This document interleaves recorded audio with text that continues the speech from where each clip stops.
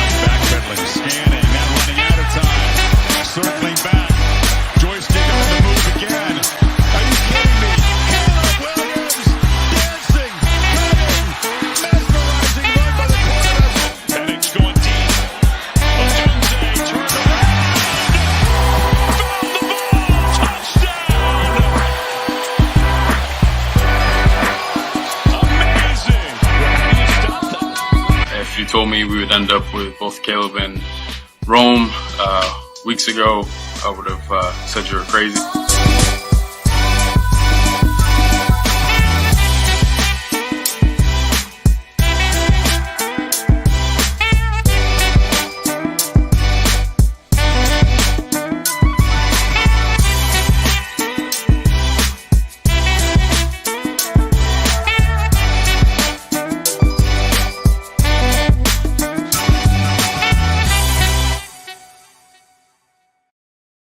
Welcome, one and all, to day 3 of our draft coverage. I'm Aldo Gandia.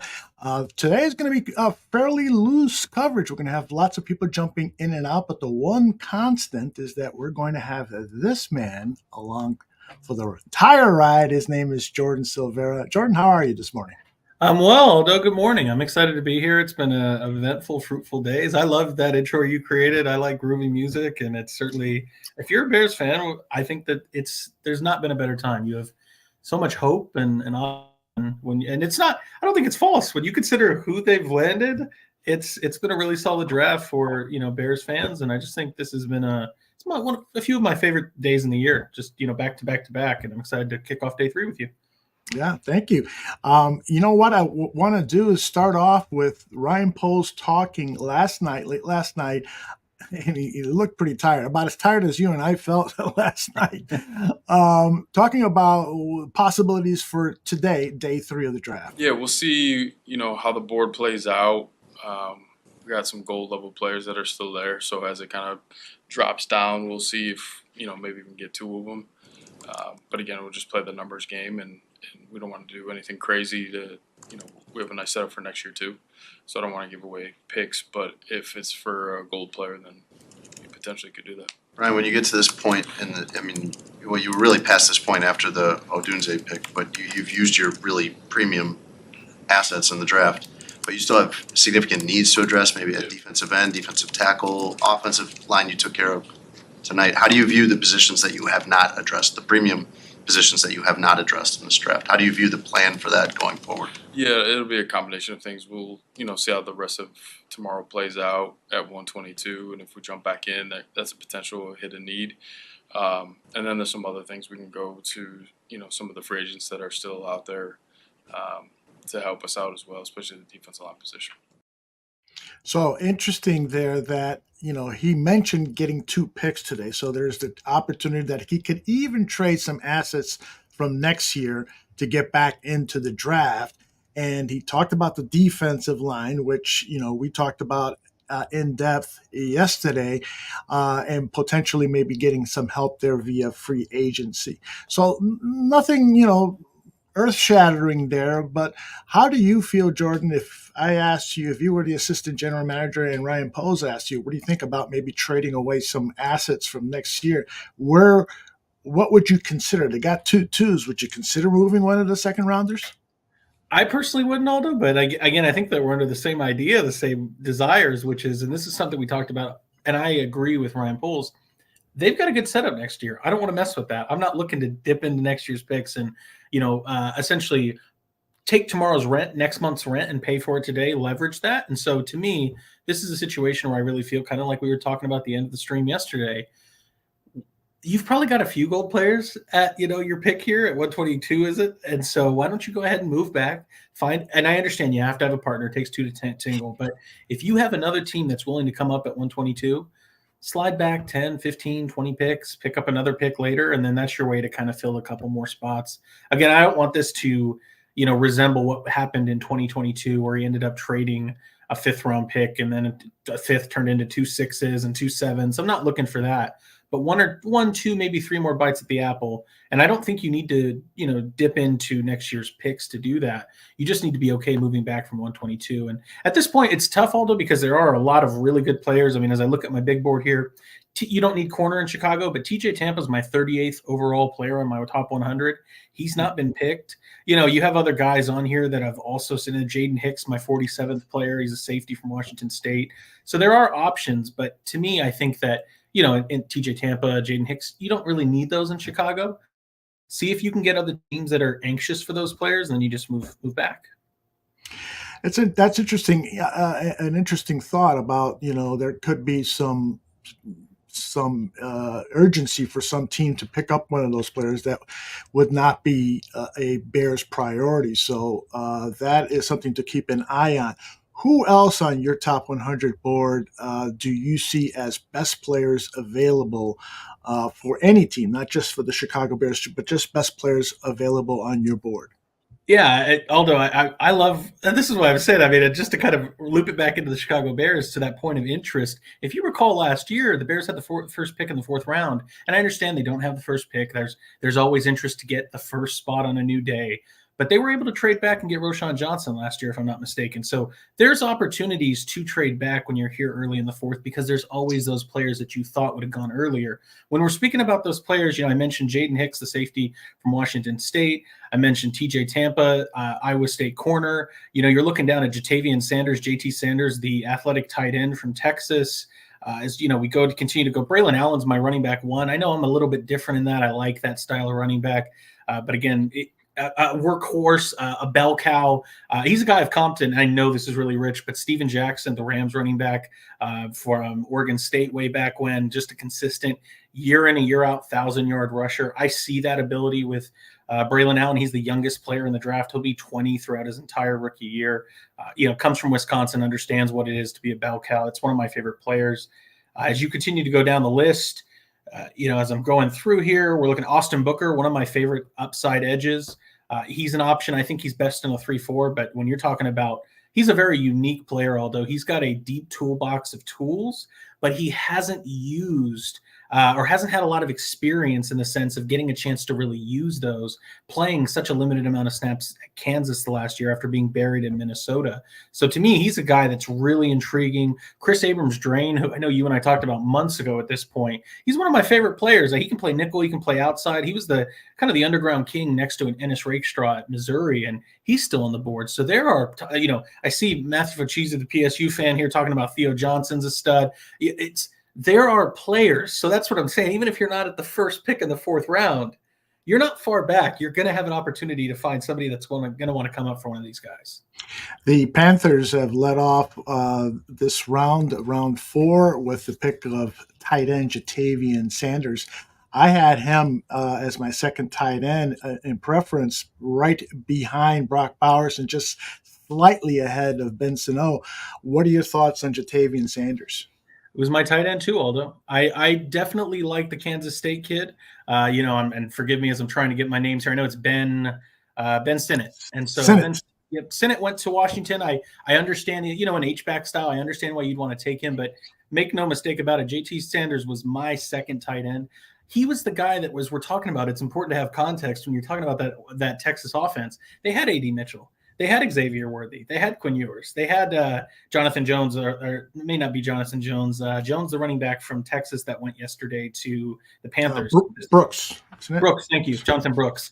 And, here they are doubling up on Texas offensive players. And to me, this is kind of the situation with JT Sanders where I don't think he got a lot of run, but I do think there's a lot of athletic ability there. No, he's not going to be your blocker, but they don't necessarily need that.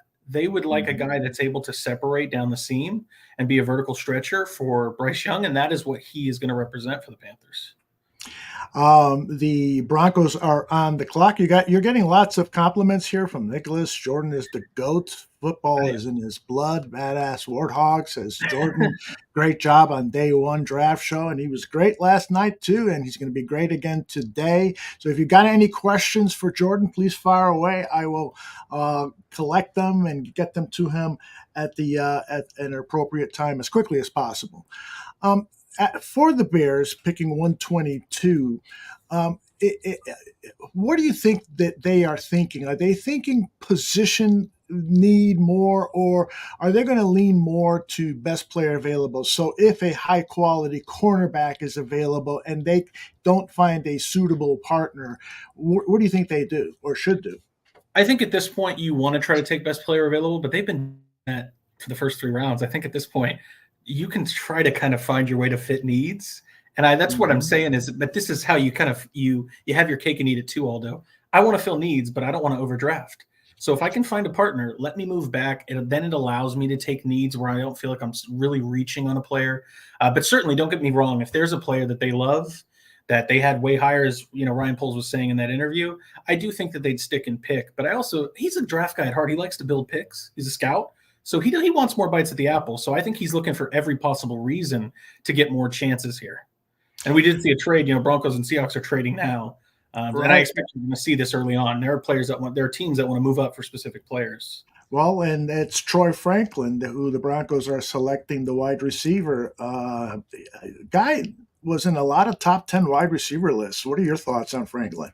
I'm not as high on Troy Franklin, and I don't want to pat myself on the back here, but I do think that there were so many mocks I had him in the first, early second, and here we are. We're seeing NFL teams weren't as high on him. I love the pick for Denver, and the reason for that is this isn't a new process. Go get your rookie quarterback, a familiar face, and Troy Franklin and Nix from Oregon made a lot of beautiful music together there up in Oregon. So I think that this is an opportunity. You've got Cortland Sutton, who wants to move out of there from the Broncos. He's looking for a trade or a new contract. They're going to look for other options. They have Mims from Oregon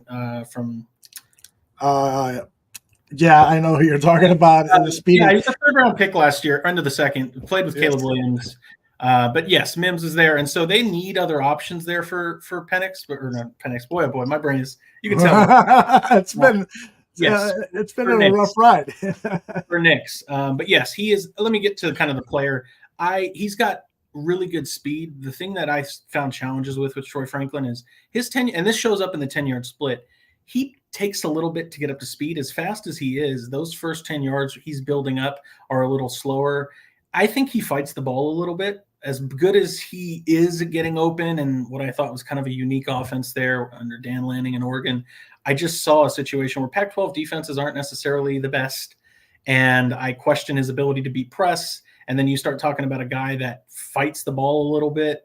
Again, at this point in the draft, it's worth the trade up. You get a familiar face for Bo Nix, but I do think there's a situation where this is why you're seeing him here in the fourth and not the first or the second, and NFL teams are showing that. Yeah. And Badass offers up the first question. You did Bears trade up or down? And we've talked about that. General Manager Ryan Poles said that they'd be open to trading up if, as he described it, a gold player is available that they want to target and they can work out a deal without destroying much of what they've built in terms of draft assets for next season. And the possibility, depending on how the board falls, the possibility of trading down would be out there. Jordan did a really good job of explaining to me his philosophy about trading down, given the types of players that still might be there. That, at 122, if there isn't a gold player there that you want, but there are guys who could potentially be gold players, then you pull the trigger. And you named some names yesterday, Jordan, that sort of convinced me maybe it would be good to aggressively try to acquire more picks. Yeah, I mean, to just kind of expand upon that, as you're sitting here looking, and I understand edge is a big need for the Chicago Bears, I see a situation where, look, I like a Cedric Johnson from Ole Miss. I like Brennan B.J. Jackson from Washington State, but I don't think you need to get those guys at 122. So if there's an opportunity to move back, it allows you to take one of those edges.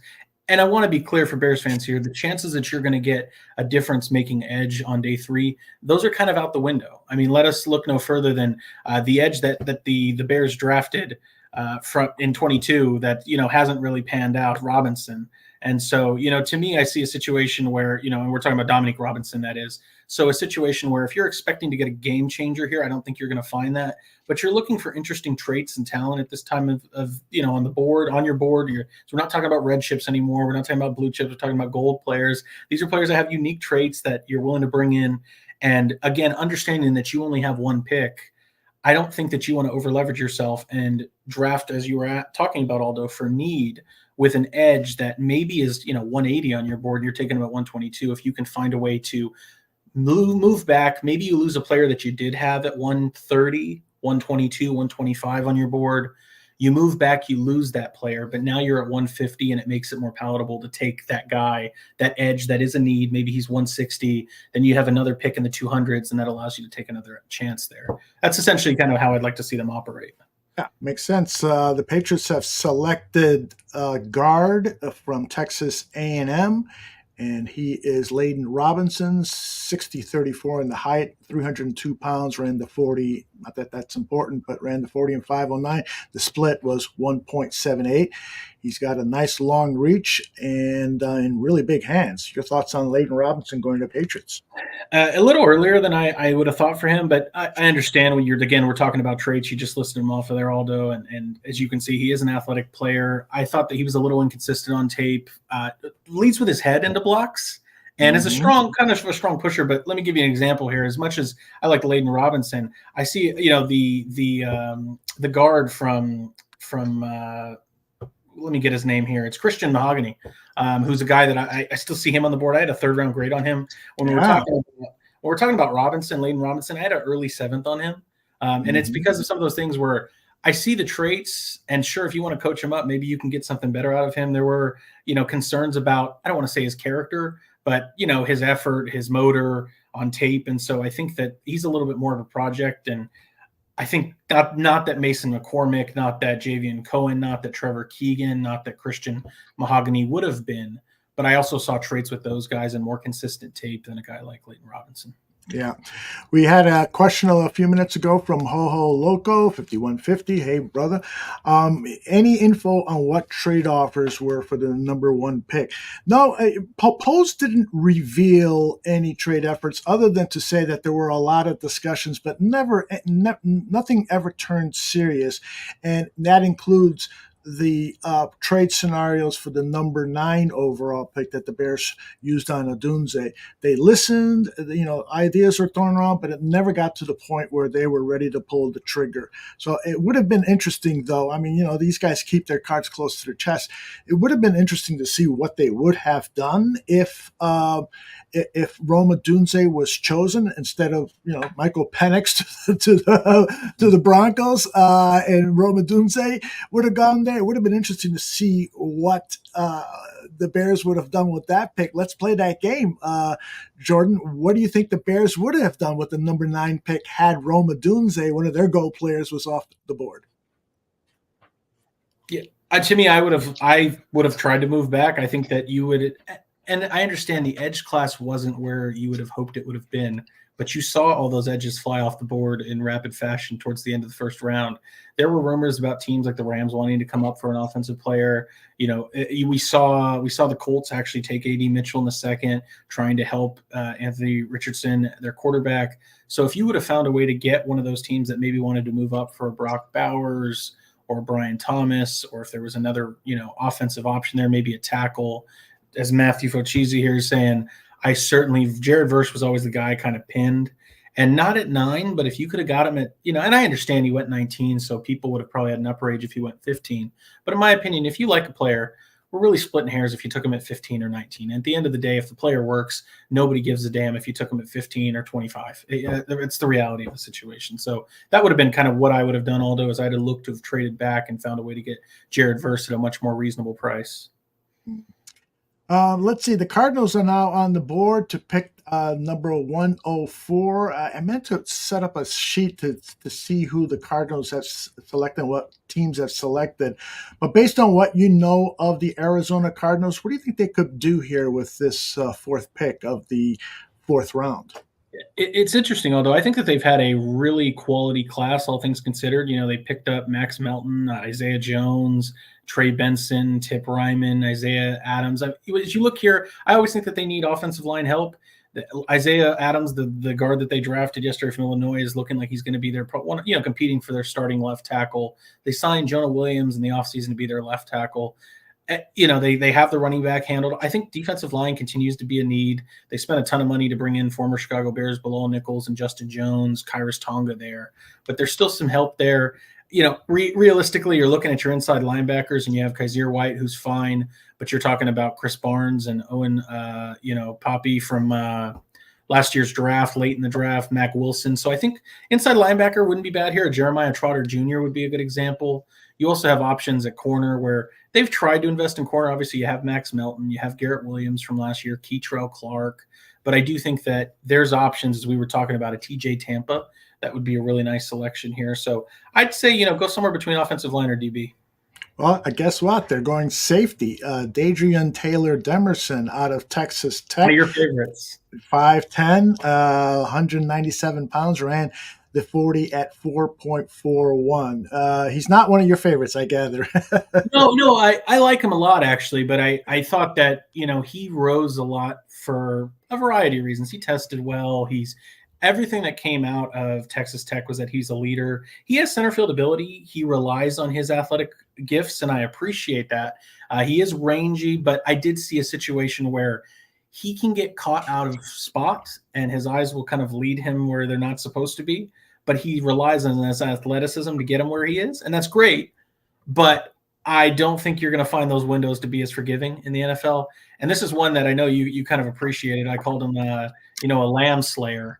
And this is one that he reminds me of that. Like he's not going to hit you or smack you, but if he could kind of donkey punch you or get you where you're not looking, he's going to deliver the hit, deliver the wood. And so I think to me, it's a good player here in the fourth round, top of the fourth round. Totally makes sense. This is a good move for the Cardinals because, as we're talking about their safeties, it's Jalen Thompson and Budda Baker, and those are good players, but you have to prepare for what happens after life after Budda Baker, which he's getting up there in age. Jalen Thompson's a fine player. So this to me really is the Budda Baker replacement. But the good news is Dadrion Taylor-Thompson can play nickel. He can play a little corner if you need it. And I think that he'll be that third safety if you want to roll out big nickel and Nick Wallace's defense. Scott is out mowing his grass, and he's listening to us on the phone. Bear down, Scott. Thank you very much for tuning to us for your information on day 4 of the draft. At the podium right now is one of the LA Chargers fans, and he's about ready to make the announcement, and it is Justin Eboigbe, the defensive tackle out of Alabama, and please correct the mispronunciation of the name, Jordan. Yeah, no, it's a Eboigbe, I think, but it's a tough one. He's a good player. He's one of the ones that I thought would have been a fit for these 3-4 fronts, and it makes sense why the Chargers would want to go after them as they move to Minter's defense for that 3-4. Mm-hmm. As we were talking about yesterday, and some of their needs early on, when you're talking about that 3-4, their front's looking like Morgan Fox right now, Otito Ogbonia, and Puna Ford. But that's certainly not what you want to roll into the season with. And Eboigbe is a good player in the sense that he's not super twitchy. He's not an athletic freak, but he has ability to play up and down the line. A Saban defensive player, well coached. I think he fits in at 5 tech, 4i, but he can certainly even play nose if you want. Not saying he's going to be Chris Jenkins, but he's a player that would remind me of the way that Chris Jenkins Jr. was used in that Michigan defense for Jesse Minter. Dane Brugler wrote about him. Overall, he plays with the mentality and fundamental ability to control the point of attack. If he receives clean medical checks from the team doctors, he can provide scheme versatility, depth on the defensive line. What was the injury? Are you aware of what injury he had? It was a spinal cord injury, season-ending surgery performed by a neurosurgeon, surgeon David Okonkwo. I was not aware of that, but I mean, the reality is he popped on tape this year.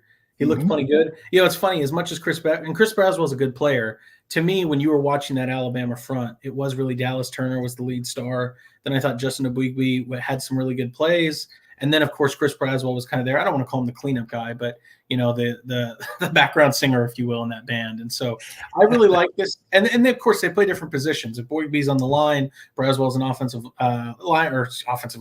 outside linebacker. And so to me, when you sit here and think about Eboigbe, of course, you're reading from the Beast. Dane's got it right there, Brugler, that is, and that he has the versatility to play up and down that defensive line. And that's what you need. I don't want to call him a Morgan Fox. They're very different players. But Morgan Fox has made a living in the NFL being able to fit in these 3-4 fronts where he's got a little bit of a tweener profile, but he can play out, he can play in. He's got that demeanor and willingness to kind of go up against guards and centers, take on the double team. And with Eboigbe, he has plenty of power. That's not the issue. It's just you're not looking – if you're thinking that you're getting some – I know this is rich. Nobody's Aaron Donald, but that kind of pass rusher from the inside, that's not who he is. Okay. I am very, very pleased to announce that we've got our first visitor, and that is the host of the Barfly Tailgate Show. His name is AC, Aaron Current, the bearded Bears fan. How are you, AC? What's going on, fellas? Excited. It's draft week. I didn't expect myself to be this as happy as I am to have Caleb Williams. And, I mean, you just want me to get right into it and give me my thoughts? Yeah. Absolutely. So I was Justin Fields all the way and was very anti-Caleb at first. And then the more I watched him, the more I started to really like him. And then to have Rome Odunze, who I loved MHJ. I mean, I talked about grabbing him number 1 overall and being perfectly fine with it. But Rome Odunze was my second favorite, and I thought it was almost like a 1 and 1A, in my opinion. So for him to fall to us at 9 and you can stack those guys, I thought it was perfect. It would have been nice to trade back and have something in the second round, but it's hard to pass on a guy that has the amount of talent that Rome Odunze does to really push this offense bring this offense into the 21st century for the first time in my Bears watching livelihood. It's always been play defense and run the ball. And I feel like we're going to sling it around this year, and it's going to be really fun to watch. The offensive lineman that they drafted, I did screenshot from the Beast just to get this right. It is Kiran Amegadjie. Yeah. So I'm going to have to practice that quite a bit to get that. But he's a big guy. He's strong. He's got long arms. I'm sure Jordan loves that. He's an arms guy. I love the pick. Yeah, I was very happy. Danny wasn't. Danny didn't dislike him, but Danny wasn't as big of a fan. But I love the pick. I'm curious, although not to cut you off, AC, and certainly if you need to keep going, but I didn't get a chance to hear what Greg Gabriel had to say about the 75th pick.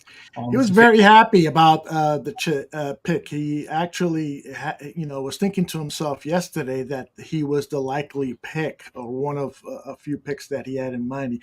He was one of the likely picks, so he's excited about Kiran, and I need to figure out how to properly pronounce the name as well, so that it easily comes out. Now, Swifty said that he's got the nickname Amegadjie, so maybe we could just call him Amegadjie. Yeah, I was going to say the way that I was reading it, it reminded me of almost saying, "Oh my God, G."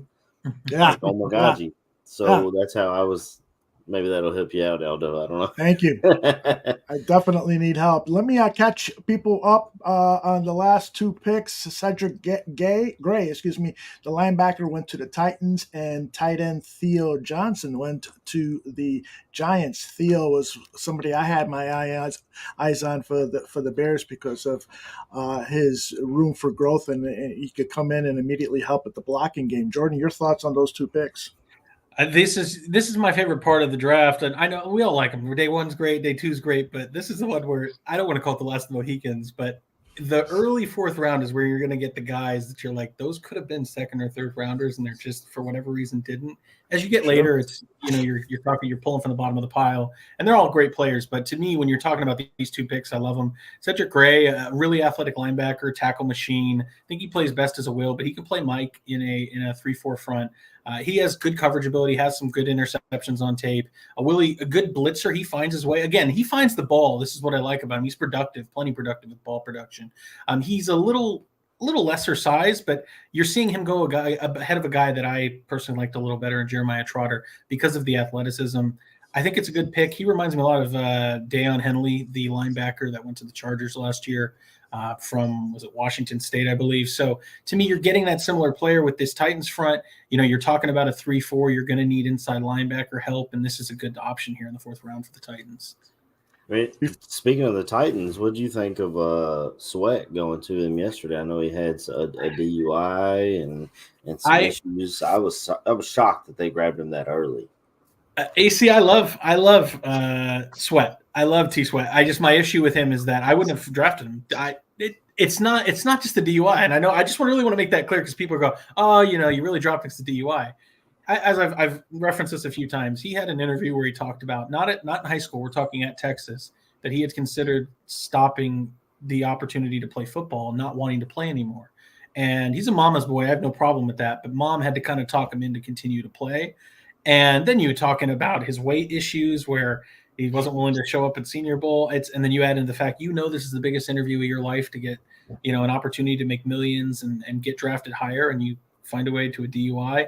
And then you have the party boy concerns. Like this is my whole point is I could just go down the list, and that's why I wouldn't have drafted him. But if you take all of that away and you're just looking at the tape, he's absolutely worth the 39th pick. But the problem is once you add in all that, it's too much for me. And he's going to Nashville, so that's party town, bro. Las Vegas. We will keep people updated. We'll fall behind a little bit on some of the picks, but we're going to talk some Bears with people that drop in. And ACM, we're 14 picks away from the Bears' choice at 122. What are your expectations? What are your hopes of what the Bears should do or will do? I think we still need pass rush. And I was listening to you with Greg Gabriel earlier, and you spoke about the punter from Iowa. I just feel like there's so many holes on this team. If they don't trade back, there's just not enough draft picks to fill the holes. I haven't really kept up to that. I turned it on, but I hadn't really watched it. TJ Tampa already go because he's a corner that man, I thought he was like a second rounder, and this guy's still sitting there in the 4th round. I know we don't need corner, but and Eberflus is like, I'll take it. He's not going to fight against having more DBs. I don't know, man. It'd be tough to pass on him. I am. If you want to talk about what the rest of the NFC North did. The Packers, the 1st round pick, I thought it was funny that they hated it. I mean, I don't see the problem grabbing O-line. You continue to build on a strength, and you know how the Packers are. They roll those guys in and out all the time, but I know it's not a sexy pick, but for them to get Javon Bullard, that scares the hell out of me. I know we got a bunch of weapons now, but I watched Bullard at Georgia for 2 years and absolutely fell in love with that guy. I thought he was a freaking linebacker the way he hit people. So watch out, Cole Kmet going across the middle in Green Bay now. I think he's going to be a good pick for them, unfortunately. Yeah, indeed. By the way, I got to ask Jordan and you, AC, this question because Cloudy Future and a number of other people have really been stomping their feet for the punter out of Iowa, Tory Taylor. I mean, the guy is 6'4", he reminds me actually a little bit of Patrick O'Donnell, big, tall, athletic kicker, but every once in a while, there's a darn you, Patrick O'Donnell. So what do you guys think about Tory Taylor? And do you potentially, if he's available in the 6th round, do you potentially try to make a move to get a punter to compete with Gill? What do you guys think? No, you want to go, Jordan? Or you want me? I'll be quick with it. I mean, I understand the punter is important. I'm not spending a draft pick on it, and he is one of the better ones in this class, and he'll certainly find a way to get picked. But At the end of the day, you drafted Caleb Williams so that you're not punting. You drafted him to be able to score touchdowns and put points on the board. So to me, I don't want to overstate it. I understand that you do need a punter. It's an important. Special teams are important. You need to have ability to put field position, the other team in bad field position. I get that, but you can get a guy in priority free agency. You can get him in free agency regular with a veteran. There's other options there that I wouldn't be drafting him. Yeah, it's difficult for me because I definitely think that things are like I used to be right in your school of thought, Jordan, where you do not use a draft pick for a kicker or a punter for that matter. But Tory Taylor was the best offensive weapon Iowa had last year. I mean, let's be honest. Pin them deep and play great defense. They were winning games 10-6. But I don't think fourth round. But like you said, I don't know if he falls to the sixth somewhere. Maybe you use a pick. But if you look around the league, like the Cincinnati Bengals drafted McPherson, and he's booming for them. The 49ers drafted Jake Moody last year. He's had some misses. I mean, some inconsistencies. You're going to have that with a rookie kicker. But when I watched, and I've heard Dan Aguirre talk about this, Aldo, when I think he was there when they said, no, don't, they weren't even going to try the kick. I believe it was in Detroit or against Detroit or something. And they didn't even attempt it. Meanwhile, I'm watching the UFL. There's a kid in Michigan booming 60-yarders that hasn't kicked since high school. How are you not at least trying it? And I love Santos. He's the most accurate kicker we've had, I believe, even passing Robbie Gould in Bears history. But at this point in the NFL, if you can't have a kicker that can't hit it 50 yards or 55 and you're questioning it, you got to think about moving on. And I know they just paid the guy, but I don't know, man. A 60-yarder sounds awfully enticing, especially if your offense. Hopefully our offense won't get stalled this year, but you never know. Yeah, very true. Let's go through the last couple of picks. The Vikings selected, as you saw up on the screen a little while ago, cornerback Kyrie Jackson, and then the Falcons have followed that with defensive tackle Brandon Dorius, and the Patriots just made their pick, wide receiver Javon Baker. Those three names are really good quality guys. Jordan, what are your thoughts? These last few players are all the ones that I don't want to call them all my guys. I have 200 my guys, but the reality is these are players I really like, and it hurts me because I'm Braylon Allen is the guy that I'm begging he goes to the Vikings, and they didn't make it the selection. I'm getting antsy because wherever Braylon Allen goes, it's going to bother me if it's not. And we'll talk about the Vikings later. I know that we've got some discussions there, but he's shaking his head. But the reality is that Kyrie Jackson's an absolute freak show, and this is not just the Vikings. You've now seen this with the Lions. You've seen it with Green Bay. They understood what the Bears did in getting Rome Odunze and Keelan Allen. They understand that Jordan Addison's only coming in to be a better player in year two. Justin Jefferson's there. Green Bay, those receivers are only going to get better. You're seeing the NFC North stack up on defensive, corners. And so the reality is that Kyrie Jackson's an absolute freak. We're talking 6'3", almost 6'4", incredibly long arms. He runs a 4.5 flat. My only issue with him is, and this is a little bit of a difference from the Andrew Berry, Kwesi Adolfo-Mensah belief system, which is they like guys at their physical peak. Or before their physical peak. That's the J.J. McCarthy. That's the Dallas Turner. We don't know what the best of that player is yet because they've not been there. Kyrie Jackson's 25 years old. He's got a unique background, played at Alabama, then transferred over to Oregon. But when you're talking about freakish wingspan, the ability to just kind of cover and blanket receivers, he can get a little grabby at the top of routes. But, and I understand Matthew Filcheesi, but when you're talking about Brian Flores and the ability – when you're talking about Brian Flores and the ability to play man and ask a DB to just smother a wide receiver, you're going to have a really hard time getting around the blanket wingspan of, he looks like a condor in his own in Kyrie Jackson. So that's a unique player, and they desperately needed corner. You remember, although I had said, what if they go Cooper DeJean here as kind of a corner/safety? They do need it. Andrew Booth hasn't worked out. Moving on, I know I could wax poetically about that pick, but with Brandon Dorless, that's another one that hurts my heart. He's a guy that I also thought would have fit the Vikings. They need 5-tech, 4-eye help. He's a tweener. He reminds me a lot of Brooks. That was a true my guy from last class in Green Bay. And to me, he's twitched up. He's got an ability to create pass rush. He can play.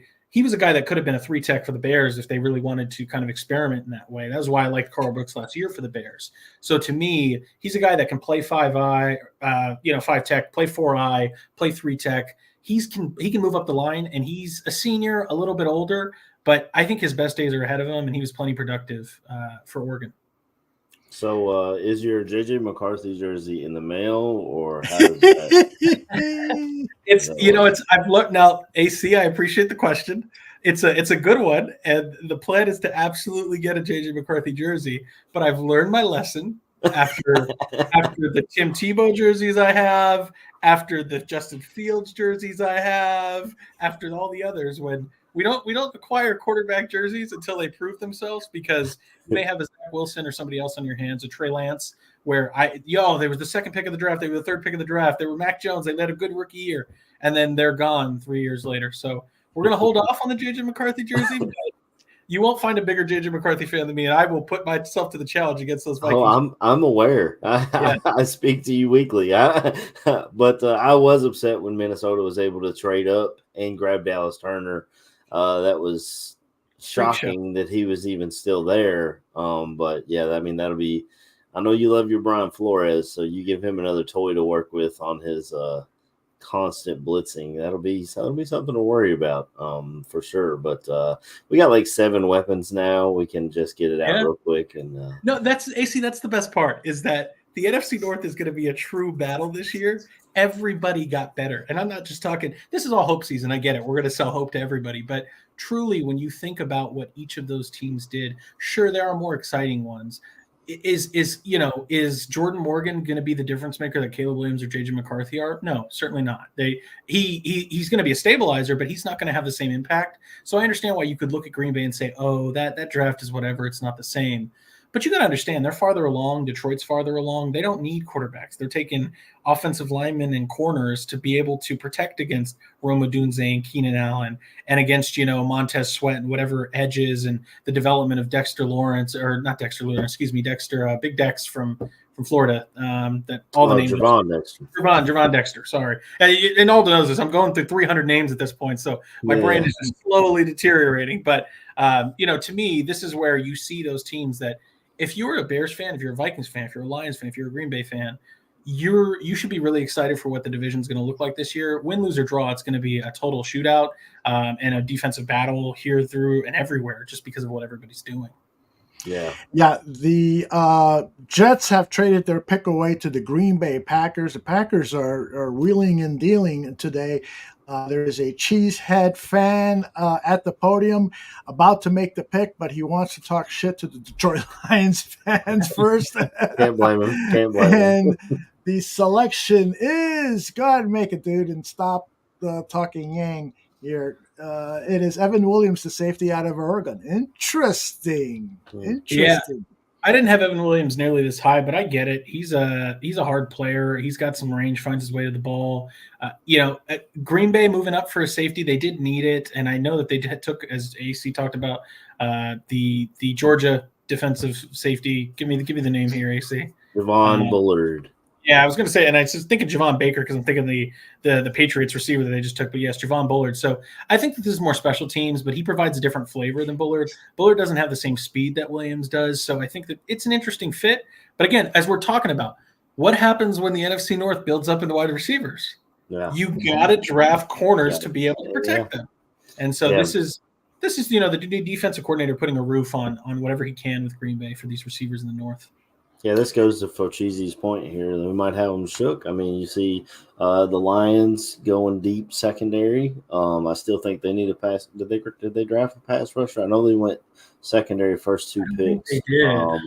So they still need someone opposite Hutch. And then you got Green Bay taking corners. You got Vikings loading up on defense. I mean, I think they see the weapons that are coming to Chicago. At the very least, my team's going to be fun to play with on Madden. There you go.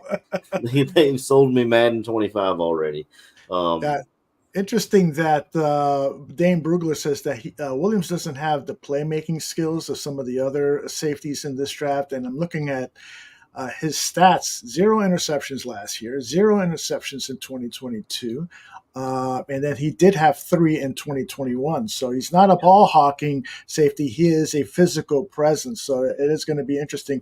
And now the Raiders are on the clock, and they've chosen cornerback Jatavian Richardson. You were talking about him yesterday, Jordan. Nicholas West was in the chat. He's a Raiders fan. I am jealous about this pick. I love it. I like Kyrie Jackson a lot. I have a lot of nice things to say about him. I like Jatavian Richardson a lot more. I would encourage anybody to just go watch a couple highlights of him. And the problem is you'll probably see the highlights against LSU where he got absolutely torched by Malik Neighbors, and I get it. But we're talking about a big, tall, lean athlete. But his back pedal and his ability to recover with incredible speed is something special. And to me, they desperately needed corner for the Las Vegas Raiders. And this is in the 4th round. I totally understand it. We're taking bets here based on traits. And when you look at what the Raiders have at corner, you're talking about Jack Jones, who was a phenomenal player last year, really stepped into the role. Jacorian Bennett, who I like Jacorian Bennett a lot more than most, but he's a little bit of an undersized player. Jatavian Richardson comes in and immediately competes for that outside boundary corner. And then you now push Jacorian Bennett to compete with Nate Hobbs, who's one of the better nickel corners in the league. So to me, Jatavian Richardson is a special player. Like I said, they're showing the highlights now on NFL Network, and that's why you appreciate, because you see his ability to recover and stay in phase. He's one of my favorite corners. And Mississippi State putting some secondary pieces into the league lately. Mississippi State always has athletes. Yeah.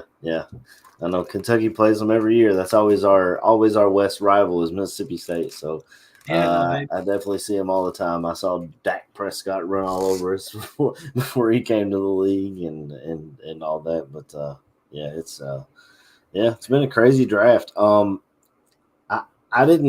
wasn't watching you guys live. I'm sorry, but when the Falcons made their insane move to draft.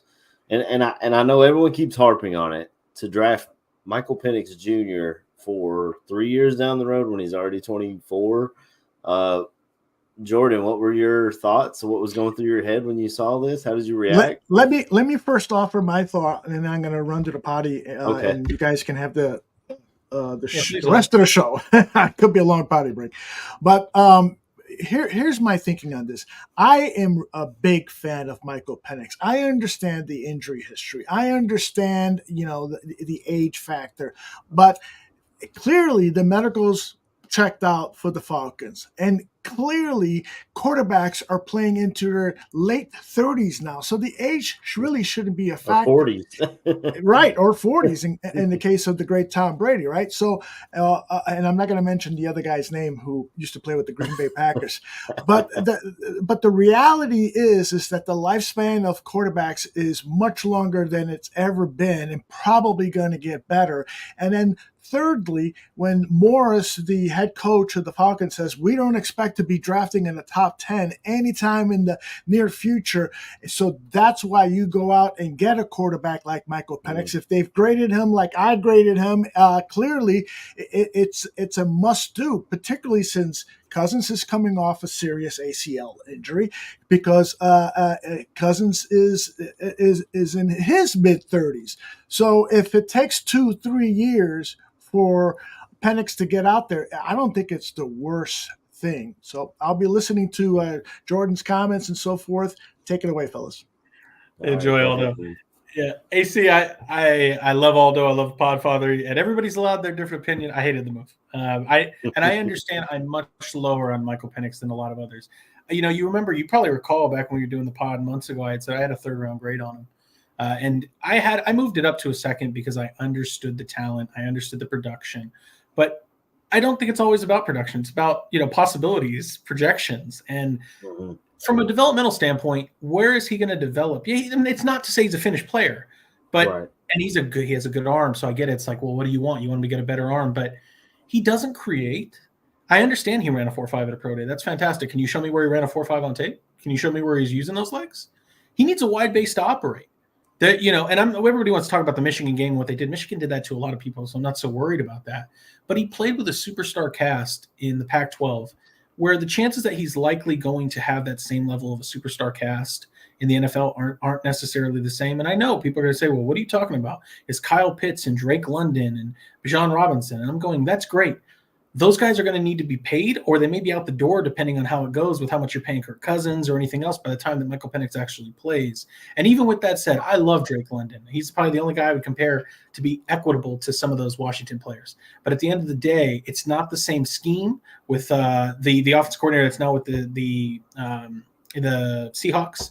And now when you talk about, being a backup under Kirk Cousins, this is my whole problem, AC. And I love JJ McCarthy, of course. And I'm not saying I'm okay that if you didn't have JJ McCarthy, but what if you want a quarterback to be a developmental player because you don't think that you're going to be picking high in the future and Kirk Cousins is going to keep you good? Why would you not take a young kid to develop where he actually probably shouldn't play early in JJ McCarthy? And he offers a lot more in what he may be in 2 or 3 years. If you wanted to sit him and play the Jordan Love role, at least that makes a little more sense, as opposed to a situation where, and nobody talks about this too, you had a nice honeymoon with Kirk Cousins and you've now pissed off Kirk Cousins. Yeah. Kirk Cousins is not a happy camper for what you did. So I'm glad you think that you're going to be good. I'm not sure that Kirk Cousins can't do anything. He's already signed the contract. They're not going to trade him. But I'm not sure that Kirk Cousins is going to want to necessarily groom his replacement. So it's a messy move to me.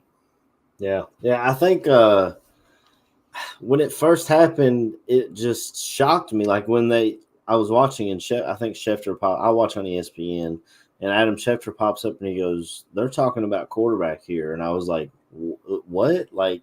And then I was thinking, well, maybe JJ because he's young, you have time to develop him behind a Kirk Cousins.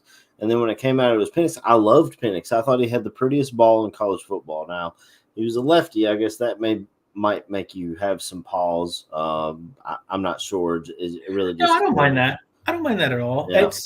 He spins the ball well, and he's been through tough times. He shows that he's come out of the other side and the better man. I see all of that, and I get it. It's just a situation where I don't see it with the age. I don't see it with pissing off your starting quarterback. I don't see it with the amount. It's not even just that. It's the contract you gave to your starter. And the owner was pissed. Yeah, that video came out where the GM's telling him, why he used that.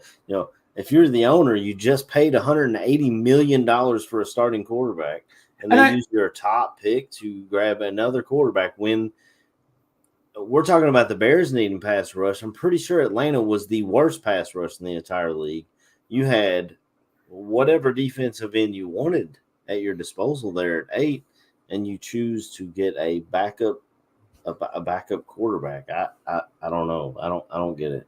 Well, and to me, AC, I want to be clear because I know it sounds like I'm just really shitting on Michael Penix. I'm not. I like the kid. If you probably recall, he was a guy that I was like, hey, in the 3rd or 4th round as a Justin Fields backup, assuming he was going to come out.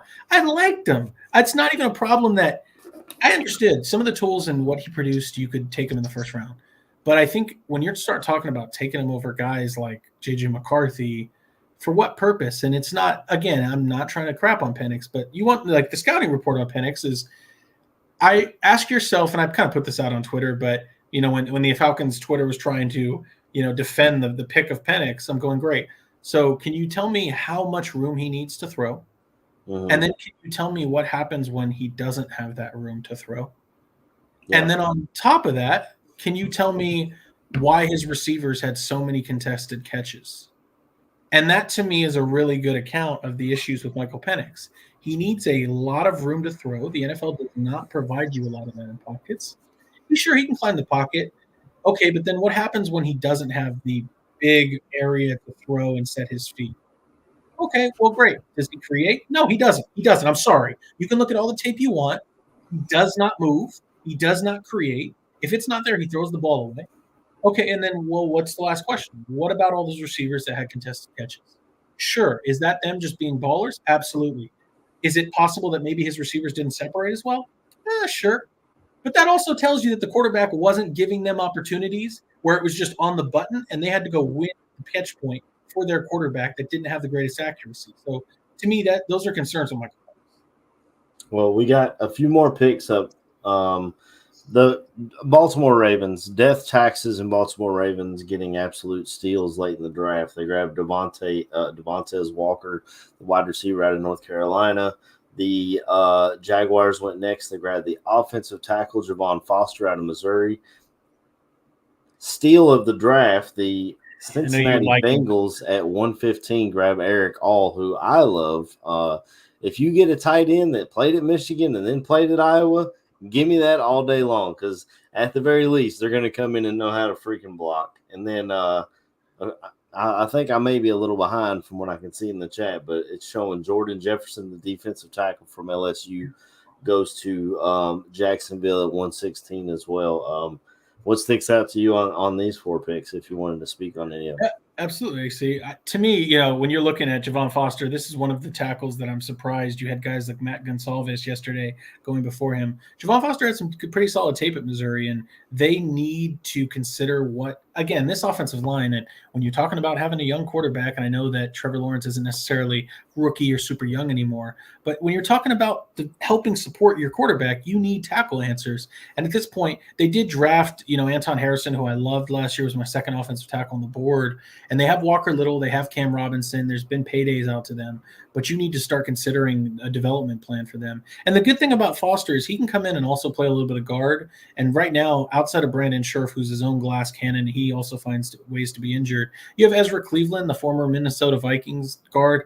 There may be a situation where he competes with Ezra Cleveland. But again, at this point in the 4th, you're looking for tools, you're looking for abilities there, and I certainly think he has it. Jordan Jefferson, let me not skip over Eric All. I'm with you, AC. I like Eric All. Obviously, I watched him at Michigan. He's a good player. He's coming off the injury. That's the concern with him. But he's a willing blocker. That's not his game, though. He's much more of a receiving threat. So I think that when you're talking about him going to the Bengals, I'd like them to actually spend a real pick on a good tight end and stop trying to just kind of patch it. I wanted them to get Bowers, but he didn't fall to him. So, but this is a good option. If he's healthy, I certainly could see him being a productive receiving tight end for the Bengals. It's worth a shot in the 4th.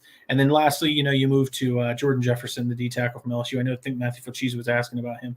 This is another. Jacksonville's just loading up with picks that they acquired from the Vikings at this point from that J.J. McCarthy trade.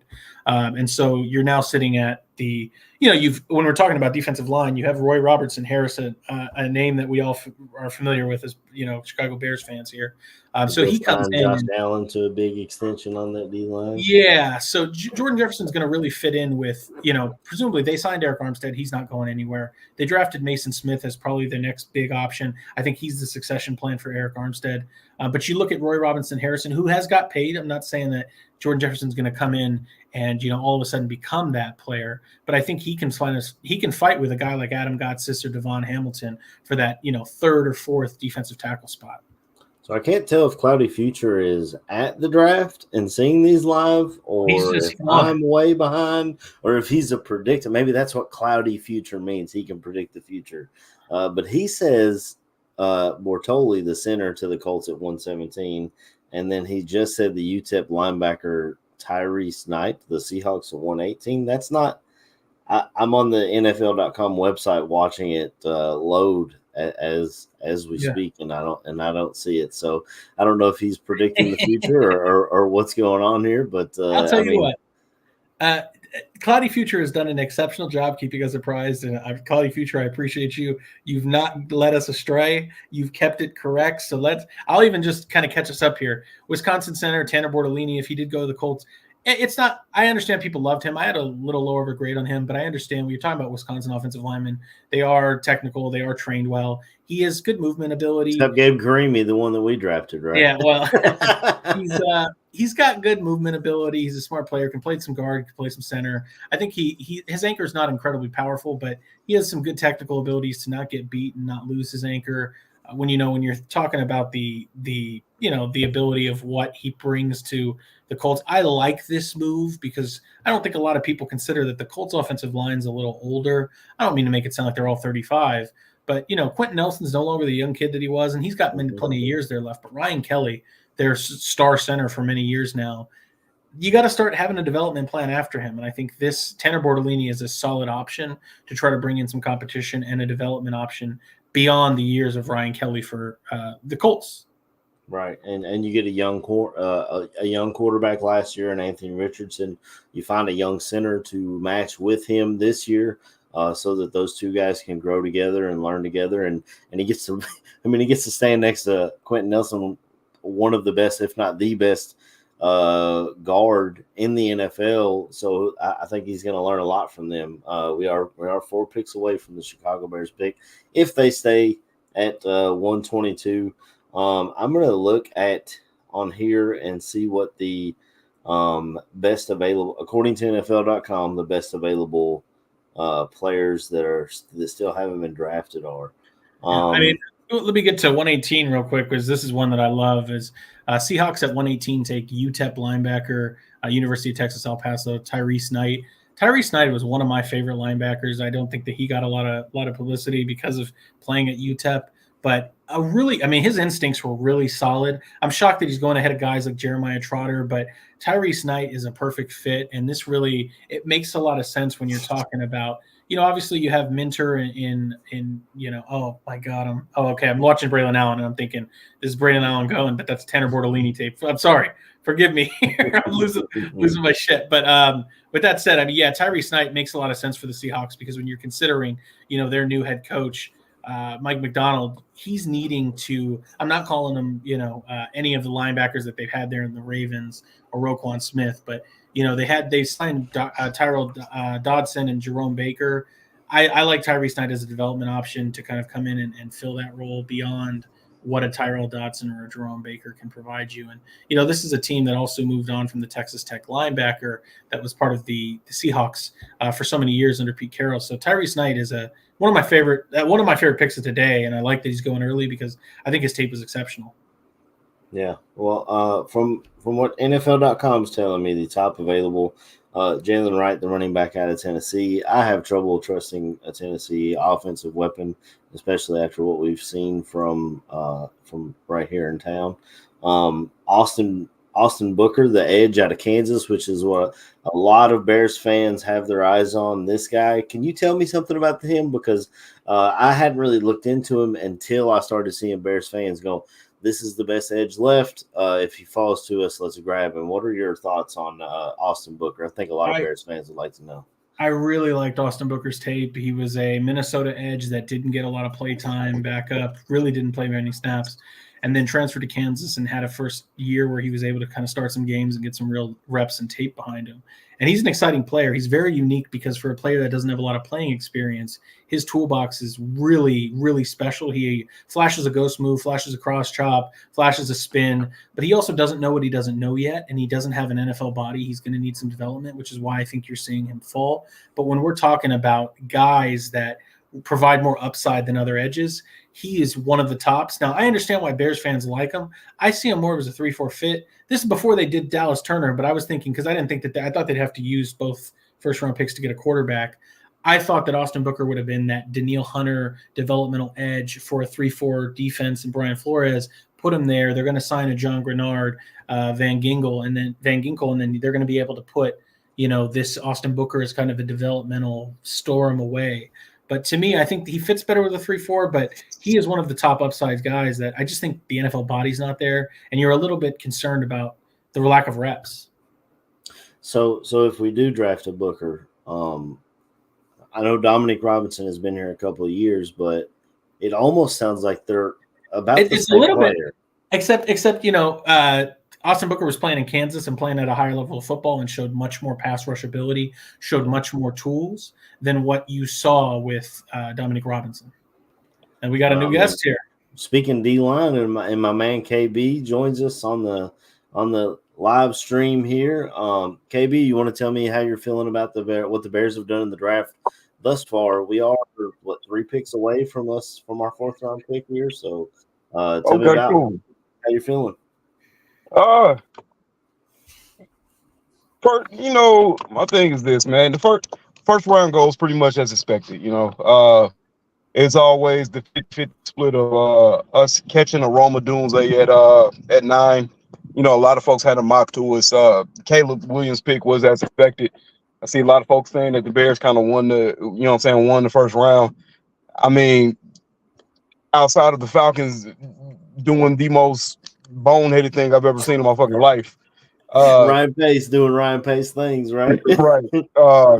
I mean, the first round pretty much went pretty much as expected for everybody.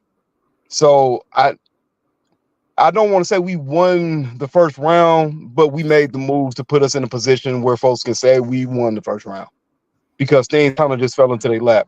I was a little peeved at the last pick we had because I'm my eyes are wandering toward D line of us getting the edge, but I understand if you want to bring in more competition at the left tackle. That kid that drafted apparently is very, very solid. Has been one of the top FCS tackles in at that level. So, and also he's a Bears fan, so go figure.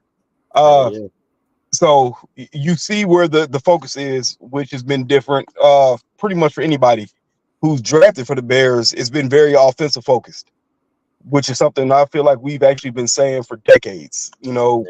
The defense somehow always works the way out, but we never see the pieces put in place to help an offense. You know where Ryan Pace's focus is leaning, and it's exciting to see. Roma Dunze and Caleb Williams, like I said, it is one of them is gonna hit. You know what I'm saying? That's my thing. Caleb has an uphill battle to face. I've said before, and I'm not gonna shy away from it. I was expecting us to battle for playoffs this year. And I said it before, those exceptions those goals don't change because of who comes in the quarterback. To me, it only amplifies it because you tell me this kid's generational and he's a better arm talent than Justin Fields is when Justin Fields already in the NFL. So that being said, the pieces that you have around you, this is the best Chicago Bears offense that I believe we have ever had. And that's saying a lot because we've had those offenses with Walter Payton. We've had those offenses with Deshaun McMahon. I mean, I said Deshaun, the mans of the world. And then you had Kramer, who had a phenomenal year. But I'm looking for us to be in place to battle for a wild card, and I feel like that the draft is pushing us towards that. I don't know what you go next. I don't know who's been taken because, like I said, I don't know if anybody really knows about what's going on with me. Last night, I took my kids to Comic-Con, and on the way back home late last night, the control arm broke on my truck. So I was stranded in Dalton, Illinois until about 2 a.m. this morning, and we didn't make it back to South Bend till almost 4. So I'm scrambling around to try to get things settled. And I was like, man, I gotta at least stop in real quick and talk with you boys. So I Edge would be my guess for the next pick. I feel like Pace is doing what Pace needs to do. There haven't been a lot of trade backs, no crazy trade ups, which I'm very happy about because I don't want to give up any more capital. But he's doing a great job building the team, man. I feel like he's building a contender. So that's my thoughts on it, man. Like I said, I have to stop in real quick, brother. I'm probably gonna be heading home in a little bit, and if you guys are still on, I'll hop right back on with you. All right, brother. Love you. Love y'all, man. Appreciate it, Bear Ryan. down, baby. Bear down. So so I mean, there's KB's thoughts on the draft of how it's kind of been. And I was a little shocked that we didn't see more trades. I mean, all the rumors were swirling. Oh, someone traded up to get like they were talking about up at 3, the Vikings going up to 3 and grabbing JJ. Like I was expecting a lot more movement in the top of the draft. We really didn't see it. Like KB said, it was pretty much chalked up. I mean, it wasn't any crazy moves. The Vikings trade up 1 to grab their quarterback, but I don't even know what they gave up to get. I'm sure it wasn't much. But yeah, they gave a 4th and 5th round pick for to move up the 1 spot. And I mean, just to kind of give you an example, that's actually I'm not trying to shit on them. When you get a quarterback, you do what you got to do to get them, but you talk about last year, and I understand they weren't taking a quarterback. The Bears moved from 10 to 11 with the Eagles or was it 9 to 10? Either way, it was a 4th round pick is all that the Eagles had to give up to go get our boy from Georgia, the defensive tackle that everybody loves. The name's escaping me at the moment, but the reality is too, as you sit here and look, they had to give a fourth and a fifth for the move up for JJ. So it was a little tough. I'm jumping real quick. Yeah, I know it's Aldo's hitting us with these names that are hurting me because I liked AJ Barner as a third tight end for the Bears. He's one of my favorites because I just don't think that you saw the best of him. He played at Indiana before transferring over to Michigan. Was their second tight end. Played much more of the Y, while Colston Loveland was their one of the best receiving options that JJ McCarthy was throwing to. And so to see AJ Barner, it makes sense. Mike McDonald coming from Michigan certainly has some inside information on what Barner brings. And when you think about what that tight end room is, it's Noah Fant, and then it's Pharaoh Brown, and then it's Brady Russell. The whole point is you're like, who are those people? So after Noah Fant, I think Barner, and Noah Fant's a different player. Barner makes a lot of sense. It's kind of the wide tight end, where then you have Noah Fant being your your F tight end. So it's before AJ Barner, Jalen Wright goes off the board to Miami, and Mason McCormick, the guard from South Dakota State, goes to Pittsburgh. So Pittsburgh continues to build that offensive line. Give me your thoughts on Jalen Wright. A lot of people, he became the draft darling, in my opinion, and Miami really they're bolstering up that track team right down there in South Beach. Give me some thoughts.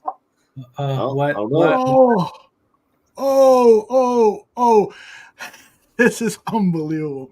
The Chicago Bears, according to NFL Draft Diamonds, have selected punter Tory Taylor. No way. You called it, Aldo. I didn't know. A bunch of people in the chat were clamoring for it. Is this for real? This is for real. It is unbelievable. I've been relying on punter. Yeah, Flex. I don't know what happened. Like, you guys are pulling my leg. It's for real? This is for real. I'm pulling it up on my phone right here, and it's still on the scene. The NFL Draft Diamonds is where they've been feeding us, along with Clouded Future, these names before they're announced on the broadcast. And so they haven't been right, with the exception of they did a trick on us, NFL Draft Diamonds, when yesterday they said Spencer Rattler was drafted by the Falcons in the second round, which was pretty funny. But this is no joke.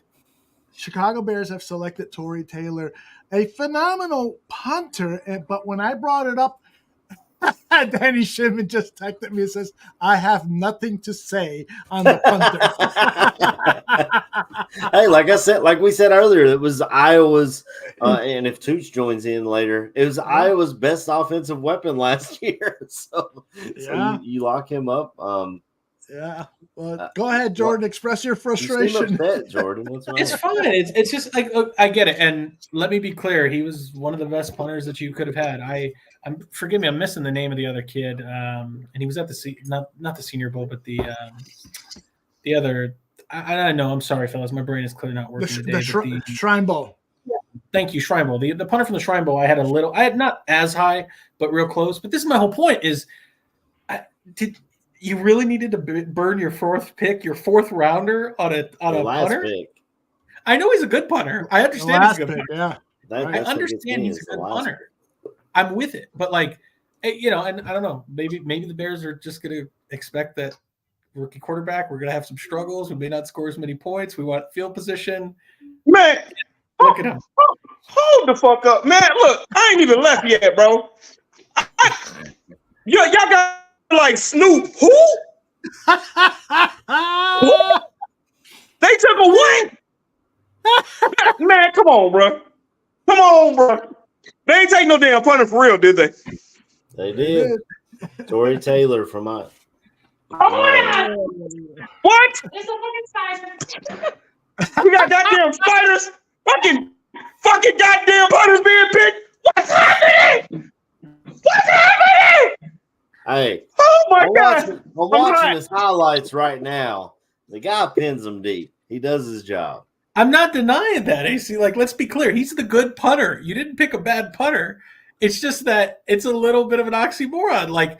You put all this offensive talent. We're drafted tackles and wide receivers and quarterbacks so that at the end of the day, we don't have to punt. We want to be successful.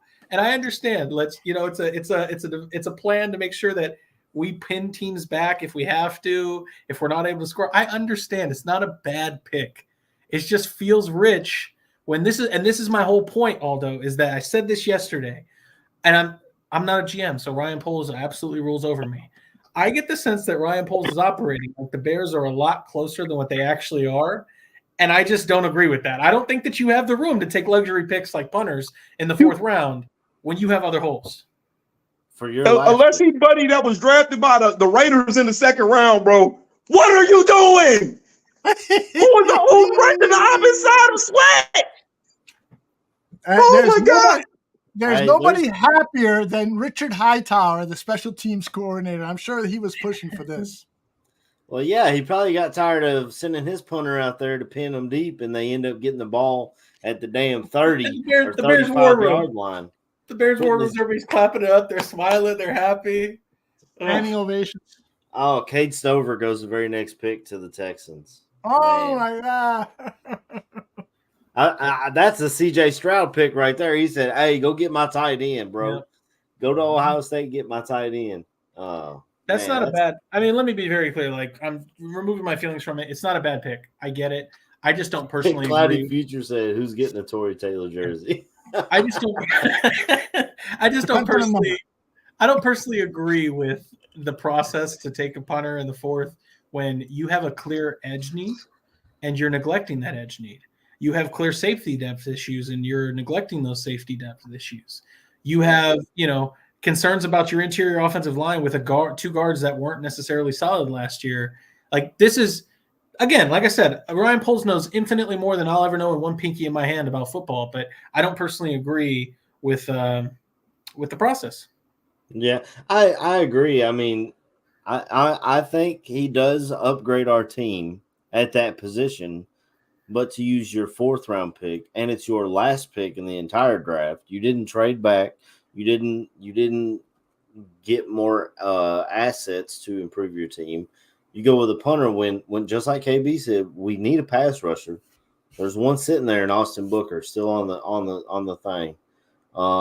We need a safety who's taking. I mean, I guess we brought in Kevin Byard to take Eddie Jackson's spot, but he's the same age as Eddie Jackson. Do you not want to get anybody behind him? You know what I'm saying? I feel like there was a lot more holes on this team. Go ahead, KB.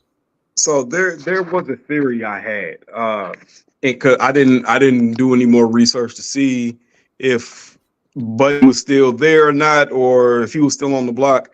But I brought up the other Sweat that requested a trade from the Eagles.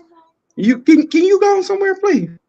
Hey, she just let you know she likes that video, apparently. That's sweetie. And I was bringing up this idea of maybe after the draft was sewn up that they would reach out to Philadelphia and inquire about whether or not he was still available, because he would bring in an immediate, he would immediately help us on that front. But then again, you're giving up capital to get him. And I can't remember what his contract situation was looking like. I just remember he and Hassan Reddick both were like, we want out. So maybe they're looking to after the draft to make a trade for somebody. Like, hey, tell them, Mama. Maybe we're gonna get somebody from another team. I don't know, but a punter right now with that game. Beyond. Can you wants to dance, bro? Skedaddle. She just wants to dance. Well, I know Trey Hendrickson asked for a trade in Cincinnati, and then you talked about Sweat in Philadelphia, who's a guy that we thought of. Yannick Ngakoue is still a free agent. He's a guy that we knew. We brought him in last year. I mean, can you come in and play a mercenary position for us? Give it one more go. He knows the defense. Not a whole lot's going to change. I don't know, man. You see, to be very clear, there's going to be options. I don't think they'll trade for anybody personally. They could, but I just don't see it. They didn't trade for – I know they traded for Montez Sweat, and that was even shocking. But the problem is when you talk about trading for Josh Sweat or Trey Hendrickson, you're now committing a ton of money to your edges. And I know you can do that because you just drafted a rookie quarterback, but you also just drafted 2 top 10 picks. They're going to be making a decent chunk of change on your cap. And not that it's going to stress you out, but it's a situation where they did it last year. They feel comfortable just going out and getting – free agents to play edge. And I'm not against that. I see Tuch asking, is this punter blue chip? No, I don't. It's hard for me to. I didn't call Sebastian Janikowski blue chip. I didn't, like he was a first round kicker. It's not Tooch. Like, come on, dude. I mean, he punted in Iowa. He knows how to punt in the element. Well, I guess we're going to be in a dome in a couple of years, but for now, he's got to punt in the elements in Chicago weather. I don't like where we picked him, but I don't hate. We all knew there was an issue with the punting game last year. We talked about it. We talked about teams getting good field position on us, starting with good field position because of our bad punter. So it's not like we weren't feeling a need. I mean, here's my thing though. Typically, punters are people too. Yeah, well, and here's the thing, AC KB. Typically, when you see a position go that people are like, ah, crap, you see a response where more people at similar positions go. And this is my whole problem is, and I understand you have to have a trade partner. I can't trade back and take Tory Taylor if nobody wants to trade up. But what was the rush for a punter? I think this is going to be a much better pick in hindsight than people realize when you're pinning teams back and you're putting your defense in better positions to hold them back, which means less points on the board. I understand all that. But I just think that there was a rush to select this guy when you haven't seen any other punters go. You haven't seen any kickers go. It's not that type of class. Tory Taylor wasn't the next Shane Leckler, and I will stand on and put that on that. So to me, it's a good pick. It's fine. I don't know, man. Yeah, you can find a way to move back 10 picks and get him there. Like, just do something other than waste your fourth pick on a. I don't want to say waste. To use your fourth pick on a punter. I feel like this. I feel like there were other needs that, to me, took precedence over drafting a punter. I'm not saying that a punter was not needed. If this kid comes in and he's the Jack Fox of our team and he's, you know what I'm saying, an all-pro at punter, then we're not going to bitch. We'll be happy. Mega punt 3.0 because, we thought that old boy that we got a couple years ago was going to be really good. But there, like I said, there's premium positions that need addressing. You have a lack of 3-tech depth. You have a lack of edge depth. We need safety depth. Like there's other positions that need to be done. Need to be filled. I don't feel like that if we would have traded back 10 picks, he wouldn't have been there. Yeah, well, I'm with you, KB. Friday Future says, hey, he's 6'4", 230. Maybe he can rush off the edge too. Hey, man, who knows? He's the Bobby Boucher of punters. We're seeing picks here where, 49ers, Malik Mustafa is a hammer. He will come up and lay the wood. Plays a lot like, it's very rich praise, but I think he's got some Buda Baker to his game. That's who he said he models his game after. The 49ers get a fantastic safety there at this point in the draft. When you look at what the 49ers have at safety, they took the Penn State safety last year with an interception on Patrick Mahomes in the playoffs. But Hufanga coming off of Hufanga's coming off injury. They have George Odom, who's a special teams freak, and he's a good athlete. But I mean, you're now all of a sudden you're talking about adding Malik Mustafa there. I like the pick, especially in the fourth round. It's a solid one. And then Bucky Irving. I know a lot of people weren't high on Bucky Irving because of the lack of athleticism. Some of the size. I'm looking at the highlights right here. Yeah, but I think he has good vision. He found ways to make some of those Pac-12 defenders look silly, and he is. I don't want to say he's a total different flavor than what the Buccaneers have because, the Buccaneers, they have the former wide receiver turned running back, Rachaad White. But Bucky Irving, to me, I like him better than what Chase Edmonds provides as a backup and Sean Tucker, the Syracuse, running back that went undrafted. So to me, when you're talking about, we're seeing Giovanni Manu, the offensive tackle from drafted by the Lions. Okay. You got me, guys. I don't have a scouting report on Giovanni Manu. Be like the guy that the Eagles ended up drafting, and he ends up being a left tackle for years to come that played rugby somewhere. That's this is the first player that I don't have anything to give you on. So that guy Bucky Irving, because they just went and got Liam Cohen to run their offense, and he runs his own style offense. Is he like a one cut back? You think he'd fit in that system well, or for the Buccaneers? Yeah, I think that he's much more of a. I don't want him as my starter. I don't want, but he taking plenty of reps, kind of like a third down back as a change of pace. I certainly think he can do that, and I think that there's a scenario where, like I said, Rachaad White is an interesting player because I don't love Rachaad White's vision. Again, he's a former receiver, so he can catch the ball at the backfield, and he's a bigger player because of that receiver build, so he can take punishment. But again, I think Bucky Irving provides a different skill. Not that he's Jalen Wright, where he's going to home run hit, but you can trust him to be a nice outlet, kind of not a change of pace, but if I need to charge up Rachaad White because he needs a breather, I can put Bucky Irving in, and he's a good fit there. I might have to check out the Odyssey app because Cloudy Future said 670 to score. Still ranting about the punter pick. It's been like 20 minutes. Well, they wanted it. They wanted it. I'm gonna slide out, y'all. I'm gonna like I said, if y'all still on when I get done, man. I jump back in. All righty, All right, KB. brother. All right, y'all. Whole Lions War Room is wearing the black jerseys. I dig it. They're excited about drafting the player that I don't even know. I have no tape on. I didn't watch him. Never heard of him.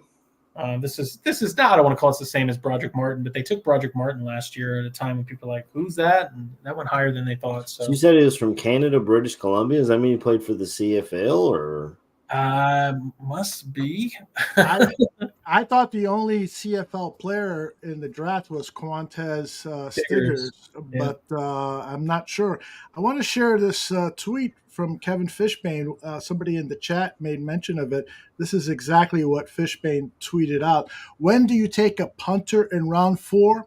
Number 1, when it's Tory Taylor. Number 2, when you struggled at punting the previous season. And number 3, when the day 3 talent isn't what it usually is. Best Bears pick in years, if not decades. I don't think he's being. I do. You think he's being sarcastic about it? Yeah, I totally think he's being facetious, at least with the last statement, which is the best Bears pick in decades, years. Yeah, that part, yeah. Yes. Listen, I like Tory Taylor, but I promise you would have heard about him. And here's the thing. We've seen punters and kickers go in the 3rd round. If he was really this punter god, this amazing player, he would have been taken in the 3rd round. He would have been, talked about. He's a good punter. I'm not trying to take away from him. But for Kevin Fishbane, who is trying to talk him up like he's the next Shane Leckler or any of these, I'm trying to think of some of the best punters that have ever played the game. He's not that. He's a good punter. You're fine with him. But to then sit there and say that day 3 talent isn't as good as what it is, I disagree. I'm not telling you that this, to your point, Aldo, this is something that's been brought up. This class was seen as more top heavy. There's not a lot of talent. Really, though, but here's my thing. In the 4th round, I don't care what draft class you're talking about. There are special athletes with special traits. Let me put it this way, and again, I don't think he fits the Bears scheme, so I get it. You took a punter over Austin Booker, the edge with an amazing toolbox, who's young and developing and could be a legitimate player for you at a place of need. And it's not that you didn't need a punter, as Fishbane's talking about with your punt production, but you were able to trade. You felt so strongly about trading for a punter in the 7th round when you took the NC State punter a couple of years ago. Okay, if you really want a punter that bad, then find a way to use one of your 6th or 5th round picks from next year, whatever you have left, to trade up into the 7th round to go get the punter you want. Like I love Fishbane, nice guy, great. I don't buy it. I'm not with it. I think. Can you bring that up? I mean, yeah, we've heard it from all the analysts. Is the day 3 talent in this draft? Isn't that? I've heard it from everyone, every podcast I've listened to. Even Ryan Poles has said it himself.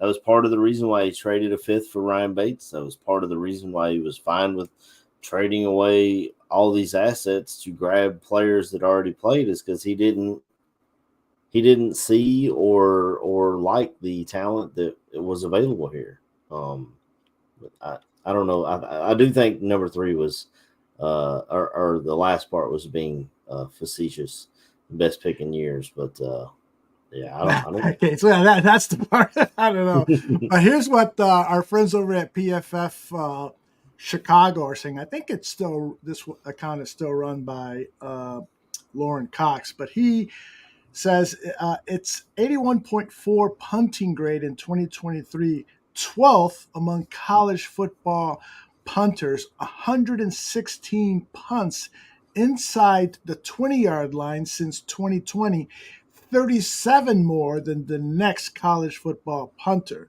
So he's a weapon with a flex emoji. The the punts inside the 20 makes it seem like this guy could potentially be the defense's best friend. And that's there's a lot of value on that. I'm not as down on the pick as most people are because I do think, the special teams is a valuable part of every winning football team. And if this guy is as good as advertised, I can't say that I've frankly watched Iowa punt. Every time they were in a punting situation, I would change to another, change the TV total of the game. They were selling yellow T-shirts with black letters that just said "punt" on it because it was the best offensive weapon they had in Iowa. That's wild. That is wild. So, but I in polls we trust. Maybe I trust them a little bit too much, but I do think that when they're configuring their team for 2024 and beyond, that this could be the weapon that could, their thinking is almost guaranteeing them their good field position for their defense to go out there and create some turnovers and get the ball back to Caleb and the gang in the opponent's side of the field. We'll see. Yeah, go ahead, AC. I was gonna say something else, so you can go ahead, Jordan. If you had my thing, Aldo, is let me kind of sell a little bit of hope here, spin it positively. Sure. I watched, and you know how much I appreciate J.J. McCarthy's game. One of the things that's not talked about with J.J. McCarthy in Michigan is that one of the biggest benefits, he didn't play with, Rome Odunze and Jalen McMillan. He didn't play with, Troy Franklin. What his benefit is that he had a solid defense, and they always put him, that defense, more than the punter, but that defense put him in a really good field position to find a way to, whether it was handed off to Blake Corum to run touchdowns or pass. This is kind of the ideal. Like I said, you draft Caleb Williams and Rome Odunze so that you're scoring points and not needing to punt. But let's be realistic. You're going to have to punt. This is the NFL. Defenses are good, and you have a rookie quarterback that's not going to have all these all-star plays where you're scoring consistently. And you're hoping, as we talked about last night, how legit is that defense? Well, if that defense maybe isn't as solid as you thought, it surely helps to put the offense in a worse position to start and give your defense a better chance to hold that offense down. And even better, give more advantageous field position spots for your offense under Caleb Williams. So, like I said, it's not what I would do, but I want to kind of spin it like I see why you could sell yourself on this move. I don't agree with the process. I'm not taking a punter in the fourth. Yeah. Zach Sullivan here says Poles will always be the GM that passed on Stroud. Number one, when we were going into the draft last year, no one was talking about Stroud doing what he did. It was all Bryce Young, and Stroud was behind him always through everything. So he's not the only one that passed on Stroud. Anyone could have traded up to grab Stroud. The Carolina Panthers did, and that's why we trust polls. Think about this, and shout out to Lovie Smith for giving us this. We got the number one pick last year. We turned that into DJ Moore. We turned that into Tyreek Stevenson. We turned that into Darnell Wright, Caleb Williams now, and a second-round pick next year. If we whomever we pick, that could be where we get our star pass rusher next year. Yes, we didn't get CJ Stroud, but if Caleb Williams is everything or even close to what he's being touted as, we're going to be perfectly fine. And that's another thing. The pundits at 670 The Score, for if they've been ranting about a punter for the last half an hour, as soon as we drafted Caleb Williams, they talked about him like he was Tom Brady or Peyton Manning. Like, you talk about putting pressure on a kid before he's ever stepped foot. I was listening to CHGO's draft coverage back on podcast yesterday morning, and I think it was great. I love Greg Braggs, former Barroom guy. But he said Caleb Williams is the best quarterback in Bears history today. Like, come on. He might be, but do you not remember Jay Cutler? That's the best one I remember. My father-in-law would swear to you that Kyle Orton was better, but I don't know. He was pretty mid to me. But they're putting a lot of pressure on this guy. But I just don't see how Poles is the guy who missed on Stroud when he's built this team to be a contender from top to bottom. Yeah, no, Pass rush and some depth. Carolina's GM is the guy that's always going to be known on Pantheon Stroud. There's no doubt about it. He had the first overall pick. Ryan Poles will be known as the guy that passed up on Patrick Mahomes and or Deshaun Watson. But last year's draft, when you traded for the haul that we got, Ryan Poles is not going to be known for bypassing CJ Stroud. Let's get the opinions here of Danny Shimon, who looks like he's still angry over the punter choice. What do you think, Danny? No, I'm not angry. I mean, I just don't do specialists. So I know this guy was a weapon. I was hoping Tooch would be on here, give us some Iowa breakdown of this punter. But first of all, what's up, guys? Morning. This guy's the Ray Guy winner. This guy has set a record in terms of the amount of punts. Now, again, the joke is he was the best player on offense for Iowa last season because of the amount of punts he had. And I think he had 32 inside the 20 and 20 plus touchbacks. So was it a surprise? Yeah, I mean it was a surprise. But this guy could be a weapon. He's a guy who can drop ball in there, and if you can pin the opposing offenses within the 20-yard line, that could be a weapon for your defense definitely. But it was a shock. I mean I think with some more needs, on defense particularly, I thought they would go there. A couple players I did like. The receiving core is still out there. We talked about last night, although maybe they go another receiver here, kind of add another piece of weapon there for Caleb Williams, but they end up going punter. So there are a couple of things that I take from this pick is they could be looking maybe to jump back maybe into the 5th round for a player that they could be targeting in that round. I'm not sure. It's less of a giving up assets, right? Because now if you go in the 5th round, you got to give up probably next year's 4th round pick. I think that's something maybe more comparable, that they would be willing to give up a 4th round pick next year and not willing to give up a 3rd round pick this year to go back into this round. So we'll see what happens. But or the other thing is they have a plan for signing a bunch of priority free agents after this class. They have guys that they've already earmarked they're going to go after. They're probably working the phones right now and just telling these guys, hey, we're going to sign you. So I look for that. The other thing is, we've talked about it last night and on Thursday night as well. There's another phase of free agency coming after this draft, and they have an idea on where they might go there and attack some of the stuff on the defensive line too. So, this guy is not a he was supposed to go in the 4th, 5th round, so it's not like he got overdrafted or anything like that. This guy, like I said, was by a lot of people rated as a top punter. Unfortunately, I leave all the special teams scouting to Aldo, so I don't do any of this. So I couldn't give you much of that, in terms of air time or hang time or anything like that. So, but this guy is a weapon. He could potentially be a weapon. So I assume he's going to be a punter, and the guy that drafted him from 7th round a couple years ago is going to be gone. But yeah, Trent Gill will be gone. There's no doubt about that. If this guy beats him out in camp. But let's move to what are the possibilities that the Bears could trade back into this draft? Or maybe that was a signal that, we're not really interested in I don't think they else like in this it. draft. But let's look at the assets that they have next year. So they've got their 1st rounder. They got 2 2nd rounders. That Panthers 2nd rounder could be in the 30s overall. I don't think that team is going to make a monumental leap in terms of their 1-loss record. They still have their 3rd rounder. They've got their 4th, their 5th, and 3 6th round draft picks.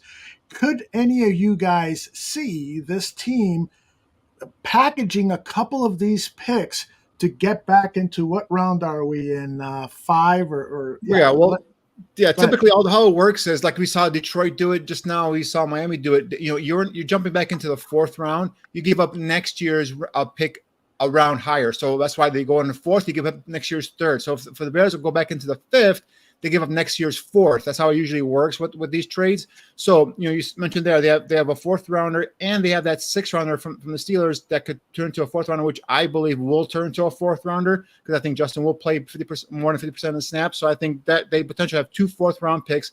That's why I say in the 5th round, if there's someone that they're targeting, they could possibly do that and go ahead and jump up into the 5th round and grab someone. Or like Jordan Jordan and I kind of talked about it last night. I'm not sure if there's anybody they really want or what they like. They might keep all those picks and see what happens next year. But that's a possibility at least. I'm not ruling it out entirely. I'm not saying no, it's not going to happen. because, like I said, the cost is less prohibitive, if you will, especially if you have potentially two fourth-round picks next year. It's always going to cost you. So we'll see what happens. But I know they're working the phones now. The scouts are trying to get these guys that are not going to get drafted today signed. So I do hope that they have a pretty big haul in terms of undrafted free agents.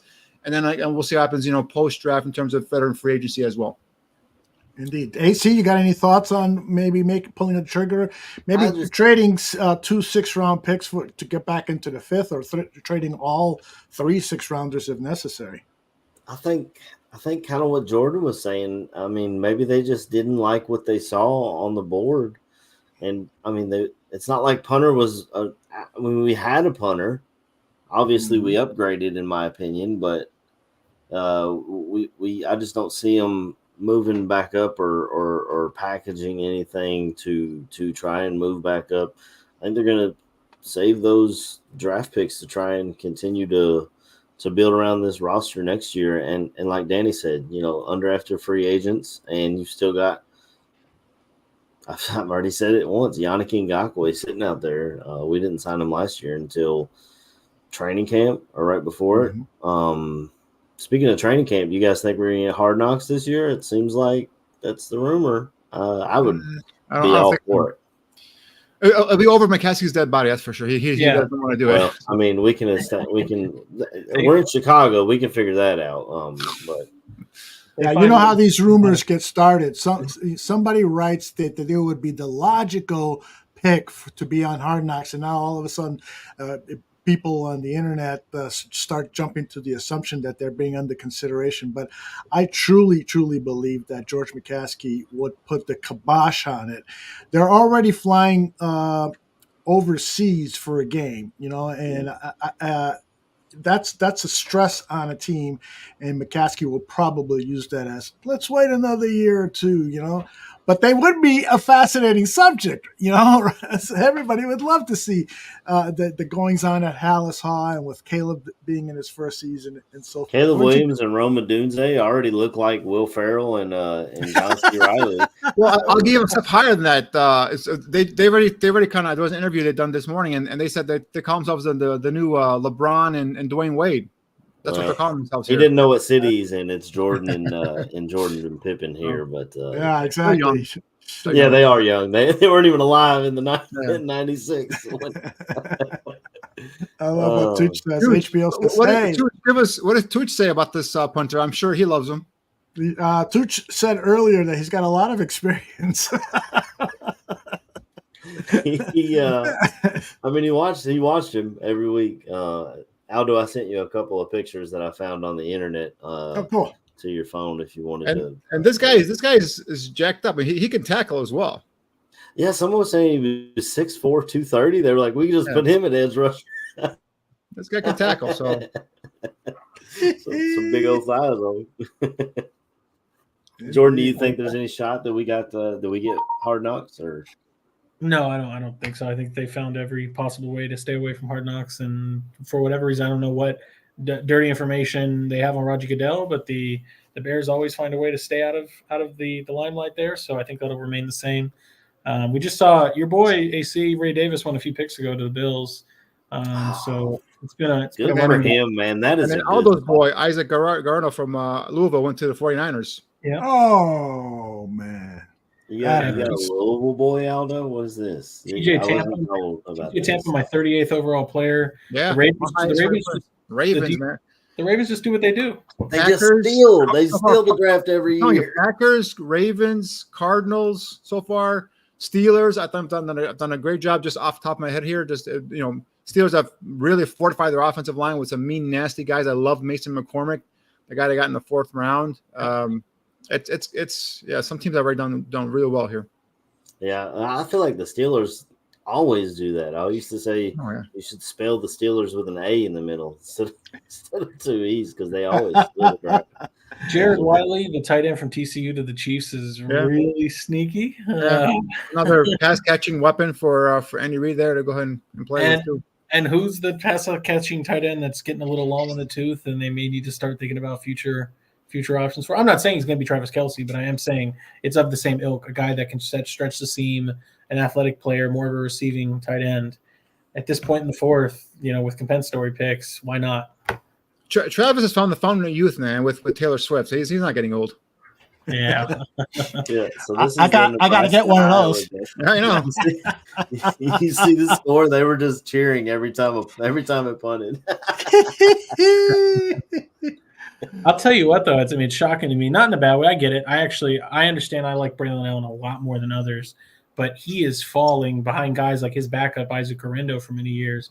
And if I can only kind of add a little bit of context there, that is what happens when you don't run. When people question your long speed, and then you don't want to run a 40 because you're running 4.6 or 4.7, and I think you're starting to see that here. There's no reason why you would see guys like Ray Davis, Isaac Guerrero, Will Shipley go ahead of a guy like Braylon Allen who's been plenty productive. But when you decide to come up and say you don't need to test at the combine or a pro day, this is what you get. You're going to see yourself go fall to the 5th or the 6th, and I'm hoping that the Vikings are smart enough to pick up a guy like that, but we'll see. Well, hey, I just went to the Jets.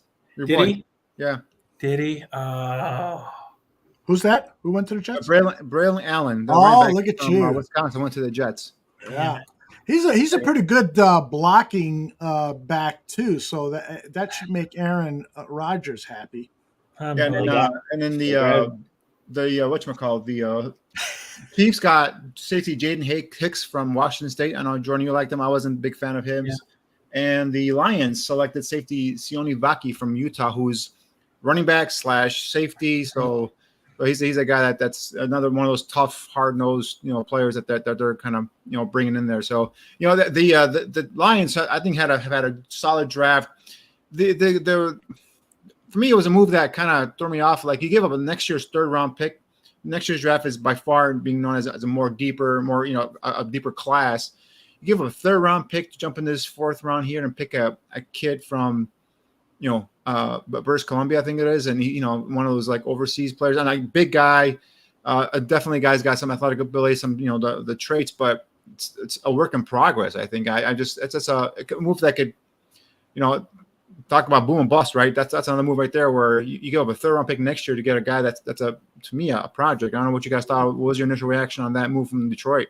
It was the first time I've seen Jordan shocked or not know who a guy was when he was. Well, I saw Jordan shocked on Thursday night when the Falcons took Michael Penix Jr. Well, we were all shocked by that. It didn't make any damn sense. It was Ryan Pace being Ryan Pace.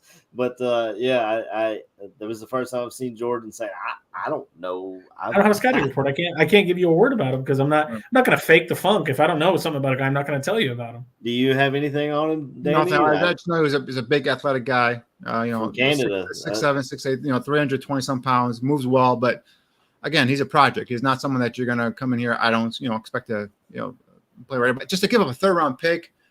To me, it was a little curious of a move, but who knows how they had it rate him on the board. So that was a little bit of a shocker. And, but Miami doing it Miami doing the same thing, jumped up, gave a 3rd round pick. They got Jalen Wright, who I think was one of my top running backs there, and I think he's a guy, home run hitter. So more speed to that backfield and a perfect one cut, in that scheme there. So I think that made more sense as opposed to what Detroit did. But we'll see how it plays out. Yeah, we talked about that pick a little bit. Just adding to that South Beach track team, they're going to run, but then they run into somebody who plays bully ball and they don't know how to. They don't have a punch back. They just get hit in the mouth. So we'll see how that rolls. You're not going to punt much here. Says this is from Kevin Fishbane for anyone listening on audio. New Bears punter Tory Taylor said he got the text from Caleb Williams. Hey, you're not going to punt too much here. So Caleb does not lack confidence, which I hated seeing it for years in Green Bay, but I swear to God, it feels like it to me. It feels less kooky Aaron Rodgers. And if he starts talking about Epstein Island and other conspiracy theories, then I'll be worried. But I definitely, he does not lack confidence. Yeah, that's the one thing we're going to see different here in terms of him and Justin. Justin was more of like a low key, guy, keep himself, just more of a locker room guy. Caleb is a guy who's been in the spotlight since he was, a young kid coming out of, high school and all that stuff. So he's a guy that's accustomed to it. And you saw his press conference. He's a guy that welcomes some of the pressure. He welcomes some of the expectations. So we'll see how it develops. But yeah, I mean, he's a guy that's going to be out there active on social media, I believe. I think you'll see a more demonstrative, kid on the sidelines as well, and and in the games too, as opposed to what Justin used to do. So yeah, I mean, the only thing you can do is if you can go out there and back it up, like 12 did for Green Bay, no one's going to say anything. But if the one minute you start throwing 3 or 4 interceptions, cost your team, wins, that's when some of that kickback comes back at you. So we'll see how it goes. But you play well, you can talk as much as you want, I believe. That's very true. I guess it's a little early to ask you guys about UDFAs. We're not even in the 5th round, but it feels weird. The Bears draft is basically over at this point, unless they package some things and trade. Yeah, that's the only thing I'm looking for right now. See if they do trade up. Like I said, I'm not expecting them to do it, but if they do, the 5th round probably be a little bit less cost prohibitive than they're doing here in the 4th. So, but other than that, yeah, we're just gonna start kind of hoping some guys don't get drafted and that they are on the phones with those guys and getting them signed and sealed and bringing them here in camp. And UDFAs, a lot of people say, undrafted players.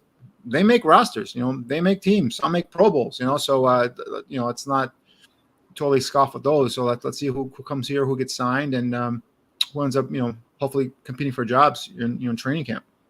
Yeah, we were talking about Roy Robertson Harris earlier when we were talking about the Jaguars adding to their D line. He was undrafted free agent. Jack Sanborn. Yeah, I got the Sand God jersey up in the closet. Yeah. Speaking of closet, I'm running out of daggone jerseys. I got a Darnell Mooney I can't use now. I got like 3 Justin Fields ones. Yeah. So yeah, I mean, definitely. So UDFAs are not something to scoff at, in my opinion. I always look forward to those. So if there's guys that's why I always keep track and see who's still out there in terms of my top 100. Anybody falls through, those are guys. Hopefully they go ahead and make a because right now, like if they are done, for now, just got Jacob Cowing from Arizona. I think that's a nice little slot receiver for them. That's a good pickup there. But yeah, I mean, if they are done, not going to trade back in, just kind of see who falls through the cracks here and go and just jump on them. And they're probably making calls to these guys. Hey, if you're going drafted, we want you here. So I'm surprised. I think a guy that you and I both like, Jordan, could be UDFA is Taj Washington. And if that is the case, I think the Bears would have you would think the Bears would have an inside track with Caleb here in his quarterback. Those two were closer, or like best friends at USC. So that's a big guy to keep an eye on. Taj Washington, if he doesn't get drafted the next couple of rounds, he could be a guy I would love to see him here in Chicago, man. That guy's diminutive, not the biggest receiver, but quick, shifty, strong, and he's aggressive at the catch point as well for a small guy. So a lot of these highlights you see number 16 there for USC making these plays, on the other end of the Caleb Williams throws, and that's Taj Washington. So is Brendan Rice still available? Maybe that's a guy. Brendan Rice is still available as well. Yeah, Cornelius Johnson from Michigan, who I think has a potential to be a better pro than he was at Michigan, just because of the way the offense and the way they utilize him. But I think he's got some ability. He went down to East-West Shrine game, Johnson that is, and really showed his ability to create some separation in short area games. We'll sink his hips, on those whip routes, those comeback routes, and really create some separation. Also has that long speed. I think around a 4.45 or 4.43 40 at the combine. Solid size. So Cornelius Johnson from Michigan is another guy to keep an eye on. If they goes, this receiver class is loaded, then we'll see what happens there towards tail end. But yeah, a lot of guys here are available. Yeah, and Cloudy Future with a couple of chats here. Tory Taylor says he's a Cubs fan, so he's got that going for him, which is a plus in my book. And then he says Austin Booker's still available. This is the guy who I thought the Bears would. That's who I thought they were going to draft. I like him a lot as well. The reason I can see why he's maybe still here is I haven't heard any medical or off the field stuff. The only thing is he's a tweener. He's a guy who's a 1-year wonder. Went to Minnesota, couldn't get off the bench. Had 1 year at Kansas, and really he's a redshirt sophomore, so he had more years of eligibility to go ahead and play, and decided to leave after his one big year at Kansas. Went to the Senior Bowl. To me, really showed out in terms of pass rush and the run game. Again, but he's a tweener. He's about 6'3", 6'4", 240 pounds, thin. He's probably not a down on defensive end, but he's a guy I was looking at more like a pass rush specialist, more of a guy you bring in and kind of develop. We still have the 5th, 6th, 7th round, so I would be shocked if he doesn't get drafted. I do assume he's going to go here soon, so we'll see. Yeah, but Austin Booker's still out there. Brendan Jackson, the guy that I know we both like, Jordan, but he's a guy that high motor, has been productive, but also has dealt with a lot of injuries in his career. So the medicals could be something that could be kind of kicking that kid down the board there as well. So a ton of prospects. Some of the guys I put out there, like Fabian Lovett from Florida State, interior defensive lineman. Stats aren't the biggest there, but he's a guy that was productive down at the East-West Shrine practices, able to take on double teams and also show some ability to penetrate and be a one-gap penetrator. Gabe Hall, the guy from Baylor, big, long, tall, with length, defensive lineman. That's this guy that might not have. The guy that we grabbed in our Barfly tailgate mock draft. And I think did we grab him at 122 or did we trade back? I don't remember. We traded back a few times. Yeah, he's a guy I had late day 3 just because you have the size, the length, but he doesn't have the quick twitch you're looking for. So he's a guy he might be available in that late 6 round range. Some of the other guys I earmarked here, obviously interior offensive lineman. Some of them we saw go here in the 4th round, but Hunter Norzat, the center from Penn State, still out there. I think he's going to be a pretty good player. Cedric Van Pran's still there, the center from Georgia. Speaking of centers, I think he went last. I think he went last night. It's showing on available prospects right here on my phone. Really? But either way, to me, he's not a fit in this system, and he's more of a power gap scheme guy. Nick Sumac from Michigan State is a guy, also a center in that late rounds that you could probably fit here. Christian Mahogany from Boston College, a guy to keep an eye on.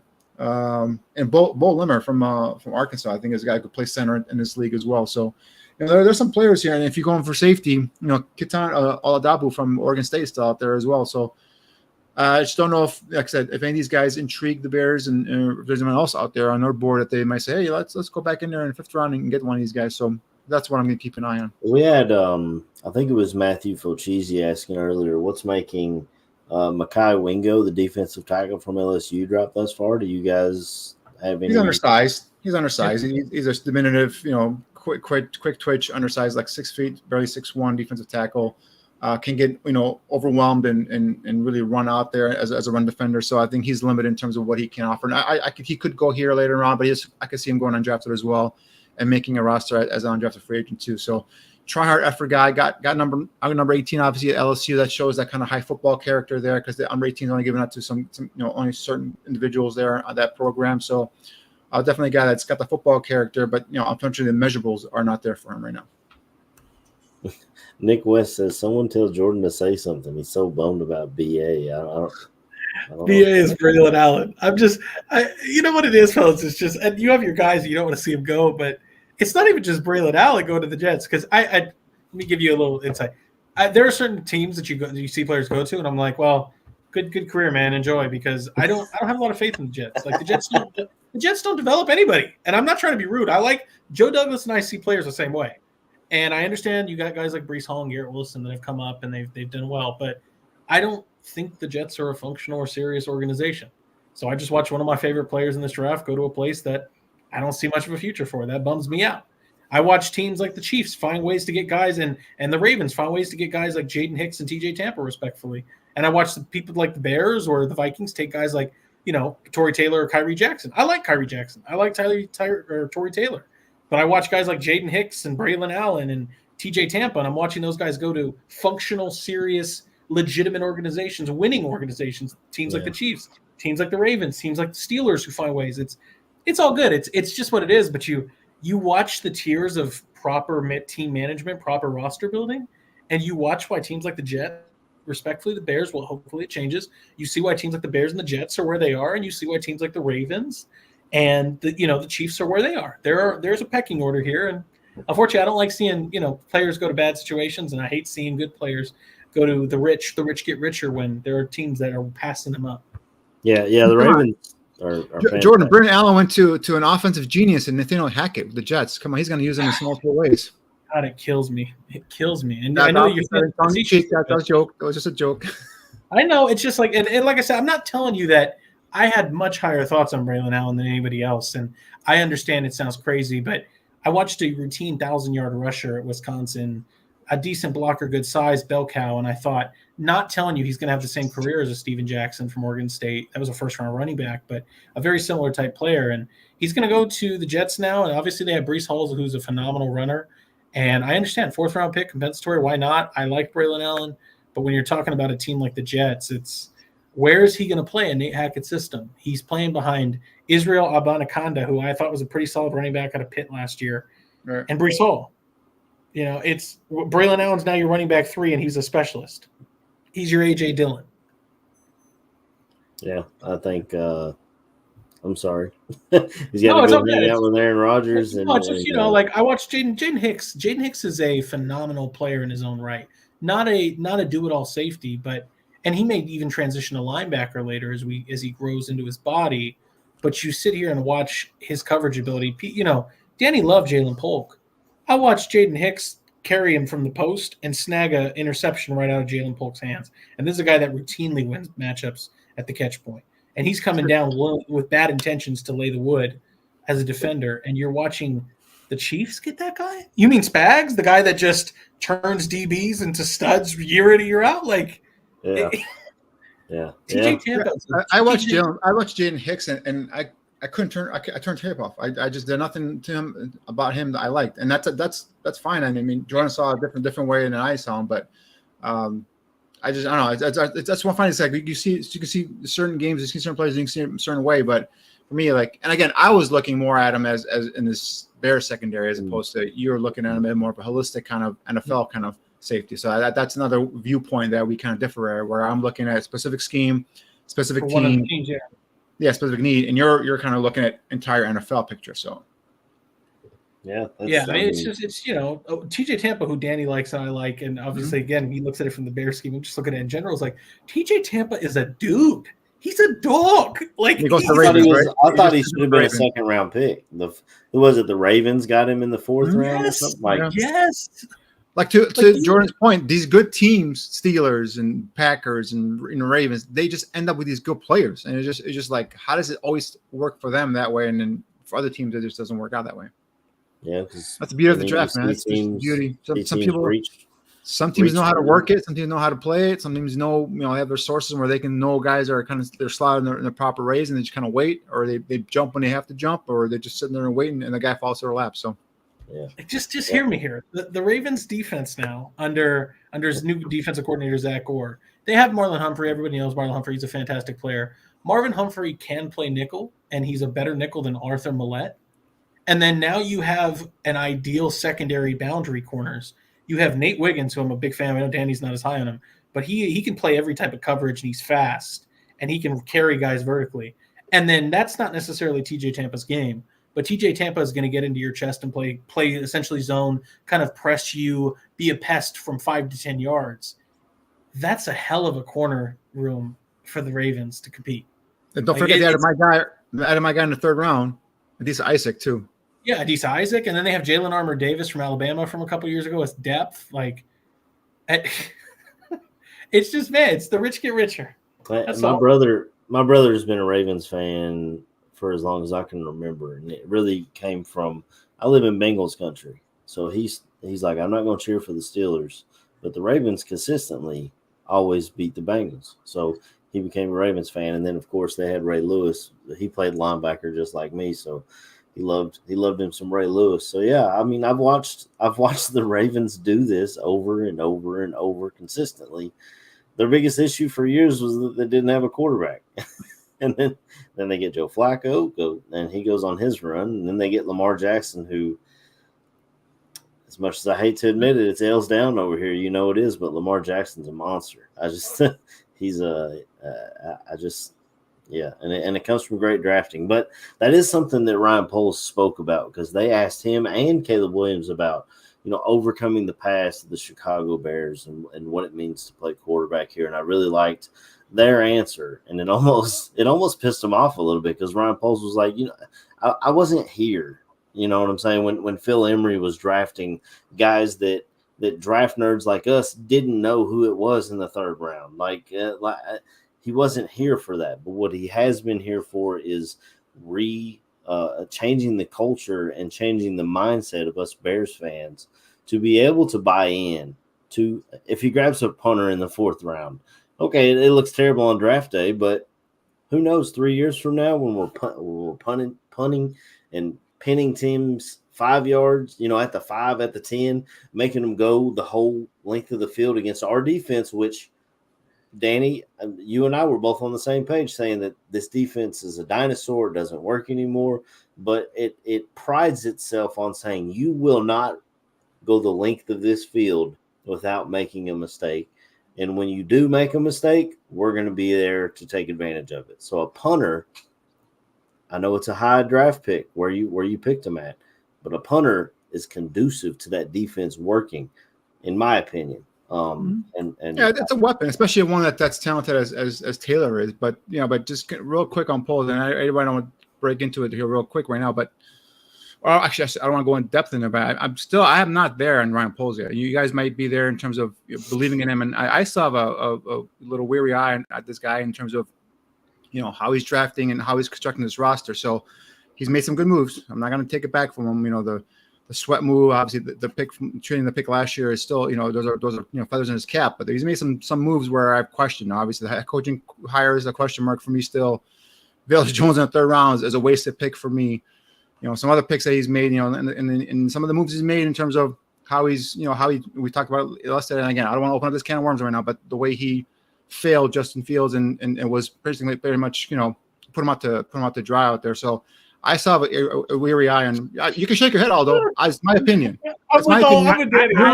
I know. I'm tired of hearing it because you don't have better solutions. He proves me wrong. Until he proves me wrong, he's not a great GM. You can't tell me he's a great GM right now. I've never said that he was a great GM. I'm saying you're trying to rush things when it's impossible. I'm just saying. Hold on, Danny. Hold on. No, let me finish my point. Let me finish my point because we've heard your point over and over and over and over and over again. So I want to express my point of view. You cannot rush the rebuild.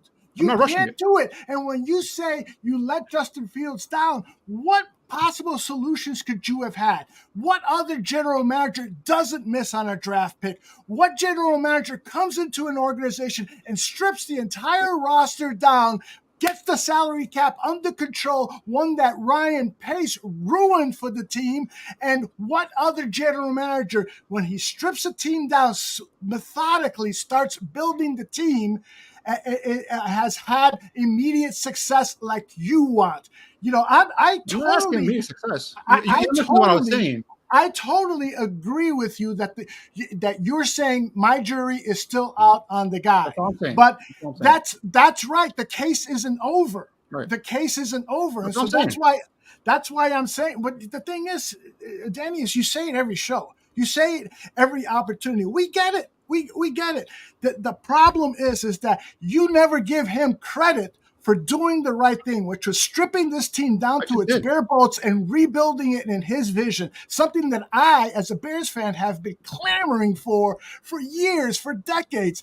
The Bears still haven't got it right. They still haven't synchronized things like hiring the general manager and at the same time drafting the quarterback, but they are getting close to getting things correct in my point of view. I apologize for raising my voice. And I respect your opinion. And that's why I'm not trying to say this is I'm talking to Aaron in terms of Aaron saying he's feeling like he feels Ryan Poles is there for him. He's there yet. He has a trust in Ryan Poles in terms of, taking a punter in the fourth round.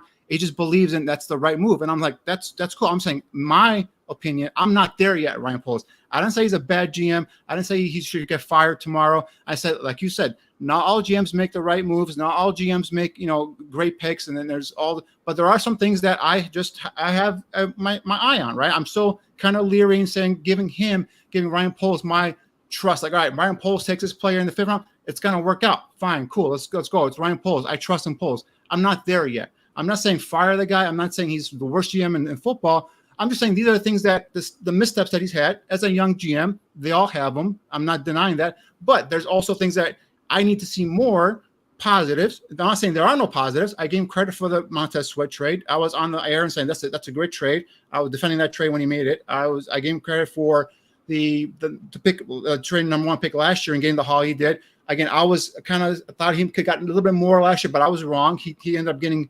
It turned out to be a really good haul in that trade for the number one overall pick. So he's made some great moves. I'm not saying he's not. I'm not there yet in terms of giving him my undivided trust. I'm still kind of I have an eye in terms of some of the moves he's making, but again, he's not horrible. He's not great. I have my opinions still out there on him. And just to make just it like clear, Aldo said, just though, real quick, just to make it clear with Vizlo's point, it's not that I love Ryan Post. It's that I am giving him the proper amount of patience that it requires to do what he's doing. And I'm not going to complain, or say that he's terrible or good. I'm saying it takes time. I'm sorry, Aaron, go ahead. I was just going to say, no GM in the NFL, who's considered the best GM in the NFL? Probably the guy in Philly. That's the guy who took Jalen Reagor over Justin Jefferson, who's considered the greatest wide receiver in the league right now. So it's not like these GMs don't have mistakes. Every GM has a mistake. It's the GMs that are able to step up and say, okay, yes, I brought Chase Claypool in because I thought he could help my quarterback. That was a bad move. Get him out of here. We still see Velus Jones on the roster, but we just drafted a wide receiver. I don't know if Velus Jones is going to make this opening day roster. I don't think Ryan Poles is, and sometimes he's headstrong. Absolutely. All NFL guys are, all football guys are. How many, Danny, you worked with football guys. These guys are, even when we see a Zach Wilson. Some are very believe in players, right? And that's the one thing that we'll see with Ryan Poles here. He's done it with the Claypool thing. I'm nothing I give him credit for as well. That was a mistake he made, but he didn't kind of keep him on the roster just because, hey, I gave up a second round pick. This guy's gonna have to work. He got rid of him, which you give him credit for. So there's are things, and again, these are the things that with young GMs. One of the beefs I had with the Bears organization is they always hire these first time GMs, these first time head coaches, and they learn on the job. And Pace was an example of that, and Emery was an example of that, and so on and so forth, right? So you just got to give these guys some time. And I'm not here saying fire Ryan Poles. I'm saying I'm not there yet in terms of you guys with your trusts in him yet. So that's all. And in terms of B Minor's question here, in terms of going defense first, he attacked the secondary first, which is what my beef was. What he was attacking the defense. Obviously, defensive line, offensive line was my first thing. That's my love in terms of how you build the football team. My big beef was he attacked the secondary first. So that was it. Just to clear that up. And Jordan spoke on that as well. How he believed, you build your football team through the trenches out. You see that, but sometimes you just have to see what's available and what assets you have available to you. Remember when he had to strip down the roster, we didn't have a whole lot of cap space right away. So we didn't have. We had to get rid of Khalil Mack's amazing and big salary. I loved Danny Trevathan, Kentucky guy. I loved that guy. He wore number 22 here at Kentucky, which you talk about. Still getting paid last year by the Bears. Exactly, but I'm saying he knew who he had to cut to tear it all down, and then you have to go with what assets you have available. He didn't have the assets available to go out and sign a huge big name to a huge contract until the Montez Sweat deal, which I still saw someone yesterday on Twitter saying, Poles got fleeced. He could have grabbed Sweat in the open market. Like, that dude was not hitting the open market. Like, what are you talking about? I don't remember who it was. I think it was on X, but it was, yeah. Real quick update here on the draft, guys. You were right. Cedric Van Pran just went to the Bills. Just right now to the Bills. So he was available out there. Sorry about that. Bills, man, they got my guy Ray Davis. Put said Van Pran in front of him. And then Cam Hart went to the Chargers as well, the corner. Chargers are drafting really well this year too. Jim Harbaugh. That's why it's amazing that everybody goes like, "Hey, if you go hire that guy, you're gonna have success." You preaching to the choir on that one. I wanted Harbaugh here to be my coach. Yeah, well, and without going so deep into it, I just wanted to kind of clear the air on my stance because I did say at the beginning I much more find myself aligned in agreeing with Danny on feelings about Ryan Poles, but from just a personal standpoint, I want to give some credit just in the sake that man has done plenty to shut me up with respect to finding a way to. I want to be clear. I don't think it's like he galaxy brained himself to get the Caleb Williams pick. I don't think he could have ever projected that the Carolina Panthers were going to end up being the number one pick. It just ended up happening with a dysfunctional owner. Bryce Young didn't have any talent, from being able to have enough wherewithal to realize that you're not going to have a good edge class this year to trade up for Montez Sweat. There's plenty of DJ Moore understanding that you have so much cap space, you can't spend it, that you might as well go get a rich receiver that's young, that you can afford to pay, that's cost controlled behind other paid receivers. There's a lot he's done well. I think just from my perspective, although all I would say is that you're allowed to have these opinions. I don't agree with the way that he's processed or built the team, rebuilt it, tore it down. Don't disagree. You absolutely should tear down the team.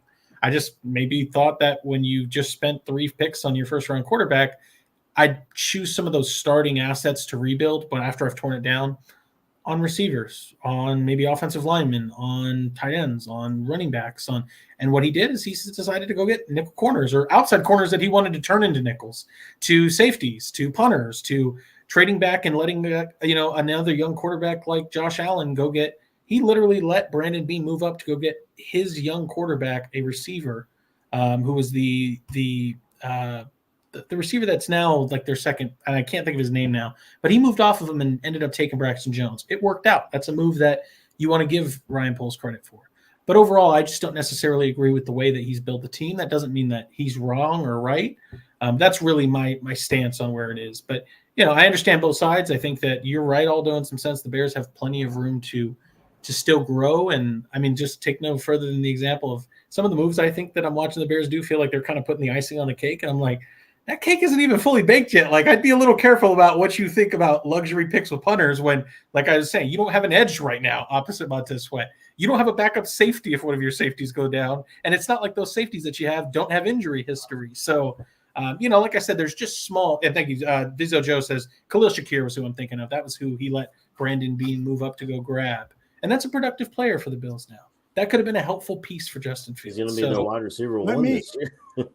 Allow me to answer this question from J-Rock. He says, what's the timetable for Aldo? Because we're on track for 5 years. Pace and Fangio rebuilt that defense in 3 years. So you have to look at whether you're comparing apples to apples or apples to oranges. When John Fox and Ryan Pace came in, they already had the team. The Bears already had Eddie Goldman. They had Adrian Amos, was a major part of that 2018 season.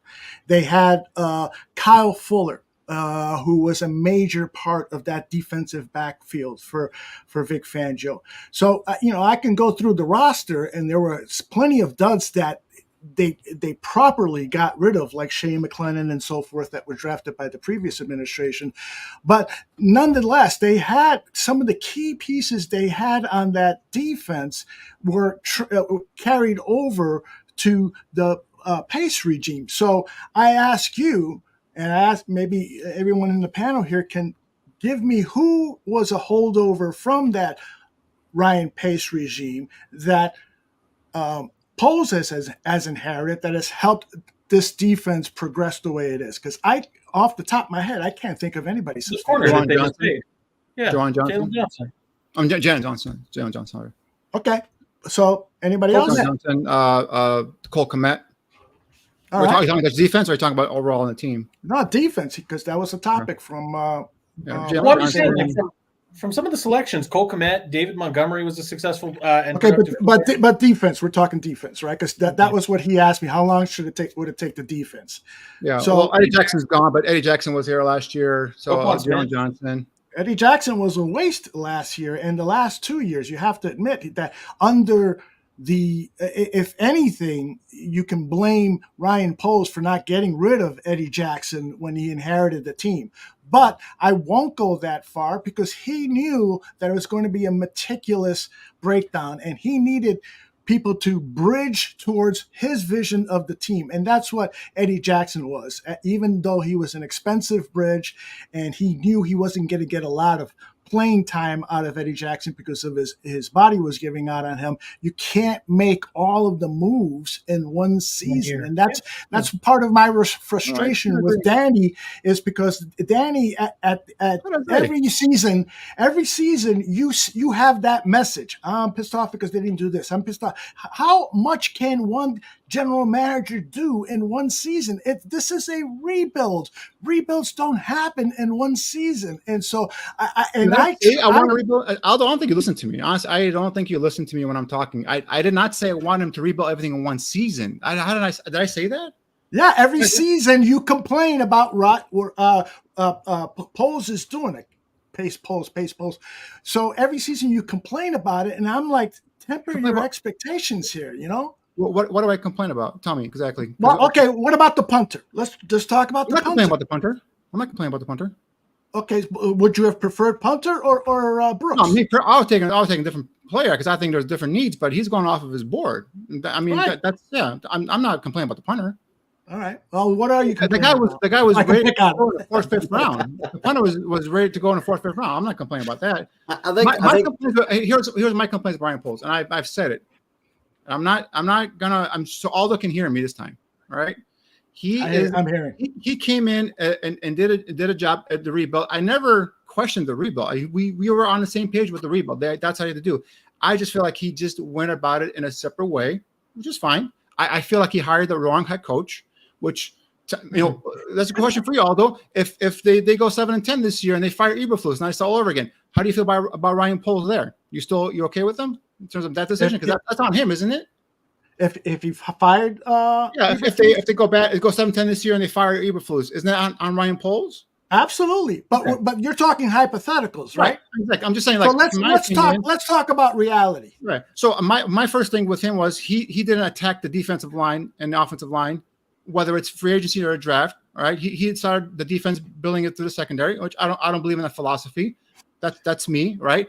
Offensive line, I think he put a shamble of an offensive line out there, and he told Justin Fields to go out there and play behind this offensive line with Byron Pringle and Dante Penn as his top receivers, which I feel like that was a disadvantage to Justin Fields. Now, if you're in his mind, he knew he was going to move up from Justin Fields. That wasn't his quarterback.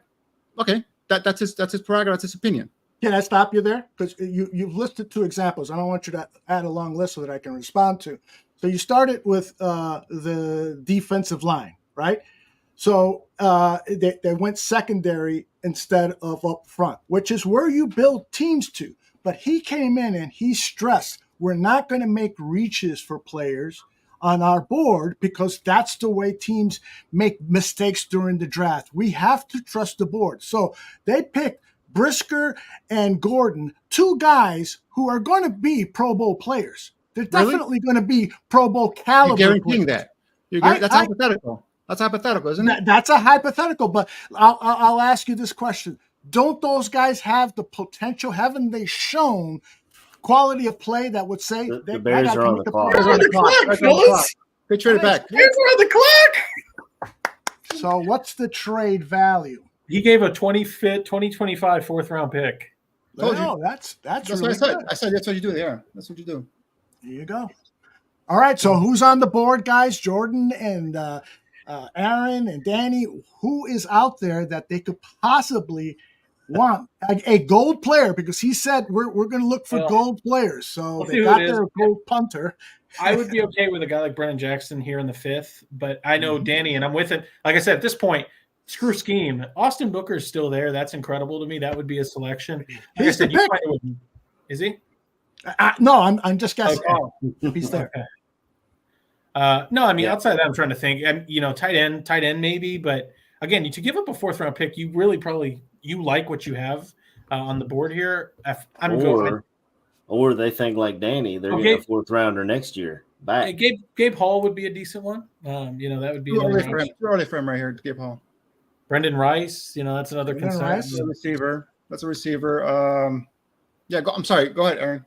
Well, according to NFL.com, the top available is Austin Booker, the edge out of Kansas, DJ James, the corner from Auburn, Jeremiah Trotter Jr. is still here from Clemson, the linebacker who, man, I feel old in this draft. Aldo, I don't know how you feel, but I remember watching Jeremiah Trotter and Jerry Rice and Marvin Harrison, their senior, and now I'm seeing their kids playing or getting drafted. I feel like your grandfather, AC. That's how old I feel.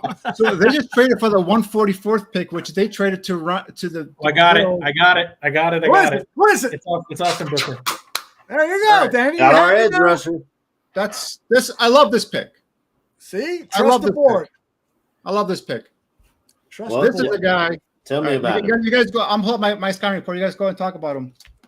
Yeah, I mean, I guess I'll start quickly, which is that, to me, I had concerns, and I said it to Aldo earlier that I don't know if I'd want to dip into future picks, but when you're talking about a guy like Austin Booker, who frankly, I don't think he had any business getting out of the third with the toolbox that he has and the developmental projection that you can consider with him. So to understand that you're giving a 25 fourth rounder to get him in the fifth, like I said, I just gave him a third round grade in this class. So essentially you're telling me you got him for a fourth round pick. I'm totally okay with the value here. You have a needed edge. My only concern, and don't let this damper the expectations with the Bears, is a great pick. I just don't love the scheme fit. I'm a little concerned. When you look at him, he's lanky. He's skinny. Danny's going to pitch him as a DPR guy. I'm okay with that. But again, you've seen what they want. They want pocket crushers. They want guys that can play the run, and that's not Austin Booker. He'll get washed out. So my only concern is that he's a little bit more of a developmental guy. We mentioned Dominique Robinson. He's a better player than Dominique Robinson coming out, but it's a lot of that same feel that I question how much he's going to be able to play in on day one. But you love what he showed in a limited snap count, and the fact that he's got a toolbox of pass rush moves for only being this inexperience of a player. I love the move. Yeah. Well, I'm glad too. I mean, like I said, I thought this was a guy that we would grab at 122. You give up a future draft pick, which Aldo pulled up earlier. We have 3 6 as of now. You got a couple of, you have extra draft picks for next year. So it's not like it's absolutely crippling you going forward. We needed edge rusher. Everyone knew that. Hell, I had edge rusher in the first round for us because I didn't see Odunze falling to us. But I'm happy with the pick. If he doesn't fit the scheme, Jordan, is there any chance he could kick inside the 3 tech or no. Yeah.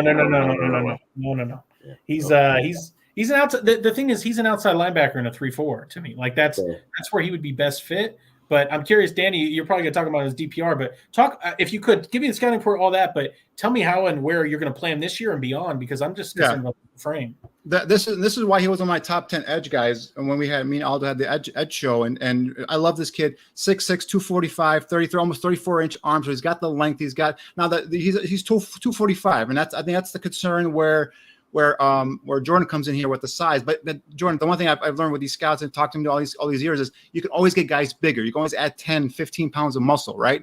The guy we talked about earlier, Roy Robertson Harrison, he was a guy that was a stand-up outside linebacker. They made him big enough, made him a defensive tackle. Now he's playing defensive tackle in the league. So that's the weight I'm not really concerned about. It's the length, it's the athletic ability. And with him, my biggest concern really, he's a one-year wonder. He's a redshirt sophomore, went to Minnesota, couldn't get off the bench, went to Kansas and really blew up this year at 8 sacks, 12 tackles for loss, 2 forced fumbles.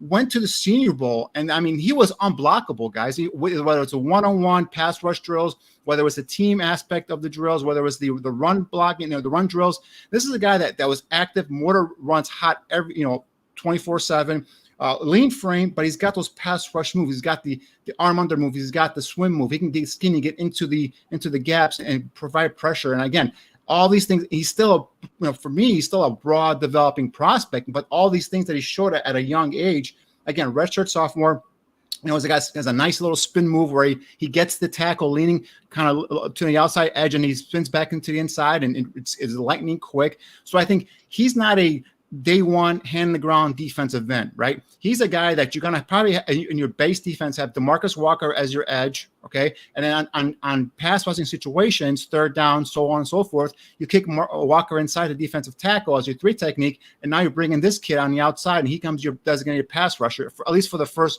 year, maybe year and a half, until you get him stronger, get him more developed, and be that hand in the ground defensive line. But he's got the length, the size that Eberflus wants and likes in his defensive ends.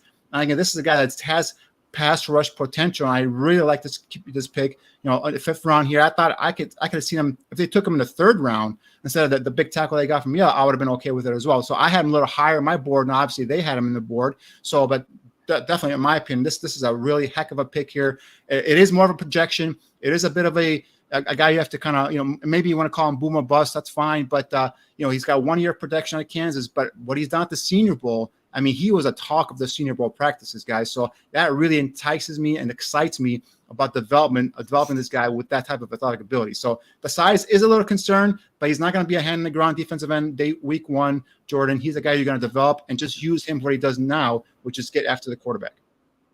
Yeah, I gotta say, like this really, I'm not somber on the Bears draft. They've had a killer draft. well, let's do the famous thing that all teams do. It happened last year. Well, if you took Brian Branch, Jameer's Gibb pick, and then you took so and so, and you move the picks around, it's okay. That's kind of how I feel here. If you ended up taking Tory Taylor in the 5th and you took Austin Booker in the 4th, it's a lot more palatable, and that's kind of what it looks like. Yeah, but if you gave up next year's 4th for Tory Taylor, would that change your view? A little bit, but that's where I look at it. Like I had a 3rd round grade on Booker. So but Tory Taylor had a fourth round grade coming into the draft. He was a punter, and he's a weapon. And that's the thing. Punters are people too. They have feelings as well, Jordan. Okay, but I'm saying like this guy is a guy that can pin. Punters can be a weapon for you, especially if you're a team that's gonna want to pin teams' offenses inside the 20. You have a defense that bend but don't break, right? Make them go more longer field in terms of scoring and all that stuff. So I think he's a guy, I know with the new rules and all that stuff, it might be different. That's only for kickoffs, but I'm talking about just being able to pin a team inside. That's demoralizing for an offense if you're starting every damn drive within the 5-yard line, right? He can do that for you. And he's Australian. Australian punters have great luck at the NFL level. So, Danny, let me tell you, the only Ray Guy Award winner at Kentucky. Imagine if I actually studied specialists. Yeah. How much I'll give you on this guy right now, but I'm just off the top of my head right here. Say, Danny, let me tell you, as a newfound Vikings fan, this draft pick pisses me off. One, because I thought this would have been a good fit had they not gone Dallas Turner. I didn't think they'd have a chance at him. That this would have been a good developmental edge in the Danielle Hunter way. My formal comp for him is Randy Gregory. So again, and Randy Gregory's been a player, fellas. Like that's what I'm saying. If you are he's not a proven thing. Draft picks are never are. But when you're talking about projection and possible ceilings, if you were another NFC opponent, this pick would upset me and frustrate me because I don't care how good Christian Darrisaw, Brian O'Neill, Penei Sewell, Taylor Decker are. This guy has enough tools. He has bend. He has ghost moves. He has cross chops. He has spins. My biggest problem is he just didn't know what he didn't know yet because he's so inexperienced. So as he starts to build on that tool belt, if you will, of different moves, how to sequence them as he puts on more weight, again, it's a lot of projection. But that's in the 5th round. Like, but our new defensive coordinator is a defensive line guy. Oh my God! So I'm telling you, if you were like this you're pick giving is him really clay good. to mold into one of his guys. And another thing, real quick, this doesn't preclude them from bringing back Yannick Ngakoue on another 1-year contract and having him in the mix as well. So I mean, you got Austin Booker here. It doesn't mean you have to put him in there week 1 and maybe let him develop a little bit. And like you said, Aaron just said, their new defensive coordinator is a defensive line coach, right? And he's a guy that I'm sure had a big say in this and liked the skill set. And he said, I can take this kid, I can take his toolbox and develop him. So I really like this, this pick a lot here in the 5th round. Well, I mean, both of our barroom scouts had a 3rd round grade on this guy that we get in the 5th. That's excellent. That's pretty damn good indeed. This is what Dane Brugler wrote about him. Overall, Booker is lacking in body mass and overall experience. He just has 505 career college snaps, but he is an ascending player with the ability to maximize his athletic traits and body length force with proper biomechanics. With his tools and instincts, he projects as a rotational player in year 1 with the potential to become an impact starter. And I think those words is basically what you two gentlemen have said. So that's a great report. A lot of evaluators are seeing him the same way. A potential starter who needs a lot of experience. He only started 1 game. I'm jealous. 1 game. I'm telling you, like I have a vested interest to see a team that the Bears play twice a year not have to face dudes like this every week. Like, it's just, Jordan's getting roasted in the chat over here. Oh, I'm sure. That's fine. Said, how do we let Jordan become a Vikings fan? Oh, I get it. And hey, I mean, let me tell you what. And I'll do a little bit of pat back. It doesn't really work because the Bears did find a way to beat the Vikings last year. But I will pull out the receipt where I said that Brian Flores would blank the Bears offense. And I watched them in that first game. First play, seat Justin Fields down on his ass, find a way to get him out of the game, and then put Tyson Bagent in clamps in jail for the rest of the game. So, like I said, I hope the Bears find a way to be successful. So we got Jordan talking Vikings, and then in comes Tooch wearing purple. The Tory Taylor. What the hell is going on here? I'm wearing this in honor of Jordan. You don't have the Iowa punt shirt that you can wear, Tooch? My underwear's got an Australian flag though. Well, Tooch, you had a lot to say in the chat about our punter that we drafted. What are your thoughts on our draft so far, brother? You know, name me a Super Bowl team that hasn't won because of their punter. That's a good one, but you're sort of making a good point, right? Special Super Bowl teams have good special teams, right? I think there's no argument. I mean, the special teams coach in Kansas City was right here in Chicago, taking us to a Super Bowl. Kickers and punters for the Bears, they have to be international players. So. And the other thing about this punter, guys, is remember he's kicked in bad weather too. That's all that big thing that we kind of take advantage. We take for granted here is the conditions down in Soldier Field, and that's something that he's accustomed to playing in Iowa. He's kicked in rain, snow, windy conditions, so that's another big element too. Penn State game, Iowa Penn State, 9 punts pinned inside the 10-yard line. Yeah, you got to like that. Weapon. There's a weapon. If he continues that at the next level. Yeah. That's a huge weapon, especially for your defense. Again, making the opposite offense go the length of the field to score a touchdown on you. Yeah, but I mean, if you would have asked me last night, like, how excited are you to wake up when that Bears take that punter at 122? I would have probably flipped you a double bird.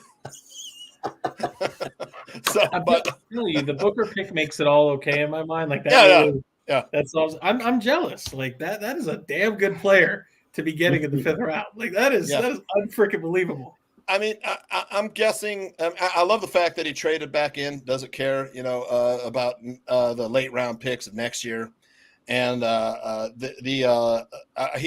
thinking he's got some confidence in the UDFA markets. I was trying to get Jordan or Danny to give me a Braden McGregor scouting report if he'll be there. Undrafted free agent. I'll let Jordan take it. It's a Michigan guy. Jordan will have it. That's a hard player, man. Plays his ass off. Yeah, he plays his ass off. Big size, good size. He plays his ass off, but he's I have a late 7th round grade on him. He just started this year. He's got length, doesn't have a lot of bend, but he's a try hard. Has enough power in his hands to drive the pocket back. So certainly he's an option, but he's another guy that has. I guess you could kind of see it. They just took Booker, a guy that I think would be better than a 3-4. He could put his hand down in the dirt and play some 4-3. But again, I think he's got more of a frame to. It's easier to project when I saw him playing 3-4. I want him to continue playing 3-4. Like but some of those bigger guys, and we talked about this when we did the Barfly tailgate draft show. What's the difference between a 4-3 end and an edge rusher? And some of the bigger guys who are more in the mold of a 4-3. And there's still some guys out there. There's a big kid from Texas Tech. Is he still out there? Miles Cole. Miles Cole, yeah. Mm-hmm. That dude intrigues me, man. High raw athletic score. At 6'6" with dude could grab his wallet out of his back pocket. With arms. He's got like 36-inch arms.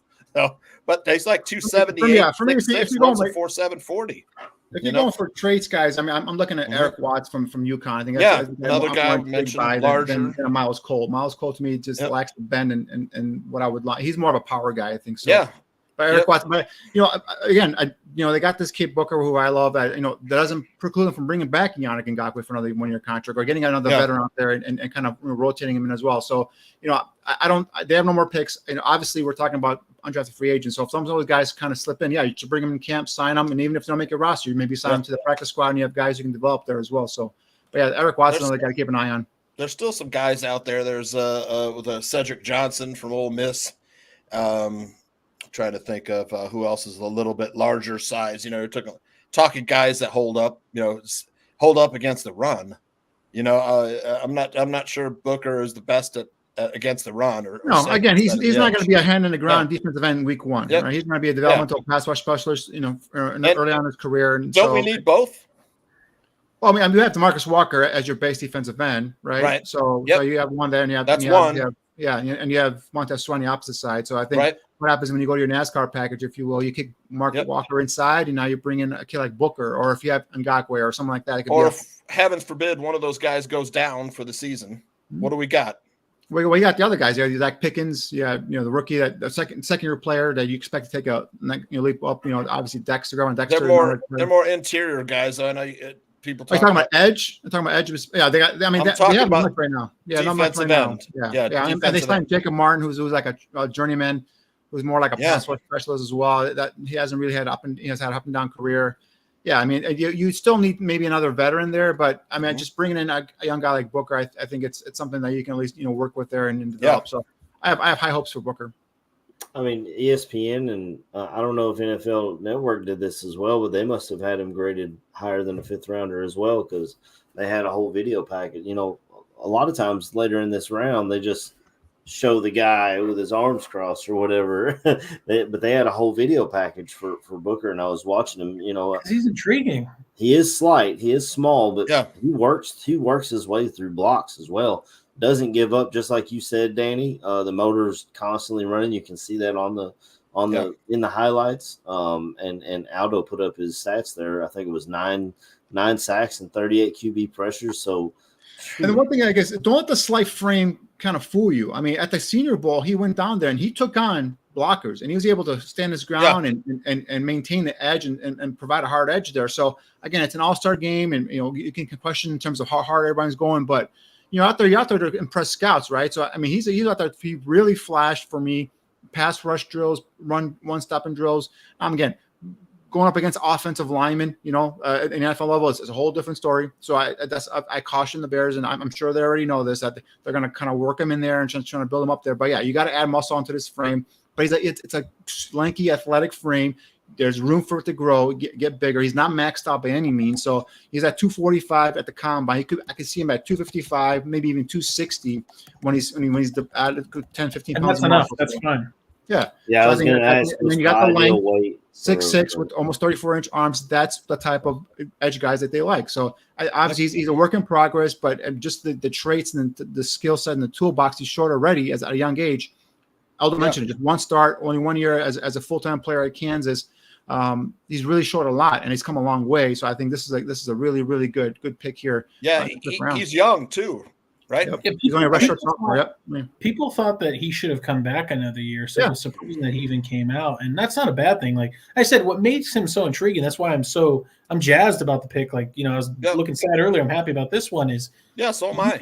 It's a rare story. You typically let me give you some examples. I didn't love Ororo at 35 or whatever. Chris Jenkins, I know they're different players, but we can go down the list of some of the edges that went. Here, let me pull up the board and see some of the edges that have gone already. Braylon Trice is a solid one, but Xavier Thomas, Dorless went, Braswell went. Austin Booker has like 10% of the experience that those guys do. Yeah. And he has better bend too. He's got better bend on the edge. Yes, and he does, and that's its own thing. That's something God gives you. That's not something you learn. But he had more tools, meaning pass rush moves and sequencing, and his ability to tie moves together than many of those guys have currently, and they have much more experience. And I'm not saying that's going to immediately mean he's successful, but what I'm saying is that's a very rare thing that you don't see in a lot of edge players. Even that's what's crazy is when you talk about some of these defensive linemen like Chop Robinson, who went in the first round, doesn't have like a massive toolbox of moves, and he's being touted, and he goes in the first round. So to sit here in the fifth and find a guy that, whether he's successful or not, has a unique starting point that you can't really tell me another guy that is very intriguing and it's tantalizing. And like I said, a fourth round pick, it's not fun, but at the end of the day, you essentially got a punter in the fourth and you got an edge in the fourth. And the edge is one that I'd argue is better than a lot of the edges that he could have gone otherwise with. So like I said, it's a good move. People have to take into consideration Montez Sweat as part of this draft and Ryan Bates is part of this draft. Keenan Allen in the fourth. Allen is part of this draft.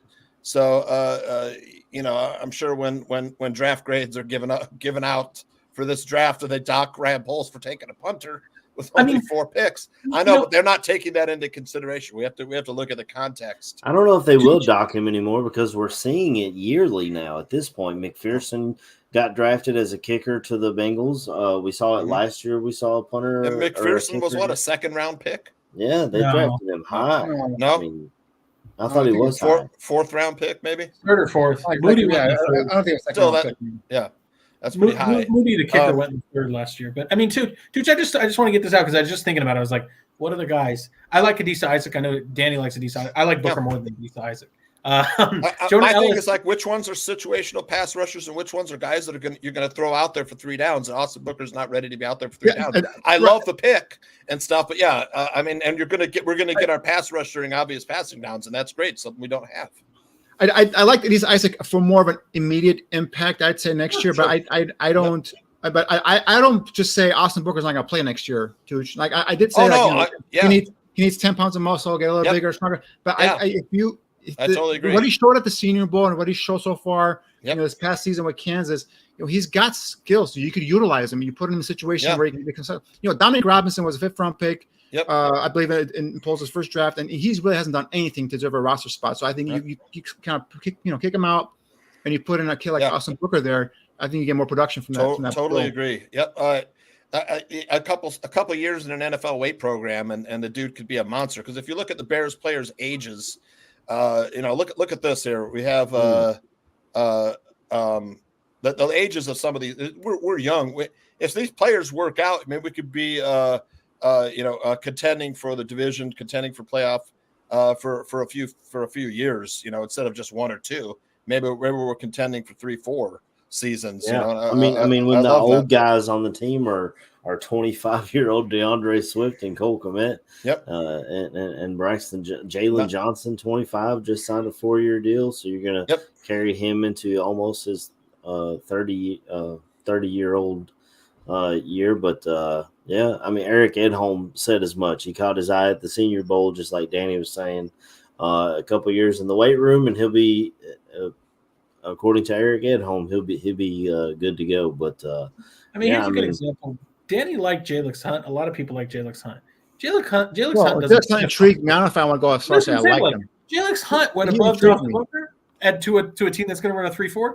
Jalix Hunt doesn't sniff Austin Booker's jock to me as far as with respect to film. Like, that's what I'm talking about. And I understand he went to the Bears. It's a 4-3, but I watch, and who am I to doubt the great Howie Roseman and Vic Fangio? But they drafted a developmental edge prospect to play 3-4. And again, it's everybody's board's different. I know nothing compared to Vic Fangio and Howie Roseman. But to me, Austin Booker, if you're going to take a bet on a developmental edge, Austin Booker is a much better prospect than what Jalix Hunt was. Especially because Hunt came as was a former safety that moved to edge. So he's more of a developmental guy. Guys still learning the position, all that stuff. So in terms of how they're going to utilize him there at Philly, I would think Fangio has an idea for him, right? Here with Booker, he's going to be an edge guy. He's going to be a guy coming off the edge. We talked about yesterday in terms of Hunt, he could drop back in coverage. Booker's not going to be doing that. Booker's going to be coming straight out the quarterback and so on and so forth. So I think for me too, he intrigued me, Hunt, as a late round prospect, but he went higher than I anticipated him going. But I think getting, like I said, I keep saying here, Booker at this point here is a heck of a pickup. Hey guys, I'm bearing down on X. Just posted this video I want to share with you. It's Austin Booker at the Senior Bowl. Watch on the far screen left. I forgot who. Watch him collapse the pocket. Here he is working against 77. Just walks him right back in football. But you see, like, there's little touches of a Max Crosby. Just how long he's got that inside long arm. Watch from the left side of your screen. Get him up the field. Spin right underneath him. Excellent. So that 77, guys, was Jordan Morgan. That was the Packers pick. Let's go. Yeah. He said Max Crosby immediately got my attention there. Because he has that kind of I loved coming out. He's got that frenetic kind of energy to it. He's got that nonstop motor I talked about earlier. He's just it's just all over the place. He doesn't stop. He plays through the whistle. He's got that. Max Crosby coming out of Eastern Michigan also was a guy that was really thin and needed to add weight and get into a weight training program, and he kind of came in and became a guy for the Raiders.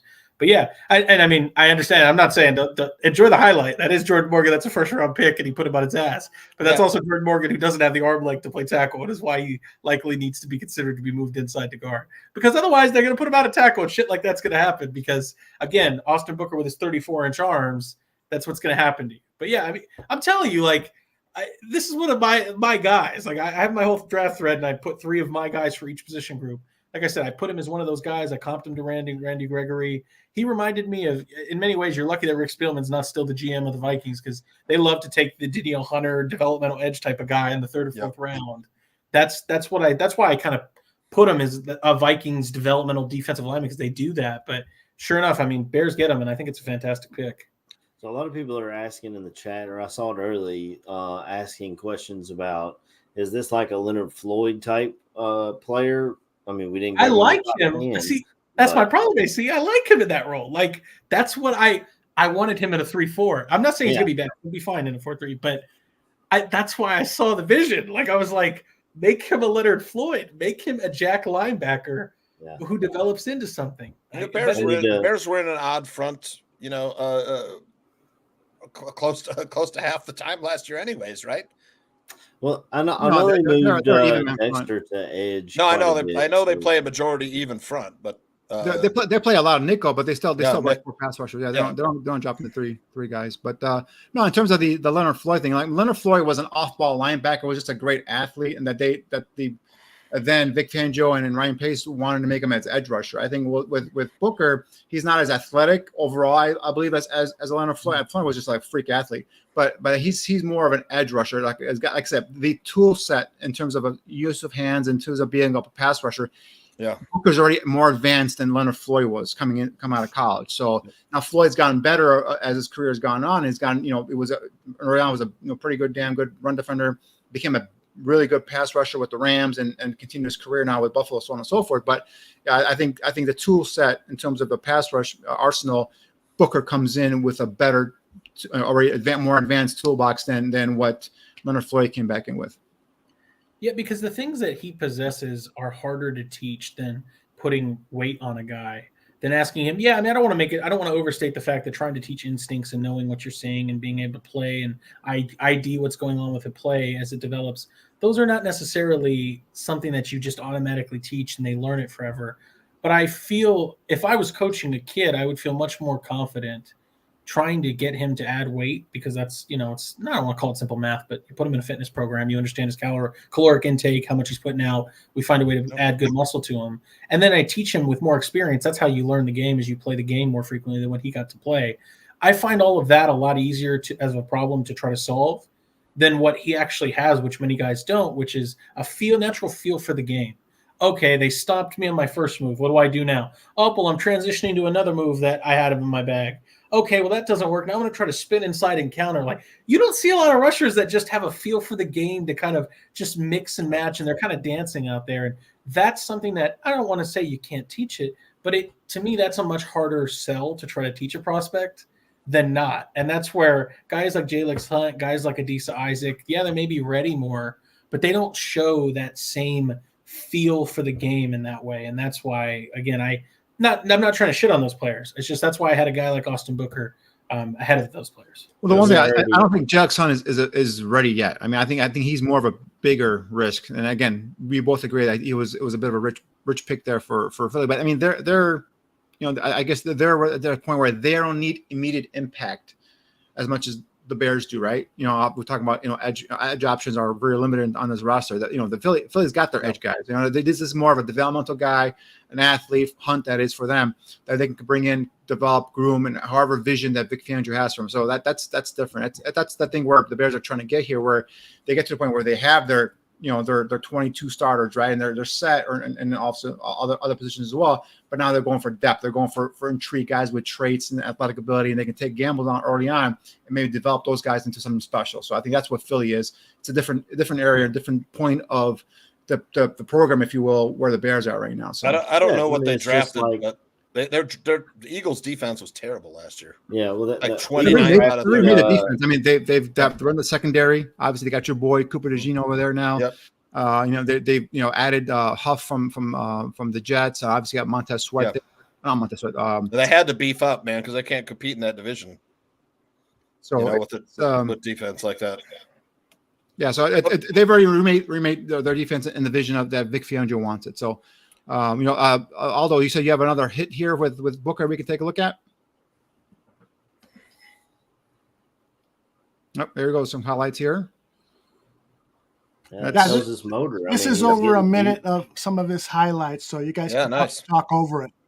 Yeah, we see the length there. Yep, obviously, we're going to see some of that. We talked about the motor, nonstop motor, and the excitement. This is where you see that frenetic Max Crosby type energy, right? He brings it to the game, and this is versus Illinois here. So, just again, the length there, the long arms, reaching out and just tripping the quarterback there and getting that sack. So here's a 2-point stance to give some option. Look at that speed, gets skinny again between those two blockers and gets in between, penetrates and gets a quarterback. So that's the type of athletic ability he's got. He's got chase down speed as well here. Great play there as well. So yeah, this guy's got. You see, he's all arms and legs. He's got that length, and this is why they love him. Add about 10, 15 pounds of muscle. Now you have a full-time defensive line. That's why I was so high on this guy. Yeah, 2 forced fumbles last year. Again, last year, guys, was his first full year of getting regular playing time. Yeah, regular playing time was last year. He couldn't get off the bench at Minnesota.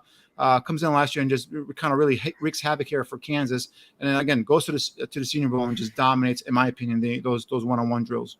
Yeah, Lance Leopold's really elevated the talent level at Kansas since he got there. Jayhawks were not known for football. It was a basketball school. But yeah, I mean, Booker's got enough athleticism to drop and cover the short zone, which Eberflus's defense requires sometimes. How many times do we see a defensive end? He won't have to have what was that one game where Jones out there? Justin Jones covering the tight end. I'd rather have Austin Booker, but yeah.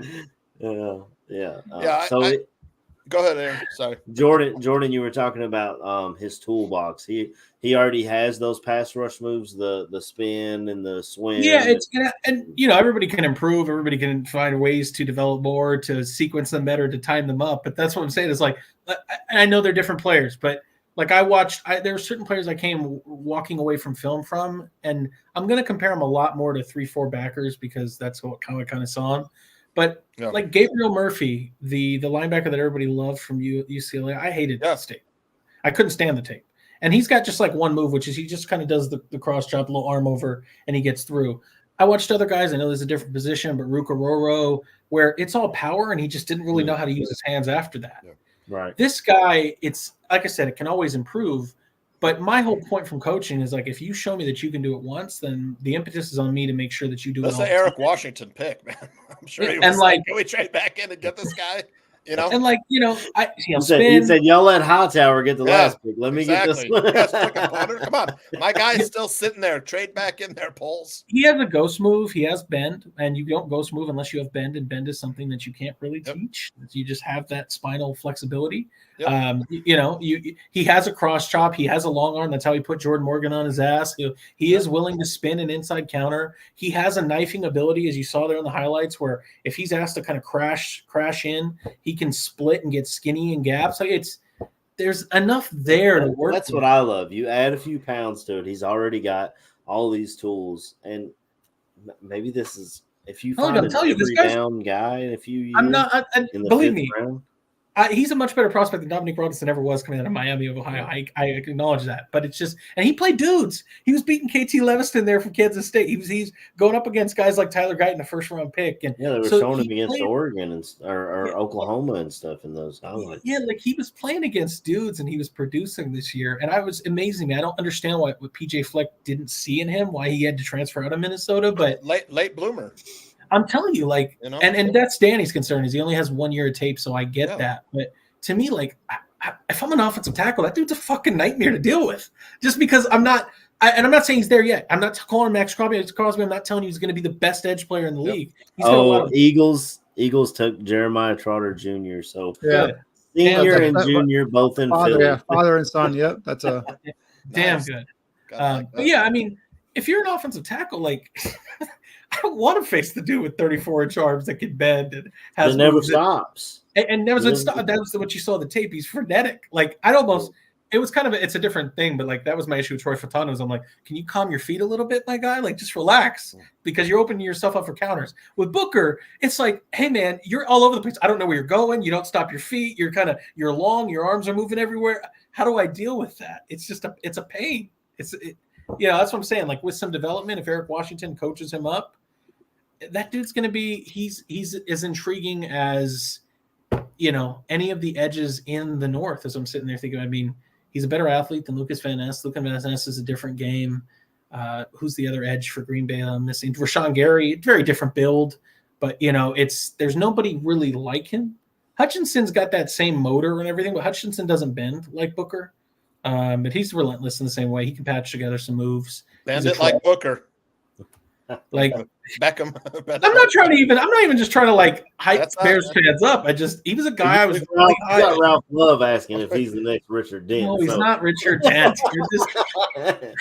We're gonna not trying to even hype Bears. I'm not even trying to hype Bears fans up. Like it's funny because there's somebody in the chat earlier that was like, all Jordan ever does is bag on the Bears. I'm like, that's bullshit. And when the Bears do something right, you'll hear me give credit. I just, and like, can we just have him being on the next Max Crosby before we go to the next level of Richard Dent Hall of Fame? Let's just be next Max Crosby. Let's stay there until he gets there, and then we can roll. I'll take a Max Crosby, like the great value version of Max. Yeah, and Max Crosby also, guys, was a 5th round pick. Max Crosby was a 5th round pick too. Yeah. Well, and here's the guy I comped him to, and he's not the guy I comped him to is not going to be seen in the same light as Max Crosby ever. But Randy Gregory is who I comped him to because I'm trying to not give him a Max Crosby comp because that's not fair to the kid. Right. Randy Gregory has been an incredibly productive player over his years. People forget that he got a multi-mega million-dollar deal from the Broncos a couple of years ago when they signed him. So, I mean, this is a guy, and he was with the Cowboys for many years. He obviously fell in the draft because he had some character issues, marijuana concerns, things of that sort. But, I mean, that's who he reminded me of. And to your point of, like, how does he fit in a 4-3, Randy Gregory has had to play in a 4-3 all the time that he was in Dallas. And he was another guy that had to have some pounds added, some weight added, some strength added. So if you're looking, that's why I like the comp, because if you're looking for kind of a road for Booker to develop into a 4-3 end, watching the career arc of Randy Gregory is a good example of how he could become a 4-3 end. The Rams took Brendan Jackson. Didn't they take an edge rush or a Jared Verse? Jared Verse and Brendan Jackson. Yeah, they're restocking their whole defensive front. I mean, well, with Aaron Donald gone, they're going to have to generate sacks from a bunch of different places. So that's what they did do.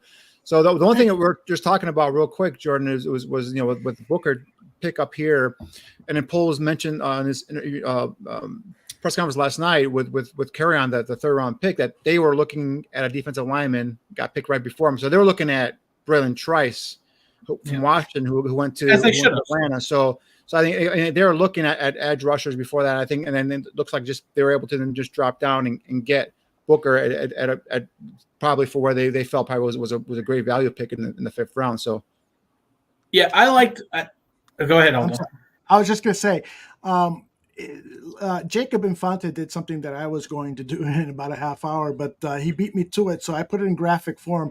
This is essentially what is the Chicago Bears draft so far of this season. It's Caleb and Rome in round 1, Montez Sweat in round 2, Kiran Amegadjie in round 3, Keenan Allen and Tory Taylor in round 4. In round 5, Ryan Bates and Austin Booker, and in round 6, Dan Feeney. Not a bad draft. What do you guys think? Dan Feeney makes it an F draft. No, I'm just joking.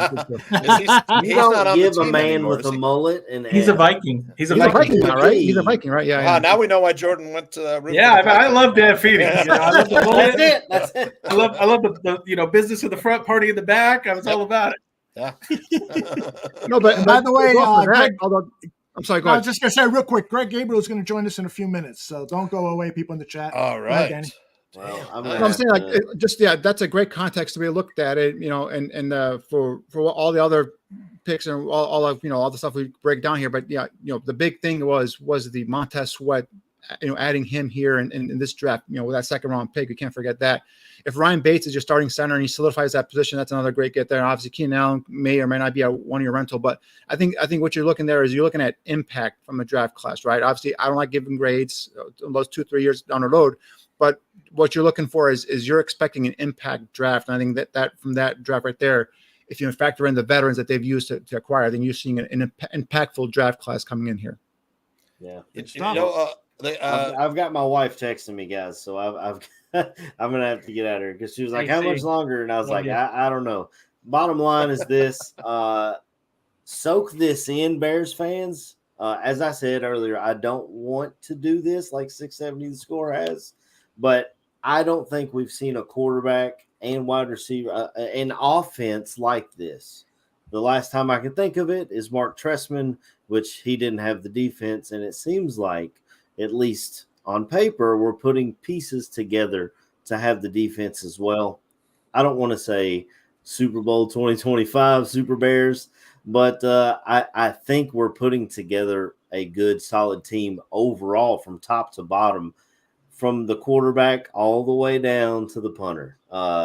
So I'll see you guys. I don't know. A couple of weeks we might do a Barfly tailgate show. I'll let you know, Jordan. Yep. But until then, Barflies, bear down. Take care, AC. Yeah. And Greg Gabriel is standing by. He's going to join us in just a few seconds. I got a couple things. Although this will be my 50th year of being a Bears fan. I started watching the Bears in 1974, and the guy that holds the Bears rookie passing touchdowns record. Well, this is him. Charlie O'Rourke with 11, 1942. You know, I think Aldo saw him watch in person. There's no chance that record stands this year. I think gone. That's my grandfather.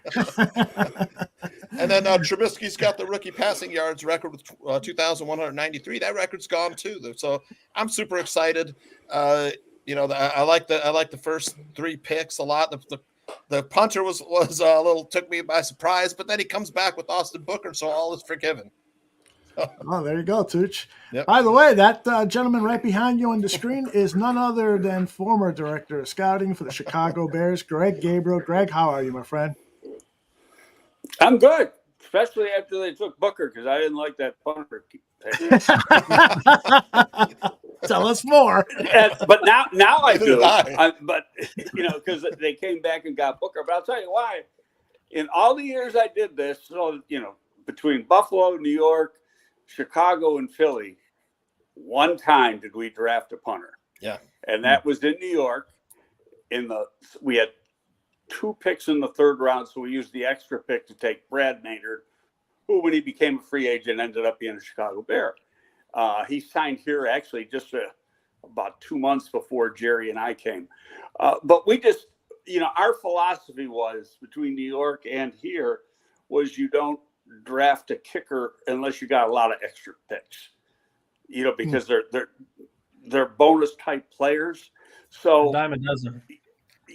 Well, and you look at how many kickers in the league, how many were free agents, to begin with. So Robbie Gould, who was one of the best kickers in Bears history, was a free agent. So and he wasn't with us in camp; he was with New England. We signed him after the 2nd or 3rd game. But we had watched him during the preseason and really liked him. So it's you got to be right on it. This guy's got a big leg, and he's a 2-step punter, which I liked. But as I was saying on my show earlier today with Aldo and Eric, they use a different ball in college too. So they're like balloon balls compared to the real hard balls that you'll be kicking in the NFL. So will he kick as far as he did at Iowa? That remains to be seen. But, yeah, there needed to be a change. I just thought with 4 picks, there's no way you can take it. And I was getting, actually, on my timeline, I was getting a bunch of texts from people saying, got to take this punter, got to take this punter. And I'm going, no. I mean, just with the thinking that I just said to you guys, then they take them, and I'm going, oh, fuck. But, I also thought then at that point, he did that because he was going to try to trade back in. So then I started looking, okay, who's got extra picks? Because when you got extra picks, that's usually a sign that you're willing to trade. And I saw Buffalo had 4 picks in the 5th round, so they were the obvious choice. And they gave up their second of the 4 picks in the 5th round. And Greg, with Booker, I'm a little surprised he lasted to the fifth round. And I know he's a 1 year wonder, if you want to call him that. Didn't play in Minnesota, went to Kansas, really kind of turned it up this year. And then really, to me, at the Senior Bowl, he was a guy that an on-stop motor, surprisingly, the ability to play the run. He showed that set a hard edge. He showed that at the Senior Bowl. And then obviously see some pass rush ability. Have you heard anything? Was there anything medically or character-wise in terms of why he dropped? Or was it because he's more of a tweener type that teams didn't know where to put him? No, it wasn't. He's raw. I mean, nobody at Kansas, I don't think anybody did any work on him during the fall. I did for the agents I work for, and I did it on my own. And here's why. I was told the story before with Aldo. Chris Ballard's son is a backup quarterback at Kansas. He'll be the starter in 25. So I was watching Kansas a lot only because Cole was there. He ended up starting 2 games this year and played in 4, but they counted it as a redshirt year because he only got in 4 games. So anyway, I'm watching Kansas games, and this guy's jumping out. So then I called Ballard, and I said, "You watching this guy?" He goes, "No, I haven't watched him." He says, "I'll ask Cole." And so his kid told him, "Dad, he's really good, and he's a great kid." So we both started watching him, and he's a playmaker, but he's lean. He's tall and lean. He played at 242 pounds. Actually, he's got I'm losing Leonard Floyd type body. That not as tall as Leonard, but that type of lean body.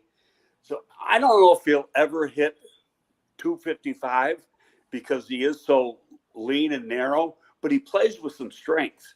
But I think because of the lack of big growth potential, 1 year of production, because he redshirted his first year, so that was 21.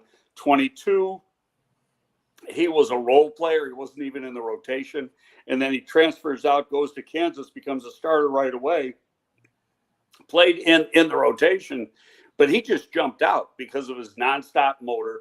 And he's got some natural pass rush moves, and I'm kind of surprised he even got into the Senior Bowl, but it helped him. But I think, some teams, he's a good fit for the Bears scheme, but there's other schemes where he just doesn't have the bulk to play in those schemes. And so I think those teams just eliminated him. So I see him more as a situational pass rusher if he contributes next year. A guy that comes in on third downs, passing downs, and kind of just blows off the edge with that motor and that high energy. Is that how you see him maybe developing in his first year on the Bears next year? Yeah, I agree with him in his first year because he's got to get stronger. But he still played well enough against the run that it's not a lost cause. But he's going to be playing against NFL tackles, not Big 12 tackles. But he gives a great effort. But you're right. He probably play 40% of the snaps, be in there a lot in nickel because he can rush. Maybe you get 50% because he's going to be rushing the passer a lot. Still wouldn't shock me if they go out and sign a veteran because I just don't think they have enough depth at that position. But this helps. At least it doesn't give, let's say if they went back to Ngakoue had him by the balls if they had nobody. But now they got somebody, and it gives the Bears a little bit of leverage.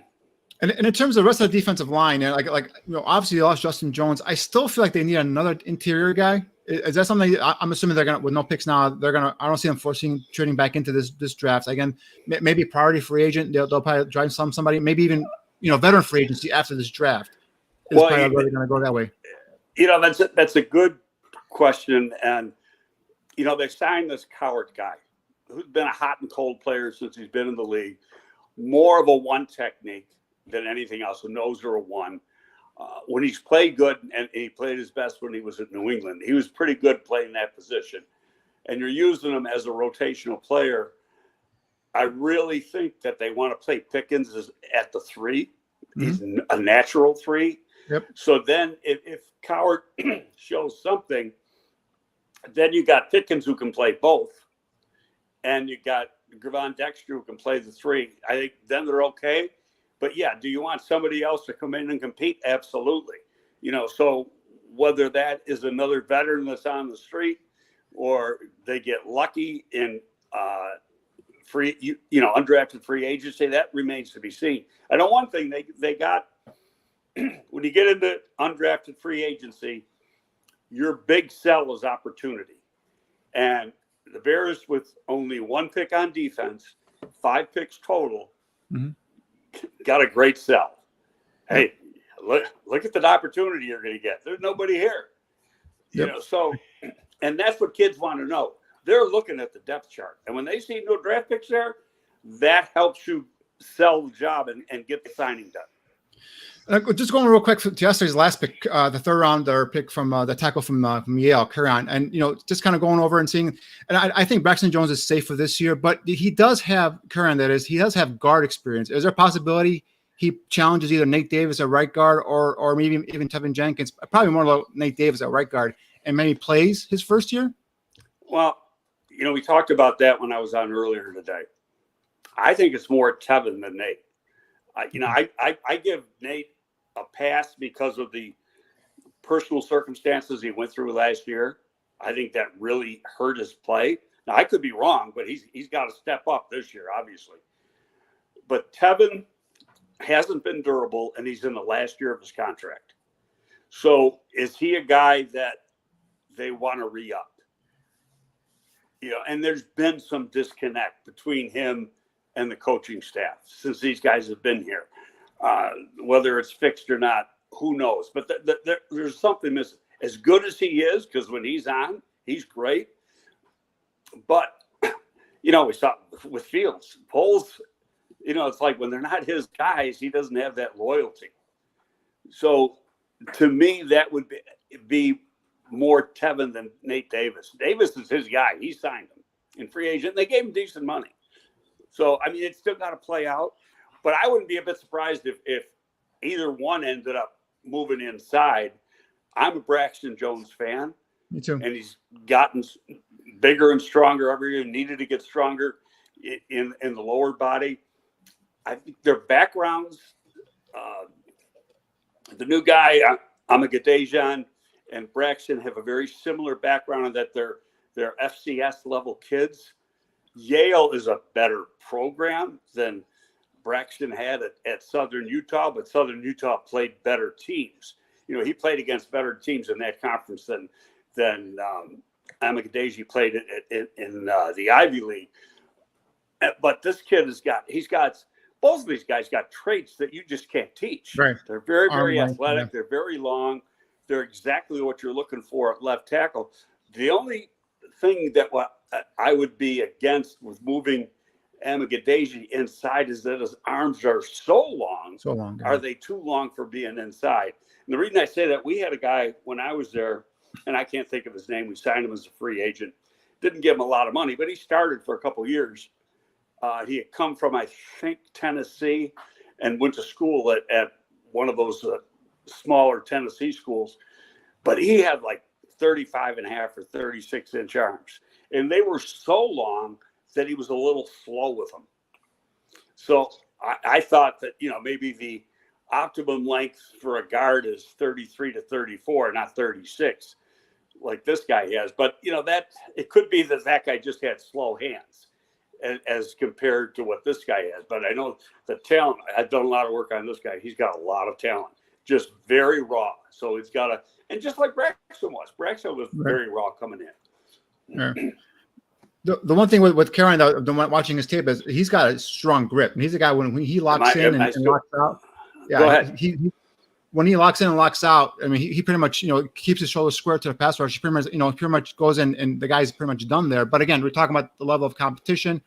Also, my concern with him at left tackle is sometimes when he gets farther out on an island, isolated, I think he gets a little, whether it's technique, whether it's foot quickness, I think speed can stress him out. That's why I think maybe potentially left guard could be a future position for him. You're breaking up a little bit, Danny. So I'm not hearing everything you're saying. I was just saying with Kiran, the tackle from Yale, I think speed stresses him out a little bit. But again, that could be a technique issue. That could be maybe foot quickness. That's why I think maybe potentially his future is inside at guard with the kid from Yale. Well, and part of it is coach. Part of it's coaching. you know, you come up here, you're playing against better players. It's Simo's job to get him ready. He's got the natural traits, but you know, when you look at what he's played against, and you know, he's had nobody in the Ivy League that's going to push him, you know, or test him. So you want to be the best, you got to play against the best. So he's a smart kid. He's a natural athlete. So will he naturally improve with the reps he gets in practice against those speed type guys? I mean, that remains to be seen. Greg, question for you, just out of curiosity. I know that obviously you have an affinity for obviously the Bills and the Giants. I'm going to take it a little bit away from the Chicago Bears here, but I just like to pick your NFL brain outside of the Chicago Bears because you talk all the time on this channel about them. Curiosity, I don't know your relationship with the Maras or the Tisches, but what did you think about Brian Dable and Joe Shane electing to go with Malik Neighbors, the receiver out of LSU, instead of potentially getting a quarterback, be it J.J. McCarthy, Bo Nix, Michael Penix, you know, giving Joe Shane, the opportunity to select his guy. He's been saddled to Daniel Jones since he's gotten there. You know, you got to be in the building to know the answer to that. I mean, I know John well, but I know Chris even better because Chris was a scout when I was there, so I was with him a lot. We were in meetings together. So I've known Chris since, it's been 40 years now this year. So I've known John that long too, but I just, when I first came there, John did not work in the building. He was the corporate lawyer, but he was working in Manhattan. It was probably 7-8 years later that he moved into, doing his work from Giant Stadium. But Chris and John are totally different personalities. But how that whole thing came about, I mean, I don't know what the relationship between Brian and Joe is. So they worked together in Buffalo, so they knew each other well. But that whole thing, as far as Daniels goes, I don't have the answer. You got to be there to really know for sure. Totally, I understand. I appreciate that. Your thoughts overall, and I guess I'm going to take a little bit of leisure here and asking because I don't think I've heard from you directly on this. Your thoughts on the Vikings draft, taking J.J. McCarthy and then getting Dallas Turner there in the first round and over-leveraging so much to get those two players. Well, I like those two picks, and it upsets me, for lack of a better term, that they got Dallas Turner. So now, we got to play against them twice. It's a 4.48 guy coming off the edge, got a lot of talent. So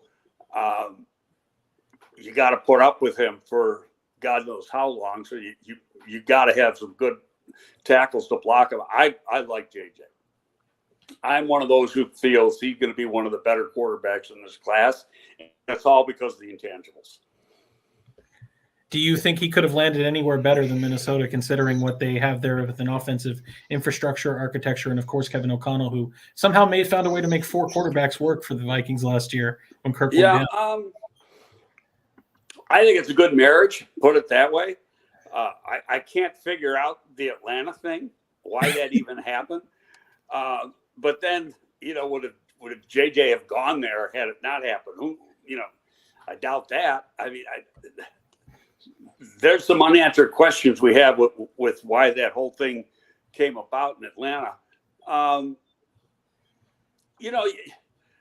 People do their work. They get a love affair with a guy, and then they're going with that guy. So for whatever reason, I mean, the Bears wanted Caleb, and Jaden Daniels, the Commanders, ended up that being the guy they wanted. And the same thing with New England with Drake May. Personally, I'd take JJ over Drake May, but that's me. You can ask 5 people the same question, and you might get 5 different answers. Well, Greg, if I could kind of pick your brain here, because I really value your opinion, and coming from that front office background as a director of college scouting, I'm curious, and you've had experience being part of organizations that have drafted quarterbacks. Speaking about the Vikings, but frankly, you could apply this to any team. If you're a front office and you have your eyes set as, hey, this is our preferred quarterback, let me kind of pitch you an example. And I know it's hard to speak. It's all conjecture without being in the building. But if you're like the Minnesota Vikings and you had Drake May pegged as your preferred quarterback and you're unable to move up and get him, How does that change your process and the way that you kind of cope or deal or process with, okay, we're missing out on the guy we really want, the guy that we have our heart attached to. We're going to possibly settle for a JJ McCarthy. What does that do in your mindset of, maybe supporting that guy, the leash he has, the opportunities you're giving him? Could you speak about that a little bit? Well, number one, we're never going to know the real answer because Minnesota's not going to admit, not going to admit to it one way or the other. It's all part of the preparation. So when you go in, I've said this, we had a sign in our draft room about it, and I used to preach it with the scouts that you have to be prepared for the worst. Hope for the best, prepare for the worst. Meaning you're not getting your guy and you're not getting your second guy and you're not getting your third guy. But you take care of that during your prep, because if you're handed the worst hand, you got to prepare beforehand of what you're going to do with it. Are you going to trade out of the pick? Is there another guy you can go to? In most cases, you're going to try to get out. So if Minnesota made up their mind that, hey, we want to get Drake May, and they tried to get Drake May, then they had to have a fallback, and they had to be sold on that fallback.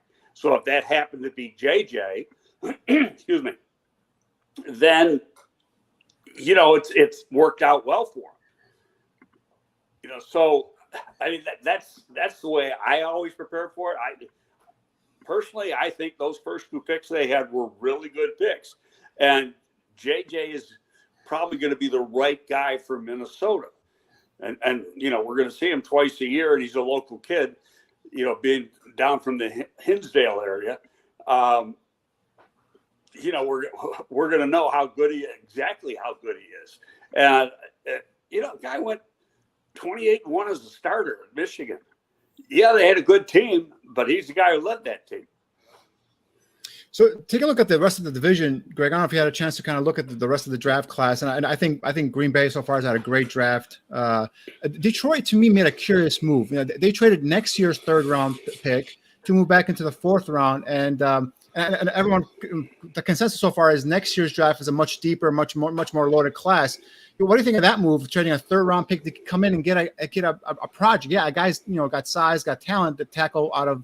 I believe it's from British Columbia. I forgot where he was from actually, but that was a curious move. Who was it, Danny, that they took with that pick?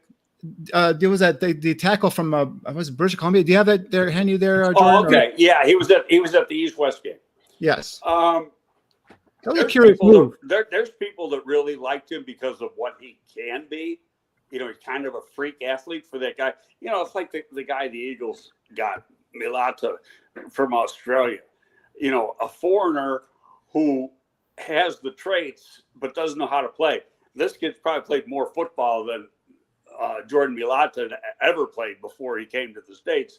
And high school football in Canada leaves a lot to be desired, and the same with college football in Canada. But if you got the natural ability and you feel your coaching staff can do a good job with them, then you're rolling the dice. Giving up a third, that's not unusual. The Bears gave up a pick higher. They gave up a fourth next year to get Booker. But then you're looking at, you got to look at it this way. What grade do we have on the guy? If we got like with Booker, if they said, if we got a third-round grade or a fourth-round grade on this guy and we're giving up a fourth next year, so what? That's fine. But, if they're picking in the fifth round and they got a fifth-round grade, you don't want to give up a fourth-round pick. Then you're screwing yourself. So it's not unusual to have to give up a round higher because it's next year. When it's a first-round pick, it's different. You call it even. But when you get to this point in the draft, you got to pay a little bit of a premium. Mm-hmm. So I get that. And the Bears have, 2 2s next year. They got a 3 next year. So they're going to have a minimum 4 picks done before they even get to the fourth round. And if you lose Ian Cunningham, you're going to have another third too. So, did they hurt themselves in doing that? And to me, it's a heck of a trade because that guy was easily a fourth round talent, in my opinion. Yeah, they might have a pick from if Fields plays enough time. But Mo Kamara they get a fourth. They get a fourth for that if he gets the play time. The only thing is you can wiggle yourself out of that. You get near that playtime thing, and you go, it's time for you to sit a little bit. Yeah. Muhammad Kamara went to the Dolphins at 158th overall. Oh, did he? I loved him. What I didn't like, and I didn't realize it till today, he's 25. He'll be 25 the 29th of May. So, and being that he's undersized too, that kind of took me off him a little bit. The guy's a hell of a player, though. Yeah, his quickness and his motor, another one that just plays hard. But 6'1" and 255 is a little bit undersized for the scheme. So, is there anyone draft class that really stood out to you, Greg? Did you say, all right, this guy's did a great job, this team? Across the league? Yeah. And all I'll say, I haven't really looked. I had going into the show this morning what Green Bay, Minnesota, and Detroit did. Detroit, didn't have any picks yesterday. They had the first and second, they had one pick yesterday, and they had one pick on Thursday night. At Minnesota only had the two picks. Green Bay had a bunch. The Green Bay pick that I couldn't figure out, even though he's a good player, is Lloyd, the running back from USC. They signed Josh Jacobs. They got A.J. Dillon. Who are they getting rid of? I would have liked to have had him on the Bears, Lloyd. Because, this is a guy, he's almost like a receiver out of the backfield. USC would run him down the field. He really catches the ball really well. Good receiver. You know what he's like as a runner to me? He's a little bit like Herbert, and he's about the same size and the same speed. So, 5'9", 5'8", 3/4, 215, 218 pounds around in there. But Hilbert can't catch the ball worth of shit, and this guy catches the ball really well. Yeah. And Greg, to me, just to kind of get my perspective, I'd love to hear yours and see if you differ on it. But that was my reaction to the pick initially was where does he fit Marshawn Lloyd to that Green Bay running back room? But to me, what I thought is Josh Jacobs isn't an Aaron Jones replacement. They're very different runners. And clearly A.J. Dillon is also not that Aaron Jones mold. And I'm not saying that Marshawn Lloyd is going to become Aaron Jones, but they're missing kind of that spark plug receiving back that has some jitterbug to him, if you will. And I think Marshawn Lloyd provides that certainly more than Josh Jacobs. Well, he gives them some home run. There's no question, where the other guys don't. Josh is going to get the home run if it's there. He's not going to create it. Where this guy's got some creativity to his running style. Indeed. What did you think of the corners? I mean, obviously, I'm curious if you feel differently about this coming from being in draft rooms during these days. The Detroit guys? Yeah, because I'm wondering if you thought, was that a response to kind of the swell of offensive talent that not just for the Bears, but Jordan Addison's becoming a second-year pro, and he was good even without Justin Jefferson with Minnesota. Now you have Keenan Allen, you have Rome Odunze. You have this proliferation of receiving talent in the North. Do you think that Detroit's moves were a response to that? Well, I think the corner position was probably a weak point on their team. So from that standpoint, it was a need. And then what you just said probably plays into it also. Because the first teams you got to beat are your division teams. And if your weakness is their strength, then you got to fix it. Mm-hmm. That's why you guys drafted Mike Brown when the Vikings drafted Randy Moss, right? Well, I didn't draft Mike Brown. I was in New York when they drafted. Right, I mean the Bears. Mike Brown. Yeah. Hell of a. Now that's a small safety. That was one hell of a football player. I mean, only like 5'9.5". Right, that was the good guys before you. Mark Hatley regime, I think. Yeah. Mark Hatley and Bill Brees. Right. Hey, Greg, a question for you. So Buffalo got a little bit roasted for trading with KC in round one and allowing them to take Xavier Worthy and dropping back. And my response is, listen, you can't worry about what other teams are going to do. You just worry about your team and recouping the picks you need to go and get. I think they got a hell of a receiver, Keon Coleman. They got the guy they wanted. That's what it gets down to. So I think this is nonsense. That was the guy they would have taken at 28. Exactly. So I think knew that, we can get out of this pick and still get him. So, but do you ever think about that when making a trade? Like, do you ever think could they be taking this guy and now we have to go up against these guys and beat them with this kind of? But you can't worry about that. You just got to think: are they going to take the guy we want? And if knowing when you see who they took, then you say no, because if they wanted a speed guy, they would have taken the other Texas kid. Yep. But they needed what they didn't have, which is they play the big X receiver to the boundary side, and they needed that type of player. And so and this guy plays a lot faster than he timed. Does, yes. And his GPS time is really good. His GPS time says he's a 4.5, 4.48 type of guy. Right. So maybe he's just slow out of the blocks. It's the same thing with Austin Booker. Austin Booker ran 4.78. You watch tape and say he's a lot faster than 4.78. I thought he was going to be like a low 4.6 guy. So yeah, I thought 4.5. Did he have a bad day? He could have had a bad day. He did not do the agilities at the combine, but he did do them at the pro day. His agilities were really good.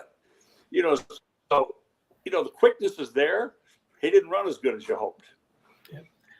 Greg, if I could, as we're kind of talking, spinning the wheel on NFC North picks and what you think of them. I know obviously you do a lot of write-ups and scouting for different players for the agents that you work with. What do you think of Kyrie Jackson, the corner out of Oregon? I didn't do him. So okay. I don't think. Got it. I wrote like 300 guys for this draft, but he wasn't one.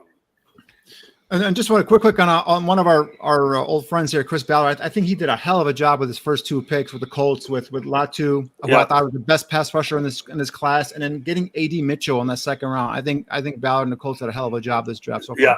Did you see his rant with the media? Yep. I have not seen it, but I heard it's epic. Oh, it was priceless. And I mean, he motherfucked him to death. Yes, he did. Because somebody in the media said, talking to a source, but didn't name the source. And so this stuff gets out. He just ripped him. And, so I texted, I said, I love that. He sent back, I might have gone too far. I said, no, you didn't.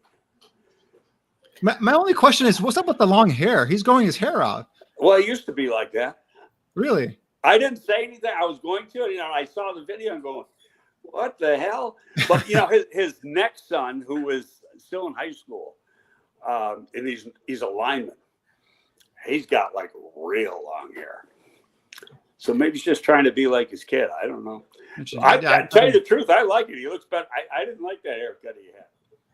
Greg, out of curiosity, obviously I don't know your relationship outside of just Chris Ballard, but something I find really interesting, and it's something I kind of cherish and wish that hopefully the Bears get to follow this. Ian Cunningham's been able to stay a couple years, but it's been absolutely amazing to me to see that the Colts and Chris Ballard has been able to keep all of his top lieutenants in place, from Morocco Brown to Ed Dodds, despite these guys getting GM interviews year in and year out.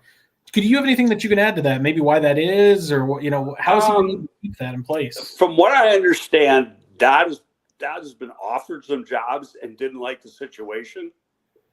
The only thing is that you turn them down pretty soon, you aren't going to get offered again. Yeah. And I guess, talking to Chris Beck, he thought he was going to get the Raider job, but I don't think it ever got, I don't know this for sure, but I don't think it ever got offered to him. But I know that Dodds didn't like the situation that the owner went out and hired the coach, and it wouldn't have been his job to hire the coach himself. So that, I think, rubbed him the wrong way. As far as Morocco's really good. Why he hasn't, we gave him his, no, actually he was with Washington as like an intern and stuff before we hired him. But he was, he's really good, real smart, excellent evaluator.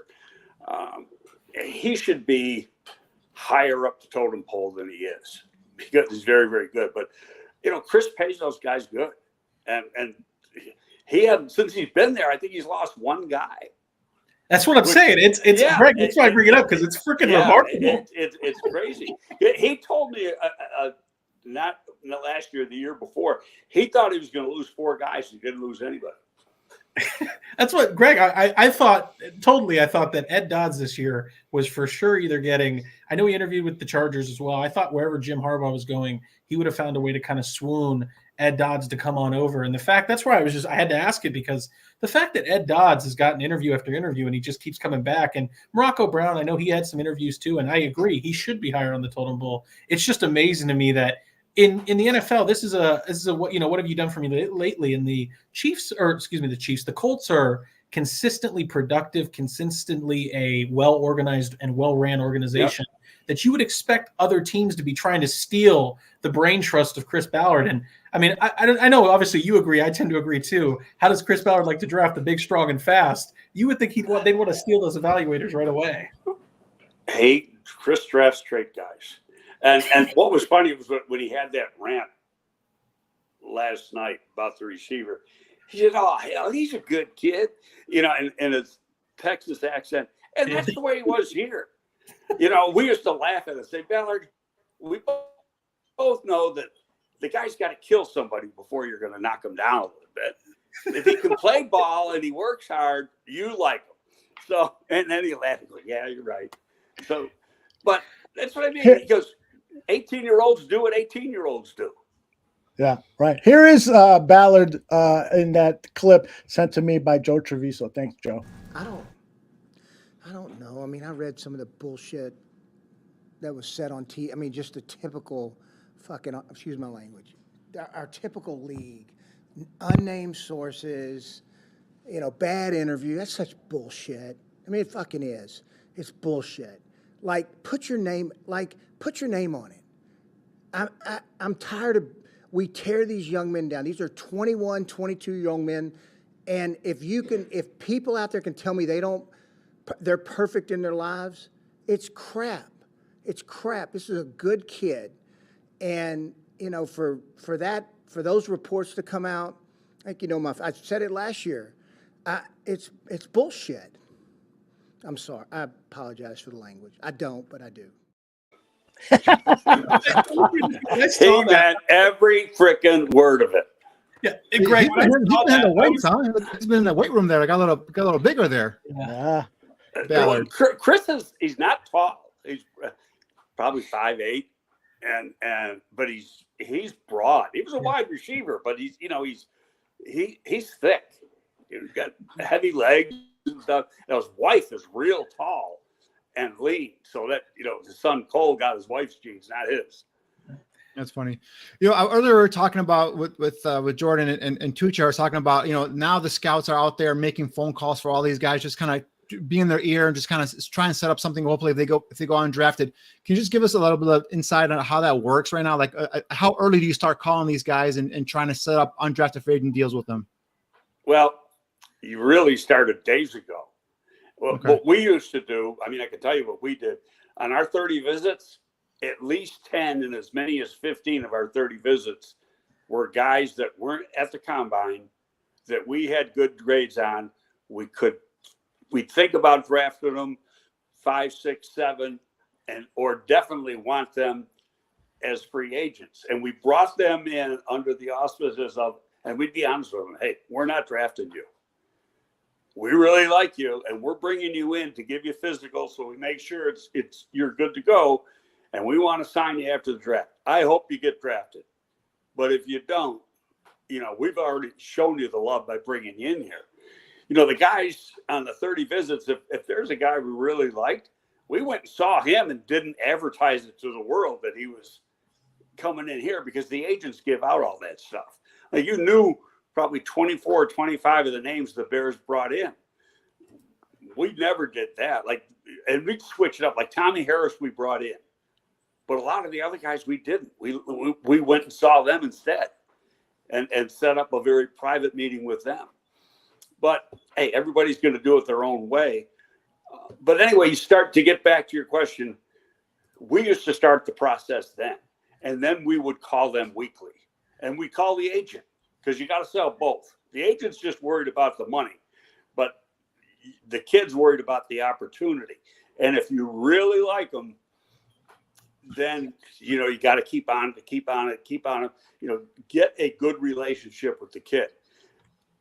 Theoretically, you're not supposed to negotiate a contract until the draft is over. That don't happen. That's like, tampering. You try to get some deals done before the draft's over. Really with the agent under the auspices of, look, if he doesn't get drafted,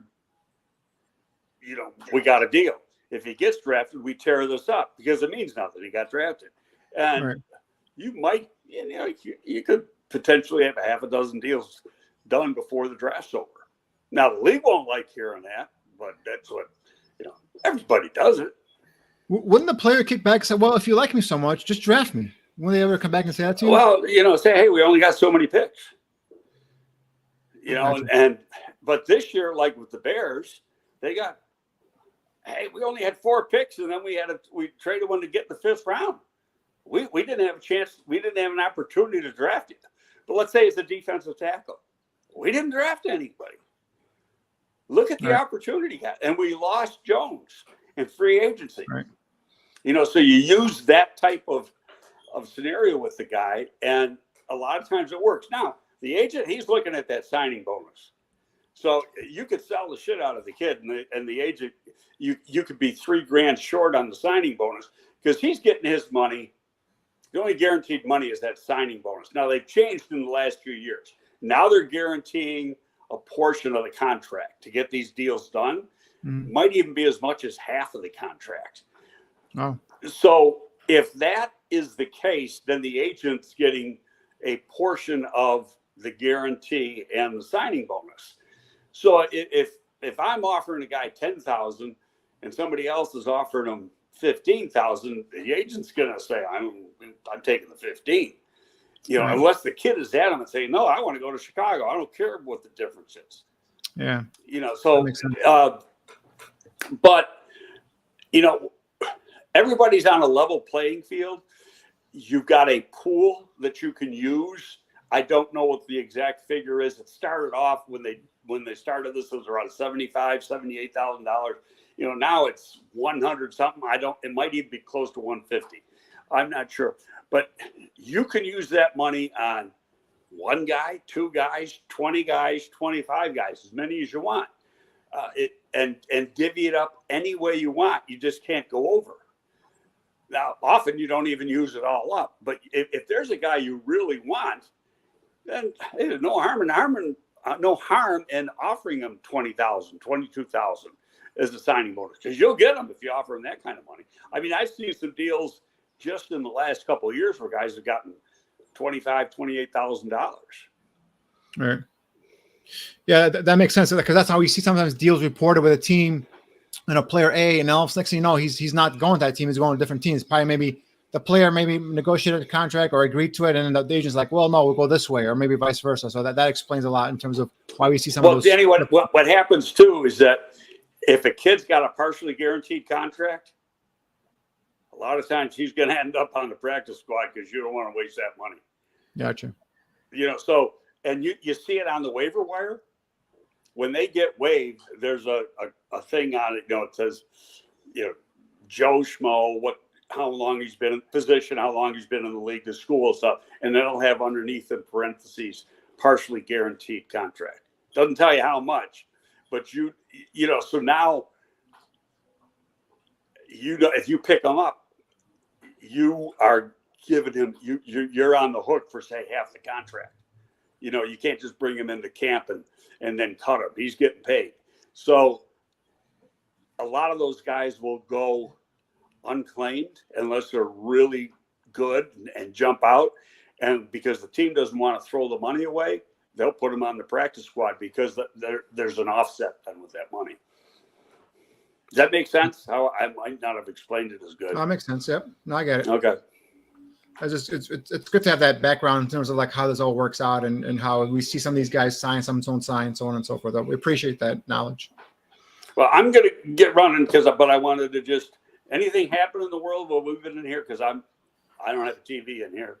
The Packers keep getting better. They got that safety from Oregon State that I liked a lot, Oladapo. And then did you do Brendan Rice from USC, Jerry Rice's son? I love him too. He's still out there. I don't get. I know it doesn't create separation, but he's a guy that's got that second gear when he's in phase downfield, and he's got good hands. And I like the way he works the zone. I'm not sure why teams are not liking him as much. He's still out there right now. There's a thing today. I think Ian Rappaport tweeted it out. He's at a funeral right now in Dallas. Yeah. One of his closest friends, I guess, died a couple of weeks ago, and the service is today. But you still can get a hold of him. I thought he was like a 4th round guy. Yeah. So why he's still there, I don't know. He didn't run as good as you thought he would, but he ran 4.50. I mean, there's nothing wrong with 4.50. For 6'2", 200 pounds. Yeah. That's no, like, and I agree with you. And in fact, if the Bears had not taken Odunze, he was one of the guys that thought, okay, you got a 3rd and a 4th, then you're going to come back and take a receiver there. He could be. I had a group of guys that would be viable receivers, and he was one of them. Right. And part of it was the relationship with Caleb. But I liked his tape. This tape was good. Yeah, he had what, like 12 touchdowns or something this year? Yeah. I personally saw him. Impressive stats. Yeah, I personally saw him, Greg, as kind of like a budget or a small, a lesser version of Michael Pittman Jr. coming out of USC for, Chris Ballard and the Colts is kind of a guy that can play, play power slot to start, then move him out to X receiver as he develops his skill set a little more. And it is shocking that he's not been taken. Well, he will before the day's over. At least I hope he is. Yeah. I know one thing. Put your name on it. I mean, it fucking is. It's bullshit. That's Aldo right there. That's Aldo dropping in some. Greg, if I could ask one more question for you, head out of here. Not that I'm not asking you to share or divulge any of Chris Ballard's secrets, but obviously they took Alec Pierce right around the exact same range that they took A.D. Mitchell, and Alec Pierce hasn't quite lived up to the standards. And some of that's Matt Ryan, some of that's Anthony Richardson being hurt. Where do you see A.D. Mitchell? Is that an immediate Alec? Wait, Pierce? I didn't hear the first part. They took who's Pierce. the player you're talking about? They took who? Oh yeah, that was a couple years ago.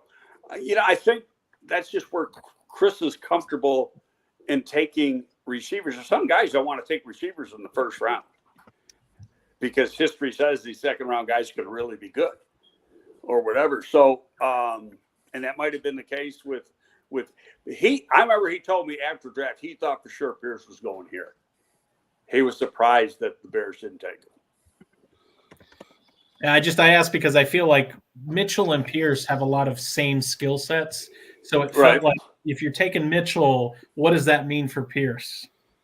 Well, I know, I haven't talked to him about Pierce in probably a year at least, but I know they really liked him before. Whether, you want a good offense, you got to have a good stable of receivers. Yeah. Guys get hurt. And didn't they draft 2? Yeah, they drafted the little short kid, knowing Ballard the way he'll call him a circus midget, from Oregon State. And Anthony Gould. Yeah, we took that little circus midget.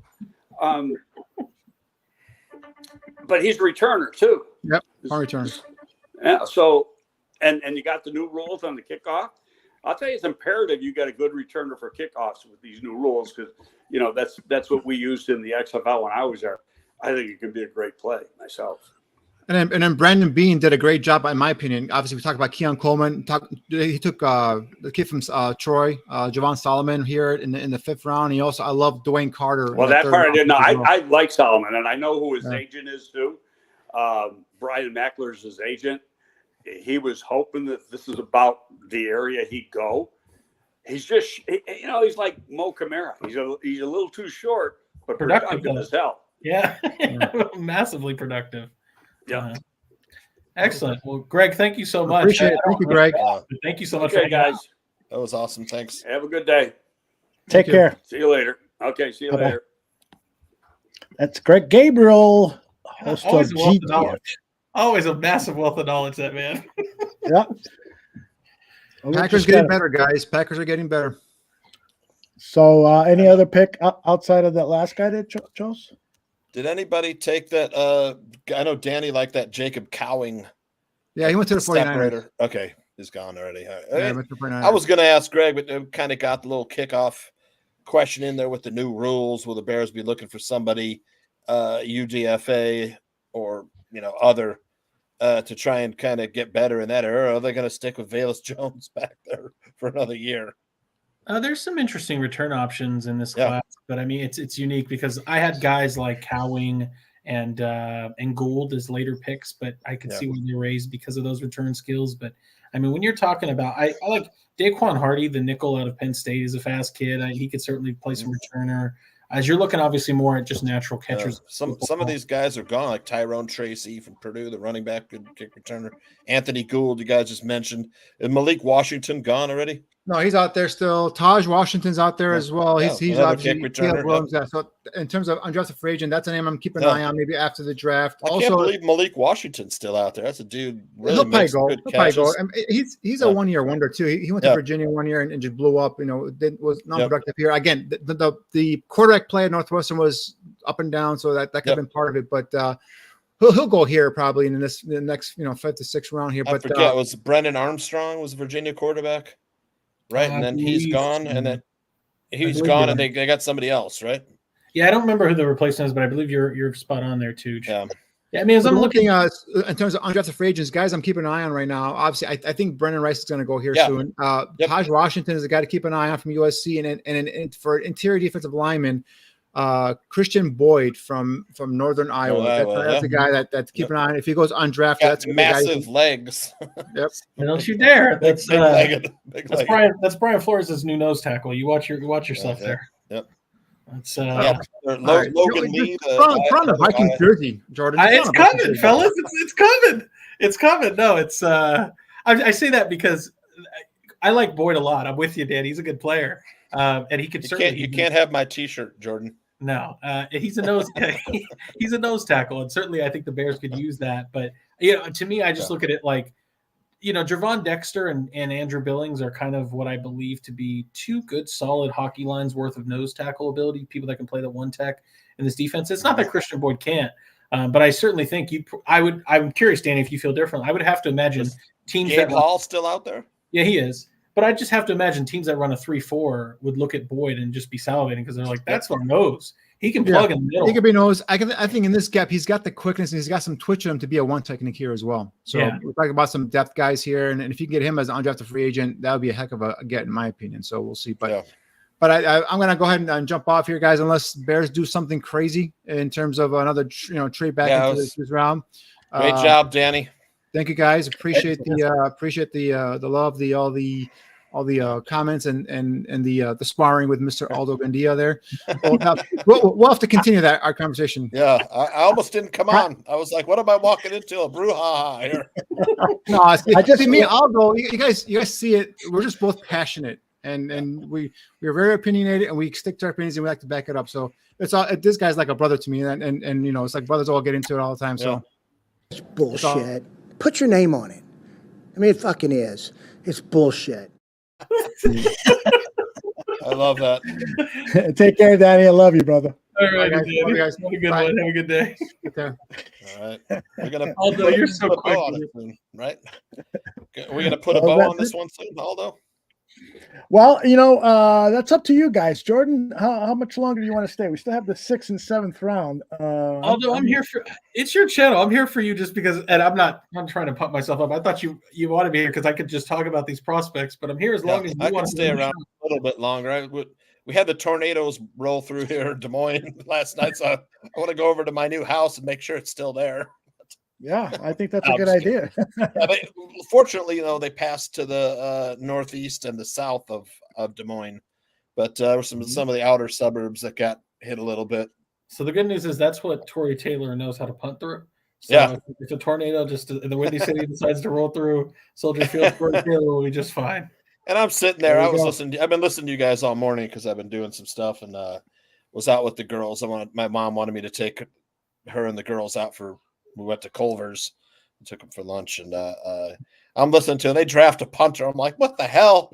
I mean, I know it's an Iowa punter, and I'm I didn't believe it, Tooch. I know. I'm like, and even Greg was like, you never draft a punter, Greg. And I was like, that's how I feel, man. I'm not going to argue with you, I don't think if I was a GM, I would draft a punter ever. But then he comes back. It's like it's that Dumb and Dumber, the movie, where what's his name sells their dog truck, their dog van, and then Jim Carrey was all pissed off they sold, and then he comes back riding a little tiny moped. I was like basically a toy moped. He's like, you totally redeem yourself. That's the Austin Booker pick for me. But I'm excited. Although I mean, like I said, there's going to be those Bears rookie records for quarterback, those have no chance of standing. The Charlie O'Rourke 11. If Caleb Williams doesn't throw for 12 touchdown passes, something went horribly wrong this season. You would think with the talent around him that should be easy, but again, it is the Chicago Bears, so we just do not know. Hey, Jordan, the Cowboys just selected Kalen Carson. I thought he'd go a lot higher. It's a Wake Forest corner. I love Kalen Carson. Yeah. I mean, this is a guy that I had pretty high on my big board, and to me, he was a 3rd-round pick. So to get him here in the 5th is absolute just nuts. He's a big corner, really physical, good enough speed, and he really challenges at the catch point. A guy that I really loved was Keon Coleman. Kalen Carson gave a good challenge to Keon Coleman for the better part of their matchup. Where did Coleman go? I forgot. To the Bills. Yeah, nice. So they got their little. Josh Allen's going to staple the ball to him all day. They lost with Stephon Diggs and Gabe Davis, right? Yep. So they had to draft somebody. Their receivers now are Khalil Shakir and Keon Coleman. Okay. Which are exciting in their own right. So, and there's still guys out there. There's guys like OBJ and others if you want to pick them. But I mean, this is to Aldo. This is something I was trying to tell Aldo, and I'm not like picking on you, Aldo, like you didn't agree. It's just, but. This is what happens with drafts is like, there's not a lot of depth or talent. I'm going, you got guys like Braylon Allen, 1,000-yard rushers going in the 4th round. You got guys like Kalen Carson that have massive traits at corner. You got Cedric Van Pran's a day 3 player, and that was a productive 4-year player at Georgia of all places. Like it happens every class. 32-inch arms though. Got high football IQ for. Yeah, but he'll play center. Right. Play center. Yeah, I know. I would have liked the Bears to take a chance out of center, but it's not in the cards with only 4 picks. I don't know if there's somebody out in the UDFA, but I'm excited about the chance for Caleb Williams to break it. There's even some NFL rookie records that are in play here. 31 touchdown passes by Justin Herbert in 2020. I mean, there's a chance if all goes well that Caleb Williams could throw for 32 touchdowns. That would be what? 2 a game. I would love nothing more than that to happen. I'm not even trying to dampen the mood or anything. I'm not willing to do things like that because I mean, how many times have Trevor Lawrence was supposed to be phenomenal? He's supposed to be generational. He was supposed to. He didn't walk into a situation like Caleb Williams is walking into with 2 Pro Bowl receivers. I guess a Pro Bowl tight end. I get it. And a new rookie that's got some. He makes 50-50 balls, catches them 90% of the time. I get it. I hear you. And like I said, I'm not, to be very clear, Tooch, if I had to bet one, I'd say that it's going to be much more successful than not. Yep. But I'm not one to give the foolhardy, like, oh, this is for sure going to be a sweet season because, I mean, there's just little trip ups. Yeah. You never know how injuries are going to look. Injuries, yeah, of course, yeah. It's a brand new offensive scheme. Yep. So, Caleb Williams he comes from an air raid. He's not used to putting his hand under center and dropping back and turning his back to the defense. True. And, yep. It's what happens with, Rome Odunze, great player. And I'd like to think Keenan Allen can fit anywhere. Yep. But it is a whole new offense learning a whole new scheme. All those players, even the old ones that are there. Yep. It's and that doesn't mean they're going to be bad. Shane Waldron's a much better offense coordinator than Getsy ever was. Yep. But there's still going to be some growing pains in year one. Yeah. Yep. So it's like I said, I'm not trying to shit on the mood. I just, it's a little, I get a little insecure about, I've seen so many quarterbacks not be what they're supposed to be. And I'm like, I don't want to put any expectations on the kid in Chicago. I hear what you're saying. You're saying we might be punting a little bit more than we should. Might be, right? Because let me put it, and I promise, guys, I can pick it about Jeff Hafley if you want. I'm not trying to turn everything to the Vikings. Yeah. But Brian Flores did unthinkable things to a lot of quarterbacks last year. Yep. With Mike Zimmer's people. Great coach. And he's going to do that to Caleb Williams. He's going to do that to Jordan Love. He's going to do it to a lot of coaches. And this year he has edge talent. And that's just one guy. The Green Bay Packers have been who were historically shit on defense. And they too are going to have to learn a new scheme under Jeff Hafley. But they now finally have a different signal caller on defense. Yep. A different guy that's not going to run vanilla coverages. He's a lot more aggressive coming from Boston College. He plays middle of the field closed. Like that's going to be a team that tries to press guys like Caleb and JJ and all these other. I mean, it's not like it's just a Caleb thing. It's stress that offensive line with some exotic blitzes. Flores Lucas Van Ness is a good. You love your Iowa players. You know how much I love Lucas Van Ness. Yep. He's now in his second year. He's only going to get more refined and only stronger and only faster, only better. Like this is what I'm saying is it's not that Caleb can't overcome these things. Absolutely, he can. Yeah, but I just don't want to make it sound like it's a walk in the park. It's going to be a lot more competitive NFC North. Yeah, I mean the Lions have only gotten better. I mean, I'm not even just talking about the corners. They signed DJ Reader.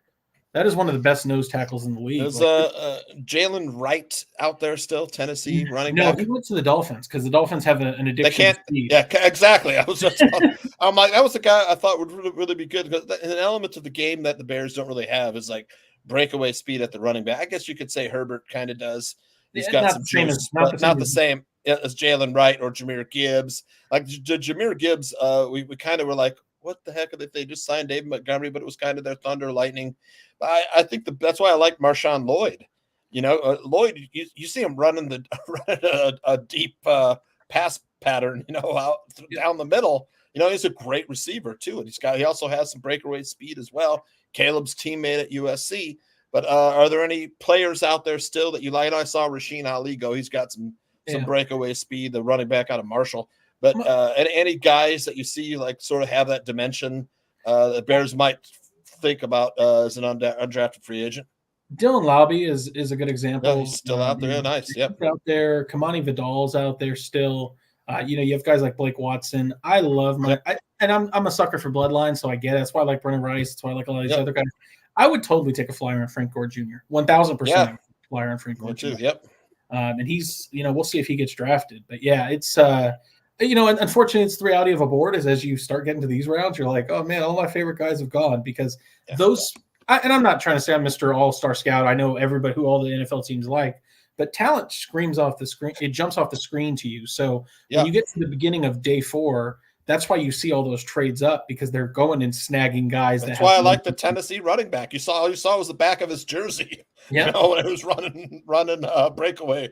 But I do have a few things. I know I heard you guys talking about Kiran Amegadjie's tweets like over the years. I did grab some of them there, but he's a big Bears fan. Aldo, if you haven't seen. Some of those you gotta love it. I like this kid, man. I know he's raw. I know he played at an Ivy League school, but man, you look at some of his like just raw power. The raw length, the long arms, and his ability to mirror. I know he's playing against Ivy League. His ability to mirror at left tackle was pretty good, impressive to me. Then I have this Rome Odunze. It's a Sarah Spain tweet from Parker Spiegel asked Rome Odunze, do you know who holds the Bears receiving record? Yeah, he guessed Brandon Marshall. No, it's not. It's still Johnny Morris, the 88-year-old former Chicago sportscaster. This guy. That's right. How about you remember Johnny Morris? Although it might be before your time too. No, I worked with Johnny Morris over at WBBM TV. Yep. He was the sports anchor, and I worked on a couple of specials with him. Still holds the Bears all-time receiving record, 5,059 yards. Man, if Rome Odunze is here for 5, 6, 7 years, he could break that record, at least the team record. DJ Moore will break it even sooner. I mean, DJ Moore had over 1,000 last year. I mean, that's what I'm saying. There's a lot of reason for optimism. I'm not just trying to bring down the Bears. I guess let me ask you two gentlemen, as kind of older Bears fans, I've seen this. This will be my 50th year as a Bears fan. Although catching up to you. Yeah, well, and I won't lie to you though. And this is why I'm, I know Chad's gonna go crazy, call me the Vikings fanboy, all this, but that's why I kind of hopped up the bandwagon because I have to be honest with you, I'm scarred as a former Bears fan. I was just tired of watching, for whatever reason. This is what I'm saying. Whether it's maybe it's ownership, maybe it's organizational structure, maybe it's the fact that they can never align, maybe it's the expectations of quarterbacks in the city. But do you not have any scar tissue of, you've just not seen a quarterback work? So, like, what makes you think I'm all scar tissue, Jordan? But this is what I'm saying. Like, for you, Aldo, and for you, too, it's like, what makes you think this time's going to be different? There's no regular tissue left. Yeah. Well, yeah. Right. Let me provide a serious answer to that because there's changes. There's changes at the GM position. There's changes in player personnel. There's changes in approaches. Things change. The Chicago Bears won the 1985 Super Bowl. The Chicago Bears were in a Super Bowl in this century. So things don't necessarily have to stay the same for decades and decades and decades. This has been a long drought. There has been a philosophy about building the team through the defense and the running back, but that type of thinking has changed. And it's like Ryan Post said, I'm tired about talking about this. We weren't here for that. We were brought here to change that. So and part of it is, it's like when you are a true blue fan, as I think Tooch and I are to the Chicago Bears, you want the change. And you're hoping the change will finally come. And for the first time in a long, long time, these hires at the front office, I've agreed on. I wasn't happy when Phil Emery was hired. I wasn't happy when Ryan. They hired him over Chris Ballard. Didn't they hire him over Chris Ballard? Phil Emery? They did. Yeah, exactly. So it's just like, I just think that eventually things will come and change. Who knows? It could be another 2 decades, but it's going to change. And there's, these player acquisitions that they've made recently give me, and I think John, a lot of hope. Yeah, well, sure. I think that's fair. I mean, like I said, as somebody, I would say I'm still in touch or connected clearly with what the Bears are doing, but as somebody who's a little bit more disconnected, as we've talked about, Aldo, I think that from that outside perspective, I would 100% tell all fans that it does feel a little different. Maybe now the results, it all has to play out on the field. People want to call. I think this was kind of Danny's point earlier, and I'm not saying I agree with him, but I think there's a lot of pushback from guys like Danny and I about like people crowning Ryan Poles by let's call him King Poles. Right. Let's build him statues. I'm definitely not one like that. For every 2 or 3 good moves he's had 1 or 2 stinkers. But that's what I will say is, as I sit here and look at it, not just from this draft weekend, but some of the process, the way that he's built the team, I will say it does appear different. It does appear like there is legitimate hope. And, like I said, I mean, you're absolutely right. It's an astute point, Tooch, that you're walking into a situation as a rookie quarterback where you've got a tight end that's a Y. Yeah. You've got and people can say what they want about Gerald Everett. San Diego, let's call him San Diego. LA was not happy to see him go. Justin Herbert used Everett quite a bit. Has familiarity with the scheme. You're talking about, Roma Dunze. Keenan Allen is, I don't know if you can find a more friendly receiver for any quarterback.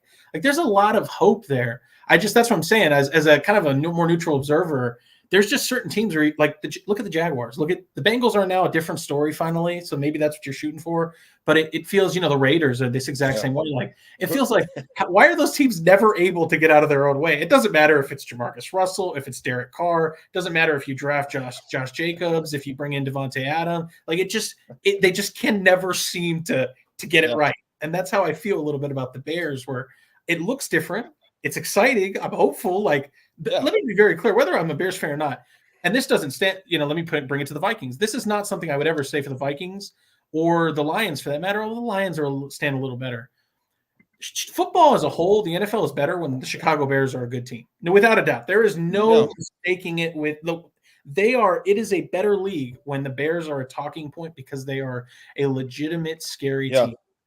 And I just, that's what I'm hoping to see, but that's where that's what I'm saying. I have that trepidation when you look at teams like the Jaguars or the Raiders, where when is it going to turn the right way? When are the Bears going to become the Bengals? When are the Bears going to become the Chiefs? And that's a little concerning to me. That's all. I mean, the way that they're building the team now, it's closer than we've ever been. Like J-Rock says, we could be the Panthers. Yeah, I mean, that's a good example. Yeah, and that's and to your point, like Aldo and to Tooch, I think that's where you really got to be happy as Bears fans, because sometimes it is all about perspective. Yeah. Certainly everybody. 100%. I was a little upset earlier when I'm seeing good players go to like the Ravens and Chiefs, and I'm going, why are the bad team, whether it be Raiders, Jaguars, whoever, that are passing good players like this and letting them fall to the Chiefs and the Ravens? Yep. But sometimes perspective is important to understand that. Yeah, you wish you were the Ravens or the Chiefs. You wish you were the Patriots back when Brady was there. And you also can sit there and look at the mirror and go, well, at least we're not the Raiders or the Jaguars or the Jets or, these teams that are under false presumptions, the Panthers, that they're closer than they are. But yeah, 6th round here. Hey, guys, I want to share with you a list of players that the assistant scouting director for the Hula Bowl says are still available going into the 6th round. And so we're talking about Johnny Wilson, Curtis Jacobs, Brendan Rice, Kalen King, Leonard Taylor, Michael Pratt, Nelson Caesar, Christian Mahogany, who Jordan has been talking a lot about, Bo Limmer, who can play the center position, DJ James, Zion Tupelo Fatu, name I haven't heard in a while, and people were really hot on him. That's my guy, Braden McGregor. Yeah, Lida Trick Griffin is a kick returner. You know, he returned some kicks. I think he was Ole Miss. I think Ole Miss wide receiver. He's a little guy. Yeah, but a good kick returner. The Bears might look at. But Christian Mahogany, he's mean. I actually had a word. I got to speak with Mahogany a little bit over Twitter in the past couple of days because I asked him a question about some of his technique. But I love that kid. It's not flashy, but he's confident in his ability. And you want to talk about just like a tough lunch pail guy. Yeah. He believes in his ability so much to bury you in the ground. Yeah, exactly. And I don't mind sharing this. I don't think he would mind me sharing this either. He plays where, as an offensive lineman and a guard, he does not fully plant his fingers into the grass. And so there was a concern that was brought up about he ended up pulling on a play, being a puller. And the concern that I brought up to him and was brought about was, I could tell that you're pulling because you don't have your fingers in the grass. And so it looks like you're automatically giving it to the defense. And he had actually responded to me and said, no, I do that every play. Go ahead and watch it. You won't find my fingers deep into the grass. And I asked him, well, why is that? And he goes, because I don't need to. He's like, when I make contact, I'm going to get you how I want you. I don't need to plant my fingers in the ground to drive off. I have enough power to get the result that I'm looking for. And so he said, I'd rather just not give any tell. And I feel fast enough out of my stance where I don't need to, change up how I'm doing it from snap to snap. So I just like having, this is the best part about it. Like when you can have conversations with these guys that are just talking ball, it's not, not in an interview setting.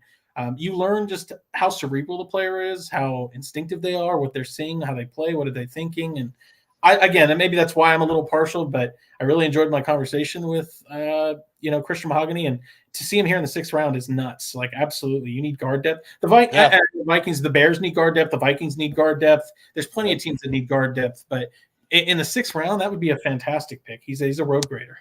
Yep. Yeah. Well, Jordan, look, you like the whole of the NFL. Yep. That's really, Tooch, if I could just expand on that just for a second, because I see a lot of people that have kind of been angry at me in the chat. Whatever, you're allowed to feel what you feel. But I think you really pinned it, and I just want to make sure, please harp on about that. I'm not just a Vikings fan.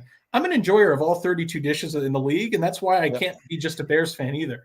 I think that it's nothing wrong with being a Bears fan. I know you gentlemen watch other football too. Yep. But to me, I just felt like being a fan kind of limits my scope and my viewpoint of the NFL through one lens.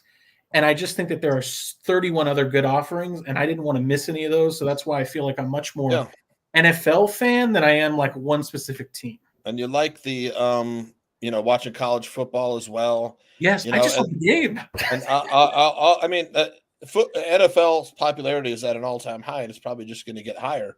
But there's also fantasy football and mobile sports wagering that also add to the popularity of people like paying attention to other teams, and other players and whatnot. And then they start watching college football, So I don't have a problem with it. I actually think it's pretty cool, I'm kind of, before I become like a Brokeback Mountain meme, where I say I can't quit you, I appreciate it, with the Bears, but yeah. No, I appreciate speaking of Iowa, Logan Lee, the defensive tackle, went to the Steelers in the second pick of the 6th round. Yeah, Iowa defensive tackle.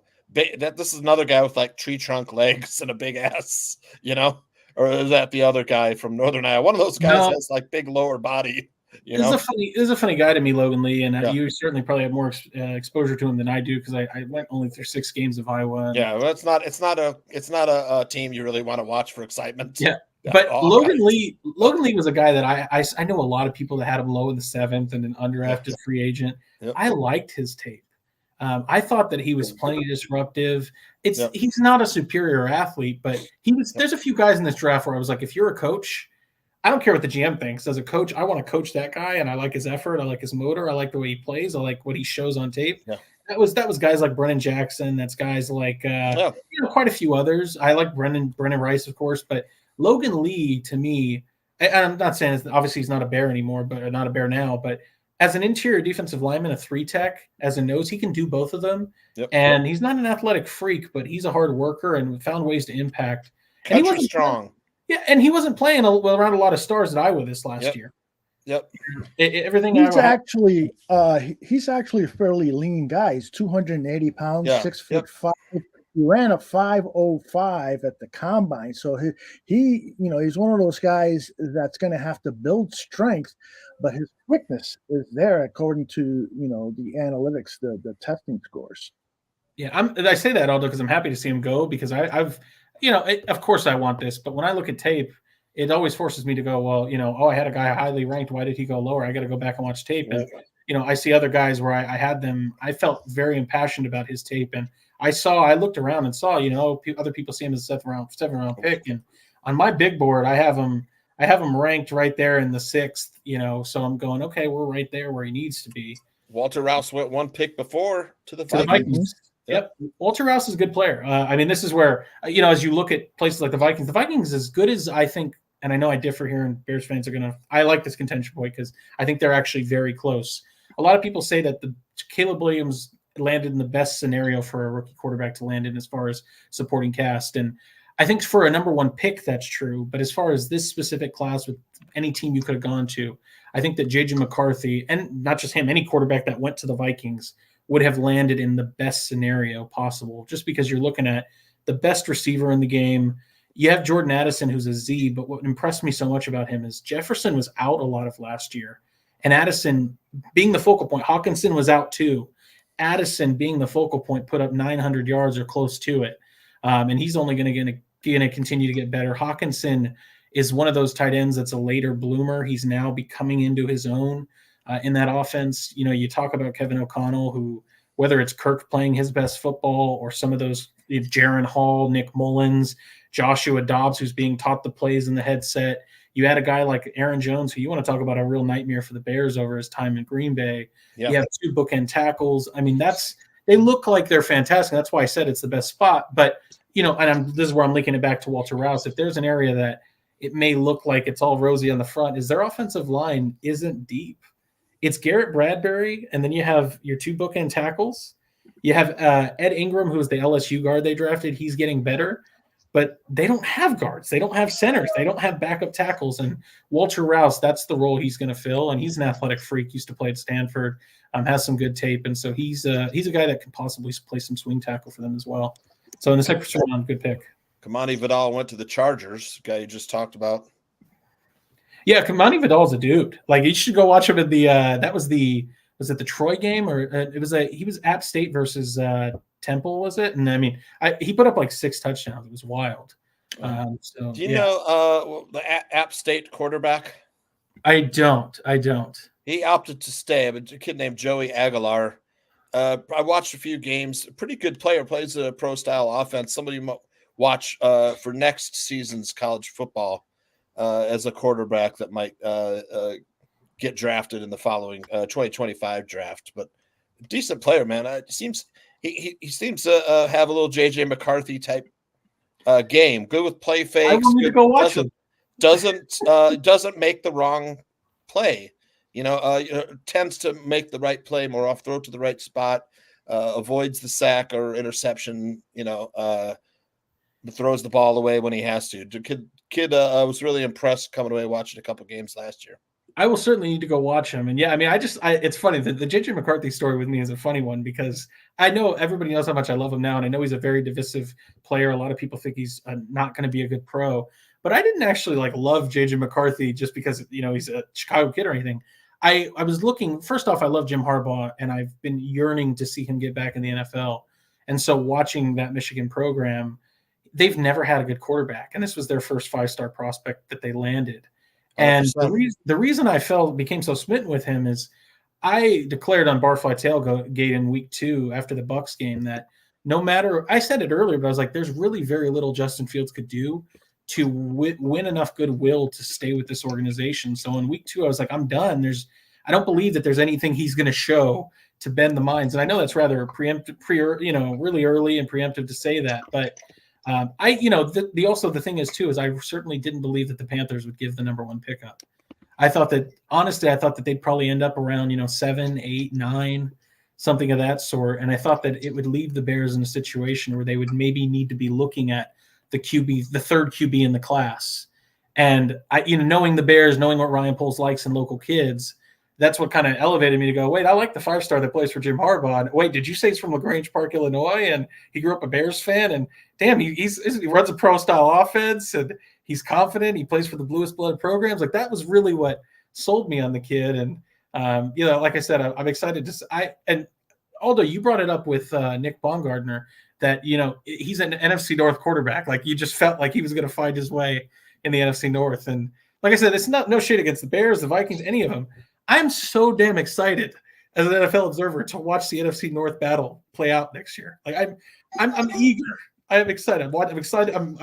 I'm jumping for joy. I'm ecstatic at the idea of the training camp clips of Caleb dropping dimes on Jalen Johnson to Roma Dunze on a contested catch. I'm excited to see what happens. I'm sure JJ highlights are going to come out of Vikings camp. Like, I'm eager. This is what I'm saying. This weekend is. You can see the energy I get from it because we are that much closer in the 10. Well, I'll tell you, even the national media is talking highly about the NFC North and the fact that this is going to be very competitive. There's a lot of good teams out there, and it's great for guys like John and I to hear that message because for many, many years, what we heard from the national media is the Bears stink. So it's nice to get a little praise from the national media for a change. Jaquan Jackson had a big game against the Trojans in the was it Cotton Bowl with Caleb Williams. They lost that game to the Tulane, right? One close game. Yeah, that was the one that Spears went off on, Tyjae Spears. And, Jaquan Jackson's that was one when you're talking about return errors that could be a factor. He was a returning option, but there he goes. He's gone. So, this 6 rounds. Malik Washington to the Dolphins. He had no business going in the 6th either. I really would wonder why that was. Not necessarily the most explosive athlete, but like, here's a good example and I had Malachi Corley higher. People loved Malachi Corley for being the Yak King, and I did too. Malik Washington is just on the same level as him. He just, for whatever reason, didn't get the same shine or love. Malik Washington, I had as I go through my board here, I had a 4th-round grade on him, and here he is in the 6th. And the Dolphins, he's a different skill set than what they have. And I'm not telling you he's going to be Deebo Samuel, but what he's exceptional at is yak ability. And the fact that now you add that in with a guy like Mike McDaniel, a guy from that Shanahan block, chip off the old block with Deebo Samuel skills, I wouldn't be at all surprised to see him be a productive player there. Hey, I'm pulling up here. It's going to take about 20 seconds or so. I'm pulling up a graphic that details the draft picks done by the Philadelphia Eagles, because I'd love for you guys to comment on the quality of their draft, because, somebody in the chat said Howie Roseman organizations that always does well. So what do you guys think of this? It's Quinnen Mitchell, the 1st round, Cooper DeJean in round 2, Jalix Hunt in round 3, Will Shipley in round 4. Then they added 3 5th-round picks, Aeneas Smith, the wide receiver out of Texas A&M. Tooch talked about Jeremiah Trotter Jr., the linebacker. Surprised that he went all the way down in the 5th. And Trevor Keegan was just drafted out of Michigan. What do you guys think? Really solid, man. Yeah, I could wax poetically. This is a perfect example of what we talk about with franchises and organizations that just know how to do it right. Quinyon Mitchell is my top corner in the draft, and it's just because of the flurry of offensive players. This is how guys like Dallas Turner and Quinyon Mitchell and others fall where they fell. So to get him, and I think, the concern with Quinyon is that he didn't have a lot of ball production in the sense of interceptions. He had one game where the majority of his college interceptions came from. He had like 4 interceptions in a game. And other than that, though, he did get his hand on a lot of PBUs.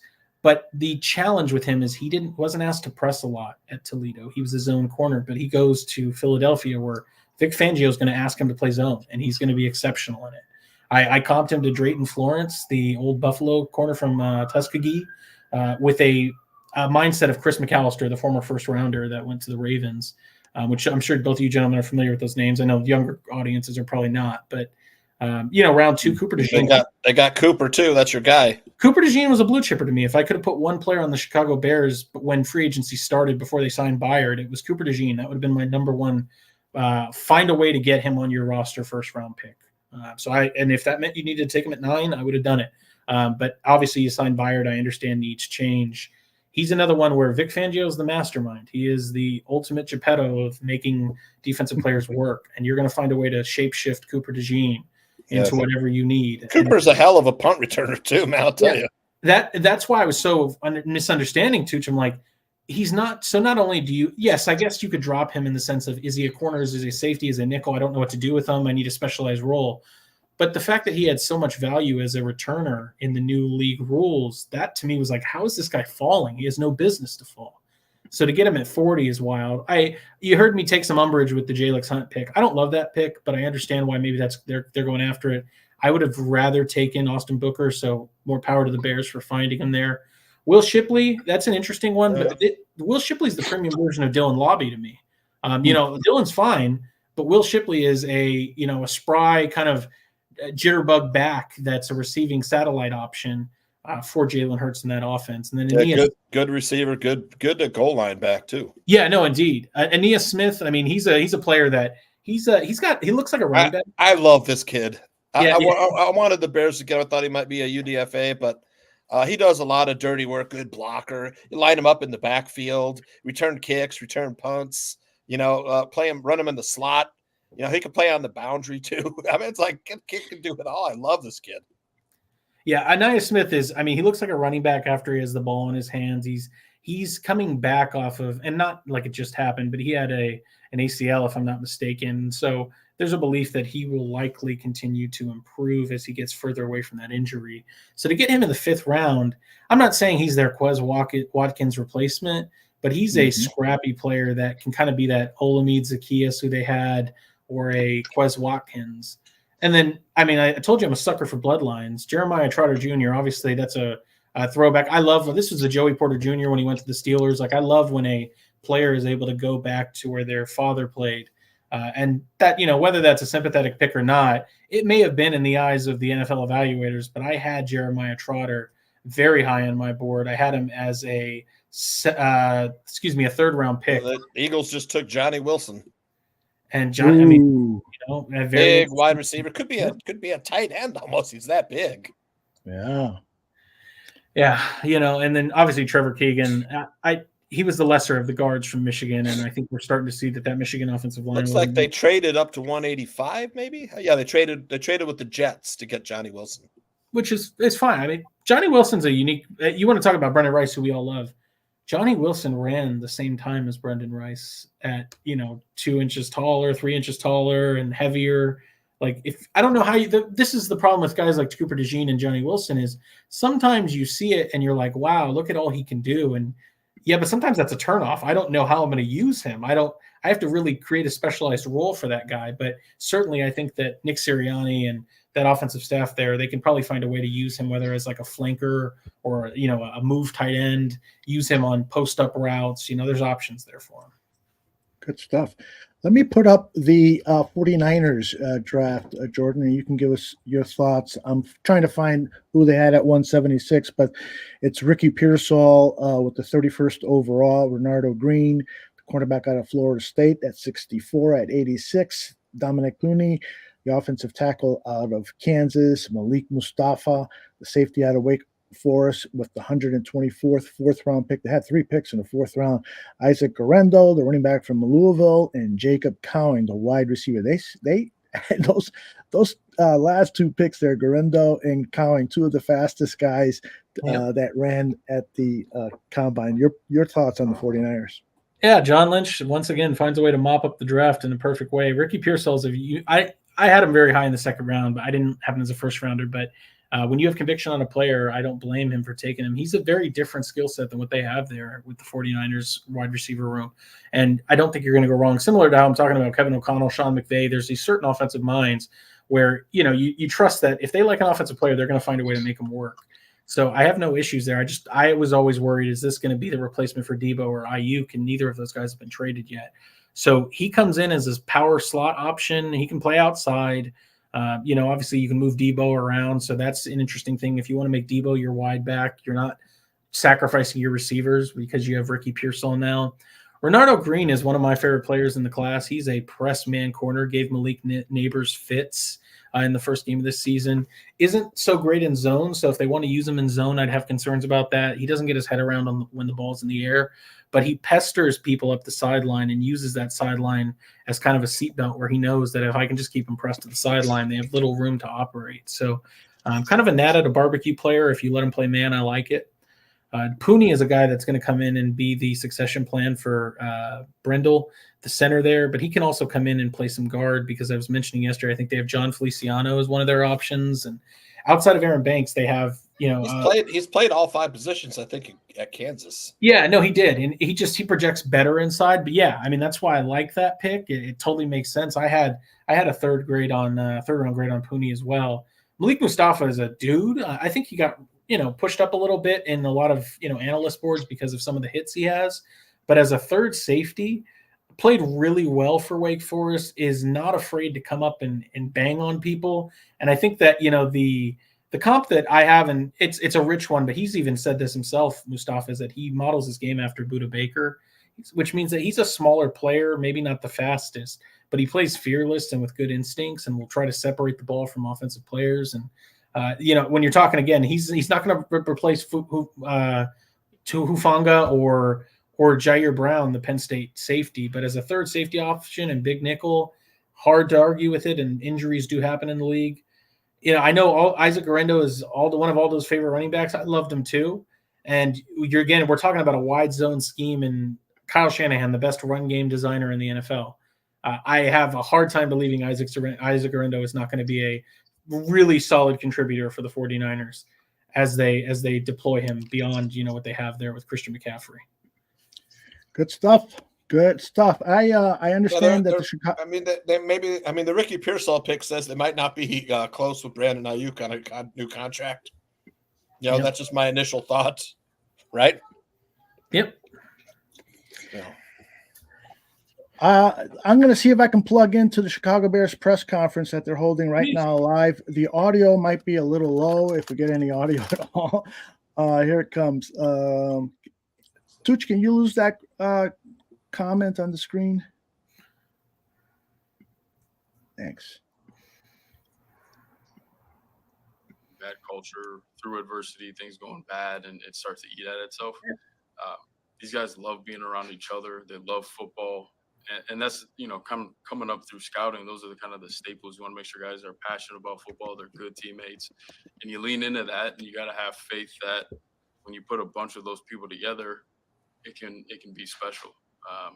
So I'm just proud of the people that we brought in on top of the talent as well. Matt, what do you appreciate, Matt, about Austin and the fact that he was able to produce so much despite only starting one game last year, and a Senior Bowl specific? How much did his showing down in Mobile turn you guys on to him and your draft board? Yeah, we were definitely had our eyes on him down there for sure, and he's got a slippery way about him. Some rushers just have the ability to work around the tackle on the outside, and there was a couple other guys that were like that in the draft this year, but he's definitely one of those guys, and he's just got a natural ability to really rush the passer and understand when he gets to the top of the rush. If he's stuck, he can work back inside. You saw a lot of that on tape as well. But I'm most impressed by his hustle and his disposition, the way he plays the position. Right. It's been pretty clear that you identified Rome as one of those guys that has the talent and then the personality. Yeah. When did you find yourself particularly drawn to kind of his wiring and really his demeanor and the way he just is on an everyday basis? Yeah, so for that, we really lean into our area scouts that spend so much time in schools. They did a great job getting the background And then you obviously read stories and kind of pair everything together and realize how special the guy is. And you can hear with the conviction that our guys talk about Rome. And then on top of that, I had a really cool opportunity. I think it was right after Thanksgiving, flew out for the Apple Cup game. He had 120 yards, but then to see the player, make plays like that. I think it was like rainy and cold and just out there making plays for his team. And it was a really tight game. And I think they actually did a reverse or jet sweep on like a 4th and 1. And they put the ball in his hands and got it done. So. Man, what do you think? What do you think you can do with this collection of offensive skill players that's been put together now? Yeah, I think it's going to be tough to defend. Starting with practice, we got to defend those guys in practice. So I think it's going to be really good for our skill set. On both sides. Because if you look at the receiving core, they're all different. And our halfbacks are all different. The tight ends are different. They're different skill set. So I think it's credit to Ryan to be able to bring those guys together, acquire those guys, and I think it's going to be very difficult to defend. And specifically with the top pick coming in, the quarterback coming in, you have a long career, but you only have these 2 years where you've really worked with the offense. How much more prepared do you feel to supervise the development of a young quarterback than you did when you started? Yeah, I think it's a group process, and I really think that all of us together are going to do that at the same time, But I really believe that Caleb's in a really good spot, and he's starting at a good spot. He's going to finish at a good spot. We got to get him to the first game, being the most prepared that he can be up to that point. Matt, specifically with Rome, what do you like about what he brings to the offense? Yeah, just the explosiveness, the ability, and I love the work ethic. His story is just all about work, and I just love that. And he's going to fit right in with our group. But just the explosiveness that he brings, because it's fun to be able to throw, DJ or Rome or Keenan, a little 5-yard pass, and all of a sudden it turns to 20 or 25. Looks pretty good on the stat line, But also explosive plays are about winning. You win with explosive plays. Those guys bring that to the table. For both of you, we know the expectations as a team are to win now, but even the best rookie quarterbacks have some growing pains. So I'm just curious, as it pertains to Caleb, what are your expectations for him specifically? Yeah, just to work, get to work, and he's going to do that. He's got to take one day at a time, get to work, go through the process, get to know his teammates, get the relationships going with every single guy, which he's done. He's already called all our draft picks already, and he's already reached out to a bunch of players, some of the key players on our football team. So that's really it. Just take one day at a time. Ryan, you mentioned at the owners meeting that you and Ryan both knew when you took over it'd be kind of a tough sledding at the start to turn it around. But now that this moment has arrived, how do you describe the energy around this weekend now that it is kind of come to fruition, both of you? Yeah, I would just say that really it's exciting, and we understand that. We understand where we are and where we came from.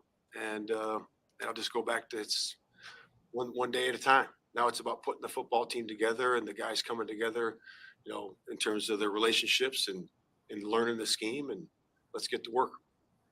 Matt, there's probably a lot of young Bears fans who think they're going to get drafted by the Bears. After that interaction with Kiran, like when you actually looked him up, what was sort of your reaction to seeing him on the film? Yeah, it was good. I mean, he's good. Like I said, he's a long, lean, and he's got a lot of upside with him. So it was exciting, and then I got a chance to meet him, in person. I spent about 30, 40 minutes with each guy, on the 30 visit in my office talking to him, and got a great story, a great family, and he's going to get it done. Thank you.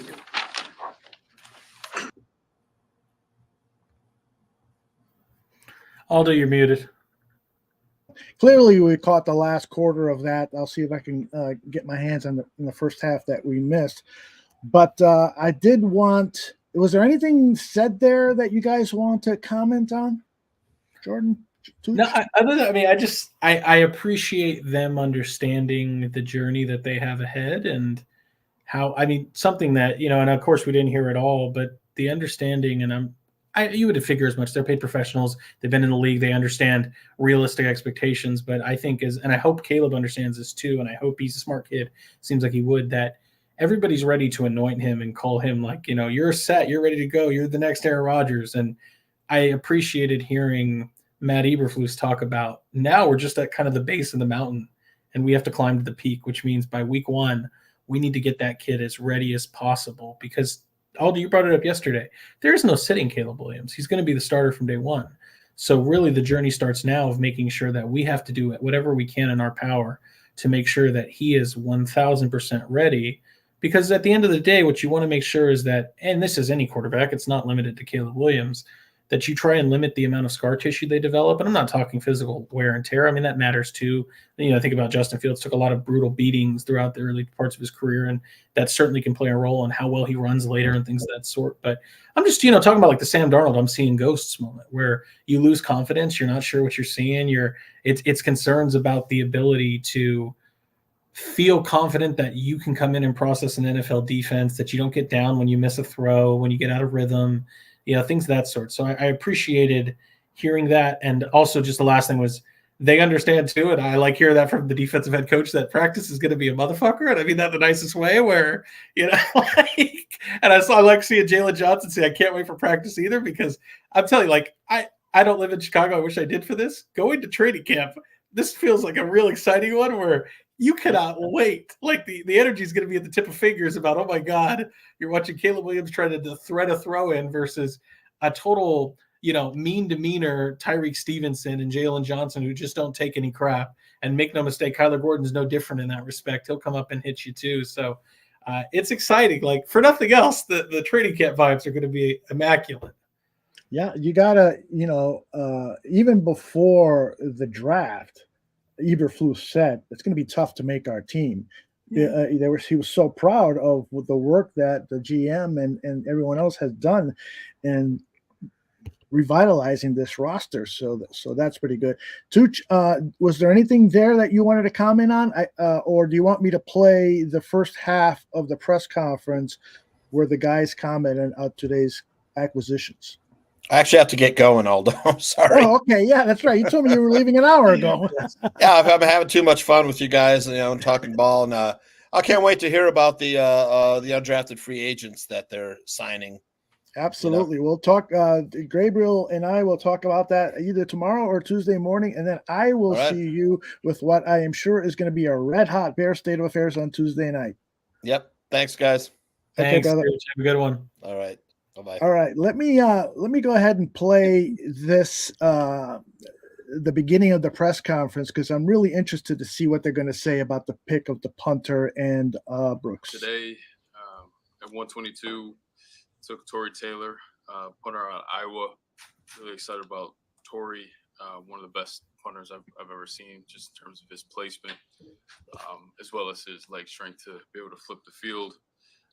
And then we traded back in at 144 with Buffalo for a future fourth for Austin Booker, a guy that we thought had tremendous upside. We love his length. We love how hard he plays. We just see a ton of upside. He's 21 years old, a lot of growth and development there. And then overall, really excited about how the draft went this year. Everything fell into place. I would have never guessed that it would have lined up the way that it did. So we're all excited. A lot of hard work went into it, and it paid off for sure. And now it's time to start a new chapter for this organization. Yeah, so I just want to start off by thanking Ryan and his whole staff. I mean, it's a big process to be able to get the right guys on the football team that are good teammates that love football. That's a deep process that we have to go through, and there's a lot of people that are involved in that, from trainers to medical doctors to strength and performance, and just want to thank him for that. It's a big process, and then how we really connect with the coaches. We really do that in a deep way, in a good way, and the communication has always been great since we've been here, and we're just trying to get to the right answer. And we definitely did that this time for sure. And we've done it the first 3 times, or the 2 other times. So I think it's exciting to look at the process. We're getting better every single year as we go, the experience with each other. And I think it's really good to say thanks to those guys that are all involved in that. So, with the draft, you talk about Caleb, and then Rome, the first two. I think it was really cool how they got to fly, just by happenstance, fly together to Detroit and then get on a private jet with their families and fly here. That's pretty cool, to be able to do that all together, get to bond a little bit with each other. And I had I guess it was 12 of them, two draft picks, and then the family members back in my office to visit. Man, it was a great process, to be able to sit there and visit with those guys, and I just took time to thank their parents, because to have the quality of men you have in Caleb and Rome, that doesn't happen. You have to be raised that way, and I really wanted to thank their parents. They all were in there, so and they make good teammates. Why? Because they love football. And to me, that's what it's all about. Are they talented? Sure, they're talented, no question. But it's going to be fun to watch those guys grow up together. And then with the next pick, with Kiran, interesting story that a year ago he was at Kemper Lakes Golf Course. I'm friends with the owner Steve over there, and a lot of the guys over there. So a really good track. The last 3 holes are called the Gauntlet. I mean, and they ain't lying when they say that. It's pretty hard. But so I got off actually I was making the turn, and he's standing there. He says, "Coach, how you doing?" I said, "Yeah, he's a great looking guy, right? Lean, long, fast, for his position, great feet." And he said, "Hey, you're gonna end up drafting me next year." And I was like, "Okay, we'll take a look at you," because I haven't seen him on film yet, but he did. So it came true. I mean, how crazy is that? And so now I got a good golf partner with his dad. He's probably a scratch golfer, but whatever. And Tory, Tory's a weapon for the whole football team. When you think about it, I know in average, last year the high was 5.8 a game, at 99 punts, and the low was in the mid 50s at 3.3, per game, average per punt. And those things count. You can flip the field on those. The punt and pins are huge. And, this guy's a big talent. So we're excited to have him. And then Austin, great job by Ryan trading back, into it and getting him. He's a guy that's got a lot of upside. He's long, he's fast, he's got a lot of bursts to close. You can definitely see that. He plays an aggressive style, and we're excited to have him too. So with that, I'll open up the questions. And does this draft feel to you like a big moment and a big accomplishment in your career? I don't really look at it that way, but to have the opportunities we did this year, for everything to go what I think is in a really good direction, it's really big for our football team. I think we made huge strides forward. There's work to be done, but this is an impact draft for this organization for sure. Matt, when you guys were at USC, you said you sat down with Caleb, just the two of you, and you said, "Tell me your story." How did you find that his story shaped him as you were trying to get to know what made him tick? Well, just when you go through the process with him, you can tell that he's all ball. I mean, he loves football, and he's diving into it. When he was a running back and then switched over to the quarterback as a youngster there, and then the amount of time that he put into really studying the position and really working his craft, trying to master his craft. Really, you saw that come, when he won the Heisman. So, it's and where he is right now in terms of his game. And you can definitely see that he loves the game. Do some of that stuff at 10, 11, 12. That's unusual even by high-level athletics. Yeah, it is. He's got an innate gift, to be able to spin the football, and it's exciting to watch. For both of you guys, Caleb's obviously not a perfect prospect or a finished product. As he gets in the practice field here soon, what are 1 or 2 areas of emphasis that you'll have for him at the very start of his career? You said Caleb? Caleb, yeah. Yeah, it's really just the operation, right? He's going to have to operate the offense. He's going to have to spit the calls. He's going to have to be clean with his cadence, and just operating the offense. If it's in the huddle, from the no huddle, in all the situations, and he's going to have to, play point guard, and that's what he does, distribute the ball. Ryan, when Mahomes came out, he had a losing record in college. And I was wondering, did you guys in KC project that he would become this crunch time winner who carried the team over the top and played his best at the end? or is that just a benefit? I'm just curious if you can project that a guy will be that kind of guy, referring to Caleb, of course, but as it relates to Mahomes, that factor, did you see that then, and can you see anything like that in Caleb? Can you project that effect? Yeah, it's hard to project to that level, but what you look for is what they can do. What tools do they have, the instincts, their feel for the game, obviously the physical part of it as well.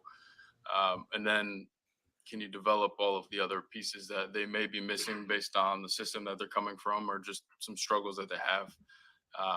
But if they have a certain level of those physical tools that, the sky's the limit and it can be a really high ceiling. And that's what we look for. And that's what Caleb has. He has a really high ceiling. Now we got to pour into him. He's got to put in the time as well, which we know both sides will do everything that we can to develop him and those around him. And then we'll see where that ceiling is. Ryan, what are you most proud of in what you've been able to do to remake the roster, both sides of the ball, and free agency, the draft, et cetera, over your 3 years?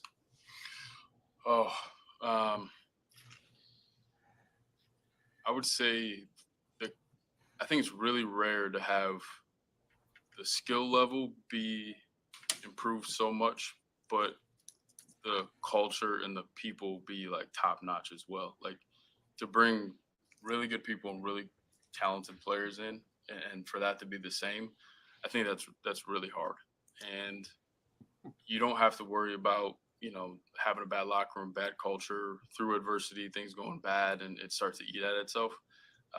These guys love being around each other. They love football. And that's, coming up through scouting, those are the kind of the staples. You want to make sure guys are passionate about football. They're good teammates. And you lean into that, and you got to have faith that when you put a bunch of those people together, it can be special. So I'm just proud of the people that we've brought in on top of the talent as well. That's Ryan Poles and Matt Eberflus talking over at Hallis Hall. That happened just about 15 minutes ago. I'll ask you again, was there anything there in that part of the interview, Jordan, that stuck out to you? Yeah, although they continue to just really hone in on the culture, and obviously it's easy to just say that at a press conference, but I do think that you see that, and it doesn't take a whiz kid to notice that they have a lot of players that play with the right demeanor, the right disposition. When you hear them in interviews, they sound intelligent. And I think back to when Braxton Jones was drafted, and people were like, "Wow, he really is well spoken and a smart kid, and a hard worker, and coming from the small beginnings, but found his way to start and be prepared and hold up against really solid edges as a rookie." To guys like Jack Sanborn, who are undrafted free agents that find a way to make the team and be solid impacts. And the reason you're like, what does that have to do with these draft picks? Well, you look at guys like the 75th overall pick and Kiran Amegadjie from Yale, and so you see the former Bears fan in him with his tweets and the fact that he's going up to Matt Eberflus at the golf course and saying that you'll know me next year. And so I think that these are guys that bless you. I think these are guys that make a lot of sense for culture fits, and and really what Ryan Poles kind of honed in there on is that many times when you need to, and although I think you're familiar as you're very cognizant of the fact that they needed to rebuild and kind of tear out the old roots and the cancers of that locker room, and the way that dead cap and all the other things from Ryan Pace, that oftentimes when you need to churn a roster and you're trying to chase success, you can oftentimes pick up maybe character concern guys because the talent's just undeniable, or we're always chasing after the hot player or the hot coach or the hot trend, and it burns us because we didn't do enough time or research. And I think that you're talking about Velus Jones and things of that sort in the comments. Not every step has been the right way, but to his credit, I think that there's been a lot of intentionality in his desired team build. And whether you agree with it, whether you don't, whether it works out or not, you can at least try and appreciate from an outside perspective the process of Ryan Poles as a GM with executing on that intentionality. I want to get back to the draft results, and one pick that I flashed up on the screen that I'd love to get your comments on, because this quarterback really threw the ball out of the barn, so to speak, at the combine. Joe Milton has been drafted by the Steelers. What have you seen on tape regarding Joe Milton, and how do you place the prospects of him potentially becoming a starting quarterback in the National Football League? I don't have a lot of faith, I'll say that, but I understand, and you hear me, although I like projection, I like tools. If you're going to draft a quarterback, and this is not trying to, slight Spencer Rattler or Jordan Travis, I had those guys rated higher and they went higher as they should have for what they've produced. But when you're talking about if I have to take bets or talent, bet on traits and talent, Joe Milton is one of those guys. I had him in the 6th round. Here's where he goes with Michael Pratt also there in the 6th round. And I know Michael Pratt was a guy that people talked up a lot. And here we are. The board's showing out again. He's not even in the 6th round just yet. Joe Milton is a guy I had with a signature calling card trait, as you alluded to, although a guy that has an arm that is – I don't know if I'd be hard-pressed to find another guy that can throw it as far. And that's including guys like Mahomes. That's including guys like Allen. That's Herbert, Stafford. Joe Milton's just got that type of freaky arm to him, but he sprays the ball. I don't mean this in every way, but can't hit the broadside of a barn at times. It's a little scary. And trying to project from that Tennessee offense and the Josh Heupel offense is all the spacing's off. It's not necessarily easy to project. But here's the thing. I love the pick for the Patriots because Bailey Zappi, as interesting as a story as he is, doesn't provide you much. He's a limited physical trait quarterback. That's not what Alex Van Pelt, the offensive coordinator that came from Cleveland, is looking for. They like these guys that can wing it. And you need a guy that can throw in that New England weather, that frigid way. And you just drafted Drake May, a guy that's all Mr. Physical tools, full field arm. I can throw all over the yard. It doesn't hurt to take a guy in the 6th round that I'm not saying he's Drake May. He's not even close to it. But at least if Drake May goes out or, gets COVID, God, anything happens to Drake May, we at least have a guy that's a similar archetype. And that was always my concern. I know that not a problem. Well, the problem is now is nobody's quite like Caleb. But that was an issue I had with Justin Fields is who are you going to bring in that can play like Justin Fields when Justin Fields goes out? And Trevor Siemian and all these other guys they're not the same athlete, so you have to change your offense. Joe Milton can play in the same way that Drake May can, obviously to a much lesser degree. But the traits are tantalizing if you can find a way to coach him up. My concern, and this is a whole separate topic, although I don't know if we need to discuss it now, but something that they also mentioned in the press conference about Austin Booker is that he's 21 years old, and I'm going to kind of find a way to thread this needle really tight. But physical peak and athletic peak is a really interesting thing to me, and this is not just me. This is something GMs like Kwesi Adolfo-Mensah, Ryan Poles, others are certainly familiar with, Andrew Berry. But you're trying to project, and one of the issues, and this is how we'll wrap up with Milton, is Milton's 25 years old. He played at Michigan, and then he jumped over to Tennessee, and he couldn't beat out Cade McNamara at Michigan, and J.J. McCarthy beat him out, and that's how he ended up getting over to Tennessee. And so it's a tough road because he is who he is now. I don't know how much – it's not that players stop developing. You can always get better.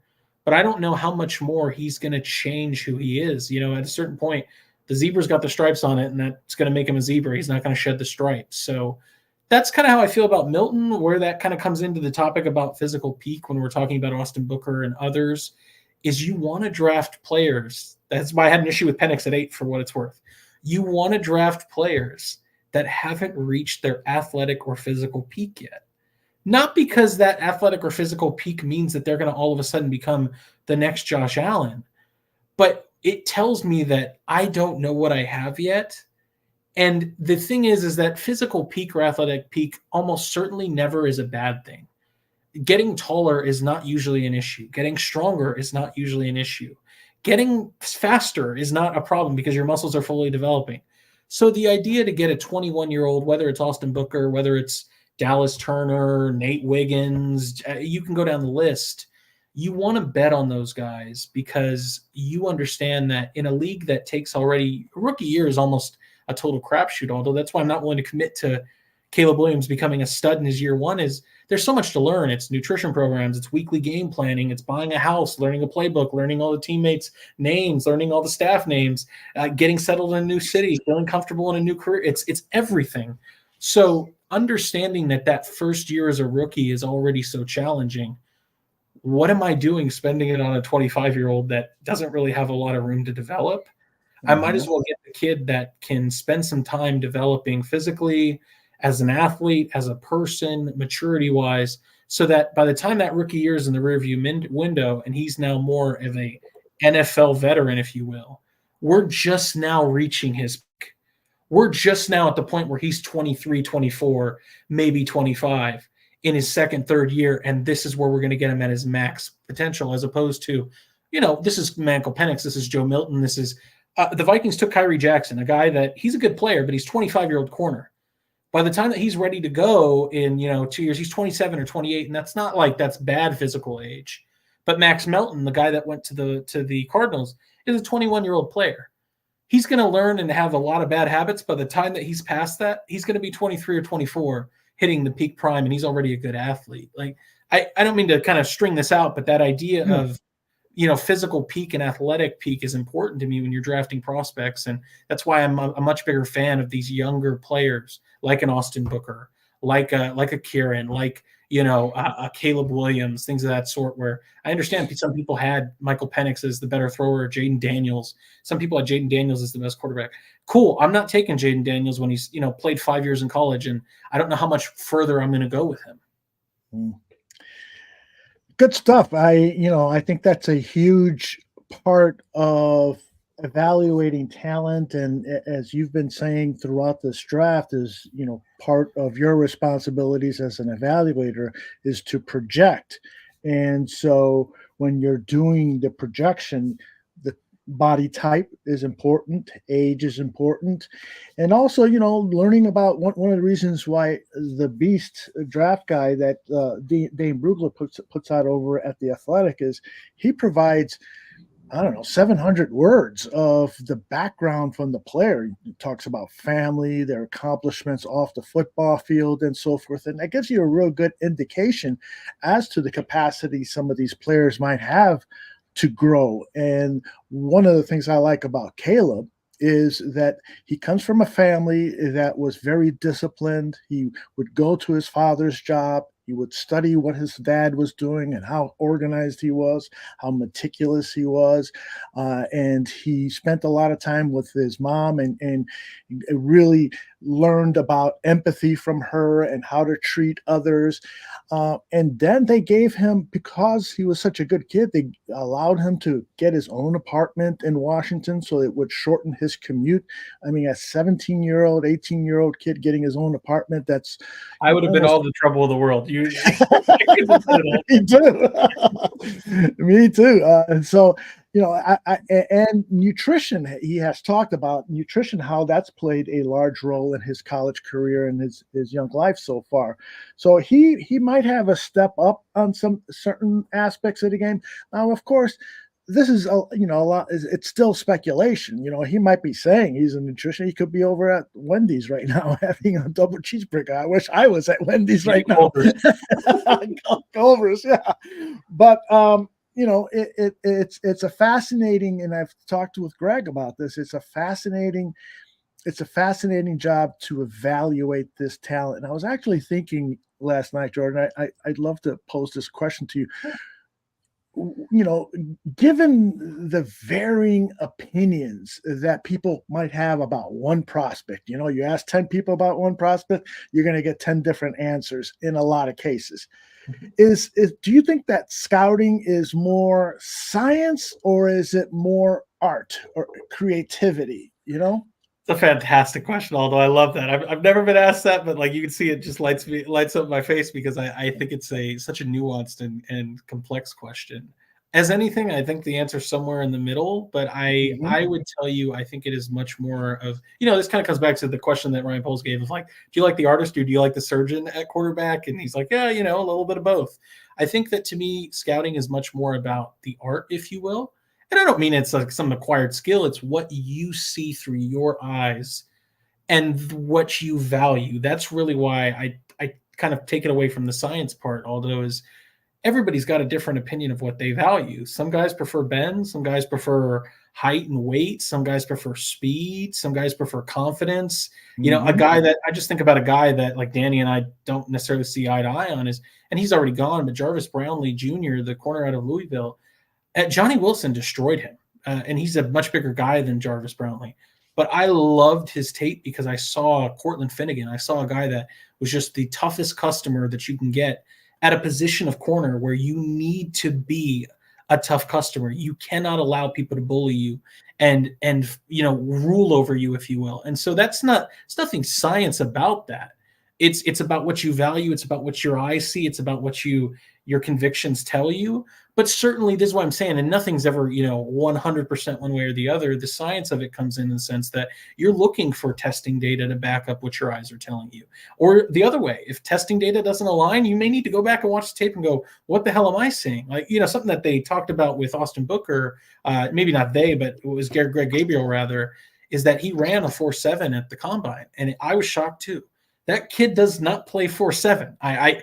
4.7 looks more like, and I mean this with all due respect, that looks like a Brennan Jackson. That looks like other edge players. He looked more like a 4.5 guy to me, which is, it's not exceptional, but it's not bad. So that's a perfect example when I watched Austin Booker, who I'm a big fan of, as you know, when I watched him run at the combine, I had to go back to the tape and go, well, hold on, let me review and revisit. How is he beating? Is it through power? Is it through shiftiness? Is he getting favorable looks where maybe the defensive tackle's picking off the tackle so he gets a free lane to run? Is it more that he has straight line speed? There's a good example, Brennan Jackson, the Washington State defensive lineman. He's very good in a straight line. Doesn't have a lot of shiftiness or change of direction skill. Peyton Wilson, you look at a guy like him, no ACL in his knee, but he moved exceptionally well. So to me, I think it is, to answer your question, I know it's very blabbering on here, but no, that's good stuff. I think it is art, and I would tell you it's a little bit more, 65-35 art. And then really, to me, science is kind of what reaffirms or requires you to go back and investigate further your affirmations or your convictions based on that, your own scouting. Yeah, indeed. I appreciate the nuance of your response and Dr. Truth, comments on that. Like most things in life, the answer is a mesh of multiple things. Humans always want the simple black and white answer. And I got to tell you, Jordan, in our encounters and me learning from you and us discussing the sport of football, you provide those nuanced responses to things because I agree with Dr. Truth. In most cases, things are not black and white, and it takes some critical thinking to even get close to an answer, and some things are unanswerable. Let's take a look at what has happened, in the draft. I wanted to let you know that one of my favorite day 3 interior defensive linemen is off the board. He goes to the Saints. Yeah. So what do you think about Jaden Crumedy is a good player. I think this is a good fit for the Panthers. They, when you think about that Panthers defensive line, obviously the big name there is Derek Brown, but they're a unique team in the sense that, and we talked about it, they're much lower on where they're at in their rebuild is a lot different than where the Bears are at. And so, as I'm looking at their depth chart right now, you have Shai Tuttle and Nick Thurman as their nose tackles, and that's not necessarily what Jaden Crumedy will play. But on the other side, they signed and spent a lot of money on Ashawn Robinson. So they're a defensive line that has decent starters, but they needed depth. And Crumedy is an interesting player in what he can provide them. And certainly as they're trying to rebuild that defensive line, at this point in the draft, you're looking for traits, which although, to your point of scouting, Crumedy provides some real positive traits and the opportunity there to snag a guy like him in the 6th round, you're not going to complain with it. Yeah. Eric is reminding us or alerting us that we only have 18 picks left in the draft. So if you've got questions for our expert here, Jordan Silvera, please get them in now. And I want to look at a more recent pick after Crumedy and Mitch Abraham, the cornerback out of Marshall. And any thoughts on him? I got to be honest with you. I did not study Micah Abraham, the corner from Marshall. I know. I would love to fake the funk here and give an answer, but I will not do that. If I don't know a player, I don't know a player. Other than I will say, Chris Ballard went to the Colts. Chris Ballard likes big, strong, and fast. So I would not at all be surprised if he's a athlete, meaning that he's big, strong, fast, and knowing that he's playing corner, he's going to need to be able to have some fluid hips to be able to transition in phase. So I would presume that you're going to see those prerequisite skills handled. But Marshall's small school program, there's a reason why. With all due respect, I'm no Bourdain Brewer. I'm sure the Beast has a full 700-word report on Micah Abraham. But he's not one that I made time to get to a requisite amount of games where I felt like I could scout him appropriately. The Packers have selected Travis Glover, another one. I don't have anything on him. Well, let me NFL Network lists him as an offensive tackle, 6'5", 332 pounds. In 2020, started all 10 games at left tackle. In 2021, all 13 games at left tackle. In 2022, played in 11 games with 9 starts. So he was demoted, and the first 4 were at left guard, the next 5 at right tackle. And then last year, he bounced back and had a good season. First team All Sun Belt Conference, started 12 games at left tackle. So clearly a developmental type player, which is what you're going to find in offensive lineman in this part of the draft. Let me see if I got any questions for you here. We know Jordan loves his special teamers. Yeah, because the Vikings drafted Will Richard, the kicker from Alabama. He's a good kicker, but I don't change stance. I'm very consistent.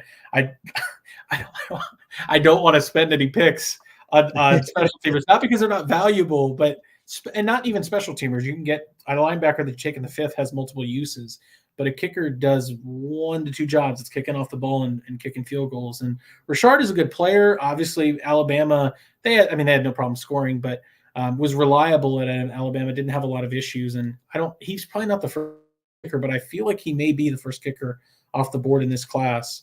But I wouldn't co-sign on it. We're looking at guys like Brendan Rice who are still there. And I say this not, of course I would love him for the Vikings, but I say this because the Vikings let KJ Osborne walk out the door to the Patriots. And they don't have that 3rd wide receiver. But this is not just a Vikings thing. You got Brendan Rice is a talented kid. Like what are you doing? You should be betting on talent like that. So regardless if it's Vikings or anybody else, I probably wouldn't have said you should draft a kicker, but I don't run a team. I'm just I'm a fanalist. Someone in the chat just asked if Brendan Rice has been drafted. It's Levante. He has not. He is still available. What could it be? Could it have been something in the medicals? Was it something in the narrowness of his traits? Like Danny said, he's not particularly been asked to run a variety of routes. But what's your opinion on Rice still on the board? It's bewildering to me. I have no idea, because when you're talking about receivers you're looking at certain frames. The reality is receivers with X archetypes, meaning that they have size and relatively good speed and they're physical, they can beat press, they're not, a dime a dozen. They're not in every class. As we've actually gone on, you tend to see more smaller receivers being the flavor du jour as opposed to these X body types. And so this class already had more than usual, which is why maybe you could see a guy like Brendan Rice fall. But there's not a ton of those guys left. It's Cornelius Johnson. It's Brendan Rice. Outside of that, it's Jalen Coker. And that's about it. That's your X list. And he's a guy that's been, if for nothing else, you may want to draft on Bloodlines, but he was a Bruce Feldman's freaks list. He was rumored to run in the 4.4s, and he ran a 4.5, which is not bad. He's incredibly physical. He wins at the catch point. He's not the most refined, but in a world where you're rolling out 11 personnel, a guy like him could make some money against nickel corners in the slot because he would just outbody them. So it is shocking to me that he's still available. Are you a fan of Bo Limmer, the center out of Arkansas? I do like Bo Limmer. I wasn't as high on him as many others were, but I like big offensive linemen. I like big centers. He has some guard versatility too, and he's a big guy that is really nasty. He likes to really displace people and get after it in the run game. But he's a little bit, lacks technique. His hands are all over the place, leads with his head, a little bit of a waist bender. But when here in the 6th and 7th round, and that's the thing, we still have the 7th, so I expect a lot of these guys to go. But, in the 6th and 7th round, I don't see what is the cost. These guys are end of the roster. You're hoping that maybe one of them can cultivate into a player. So, this is my point is, why are you drafting a kicker? I know kickers are important. Special teams are important. I'll go pick up a leg on the free agent market, and I'll test 17 of them until I can find a leg that works for what I need. I'd rather take chances on guys like a Brendan Rice, guys like, as we're talking about, Bo Limmer. Christian Mahogany is still there. Jalen Simpson, the safety/corner, new convert to safety from Auburn, hasn't been picked. And he's a guy that has, I'm not calling him Eddie Jackson, but he has some unique ball skills. He finds a way to bait quarterbacks That guy's still out there. I'm looking through. Josh Newton, I believe, has since been picked up, but you have guys like Kalen King, the Penn State corner, who he's had a rough year, and I get why he's down here, but he's an athletic freak. You can take a chance on him. As I look, the Murphy brothers, who I'm not a fan of, but they're still here, and they do have some productivity. Whether that was the opposite of playing Latu is a different story. Miles Cole, Cedric Johnson, I thought he would have been a solid depth piece for the Bears. He's 6'3", 260. He played for Ole Miss. He's got that really ideal defensive end size for an even front, but he was asked to drop a lot at Ole Miss and actually looked comfortable dropping in zones. So this is, Gabe Hall is still there. Keith Randolph Jr., the other defensive tackle that nobody talks about from Illinois, is one of my favorites. Like the way I was talking about Logan Lee is how he jumped off the tape to me. Keith Randolph Jr. was the guy that I found, and I comped Keith Randolph Jr. to what was his name? The Florida State defensive tackle that went to the Eagles. I will find it here. Give me just a second. Sure thing. Timmy Jernigan. Timmy Jernigan was the name that I had there. So, yeah, there's players here, and that's why, I'm going to pound the table a little bit of that's why I stay for all 7 rounds, and I'm just interested because even if you feel like this isn't a really deep class, there's only 32 teams, and they only make 32 picks around until you get to round 3 and beyond. And even then, there's not a swell of compensatory picks. So just by the nature of doing business, you're going to have these players with intriguing traits. And it's every year. It's how you get the Tom Brady's. It's how you get the George Kittles. It's how you get the Puka Nakuas. It's how you get, the 5th rounders. Tariq Cohen was a later pick. It's how you end up with guys like Eddie Jackson in the 4th. They exist out there. Khalil Herbert was a 5th round pick, and he's had a productive career for the Chicago Bears. Obviously, Braxton Jones. I like this. I didn't even see it. I haven't been watching, but Tylen Grable, I love. I know there's a lot of people that like Frank Crum and because he's a big Wyoming kid, but Tylen Grable is a believe he's a former quarterback that transitioned to left tackle at UCF. He's an athletic freak. Like he's a bit of he's a specimen. And I like, again, 6th round, Brandon Beane, what do you want to do? Why don't we take a dice roll at a guy with athletic freak show skills? And he's another guy that can get a little bit outside of his frame. Hands are still working, but in a developmental tool set, Tylen Grable makes a lot of sense as he's a really athletic player at left tackle. Yeah, I just saw this. Grable was throwing for 3,000 yards as a junior in high school. Yep. And then when he went into college, because of his size, he actually made the team as a walk-on tight end and played a lot of left tackle. He looks like an interesting prospect for the Bills. He ran under 5.0 in the 40 at the combine, so he's quite athletic. No, that's what I'm saying. And some of this is fan fiction, although, but these quarterbacks, Lane Johnson was a quarterback that transitioned. Joe Alt was a quarterback that transitioned to tackle. And he's not the first that they go to tight end, they play some tight end, and then they get moved inside and they become productive players. I'm not telling you he's going to be Joe Alt or Lane Johnson, but understanding the archetype and the history of these players that do that, there's enough of a reason to take a chance on him here in the 6th round. Mm-hmm. Nathaniel Watson was just selected linebacker out of Mississippi State to the Cleveland Browns. Have you had a chance to look at any of his tape? Yeah, Bookie Watson. Bookie Watson's a good player. Nathaniel Bookie Watson, that is. He was watching that Mississippi State defense. You heard me talk earlier about DeCamerion Richardson. Bookie Watson is a guy that had a few character concerns, which is why he's here in the 6th round, but a productive college player, really had a good year last year, a lot of tackles for loss and on-ball production. So, again, it's in a little bit of an interesting one because I don't believe the reason this is important is we were talking about physical peak is Andrew Berry is like king of that class, coming from drafting guys young. They usually don't draft anybody over 21 or 22. And I believe Bookie Watson's a little bit older, but he's a guy with traits. If you can, if you believe in the tape and you're not worried about his off the field concerns, he's an interesting prospect for them at linebacker. Interesting. Did you know this? Cooper DeJean had over 50 touchdowns as a senior playing quarterback. I didn't know, but I knew he was a freak basketball player. This is what, and to your point of art or science, sometimes you just kind of throw away oh, well, he didn't run this, or he didn't show this, or, he didn't do this very much. Sometimes you just look at the story and you go, I'll take a chance on the guy that was a freak basketball player and, as quarterback in high school, and now he's a DB. And well, maybe playing DB allows him to understand passing concepts, knows how to bait quarterbacks' eyes because he used to be a quarterback. Like it just you try to build some of that understanding in when your projection. And I mean, with respect to my scouting, and I don't mean to belabor the point, but and everybody has a different scouting process. I'd love to kind of hear Greg Gabriel's and how he scouts, but I scout on a process I call the 3 Ps, which is it's production, projection, and potential. Those are my 3 Ps that I judge on. So essentially, and it starts, of course, with what's your production? What have you done? So you'll hear me talk a lot about ball production, or does he have a lot of interceptions, or does he have a specific trait or skill that shows up routinely on film? And then I'm obviously trying to project, so the production is the past. The projection is kind of the present. We're trying to project where he's going, like as far as what can he be. Right now he's here, but I think with this X and Y factor, he could be this. And then ultimately that leads to the 3rd P, which is potential, which is now we're talking about the future. Assuming everything totally goes right with this kid and we're projecting correctly, we trust our process, we potentially think he could be this.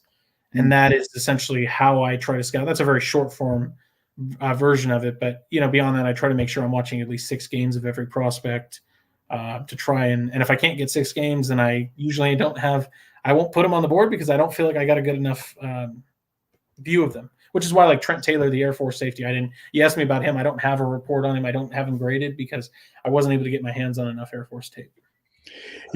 This next guy that was chosen by the Seahawks, I'd be shocked if I don't have him. Nope. Okay. Findlay University offensive tackle Michael Jarrell, Lance Zerline over at NFL.com said, I doubt this guy's going to be drafted, but I would rank him as a priority free agent just because of the potential that he has. But he's surprised that he went in the 6th round. So interesting. Yeah, I'll tell you, this is a very interesting, I don't want to say it's just this class, but this is a very interesting outcome in the draft where at this point, I would tell you, you start seeing a lot of these people that you've never heard of that, people that are more qualified than me, Lance Zerline, saying he doesn't think they'll make teams. You're at that point where you would feel like you'd start seeing these guys come off the board. Mm-hmm. What's more confusing to me, though, is, and this is where, not that I would tell people to tune off or turn off the draft, but you're not going to know a lot of what's going on. You're not going to see a lot of these players. They may not make teams. But that's what's weird about that is that happens usually after guys like Brendan Rice, Christian Mahogany, Taj Washington, Daquan Hardy, Jalen Simpson, all these other players usually would have gone by then, and we're not there yet. So it's unique to me. Bo Braid, the safety out of Maryland, is still on the board. I really like him. A lot of those safeties got picked, so it's interesting to see. As I said, Kalen King, linebacker Aaron Casey, I believe he's still on the board. The Michigan linebacker Michael Barrett Jr. J.D. Bertrand got selected.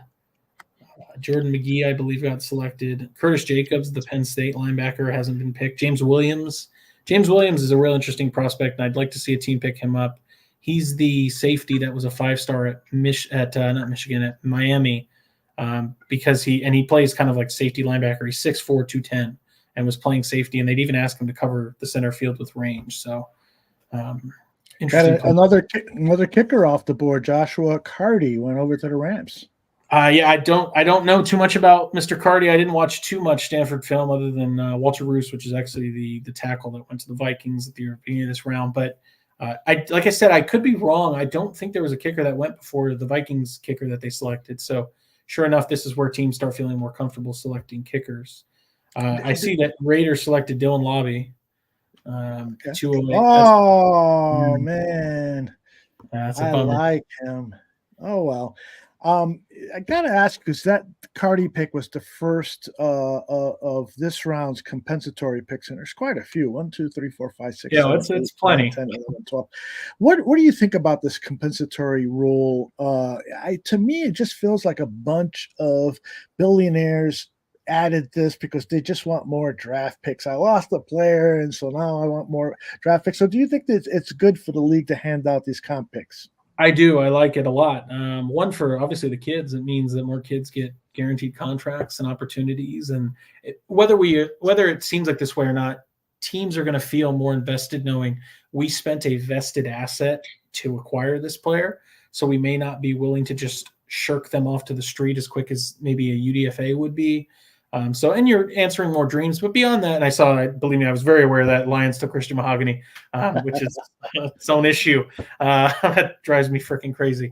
But yeah, so they got a good one, and I feel confident saying watch that one bloom, and we'll come back in a few years and go, how'd they get that guy in the 6th round?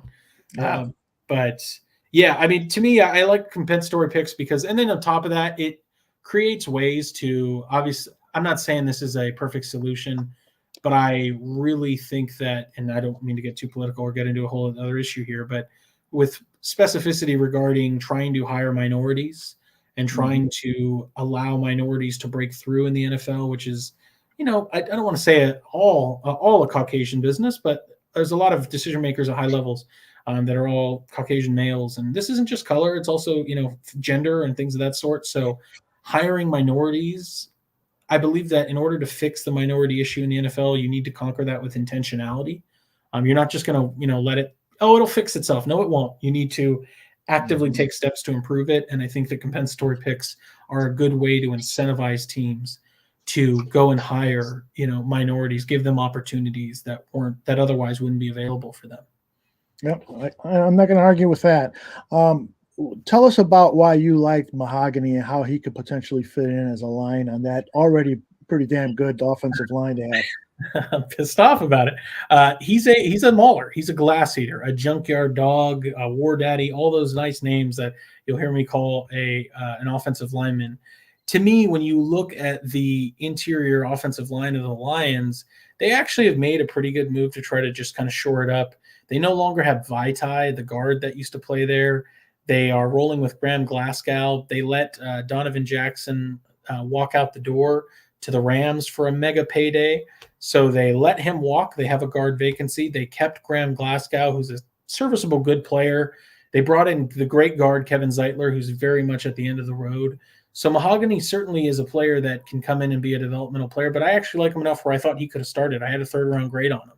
So to me, a late 3rd-round grade, but he's a strong player. He gets after it in the run game. I actually thought he would have been a great fit for the Bears just because Ryan Poles, I would like to think he likes to go back to the Boston College where his alma mater is. The Boston College offense, they're a well-trained technician school. That's where the Lindstroms came from. That's where Mahogany comes from. That's where Mike Vrabel's son, who came out of Boston College, he was a UDFA, and I don't think he may be in the league now. But Mahogany is a player. Then, like I said, I've had conversations with him. I thought he was pretty sharp and detailed in explaining some of his techniques to me. And then when I watched him play, I just saw a total ass kicker. And that's what you want, a player that plays with that demeanor.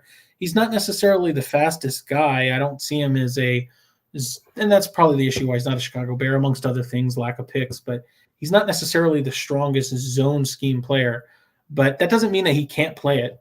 He's just probably would be maximized in a gap scheme where he can just maul defenders and get under them and, jackknife their pads into their throat where, they're just pushed back. And I like nasty offensive linemen, and that's what Christian Mahogany is. I'm with you on that. Kansas City Chiefs chose a cornerback named Kamal Hayden out of Tennessee. This guy didn't play much last year, although in the limited action, I think he had a couple of interceptions or maybe 3 interceptions. Do you know much about Kamal Hayden? I did. I'm trying to find him here on my board because I did have him rated. I'll say this. He's got excellent size for a corner. I think he's like 6'1", 205, 10 pounds. Yeah, I mean, he's an athlete, and this is a perfect example. I'm not telling you he's going to become L'Jarius Sneed or anything of that sort. But at this point, you watch certain teams and how they develop talent, and you just kind of rest your head easy because Coach Spagnuolo, for the defensive coordinator for the Chiefs, call it luck, call it skill, call it an acquired thing that he's been able to do.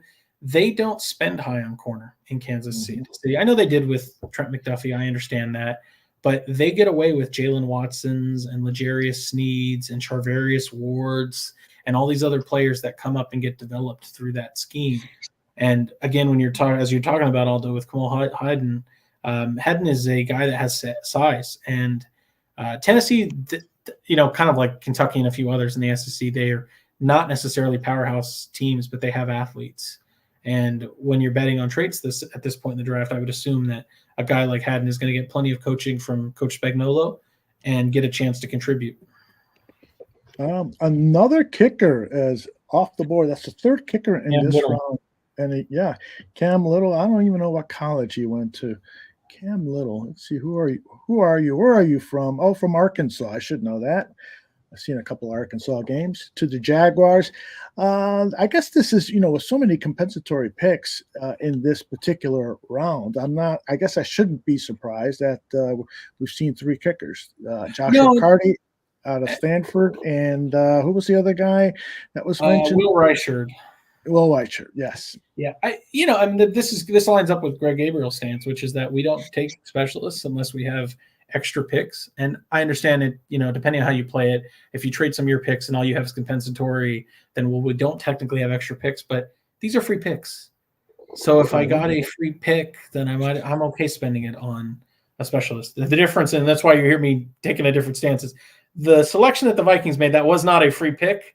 That was not a compensatory pick. And they also are short on picks from trading for McCarthy and Turner. And, so they, but that, speaking about comp picks, that's a good example. And I don't mean to turn it into a Vikings podcast, but Kwesi Adolfo-Mensah, the GM, who came from San Francisco originally, was a cap numbers guy, calculator cruncher, really has his own, he's a unique guy, worked in Wall Street.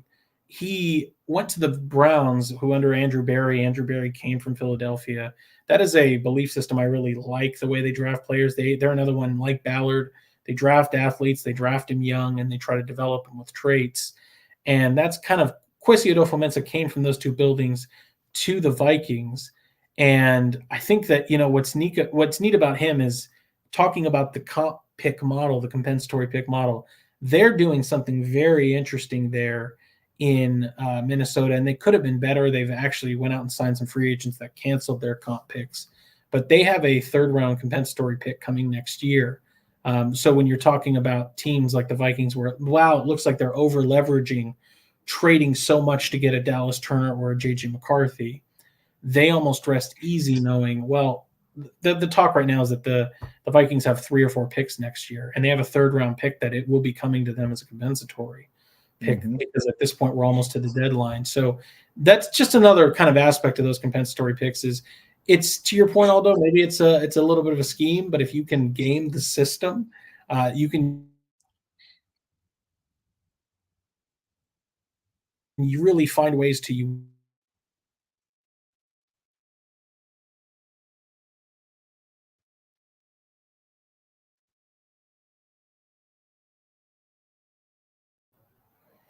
I'm back, I hope. There we go.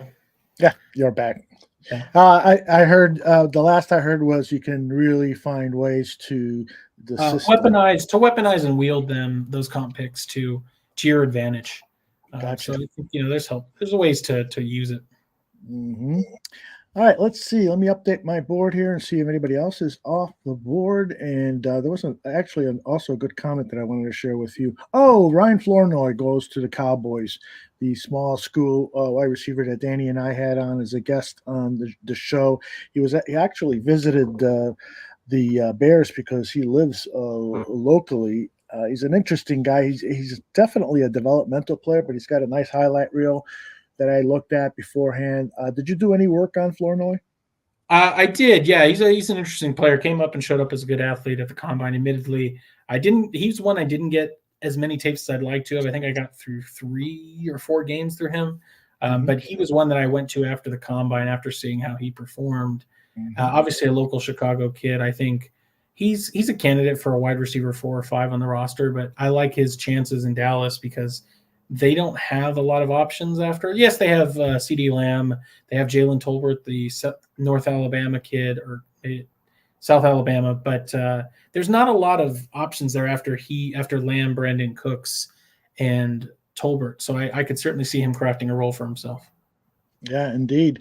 Somebody mentioned this in the chat earlier, and now my buddy Tony has sent it over via photograph, and I'm going to put it up here. When you photograph our new kicker or new punter with our new running back, this is what you get. You get Taylor Swift. So that's going to be interesting. We'll see how the Chicago media department plays with that. Regarding compensatory picks, somebody put something up here per Brad Spielberger. Non-quarterbacks with 10 plus accrued seasons have a max comp pick valuation of a 5th round pick. It's a complicated formula, and not much has been revealed about that formula, or at least I haven't found it when I've looked around for it. But what do you know about that formula, and does this kind of tie in with what you may know? Yeah, it's interesting. Although I should really, it's my fault for not following the gentleman, but there's a gentleman on X or Twitter that he works for Over the Cap and they don't explain the formula in 1-to-1 because indeed it is convoluted. I think it's intentionally convoluted for what it's worth. I don't think it has to be. But there's a guy on Twitter, and I'll certainly send him to you. I want to say his name's maybe Nick Cordy or something of that sort, where he is kind of known as the comp pick guy. And so you can use his link at any time to go and find the comp picks. And he basically lives on Twitter in the sense of he will use Twitter to say, oh, so-and-so got signed. That now opens up or unlocks a comp pick for this team at this level. So like this, I'll bring one up that this is how I was following the Vikings before it was a JJ McCarthy thing. They let Danielle Hunter walk to the Texans for a big deal. That would have given them a 3rd round pick. They signed Jonathan Grenard for a big deal, so that ended up canceling it. So they had at one time what looked to be a 3rd round pick. They let KJ Osborne walk on the market, and I thought that was a little bit of a unique one because he was their starting slot receiver, and he's a good wide receiver 3. He went to New England. And I was going at the time, I'm going, why would Kwesi Adolfo-Mensah let that guy walk? You have enough money to spend to retain a receiver for the next quarterback if it's not Kirk. And they were hoping that he would sign for a certain amount of money in free agency, which would have given them, based on the other calculations, a 3rd round pick. He ended up signing to the Patriots for enough money that he has now gotten them a 3rd round compensatory pick. And that's what I'm saying. If you play the game, if you game it enough, it allows you to feel a little more confident. Like, for example, for Dallas Turner, they had to give up a 3rd and a 4th round pick next year. Well, I'm going to feel now that I've gained the system and I know that I have a 3rd round pick, I'm okay letting my 3rd round pick go to go get Dallas Turner, my edge 1 in this class, because I know that I got one of those next year. Interesting. The Rams have selected a wide receiver that runs a 4.42. He actually was, I don't think he was invited to the combine, but at his pro day, he ran a 4.42, and that's Jordan Whittington. Any thoughts on the speedster? I really liked Whittington. Whittington is another lost hidden gem in that Texas offense because there was so much talent around him. But every time he got the ball, he found a way to be more productive. He's not a supreme athlete. It's not like he looks like he's a world beater. But he's a guy that I absolutely would have warranted taking a chance on because he found a way to be productive every time he was given an opportunity. Thought he had relatively sure hands. He's willing to block. He projects as kind of a power slot. I'm not calling him a Ben Skoranek, but that is kind of what I'd see is that Ben Skoranek role. And again, this is one of those teams where if you're going to Sean McVay and you're an offensive player, I don't really have any concern. He'll find a way to use you. And the Bengals follow that up with Cedric Johnson. There, one of your guys. Tell us why. Yeah. I like Cedric Johnson. He's an Ole Miss player. He's young. Another guy that I don't think has hit his physical peak, but 6'3", 260. He's built like Adonis. And this is a perfect example. Like Austin Booker coming with a pass rush plan, doesn't have a lot of experience. Cedric Johnson was a leader at Ole Miss and well recognized, has lots of starts and opportunities. Doesn't have the pass rush toolbox that Austin Booker did. Very different players in their own respect. But I thought that he still there's some upside there based on his age, based on his athletic traits. He ran really well. And what was interesting is despite being 6'3", 260, perfect DN size that you're looking for, he was asked to zone drop a lot at Ole Miss, and I thought he looked plenty comfortable dropping into zones. Not necessarily the most ultra productive, but again, when you're talking about late round picks and traits, that guy could easily be a depth player for you on the defensive line. And as we're talking about guys like Trey Hendrickson, not that the Bengals are trying to win. That's why everybody says that they're going to trade T. Higgins and Hendrickson. I'm like, they want to win. I don't think that they're ready to ship off good players, but they do consistently. Duke Tobin does a fantastic job of consistently stocking the cupboards so that when Trey Hendrickson leaves in a year, well, Cedric Johnson's a little more ready for the role. And in this case, it won't even be Cedric Johnson. It'll be Miles Murphy, the DN that they took in the first round from UNC last year.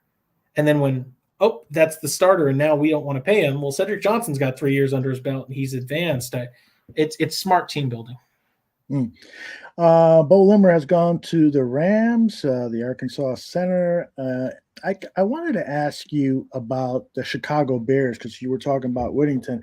So it made me think about the Chicago Bears wide receiver room. Of course, the top three are, great names: Keenan Allen, DJ Moore, Rome Odunze, but beyond that, it starts to get a bit sketchy. So if you don't mind sharing your thoughts on the backup wide receivers as I bring them up, their names one by one. Let's start with Tyler Scott. Your thoughts on the second-year man from Cincinnati. I really like Tyler Scott. I understand that he left a bad taste in a few Bears fans' mouths last year after some of his drops and some of his, focus areas that he lacked. I get it. But again, being a rookie's hard in the NFL. I don't think it's easy for anybody, and certainly some perform better than others. But again, he's a mid-round pick. He's an athletic freak in his own right. I think that he has opportunity. Differing from Danny, I didn't think that they needed to add another wide receiver. It's not that you can't. It's not that you can't help it. But I think that when you're talking about invested assets already, you spent a 4th-round pick last year on Tyler Scott. That is your wide receiver 4. And Velus Jones is not. I get it. I understand you want to throw him off the deep end, and I understand. I didn't like the pick when it was made. But he provides return value, and he does have deep speed as an asset. You're telling me that guy can't be your wide receiver 5? That's what a wide receiver 5 does. He has a single 1 or 2 traits, and then he returns. He's a returner, or he's a good special teams gunner, or things of that sort. So to me, and then of course you have Dante Pettis. That's kind of that's your other option. Is if for some reason you don't like Velus as a returner anymore, Pettis is another speed guy that's a decent route runner, and he's a decent returner. So to me, I didn't see a lot of reasons to change your deal with the Bears wide receiver room. That was really, I get it. If you didn't add Rome Odunze, you have another spot you need to fill. But you just added a premium player, and then you added one of the biggest safety blankets you're going to find for any quarterback in the league, in Keenan Allen and DJ Moore, who's already a bona fide player. Like what else are you're only going to roll out 11 personnel. How often are you going to go quads? Exactly. Yeah. Well, I want to get your thoughts on Velus Jones. Do you, many Bears fans are just frustrated with the young man. He's shown some flashes. Clearly, he's got some incredible speed. He's done some nice things out of the backfield. He's had a good return or two and a good catch or two, but there have been the miscues. What do you think about Velus Jones? Do you think the leash is about this long on him this coming preseason? I would say that that's most likely because that's why they obviously didn't love him enough to stop adding talent there last year and this year. So certainly I think that Ryan Poles is probably coming to the end of the road, understanding that was a miss. But I also think, as much as trust is more easily lost than it is gained. But at the same time, and that's why he's in the doghouse, because he's made plenty of bad decisions that have lost the trust of the team. But I also think that at the end of the day, this is to your point of are comp picks valuable? When you spend a draft pick on somebody, you find a reason to keep them around longer than they probably have a reason to be kept around. So I think his draft pedigree is its own thing. Draft pedigree follows players for their lifetime. There's a reason why Blaine Gabbert was still getting picked up late into his career. There's a reason why Charlie Whitehurst wasn't a big draft pick, but you find these guys that DJ Fluker's back in the league.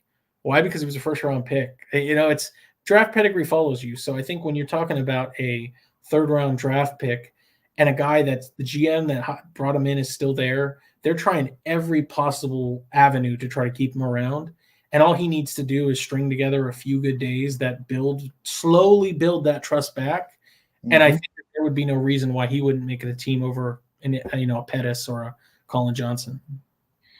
Let's talk Dante Willis. The Bears re-signed him after he played a season with them, the 2022 season. He's had some injury issues, but he appears to be totally healthy now. Do you think there's a role for the 5-year veteran? And he's out of the University of Washington, so him and Rome Odunze can share some stories about faculty members and stuff like that. Yeah, I mean, Pettis is an interesting player. Kyle Shanahan absolutely loved him when he came out, drafted him in the second round. It's never quite worked out. He was a speedster, has return ability, not a blocking asset. He's a better route runner than I think he gets credit for, but he is another wide receiver four. He's not gonna. It's not a problem to have him, but you really don't want him seeing the field unless he has to. So again, I think what they brought him in for is we're going to give Velus one more chance to get this whole return game right. And if he can't return, this is the Trent Taylor of last year where we have a returner. We can trust Dante Pettis to return the ball. Yeah, good thought there. One guy that's really intriguing, and he's now entering, I think, his fourth season. He's 6'6", 222 pounds. He didn't play much last season, but there was one game late in the season where he used his strength to get some yards after the catch. I think he actually, it was just one reception last year, I want to say. He played 3 games. Yeah, 1 reception, 11 yards. Colin Johnson, he's a huge guy. What do you know about him?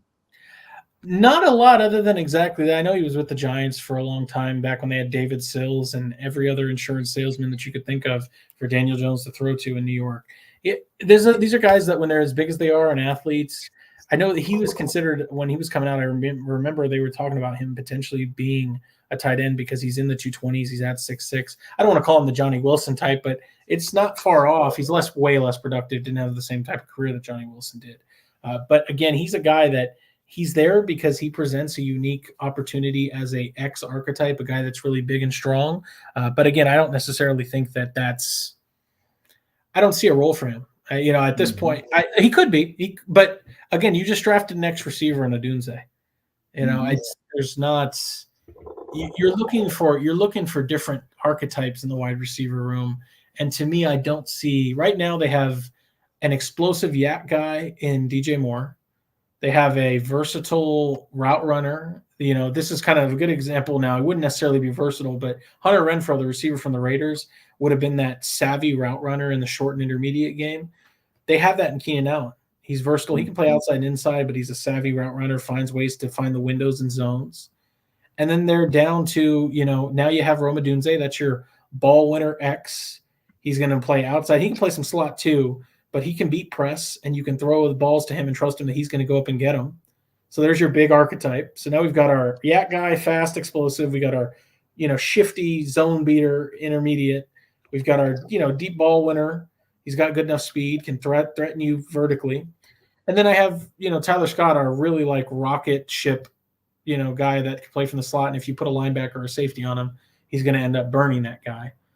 So, it's like you start trying to build your basketball lineup in the wide receiver room of, your center versus your power forward versus your shooting guard. And when you do that with the Bears, I don't see where there's a lot of vacancies. Like, what's the role that's not being filled by a guy that deserves a chance there? Yeah. Okay. So the Bears website has 7 wide receivers listed. The Bears usually in the past have gone to camp with 9 or 10. So they're probably going to at least target one wide receiver. I'm sure they'll target multiple wide receivers with undrafted free agents. We interviewed on Draft on Tap Jalen Coker. I think he's probably going to go undrafted. Have you seen any of the Coker tape? Because really seems like a promising kid. Yeah, I like Coker. I would be shocked if he wasn't drafted, only because to the point of what you're saying, which is I don't want to let that guy go and have a choice of where he wants to go. I want him on my team. So I liked his tape. He is another one when we're talking about these X archetypes. He has the body type to go up and win. Now, again, it was at Holy Cross, so it's a different level of ball. You're projecting, but at this point in the draft, if you needed an X archetype, a guy that had some intriguing traits, absolutely you could consider taking a guy like him. Interesting. Quarterback is off the board. It is the kid from Kentucky, Devin Leary. He goes to the Ravens. And your best AC impersonation, can you give us a scouting report on Leary? Leary's a fine player. I in many ways I liked him I wouldn't say better than Michael Pratt, but he's a scrappy player. I think he could compete for a backup role. He could find a way to kind of stick around on a few teams in the league, but he's nothing special. doesn't have like some incredible arm. He doesn't have any trait that wows you. You know, as we're talking about Joe Milton, like, well, why would you draft that guy? Well, you know, he's got this. And I know it's like, well, why would you draft Rattler? Well, Rattler was a former 5-star who has really good procedural arm ability. He can drop his arm slots and deliver balls and show some of those special traits. What's Jordan Travis's, you know, special ability? I saw a leader and a guy that was athletic enough and fearless to deliver balls and give his guys chances in ways that I didn't typically think would be the case. And with Devin Leary, I haven't seen anything that I was like, wow. That doesn't mean he shouldn't be drafted. I don't see a reason why you pick him. And not to compare him directly to Tyson Bagent, but that was kind of the thing with Bagent is I know a lot of people thought he'd be drafted. What's Tyson Bagent's special skill? What does he enamor you with? There's nothing there. So, you know, and that's not to crap on Tyson Bagent. He's awesome. Like I think he's a really good value as a backup quarterback. But when you're talking about these guys, Devin Leary doesn't bring you much. Let me ask you about Tyson Bagent. When you looked at the all-22 during those 3-4 games that he started for the Bears, the one thing that impressed me is that it appeared that, to me, my untrained eye, that he was very good at throwing on time. He knew what the play was. He knew where the receiver was supposed to be and when he had to get the ball to that receiver and throwing with anticipation. Am I wrong about that, or do you see promise with him? You know, because I look at a guy like Brock Purdy, and I look at and I'm not comparing him to these guys, the Texans pick from last year, who had a Rookie of the Year type season. I'm not comparing him to those guys, but I think that their immediate success in the National Football League was because they're really good at throwing on time. You know, they unlike Justin Fields and Caleb Williams, you know, who play that Aaron Rodgers game of scrambling around, creating a 6-second, of scrambling time before they finally unleash the ball. Those guys are really good at playing the playbook. Do you see that with Tyson Bagent? Because I see the potential of him getting there to be proficient at that. I think Tyson Bagent will stay in the league a long time for exactly the things you're talking about, Aldo, which is, you know, I know everybody wants anticipatory throwers. That's very important. Jordan Travis isn't an anticipatory thrower, which is why I thought Cam Coleman should have had better chances, and he didn't. I'm bringing him up as an example because everybody wants an anticipatory thrower. I don't think that you have to always be an anticipatory thrower. You can win the game, and you can cut the meat, slice it or dice it. You know, there's different ways to do it, but I think at the end of the day, with Tyson Bagent, because of the things we're talking about, he doesn't have an electric arm. He's not some super athlete. He understands his limitations and has had to learn through a lot of reps. By the way, he's played a lot of football.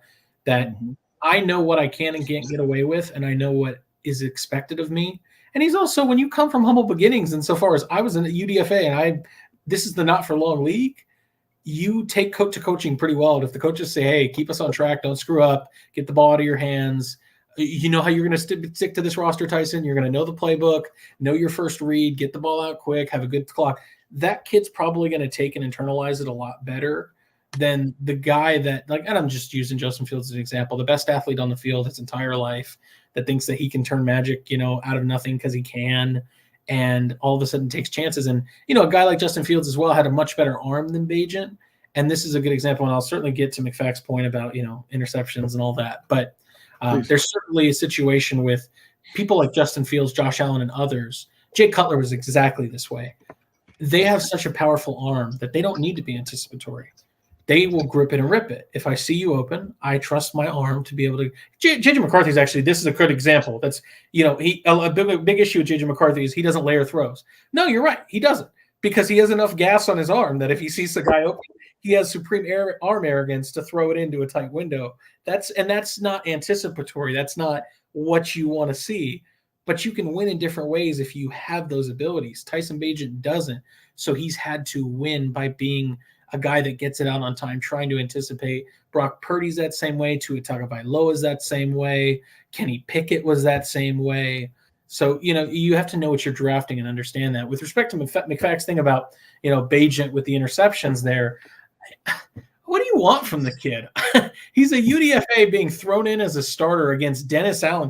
do you have an idea of what Dennis Allen is as a defensive coordinator? Dennis Allen is ruthless. That New York Saints defense has been on top of the game for a long time with a lot of savvy vets against, and I understand. I don't even recall if Braxton Jones was playing that day, but I know Cam Jordan was. I know Cam Jordan and Carl Granderson were a pain in the ass to deal with on that edge. So I'm not excusing his interceptions, but he's a rookie and he's trying to do what he can to lift the team up. And I know we're talking about play within your scope and your frame, Bagent. But when you're losing and you're trying your best to lift and be a game changer, if you will, the straw that stirs the drink in the Bears offense, I do think that, yeah, he got a little bit too much dip on his chip on some throws. And I think he got a little bit tricked by what he thought he could fit in NFL windows. Yeah. Boo-hoo. In fact, stick around. I guarantee freaking you, I can make the same argument about Caleb Williams this year. Without a doubt, there will be not one, there will probably be 2, 3, maybe up to 5 throws this year where Caleb Williams thought, oh, that's open. That's open at USC. Mm-hmm. Yeah. Interesting. All right. We could talk about that for a couple of days, huh? I do want to tell people that we have started the 7th round, and the Bills have made a fascinating pick. Travis Clayton, who has never played a snap of football. He is a rugby player who is now joining the NFL, and apparently he's done something that to impress the Miami Dolphins in the NFL. He's the top pick of the 7th round. What do you think about that? I know you haven't watched him play rugby. It's certainly not. Nope, I have nothing on this. I have nothing on this kid, but 6'7", 300 pounds. And I'll tell you what, you usually don't get by in rugby being slow. So it's similar to the Tylen Grable talk. If you have size and speed, we'll try you out. Yeah. And he's from the International Pathway Program, so he doesn't count as a roster spot, I believe. Oh, interesting. So, yeah, I mean, it's, you're allowed to kind of take a developmental walk with that guy and see what he can become. He's, I'm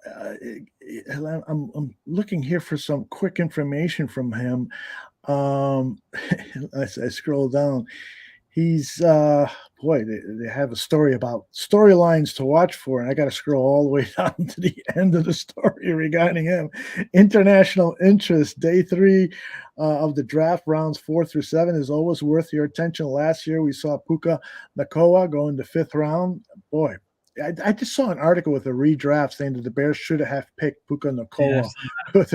Well, that's ridiculous. You can't do that. No, you can't. The fact of the matter is like, and I'm not taking anything away from Puka. Puka's phenomenal. Puka's really special. The issue of Puka is that he had a lot of injuries. So I had like a 3rd or 4th round grade on him, but I tend to be like, okay, well, you're injured, well, maybe you won't be injured. He didn't get it. And he actually played through a lot of injuries with the Rams this year. I don't know how he was able to tough it out, but he was able to stay on the field. That was a difference from what he was doing at BYU. And but with that being said, to your point, Aldo, it's not fair to do that, because not only is Puka a really good player, Puka got a lot of really good coaching and is a benefactor of being in Sean McVay's offense. For my money, there is no better offensive mind than Sean McVay. And I understand there's a lot of good ones. There's Dable, there's McDaniel, there's Kyle Shanahan. I get it. To me, there is no better than Sean McVay. That's why I'm half kidding and being facetious when I say any offensive player that goes to the Rams is going to work. But I feel so much more confident about, and this is not to draw this back to rookie quarterbacks and Caleb versus JJ, but that to the point of like the Bears versus Vikings, Caleb may be the best prospect. He may end up working, but just that idea alone, although, is what kind of I can't help but think about is, who do you feel more confident with? A guy that you almost can just trust implicitly that he knows how to work with quarterbacks, or a guy that you don't? And that's not to say Waldron can't, but like a guy like Kevin O'Connell has very, very clearly shown that he has whatever that it factor is in working with quarterbacks. Kirk Cousins was never better than until he got under Kevin O'Connell. You watched, Josh Dobbs, Nick Mullins, Jaron Hall. We'll see what Sam Darnold looks like this year. But like I said, Waldron came from McVay's offense, so I'm not at all trying to say Waldron doesn't have that same skill or ability. But particularly when you're talking about landing spots and not just quarterbacks, but any offensive player, you kind of look at who's the focal point or the voice in the room that's going to be developing guys. And when it's a Sean McVay, it's a Kyle Shanahan, it's a Mike McDaniel. Yeah, I feel a lot more confident about how offensive player X is going to fit into that guy's idea of what the offense should look like. We've got another Notre Damer off the board. The Commanders select edge player Javante Jean-Baptiste at number 222.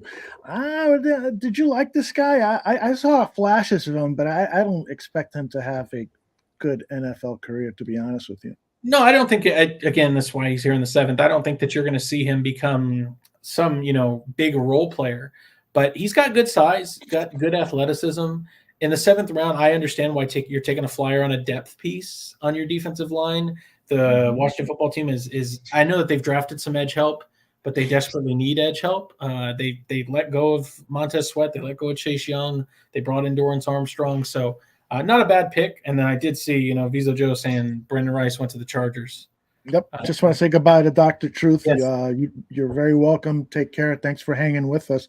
Yeah, but Brendan Rice goes to the Chargers at 225. Your thoughts? I'm sad, but happy. I'm happy in many ways in the sense that he stays local. I get to watch him because I'll be definitely going to some SoFi games this year to watch the Chargers. Awesome. I think, it's no better than a guy, Justin Herbert. It's funny because they went with Ladd McConkey, and I wasn't a huge fan of the pick because I'm going, I'd like you to replenish him with a big wide receiver that's not named Quentin Johnston.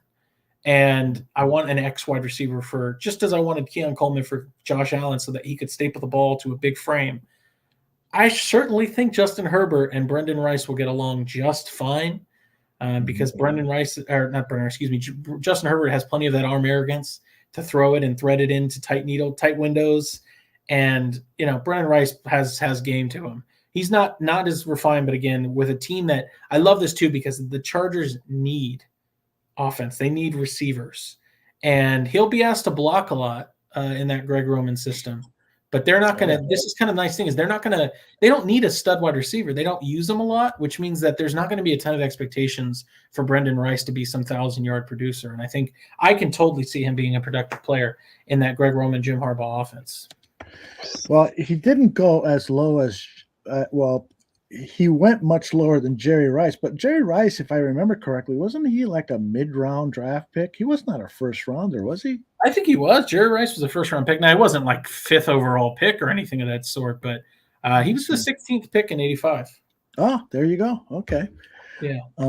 Well, given that he's a Hall of Famer, that's probably what I was thinking. The 16th pick, first round, he probably should have been the first overall in that draft. Yeah, you don't know. I mean, maybe it's character. I really don't think it is. Maybe it's medicals. We never know. Well, I recall this. He did not run a fast 40 at their. I don't know if they called it the combine back then, but he was considered to be very slow. And Bill Walsh said, "I don't care what he runs. This guy gets open and he catches the ball." So, Bill Walsh, one of my favorite all-time coaches. I know Ditka hated him, but so be it. All right, what else we got here? Who did the Raiders or Bengals take anybody? Because I'm seeing there were 223, 224. Yeah, they did. Let me find out real quick here. The Raiders meet the newest member of your. Oh, that's from earlier, Dylan Laub. He went earlier. Commanders. Well, we mentioned that Commanders took. I'm wondering if maybe the Chargers traded up. Yeah, it had to be a trade. Exactly, had to be a trade. So, all right. What your Vikings? I'm trying to find a list. Should I call them your Vikings? You can, Aldo. You can. I got to be honest. And I hope that this actually gets people a little bit off my back in the sense that because I love being on Barroom. I love every opportunity you give me. I love talking with you, Aldo. I love talking with AC and KB. You all great people. I vibe with. I will still watch Hogan Johns. I like the Bears. It's not like I left them and I'm all of a sudden rooting against them. And I say all that to say that I'm not a fan of the Vikings, just like I wasn't a fan of the Bears. I like what they're doing right now. I like some of the players that they've acquired. They happen to have hired my favorite defensive coordinator, and that was something I was very attuned to last year. If Brian Flores gets hired, it's gonna be a really sad moment. I'm like an amoeba. As soon as Brian Flores goes and becomes the head coach or whatever, I'm gonna go watch a lot of their tape and be a fan of that team per se. But yes, you can call them my Vikings. I think that in many ways you have a resident Vikings scout enthusiast, if you will, because I will absolutely be watching them, as on a regular with their, and that's what I kind of made a point of. They, to me, will be prime appointment viewing on a weekly basis because I want to watch the defense with actual pieces that Brian Flores chose. And I have now a vested interest to watch the offense because there's nothing against Kirk Cousins. I'm not a Kirk Cousins believer. This goes to the Falcons too. They can say that they're going to be a good team. That's great. I think that you'll end up exiting the playoffs every year because that's what Kirk Cousins does in the first round, So to me, they now have a legitimate – I'm excited, and this would have been Drake May or any other – they could have taken Penix, and I still would have been excited. I wanted to see Kevin O'Connell with a quarterback. I know he was fine with Kirk Cousins, but he inherited Kirk Cousins, and he maximized Kirk Cousins, and I know he wanted to keep Kirk Cousins. But now he got to select his quarterback, and this is his chance to grow and cultivate with that quarterback on the same road together.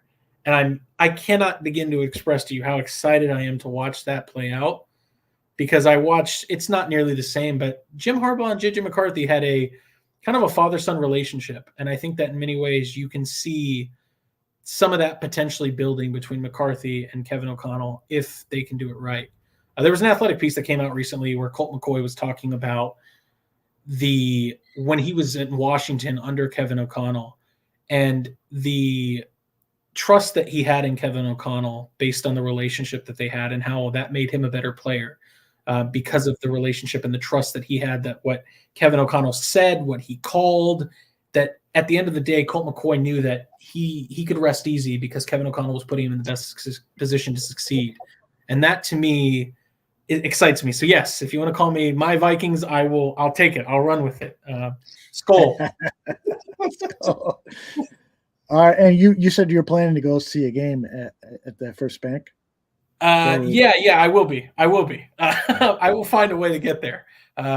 Same here. I'm dying to see it because I think the Bears Stadium is going to be very similar in structure. Yeah, I will find a way this year, but yeah, I mean, now that Harbaugh's back in the league, I'm going to be spending a lot of time at SoFi. I will find a way to their training camp.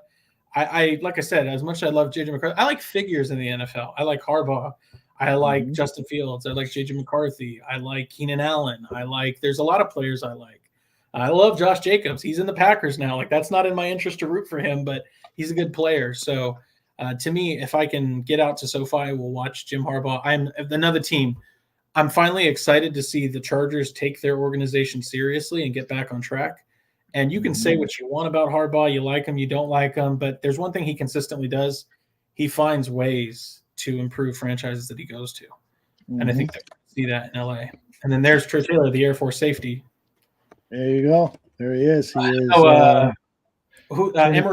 Emory Hunt's very big on Tory Taylor. Oh, okay. I bought Emory's draft guide. I haven't gotten through it. So, but yeah, he's the kid out of Air Force, 6 feet tall, 209 pounds. He's 23 years old. I didn't realize he was that old. He won the Jim Thorpe Award in 2023. So he's a promising prospect. Yep, getting old. The words are becoming harder to get out. Well, we're almost. I mean, I shouldn't say we're almost done, but this is it. This is the final one. We'll get through this. This is round. It. Indeed, we're in the fourth pick of the seventh round, which has 37 selections. So we'll be with you till the very end.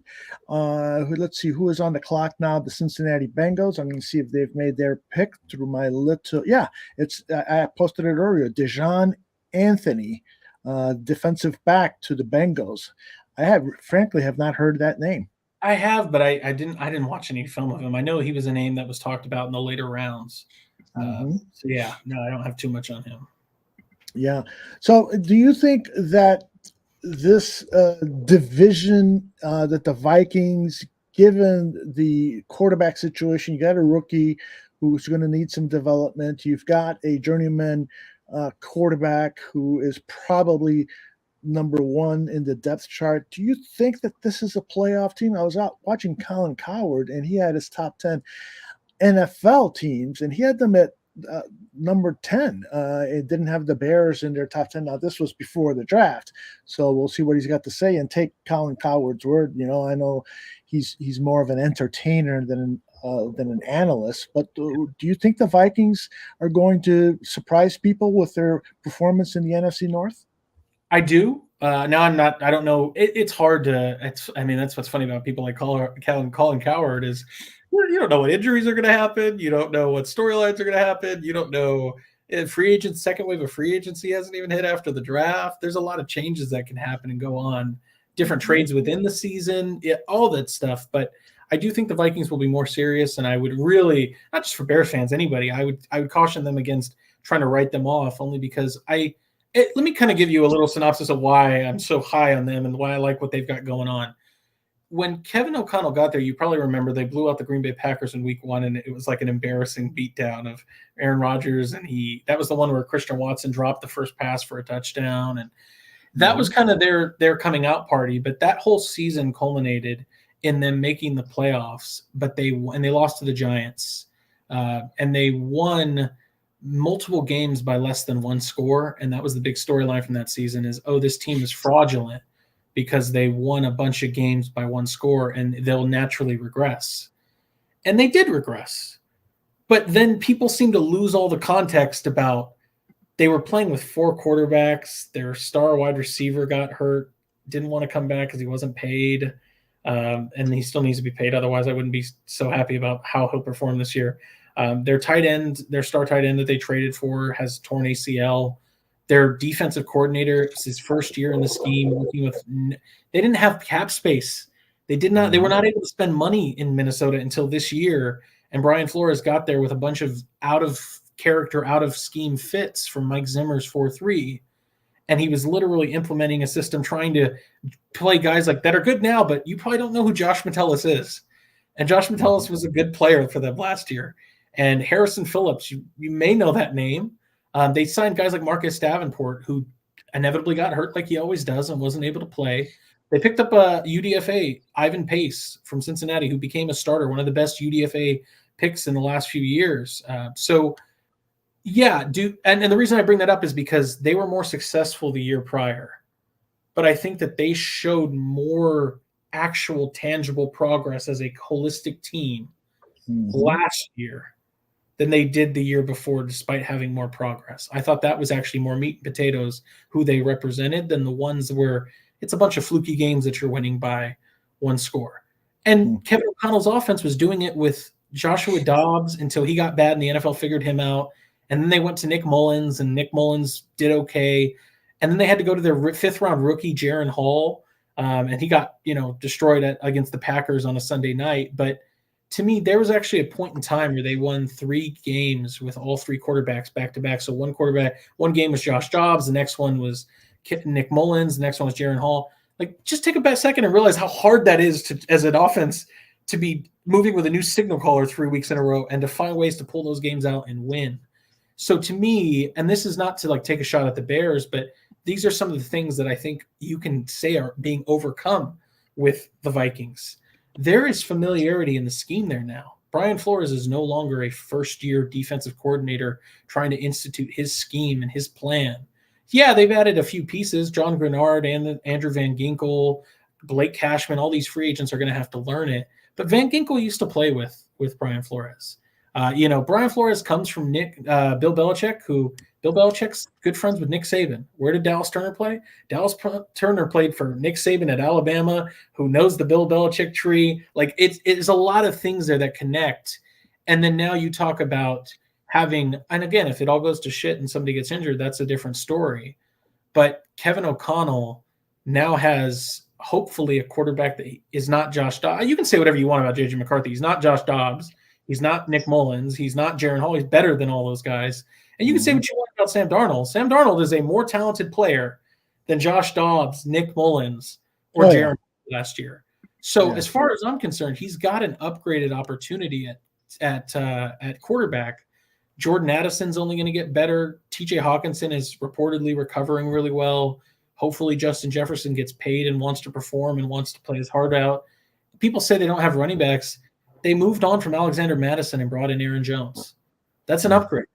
Like I'm trying to think who they lost. They lost Ezra Cleveland at guard, but that's what I'm saying. Like I'm not telling you they're going to be some like wild successful playoff team. I'm not willing to do the cowherd thing, but if you're trying to write off the Vikings, I see a team that they are going into year 2 with a scheme and continuity that I think will end up working out for them in a way that it doesn't mean it won't work out for the Bears, but the Bears, at least on offense, everybody's learning a whole new scheme. It's a whole new, and it's not, I understand Chris Morgan's still there. I'm trying to remember who else they kept. Was it the tight ends coach, Jim Dre? But outside of that, it's all new people and it's all new belief systems. And I get it. We're going to see what Eric Washington does. That one's a little curious. Is it more of it's still Flus's defense, but he wanted to have somebody to, run it? Or is it actually they're going to give some autonomy to Eric Washington? But, I think, and I see Cliff there, and this is half the problem, though, is, Vikings have a rookie QB not named Caleb. I get it. If you want to anoint Caleb, be my guest. Anybody's allowed to do what they want. But and you can say it's because of Jim Harbaugh or whoever he played against. I watched the guy that the Bears drafted play hero ball and find his way to lose games. I watched J.J. McCarthy find a way to play his role. The way that you're talking about, Aldo, with the San Francisco Brock Purdy and Tua Tagovailoa and all these guys. I watched another quarterback in the Big Ten playing top 5 defenses take his team to a national championship. And when everybody wrote him off and said they'd lose to the Saban defense, the best pro college defense you're going to find, I watched him find a way to put touchdowns on the board and answer in key times in the Rose Bowl against Nick Saban. Nick Saban's final game against when Dallas Turner, his now teammate, is bearing down on him, make an athletic one-handed catch and flip it out to Roman Wilson in space. You can say what you like. I said, I'm not even trying to. This isn't about like JJ McCarthy is better than Caleb. I'm not trying to make it. I like both players, but there's a lot of Bears fans that are doing this where Caleb is 1 and then everybody else is 15, and everybody's board's different. There were legitimate boards that had Jaden Daniels above Caleb. Now I didn't feel that way, but I think you're massively underrating situation, supporting cast, voices in the ear, maturity. Something you asked earlier, Aldo, with the Vikings is, they brought in Sam Darnold. What does that mean for their plan? I don't want JJ McCarthy to start early, but this whole thing, like he's a project, you need to sit him. He came from a pro style offense and has more familiarity with NFL style football than any of the other quarterbacks that were drafted. If you had to put him out there, he's wildly mature, has good leadership skills. I don't think that he would be out of his. He played at one of the bluest blood programs in college football with the highest expectations. I don't have a fear about what would happen if you put him in and had asked him to manage a game. But for his own sake, I think any quarterback, Caleb included, would benefit from sitting and taking time to learn the game and more of everything else we talked about. Learning a nutrition program, learning how to game plan in a week, learning how to study, getting on the weight program, knowing your teammates, doing all that stuff. I think it would be better for him. But I also, to that point, there was a reason they went and signed Sam Darnold because they understood that we will absolutely not allow ourselves to be the Raiders where we get asked out of taking a quarterback. If we cannot get a quarterback, we will end up going with Sam Darnold. And this was actually with how McCarthy Brady got it. Well, I'm not calling him Tom Brady, but this is the whole thing, though, is and I don't mean to go back here, but at the time they signed Sam Darnold, the Broncos were heavily in contention for Sam Darnold. And they had to pay Sam Darnold, I think, $10 million to get him to come to Minnesota. But that was them saying, we will not get put in a bad position at quarterback if we can't get a quarterback that we like. So I think they feel confident in Sam Darnold. And this is very much bro science here. But if Kyle Shanahan liked Sam Darnold and believed he could reacclimate and revitalize Sam Darnold's career, I certainly believe Kevin O'Connell can find some way to get something out of Sam Darnold. Sam Darnold never got a chance to play because Brock Purdy is just a phenom and an Iron Man that would not go down. Even when he was hurt that 1 week, he did not allow himself to get benched. He came back. So we didn't get to see Sam Darnold, but I do believe that I'm not telling you he's going to be an all-star. That's why they drafted J.J. McCarthy, because they don't believe Sam Darnold's the long-term answer. But if you needed him to get you by, I would be okay with that. And personally, if it were me, I'd want Sam Darnold to start for like the first 6 to 8 games. That's my whole point. I don't think JJ needs to sit a whole year, but give him a month, 2 months to get his feet under him in an NFL season before I throw him to the Wolves. And the Vikings, this is one benefit for the Bears. The Vikings have a much harder schedule than the Bears this year. Much harder. I think they have the fifth hardest strength of schedule this year for Minnesota. So that's its own challenge. Well, the Vikings have added to their roster with interior offensive lineman Micah Jurgens from Wake Forest. He's primarily a center, but he has played some guard. Have you looked at any of his tape? I have not, no. And this is, I mean, it's, it's different, and obviously everybody's board's different. I would have rather taken Christian Mahogany and then taken a kicker here. That's how I would have done it. They ended up taking a kicker, and now they're getting a lesser guard. But it's fine. Again, in the 7th round, these guys don't stand. Shouldn't say they don't stand to make it work in the NFL, but they don't have a good chance of making the roster, unfortunately. Well, the Patriots follow up and they pick a tight end who's I've heard some favorable things about, and that's Jaheim Bell. I want to say didn't you have him? Yeah, I had him high. Yeah. He was very high. He was my my tight end 4. I had him in the 4th round above Theo Johnson and Cade Stover. Go ahead. I was going to say the Vikings have made another pick, Levi Drake Rodriguez. This is a kid that I am going off of Mel Kiper and Field Yates that have talked about him. I don't have. I couldn't even tell you. It's like some technical institute in Texas A&M Commerce. I'd love to fake the funk Aldo and tell you I have Texas A&M Commerce tape, but I don't.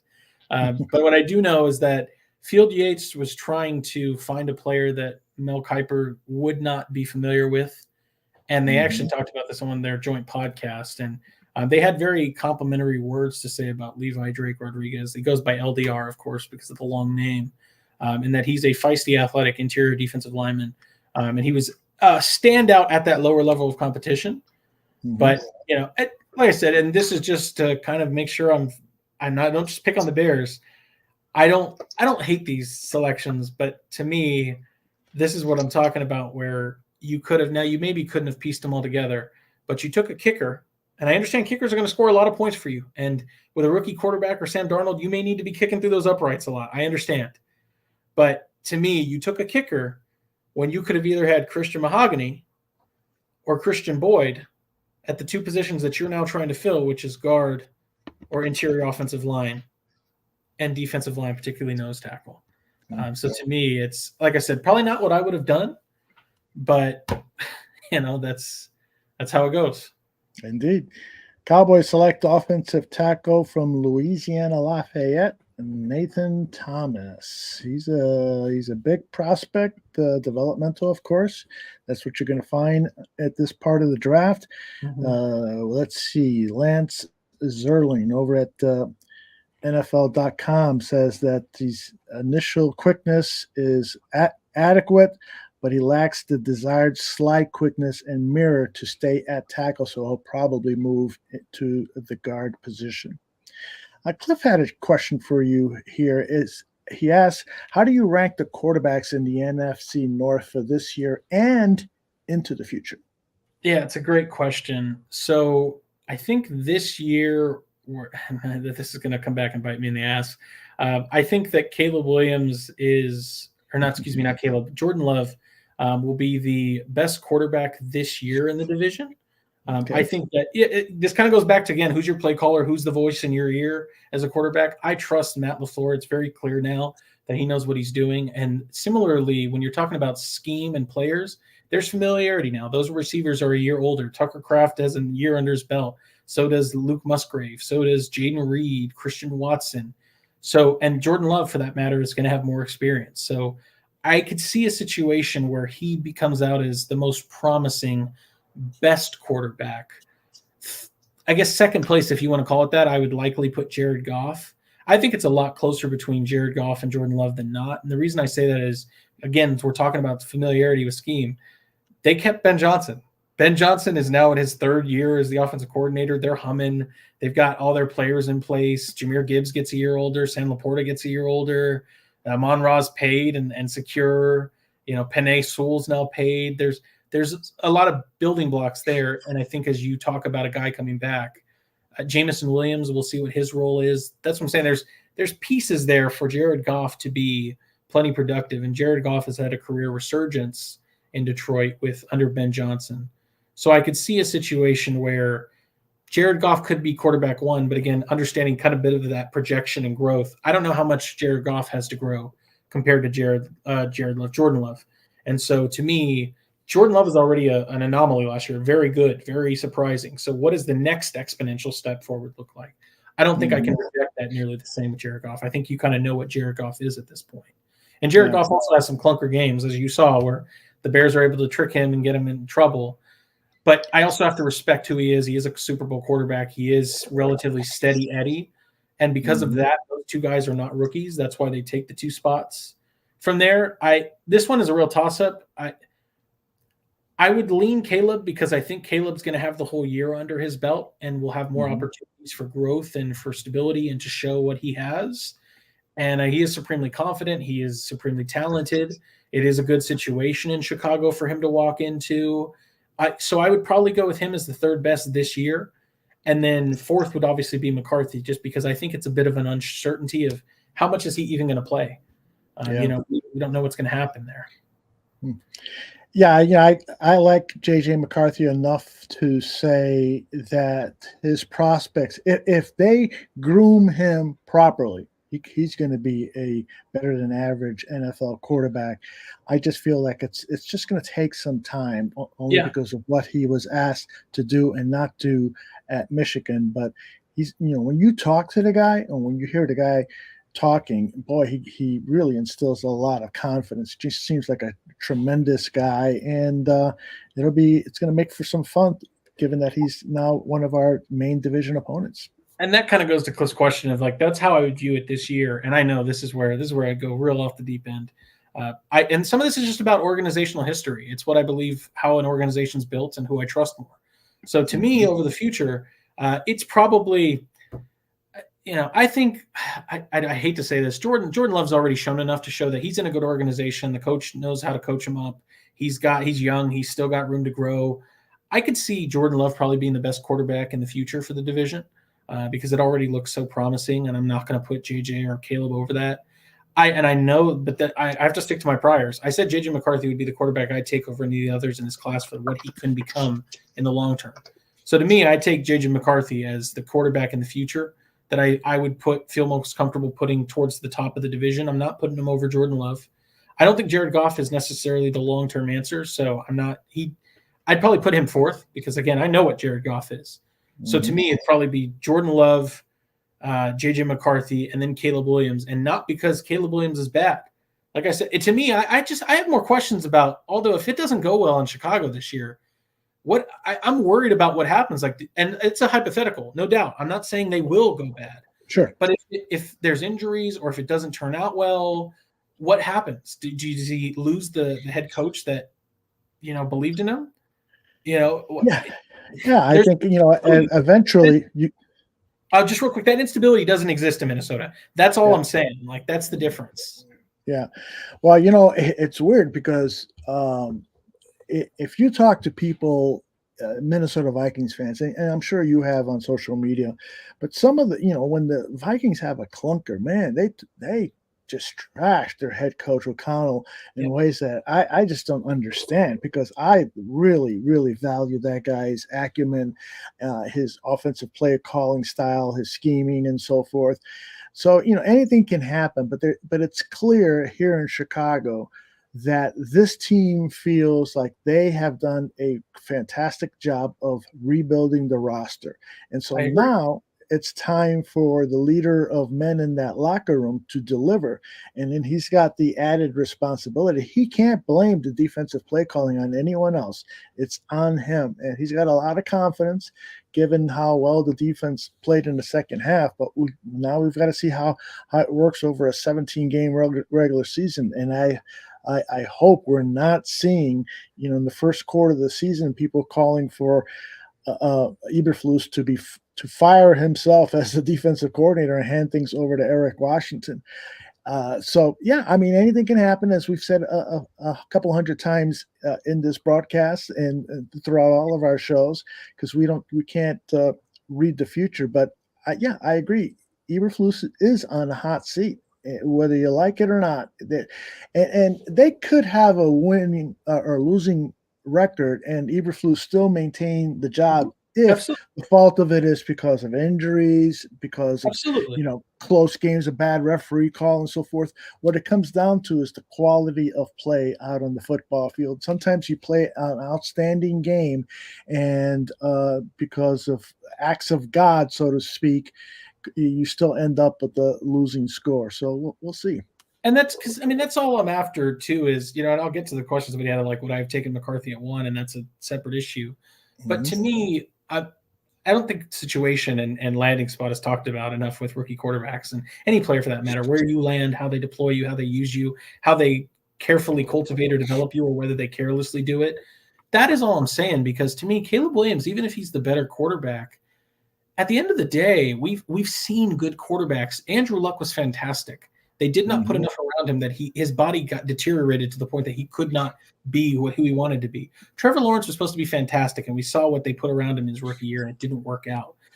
Tua Tagovailoa didn't look good under Brian Flores. He looks serviceable now. Like, situation matters. Like, you can literally, it's everywhere if you look for it. And to me, this is my whole point. Where the Bears are bad, maybe they fire their head coach. If the Bears are fantastic, if they're phenomenal, great. Caleb's offensive coordinator is right out the door, because somebody will be hiring Shane Waldron for just as Bobby Slowick. Bobby Slowick got real legitimate consideration this year for what he did with CJ Stroud. If Caleb Williams is phenomenal, freak show, you don't think that Shane Waldron's walking out the door? Well, great. That means that there's a new offensive guy there to teach Caleb and coach Caleb in year 2. And maybe he's indefensible. Maybe Caleb's just such a superstar, he can have any offensive coordinator, he's going to be a star. But my whole point is the Vikings just don't have to worry about that. If they're bad, Kevin McConnell's got a rookie quarterback, and he's going to stay there for another year because of what he's shown. If they're fantastic, if they are the best team in the league, nobody's hiring Kevin O'Connell away because it's Kevin O'Connell who's the head coach. Like, there's just more stability there for why I feel more confident that for the future of a quarterback, and like I said, it's not JJ McCarthy. You can put Drake May there. You could put Penix there. I feel more confident about the future and the stability of the Vikings than I do the Bears, just because of, and that's where this is Danny's point. If you had let go of Matt Eberflus, that came with costs, no doubt about it. What is Jervon Dexter and Edmonds and all those players that they've signed on defense and drafted? What do they look like under a new defense? So it's not that it didn't have a cost, but they elected to keep a coach with a 29% win percentage. And to your point, Aldo, it's a hot seat. And if it doesn't go well, I don't like that instability for any quarterback, for any rookie quarterback. It's not. No, I'm with you. I said that when I was having my beef with Danny. The synchronicity in this team, and when I use that word, I'm referring to the hiring of coaches and GMs and quarterbacks. That should all happen at the same time, in my opinion. But the Bears just, and I guess this starts with George McCaskey, just don't understand that. I mean, look at even the stadium situation. You purchase a site in Arlington Heights and pay almost $200 million for it. And then you hire the guy that's supposed to oversee the stadium development when you knew that Ted Phillips, the president, was about ready to retire, but you follow his advice and you pay all this money on this property. And then the new guy now, whether it's a tactic to get Arlington Heights to lower their tax bill, or whether he's serious, and it seems like they've gone to some expense to express their seriousness in building the stadium in the lakefront and now having all this real estate that they may make money out of it on the sale, but it still doesn't make sense. Why didn't you replace Ted Phillips first and then let Mr. Warren seek out the best spot and work with the mayor of Chicago or Arlington Heights and other suburbs and do this the right way? It's just no, absolutely. weird. And that's, I mean, but this is what I'm talking, and that right there is just even what we're talking about, Aldo, is that it's just always shaky ground, and like that scares the shit out of me. So sure thing. Yeah. And I'm not telling you that, like I said, football's better when Chicago's good. All that stuff still applies. I call Chicago the Mecca of the Midway. Like, there's no better city in the middle of the country. I love Chicago. So, like I said, this is not like some anti-Chicago feeling or sentiment. I just think that even when you consider the Vikings and the Wilf family, they got the head start on their stadium, and their stadium is state of the art. A lot of people like it. Apparently, it's fantastic. You talk about their training facilities and their new practice facilities; those were raved about. I mean, I should find like some of those offseason grades from the NFLPA. Go look at the Vikings and how they score with respect to this. And like, I'm not saying that the Bears are scoring poorly, but this is an example of organizational stability from the Wilf family down that hasn't necessarily been seen with the Chicago Bears. Yeah, indeed. Solomon Byrd was just selected by the Texans. So if you want to comment on Byrd and the last 2 or 3 guys, let's see. The Jaguars. I heard good things about Miles Cole. I never scouted him myself, but there was some interest in him by some Bears fans. Matt Lee to the Bengals and Solomon Byrd. Any thoughts on those 3 players?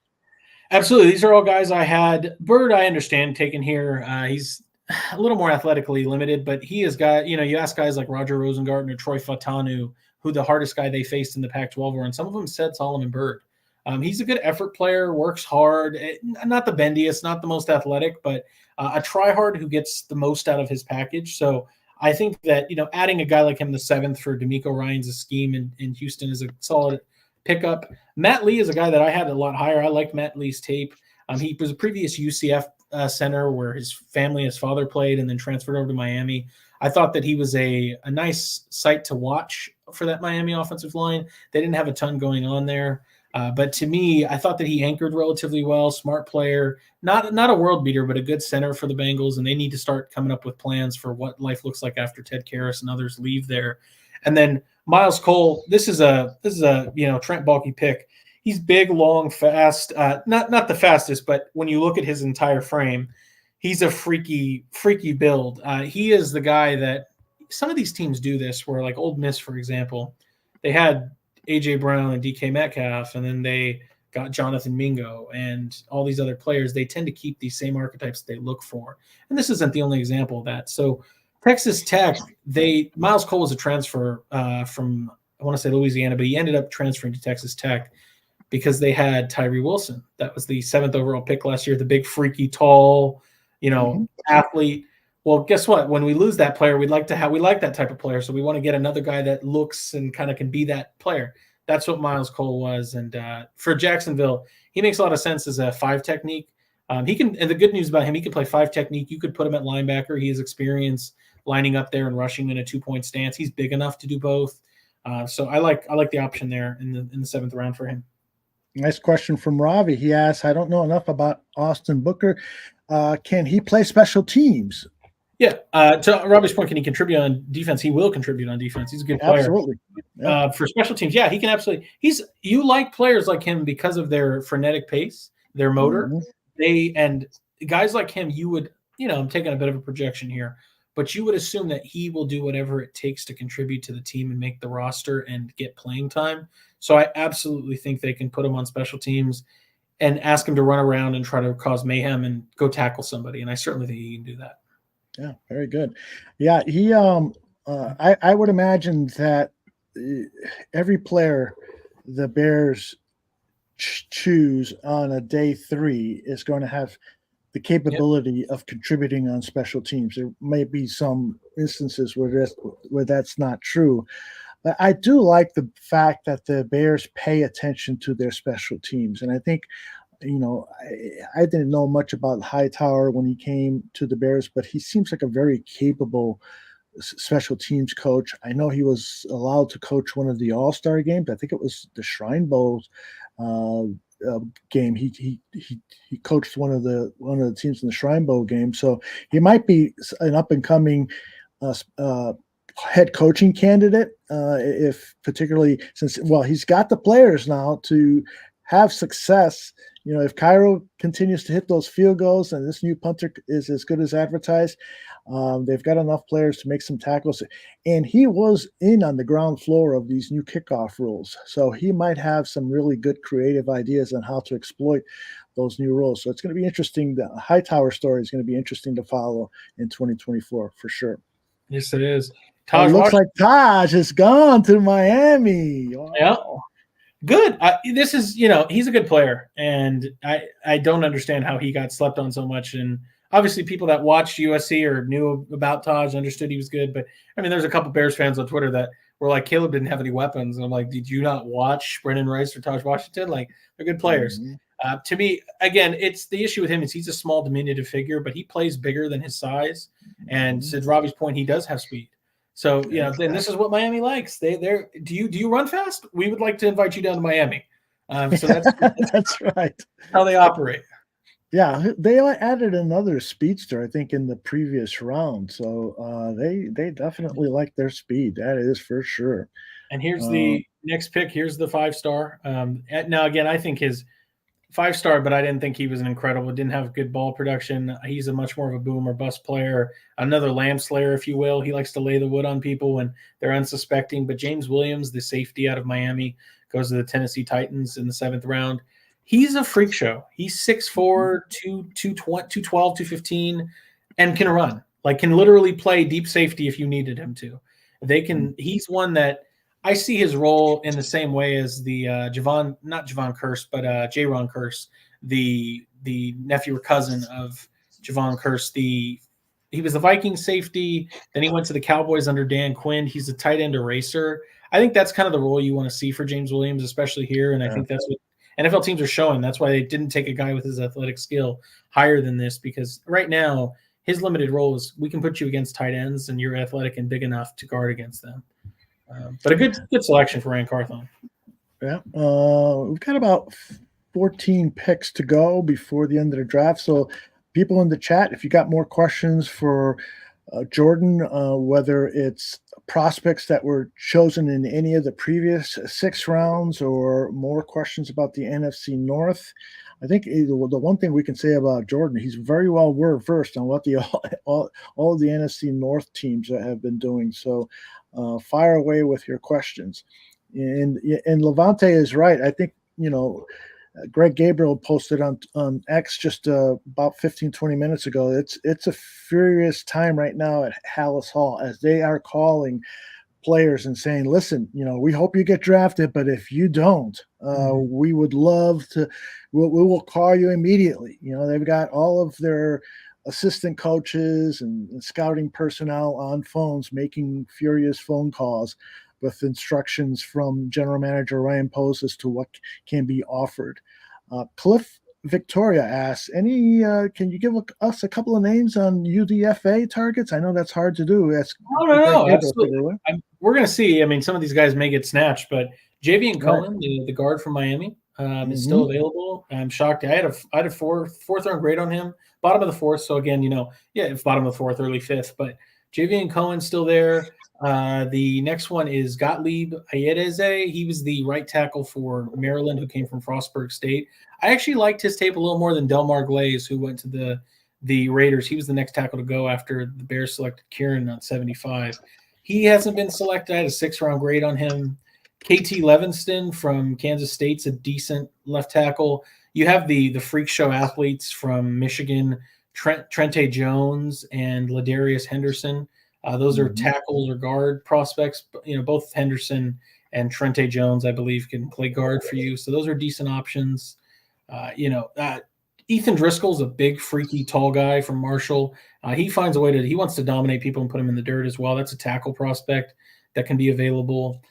You're looking at guys like Garrett Greenfield, who is the other South Dakota State tackle, played next to Mason McCormick. He likely will be available. You look towards all the tight ends have largely been snatched. Dallin Hoker is one of my favorites, though, in this class. He reminds me of Colt Lyerla back in the day from Oregon, and he came from Colorado State, was previously at BYU. He's a kind of a budget version of Ben Sinnott. He's an H-back.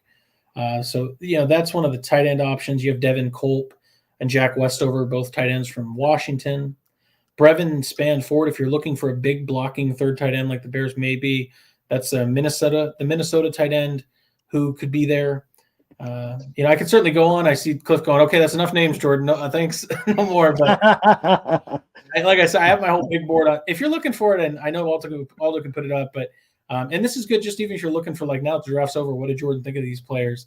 I have my Twitter handle on my name card thing. If you look there, my pinned tweet is my big board. And anybody can access that. You can look at it on Google. It's on Google Sheets.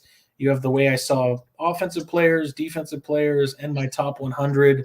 That's over 313 prospects I went through. So, and if you want questions, as you can see, I don't want to call myself, like, I'm not Dane Brugler, not the encyclopedia of all draft prospects, but I have a generally good understanding of a lot of these players. So if you look at them and you see a color and you go, why did you have them in the 6th round? I don't have space I don't have a beast. I can't produce 700 words on all these guys. I have a full-time job.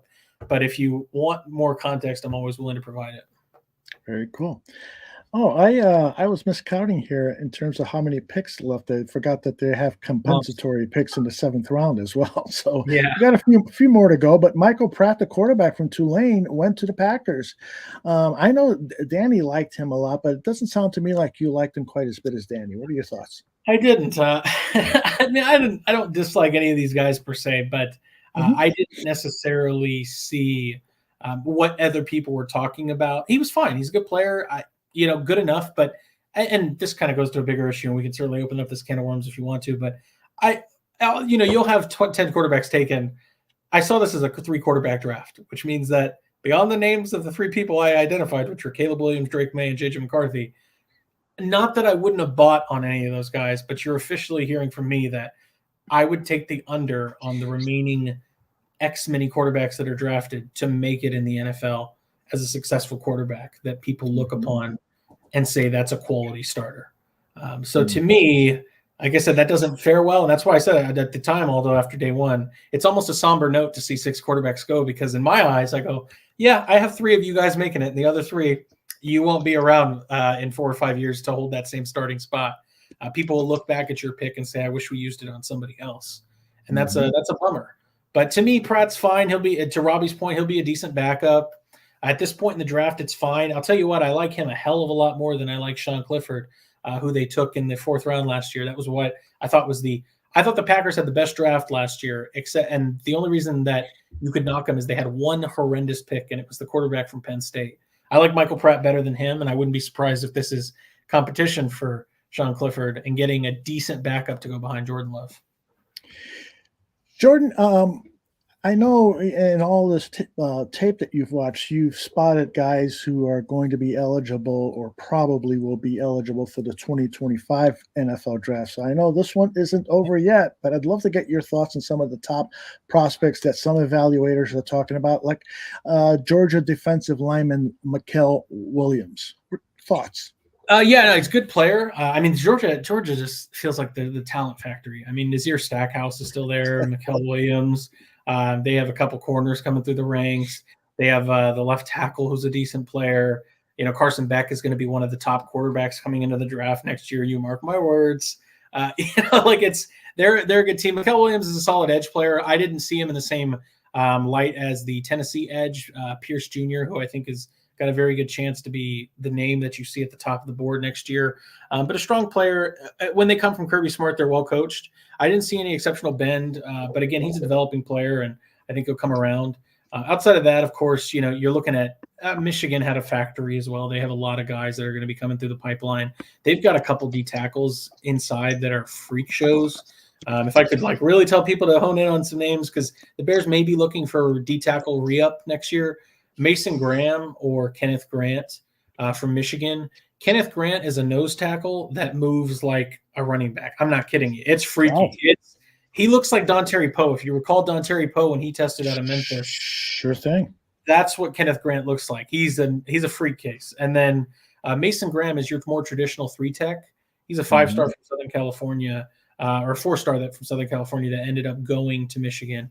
And he ragdolls people as a 3-tech. So he not only is he quick and explosive, but he's powerful. So if you're looking for D tackles there, Colston Loveland is probably your top tight end in the class. He's the Michigan tight end. He's much more of a move tight end, but he has some exceptional catches on tape. And then you have Tyler Warren, the tight end from Penn State, another good player. He's the one that stayed instead of coming out while Theo Johnson came out. Both the running backs at Ohio State and Penn State are freaky. Ohio State has Travion Henderson, who would have been a very top-ranked running back for me in this class, and Quinshawn Judkins, who came from Ole Miss. Chip Kelly is now their offensive coordinator at Ohio State, so I expect a big year from the Buckeyes. Penn State has Nick Singleton, who is, I don't want to call him Saquon Barkley, but he has very special ability and reminded me of like the next great Penn State running back to come out of Penn State like a Saquon Barkley. And that's where I see Levante Rogers here is asking me about the 2025 defensive end, James Pierce Jr. That's exactly what I was referring to as the guy that'll probably be edge one. I could see him easily taking that role if he has another strong year. Aldo, if you have some free time after the draft, just type in that name, James Pierce Jr. He's a freak show from Tennessee. Fast, built like Adonis, has good bend, had a really productive year for Tennessee. So absolutely, Levante, that's a good call out. I could see him being one of the top edges in this next class, that is. What there's a question there about who could be the number one quarterback in next year's class. A lot of people think it's going to be Sanders, Deion Sanders' son, Shedeur, but there's 2 or 3 other candidates to be the number one quarterback in the draft next season, aren't there? Yeah, I do think it'll probably end up being Shedeur Sanders because of the name value, because he has shown some it factor. He does. I wasn't as high on him as many others this year that thought he was coming out. I was like, I don't see it with him. But to the point, we've also talked about how this class, Devin Culp, good tight end, move guy, but we've talked about this class being the stronger quarterback class, and that's why you saw 6 quarterbacks taken, because people did not want to get on the carousel for what 2025 held. And that means that a guy like Shedeur Sanders, who I may not hold in as high of a regard, I could see edging out and being the top quarterback. Outside of that, you're looking at guys like Cam Ward, who went down to Miami. Cam Ward is exciting. I would have had a 3rd-round grade on him. I would have had him above guys like Spencer Rattler and Jordan Travis. So I could see if he somehow shows a good year, he could certainly be. He was on the fringe of coming out in the draft this year. He said he was going to come out, then he ended up going back because he probably got a boatload of money from Miami. But Cam Ward's an interesting prospect. Naturally, you have Carson Beck. I don't know if I'm as high on him as others, but he's a good player. And when you're playing for Georgia, you're coming, it's just, you understand. You can tell when we asked earlier, Aldo, about like art versus science with scouting, some of the value that I have intrinsically is, did you play for a big program? It doesn't mean that if you didn't, I don't value you. But when you play for Georgia, the expectations are pretty high. There's a standard that you need to meet to be able to perform in the SEC for Georgia and Kirby Smart. And Carson Beck meets that. He has playoff experience, understands what it takes. So I'd see a team getting excited about him. Of course, you have Quinn Ewers.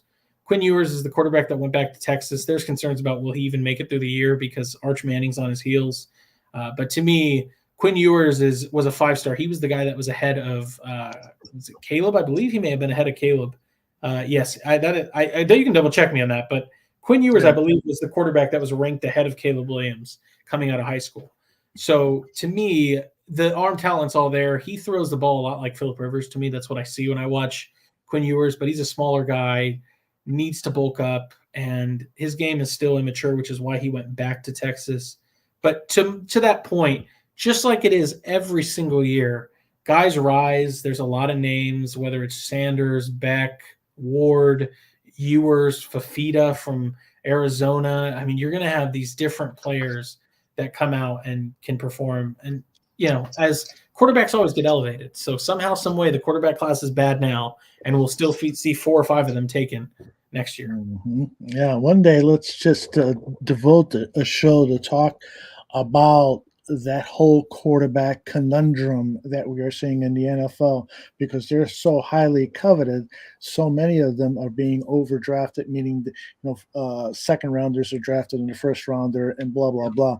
We can devote a whole hour and a half to that discussion. And I'd love to get Greg Gabriel's take. That could be a great show, the 3 of us, and maybe bring Danny in as well. Okay, we got another selection. The Chiefs looking for some help at the guard position, C.J. Hansen from Holy Cross. I don't imagine you saw a lot of Holy Cross tape, huh? I watched enough Holy Cross for the kid Coker from that we were talking about. But admittedly, and maybe I should have been more attentive, I didn't have C.J. Hansen as a name that I was looking for, so I wasn't even attentive to watch the guard from Holy Cross. Well, I know you know this guy, Ladarius Henderson, the guard from Michigan, has gone to the Texans with the 29th pick of the 7th round. Yeah, I see him as a guard, and he's a guy I actually had as an undrafted priority free agent player, but he's a guy that he's the thing with Michigan, and this is what I was saying. I know a lot of people thought Michigan was some powerhouse in the sense that JJ was playing with all-stars around him, and you can see it. They're not the offensive line, the tight ends. He had his best player offensively that went was Blake Corum and Roman Wilson. They went in the third round. There was no, and I understand now that we're seeing with Caleb there. Brennan Rice went late. Taj Washington went late. Marshawn Lloyd went pretty late. So I'm not saying that Caleb didn't have a different outcome, but with Michigan, it very much felt like the sums of the team were better than the individual. The sum of all the parts were better than the individual. And Ladarius Henderson was a good athletic player, really strong. This is, when you're talking about Michigan, they're coming from Ben Herbert, the strength and conditioning coach. Everybody was supremely coached up with respect to their body and their physique, but not necessarily a phenomenal player, which is why you're seeing him here in the 7th round as a flyer pick. But I have him projecting in a guard. He's a strong player, good enough feet, but not very technical, and has a long road to go to make a roster personally. His wingspan is 75 inches. That's what I'm talking about. And that's where it's like, why do you have him at guard? Well, because he doesn't have the, in my opinion, the FBI, the football intelligence, the wherewithal to survive out there in an island at tackle. And the technique is way too finicky. I'd rather put him inside a phone booth. But yeah, to your point, that's what I mean. When you talk about Michigan, if you're looking at the stats, the freak lists, you're going to be like, oh, Michigan has the best players in the world. And I'm like, yeah, no, they're all impeccable athletes. But when it comes to actual, cohesive, skillful technician-based football, they're not. But what Jim Harbaugh was after is, I just want guys that, when it comes to a bet of who's getting off the bus, and if we're playing tug of war, I have the bigger, stronger, faster guys. And that was what it was. We're going to run power 32 times against Penn State. I bet that my guy with 75-inch wingspan, who's a big, strong, bulking ox, is going to find a way to push out Chop Robinson every play. And that's what it looks like. Cloudy Futures letting us know that on NFL Network, there was a couple of glimpses there of the Ravens draft board. They try to blur it out. Except now it doesn't really matter because, but still, it's kind of still fascinating to see who they had on the board and stuff. And I would love it if we could someday, before we perish, to get a look at an NFL team's draft board, and maybe more than one, so we can kind of, compare how they do it, and not just, where prospects are, but just the process of it is fascinating to me. Yeah, I mean, it's all anecdote based right now. If you have people like Daniel Jeremiah talking about, oh, we had these little, asterisks or a green dot that would say we like that player, versus if they had an orange dot, that meant he was not able to be drafted. But to your point, we wish we could see it more than hear about it. Absolutely. A lot of people in the chat, a couple of people at least, have mentioned that NFC North teams have been really adding to their defensive backs, and the speculation that this is being done in response to what the Chicago Bears have done with their offensive weapons. But those were just weaknesses for the Lions' defensive backfield. Wasn't that one of their weaknesses? And the same thing with the Packers? And the Vikings, for that matter. Yeah, it has been a weakness. So that's where kind of what Greg Gabriel has said, which is that you don't worry about what other teams are doing. You just focus on yours. But certainly there is a bit of, these are weaknesses and they are premium positions.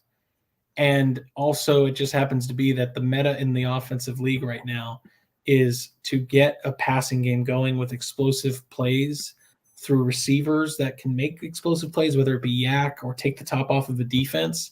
So what do? The natural response to that is we try to get athletes at corner, and it's a premium position because people want to pass. So now this makes corner premium, and it's been a weakness because we're trying to find guys that keep up with the likes of Rome Odunze, Keenan Allen, DJ Moore, Jamison Williams, Amon-Ra St. Brown, Christian Watson, Jaden Reed. It's no joke out here. It's a real Justin Jefferson, Jordan Addison. Yeah, it happens to be a good skill position league. Yeah.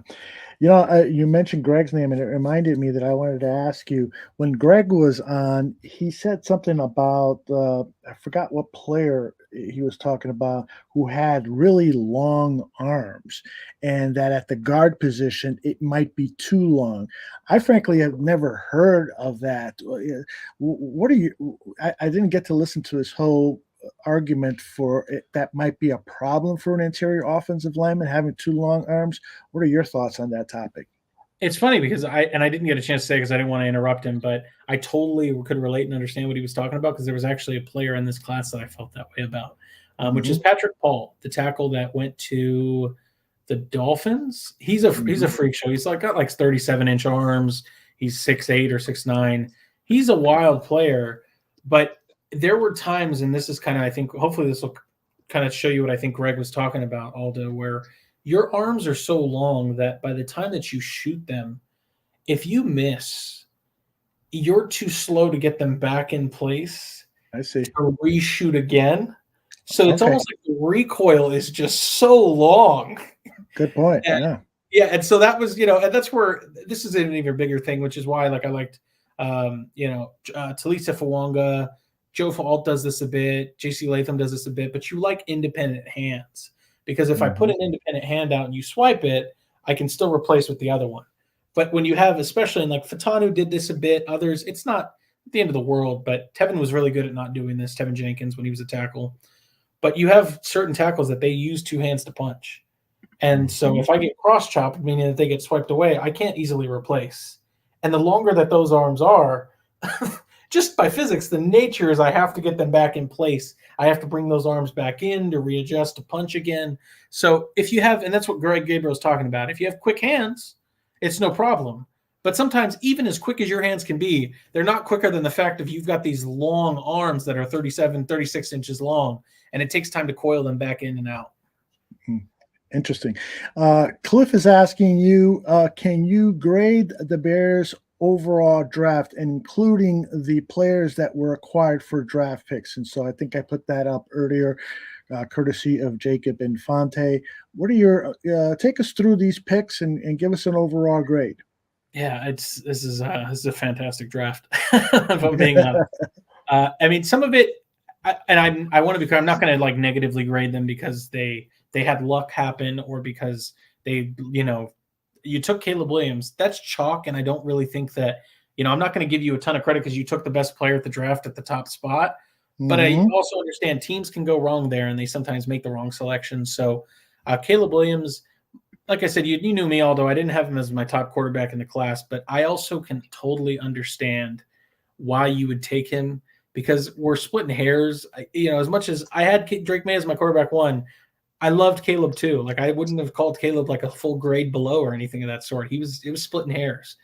So to me, I also understand too that Caleb Williams is the prodigy. He's a virtuoso. He is supposed to be the greatest thing since sliced bread. So if you passed on him, it would forever haunt you if he worked out anywhere else.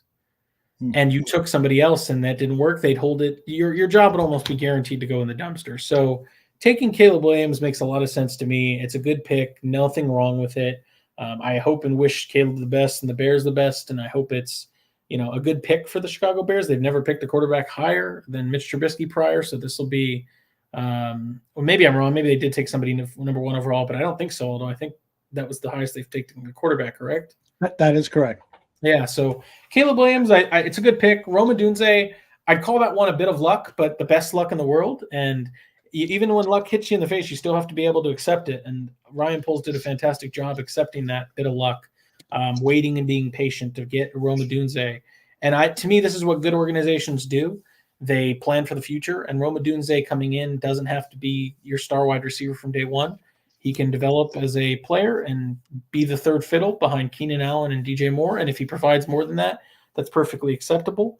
And this is also a position that Ryan Poles has had a bit of a struggle finding and selecting and getting right. So Rome Odunze probably represents one of the best chances he's going to get to draft homegrown success at the wide receiver position. Montez Sweat in round 2, I don't know how you're going to do better than that. I don't know. I liked a lot of edges in this class, but it's hard to argue a known commodity in Montez Sweat. when we're comparing Montez Sweat to like Dallas Turner or Jared Verse or Latu, I'd have a hard time telling you that I wouldn't have probably had him right up there with Dallas Turner or Jared Verse. And are honestly probably a little better than Verse because of his size and his freaky athletic skills. So to me, you essentially got a first-round player in round 2 in Montez Sweat, but you're obviously paying that second round because he's older, because, he's not past his physical peak, but what Montez Sweat is. He's a known commodity. But again, I would consider him, if you're looking at the edge class, and that's the whole thing, is Ryan Poles had to be forward-thinking enough to see this second round and see this edge class coming up and realize that a second rounder to get Montez Sweat would be incredibly savvy. So love that pick. Kiran Amegadjie, I believe that, you heard, and I know, although you and Danny got into a little bit yesterday about the theory of, taking the tackle, but you saw me light up about it. Yeah. And it's a situation where, again, what good teams do, they do not sit and rest on their laurels with, we have Braxton Jones, we spent a high pick on Darnell Wright last year, so that's good enough for Caleb. Like, no, go get the hometown kid. That's a freak show. I mean, Greg Gabriel's obviously very favorably finding him as well with his athletic traits. He's going to require a lot of development, but that's why you pay Chris Morgan, and that's why you're an NFL team. You'd like to believe that your coaches can develop. And if he can develop, he's got really freaky traits, and he plays a premium position. If he develops, he can be your left tackle with his traits. So that's hard to argue in the third round with as Danny was saying yesterday, like a boom or bust player. Keenan Allen, obviously Keenan Allen's, he's persona grata in this case. Like he's as safe. It's the best safety blanket you're going to find for a quarterback. Mm-hmm. I think that he is an exceptional player. Obviously, he's long in the tooth. Obviously, it can be a one-year rental if you're not extending him beyond that. Right. But again, a fourth round pick, I don't give a shit. That's a compensatory level, for a safety blanket for your young quarterback. And it also, you got to think about what it did for the Bears in the sense that it made sure that people didn't feel like the Bears had to take a receiver at 9 because they had traded for Keenan Allen. So there was enough belief that maybe they would trade out or take an edge, which that flexibility potentially leaves another team from jumping the Bears to go get a Rome Odunze. And then, of course, I'm just going to power through the last few. I'll try to make it relatively quick. Tory Taylor, I didn't love the pick at the time, but the fact that you can then go back and get Austin Booker, it makes it all okay because in my mind, I'll assume that you took Tory Taylor with the 5th rounder, and I'll say that you took Austin Booker with the 4th rounder, and it all comes out in the wash. And I don't disagree with Ryan Poles. I think he is definitely one of the best punters, if not the best punter in this class. I don't love the value there, but you do play in a frigid division where you are going to be expected. Field position is important in any game of football, and Tory Taylor can certainly provide you that. Ryan Bates, this is, it's Ryan Poles' crush. He tried to sign him earlier, and the Bills kept him. You get him at a cost-controlled contract. He's a versatile player that can play any of the 3 interior offensive line spots. And then you have Austin Booker. I mean, certainly I can talk about it again if you'd like, Aldo, but I think we all spent a ton of airtime on Austin Booker, and I gushed about him earlier, but I love the player. To spend a 5th rounder, was it a 4th rounder next year for him? I thought that was perfectly acceptable to get a really good developmental edge.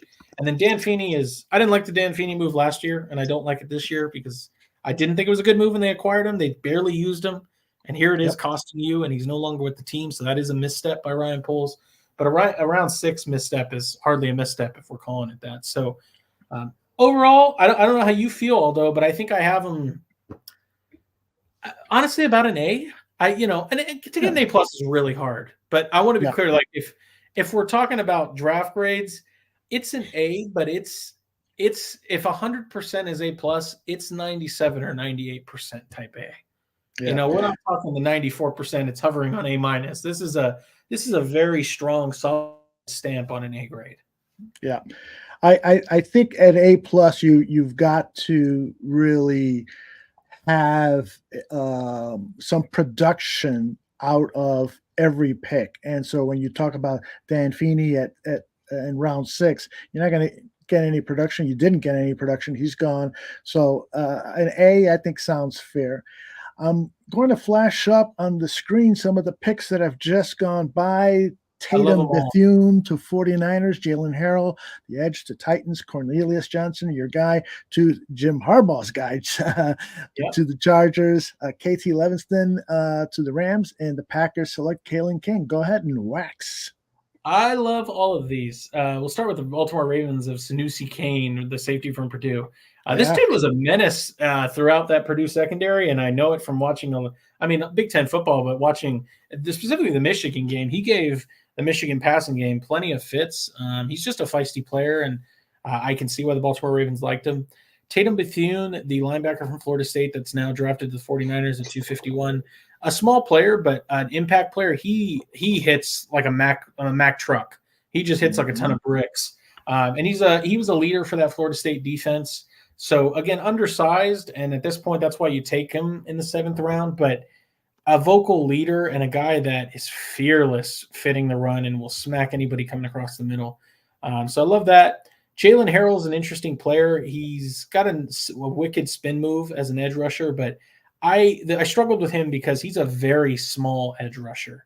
So I could see him being better fit as an inside linebacker, an off-ball linebacker, and then you can blitz him akin to like an Ivan Pace or, a few others. But that's to the Titans at 252, and I don't think that's bad. 253, Cornelius Johnson, Chargers wide receiver. How am I not going to love this? Although this is like, to me, I don't know if it would have fallen better for the Chargers.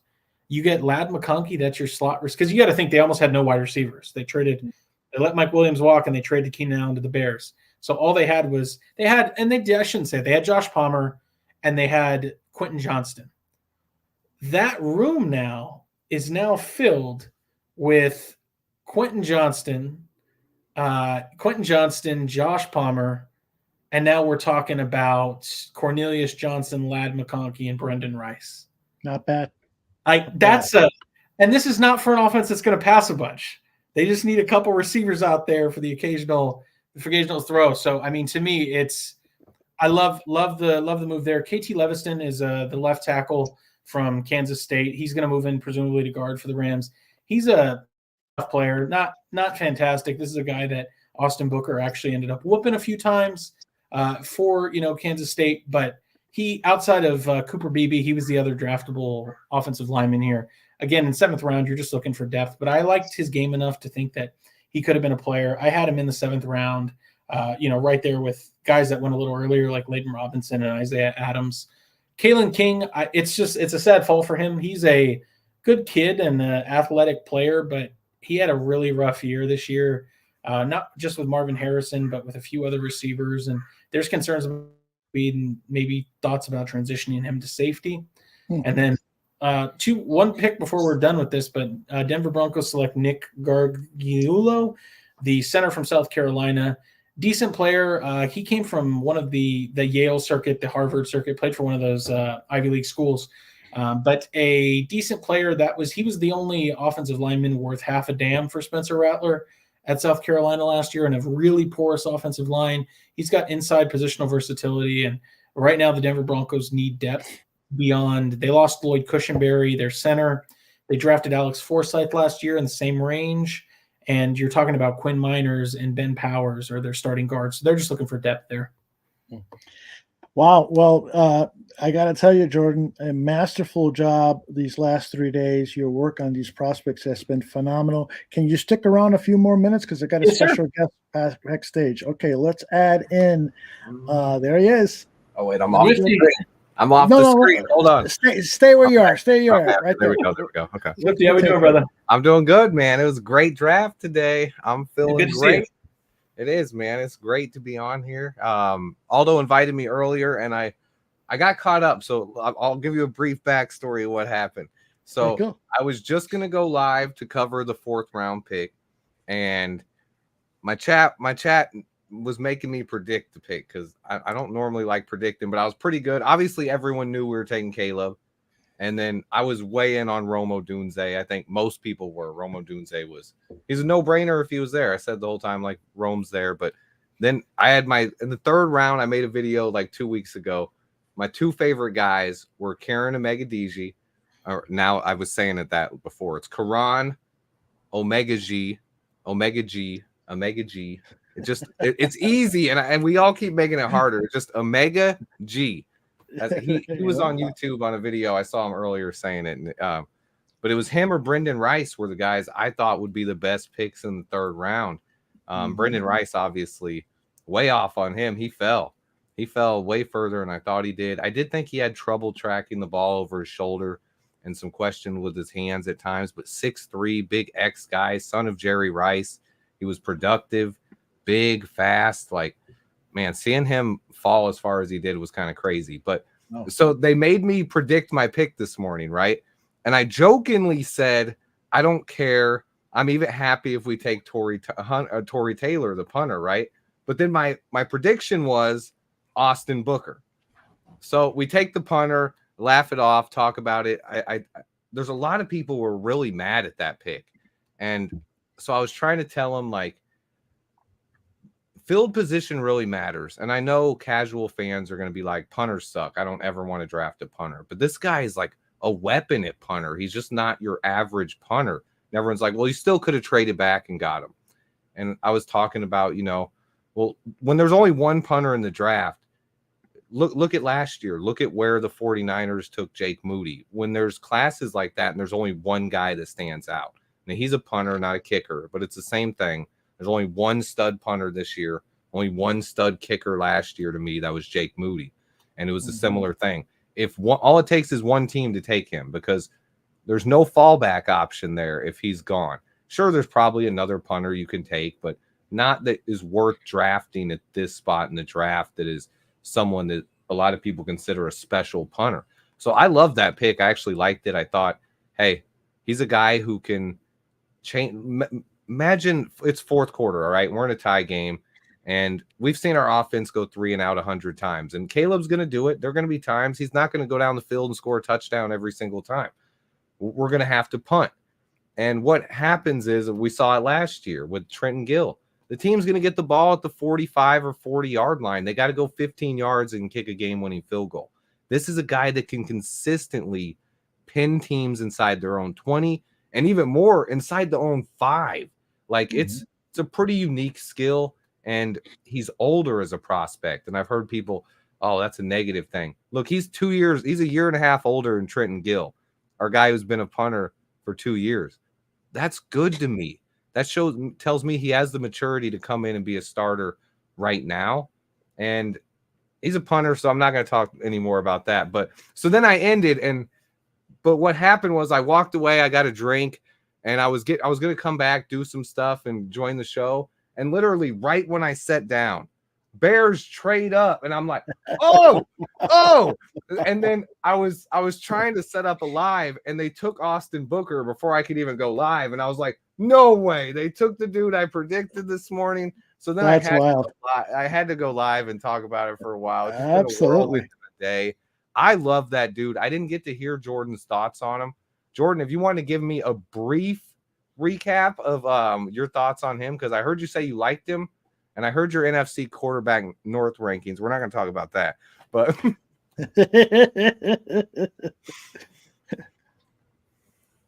Jordan, I think you're muted. Oh. Yeah. I shouldn't say I hate the Tory Taylor pick. I don't. But I just don't believe in taking specialists that high. And I understand it. I hear you that he's the top punter in this class. I get it. But I'll tell you this: had that been the last pick, I'd have been really disappointed when you had guys like Austin Booker, Brendan Rice, other talent on the board. And then they came back and traded for Austin Booker and gave a 25 fourth. And to me, I was like, that's not a bad price. And the reason for that is, again, it's all about how you see the player. I had Austin Booker with the 3rd round grade. So even if you consider what the Bears paid insofar as, well, technically Austin Booker, even though they took him in the 5th, it costs them a 4th round pick to take him. Oh, whoa. Breaking news. What? The Bear? What? Two UDFAs already signed. Okay. Troy cornerback, Reddy Stewart. And Theo Benedict. British Columbia OT Theo Benedict. Yeah. Yes. Yeah, we got Cloudy. This guy Cloudy Future in the chat's been. Oh, there you go, Cloudy. Incredible. He's phenomenal, yeah. But yeah, I mean, so to me, I thought with a guy like Austin Booker, I had a 3rd round grade on him. I thought even spending a 4th round pick next year to acquire him was still plus value. and it really helped round out the class. And you know how Swift, they do this all the time. Well, if you took Brian Branch in the first and you took Jahmyr Gibbs in the second, it would have made it feel better. So fine. Take Tory Taylor the fifth. Yeah, that's fine. So it's a good pick. I loved Austin Booker. My only concern is I see him as a 3-4 backer more than a 4-3 end. But that doesn't mean he can't convert. This is the Max Crosby issue. Max Crosby came in looking very light. He needed a nutrition program, needed to strength train, and then put enough weight on to become a 4-3 defensive end. So it's not like I don't think he can play it. I had personally, to the point is I had thought before Dallas Turner ever became a reality for the Vikings, I had totally thought he would have been a great 3-4 backer for Brian Flores with the Vikings or any other 3-4 defense for that matter. But he's a special – I don't want to call him special. He's not anything yet. We're going to see what he becomes. But what was so special about him to me is that you don't typically see edge players that are inexperienced and show the toolbox as a pass rusher that he does. He has multiple moves and a good sequencing to be able to change from one move to the next, and you don't typically see that from a fifth-round edge. Yeah, Just like Dominic Robinson didn't have that. I said that was the area of his game, I think, behind Liatu Latu, I thought he was second in this draft as far as his tool of repertoire of moves he has as a pass rusher. He was already doing a cross chop. He was a guy who had a ton of moves, and he wasn't even a starter, so he could come in and impact the game.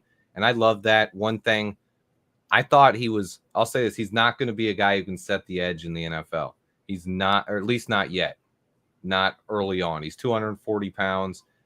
He's smaller. Now, he was a misconception about him that even I thought was he'd probably be terrible against the run. But he's a guy who was so slippery on tape that he led his team in tackles for loss and sacks and forced fumbles. And he started one game all year. So that's an impact player. That's a guy you put him in right now on 3rd and long. And he's one of our best pass rushers. Now, if it's 3rd and 1, obviously you probably can't put him in the game because they're probably going to. Now, I won't say you can't because he's so slippery. He might be able to make a play, but I love that guy. I think Austin Booker's a great player, and I love that pick as well. So glad to hear you like that one. Yeah. Hey, I wanted to comment on when you said about Taylor and somebody told you, Swift, that you could have traded down and drafted him. Here's the thing, though. We just don't know he's available. And one of the things that Ryan Poles said after, I think it was the first press conference back in day one on Thursday night, he said, he commended his staff for doing all of this analytic work to see where players could potentially be drafted. They've got some, high-tech state-of-the-art way of predicting where players are going to fall. And so clearly, if he's going to pick a guy that's a punter over a defensive end or somebody who is considered a positional value, more stronger, it's because they've got intel or a really good knowledge that this guy is not going to be around later in the draft. So grab him when you can, and there's possibly still guys like Booker available, and you can get back in the draft a few picks later. So I think that's a big point. That's a great point that's underrated that even I forget about a lot, and I think most people forget. Now, we don't know how true it is, but I believe Ryan Poles is a very honest guy. So far, the way he talks, since he's taken this job, he's been very open and very honest about almost everything. Now, he's not going to give away stuff, obviously. When it comes to what he's going to do, he's not going to be honest. He's not going to tell you what he's going to do. That's business 101. You're not going to tell other people what you're going to do, then you won't be able to do it. But as far as when it comes to how he goes about his processes and things like that, he's always been honest. And they've said that they've pretty much nailed the draft the last 2 years, what they predicted. And you saw he said this year that they nailed pretty much everything, but he was open and honest that he didn't think Rome Odunze would get past pick 6. And I felt the exact way. I thought Giants would take Rome Odunze. Their entire receiver room is under 6 feet tall. Why would they take a guy that's 6 foot instead of the big 6'3" guy? But maybe some teams just prefer smaller receivers or you want that speed. So he said it was 50-50, but obviously he's not predicting every pick down into the 4th round. But they talked about how accurate their boards would fall. At that point in the draft, you have to feel he felt pretty confident someone would probably take, and I said it too. I was pretty sure Taylor would be gone before the middle of the 5th round. There was only one of them, and you only needed one team to like him as much as you did. And I think it's different there when you read the scouting reports on him, even when you watched Iowa games on broadcast last year. The announcers, this is something I talked about. The announcers talked about him like he was a legend. He was a guy, when you watched an Iowa game, you didn't go to the bathroom or get a drink when it was time to punt. That was the most exciting part of their offense. It was different. And it was something I picked up on when I watched Iowa games last year. Like, the crowd would be more into it when the punter came on than when the offense was on the field. So, like, he would get more applause than the offense. And that's, to me, he's like, if he can do what he did at Iowa, which obviously it's a projection, you're going to the NFL, but if he can be a weapon on special teams, that's a guy who's not, you didn't just get a punter. You got a guy that's a weapon in the game of field position. If he can consistently do that and consistently pin teams inside their 10-yard line, and if his directional kicking is that good, it's something that I read a story on it already. He picked it up in Australia playing rugby and learned how to angle his kicks and how to get his kicks to fall certain ways and get him to bounce back when he wants to and bounce to the side. It's something that I've never heard from a punter before. Now, this is something I was like, oh, that's crazy. Like, that's something I wouldn't do. Now, how true is it? I don't know. But when you look at the tape of Iowa and you see him dropping punts at the 1-yard line, and we've seen balls, how many balls have we seen bounce inside the 10-yard line as a Bears fan? But what do they always do? They bounce into the end zone. And we watch our guys trying to bumble and get it, but we never down them, and they get the touchback. This guy, he drops it at the 1, and it bounces either straight up into the air or back a yard or two, and they down it inside the 3, and it's like, oh my goodness. So I love this dude. I think he can be a weapon on special teams, and I love the pick. All it took is one guy to grab him, but I love the pick, man. Yeah, indeed. A great pick. What are you thinking? What are you chuckling about there, Jordan? I'm chuckling just because, like, we can do whatever we want to try to rationalize a punter, and like I said, it's fine. Like I said, punters are people too. No, I know, and like I said, when we got Austin Booker, I thought the class became much better, well-rounded. Swift, I graded the class an A. Like, it's a damn good class. There's nothing really wrong with it. To me, I think, I don't scout specialist, but I watched plenty of Big Ten football, watched Iowa, exactly what Swift's saying. It's very clear he was the best punter. The BYU punter, this is my whole thing, is like the BYU punter didn't even get taken, Ryan Reckow. And I'm not saying they're necessarily the same. Even hear that guy. Yeah, no, but I don't even know who he is. Yeah, like, he was at the East-West Shrine game and looked pretty good. So I'm just saying, and that's okay. I'm not asking, but that's my point, is that guy didn't get drafted. You could have had a chance to take him. Not a problem. You want Tory Taylor. You want the blue chip punter. That's fine. To me, he reminds me of a guy like Johnny Hecker. And this is where you're absolutely right, Swift and Aldo and others that like the move Cliff saying he's a blue chip punter, generational punter, all this stuff. Generational punter. There it is. I will say, let's not underestimate and discount and dismiss how important field position is in the game of football. And look no further for Bears fans. And I don't know if you guys remember this game, and as I'm speaking to Johnny Hecker, but there was a game where the Bears went and played the Rams in LA, and Johnny Hecker just continued to put the Bears offense back behind the 20-yard line, the 10-yard line. And this is actually, as a Michigan watcher, this is all they did too. Like when Michigan played Iowa this year, and Michigan, a lot of other games, you literally, it's called, and there's sections of the game called the middle eight. I don't want to get too technical, but when you put teams in bad field position, you can truly stifle an offense's ability to produce points. We got Keith Randolph. Is that real? Yeah, Cloudy Future said it. I like Keith Randolph, man. That's not a. Yeah, I was talking about Keith Randolph earlier. He's one of my dudes. I compared him to Timmy Jernigan. The fact that you're getting him in Chicago is fucking sweet. But that's a nice one. That's not. Yeah. Hey, that's a nice move. Jammer Chroma was an interesting guy. I liked Jalen Green, his running mate a little more, but Chroma is fine. But yeah, like I said, I don't want to discount or dismiss the importance of field position. And there's no doubt that, just as you watch Johnny Hecker do against the Bears, just as you can watch so many punters do, it can truly stifle an offense from even getting momentum to have a chance to score. And if that's what Tory Taylor can provide you, that's well worth a 4th-round pick if you can consistently count on him to put the opposing offense, in a really marginal chance to score, in a position to marginally score. That's well worth it. It could be game changing, man. And especially with the defense that's top 10 and you have pass rushers like this, you change the plays the offense can call when you pin them back inside, especially in late game situations. If you're able to pin an offense back instead of letting them start at their own 35 or 40 when the whole playbook is open, then they have a certain range of plays they can call. So, I mean, it's something that I think is, I've never thought about having a really great punter before. But, I mean, punter's a position that, I mean, even as scouting guys, we don't really scout punters. It's not a position I'm scouting. But this is a guy that, just watching college football over the years, you've heard of Tory Taylor.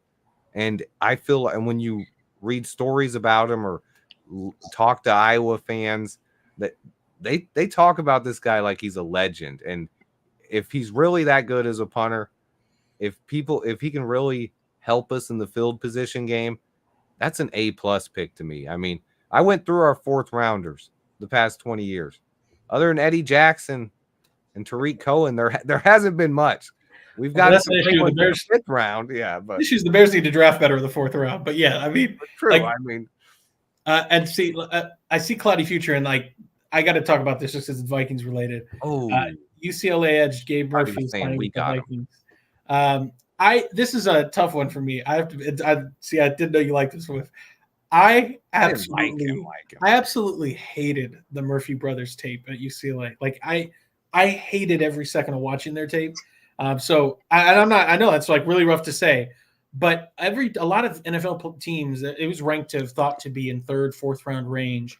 He's got a wicked arm over move, and he can play outside edge. So for Brian Flores as an edge player on the, again, he's behind Grenard, Van Ginkel, and Dallas Turner, but as a UDFA, I'm not calling this their Ivan Pace, but Gabriel Murphy is certainly an eligible edge for them.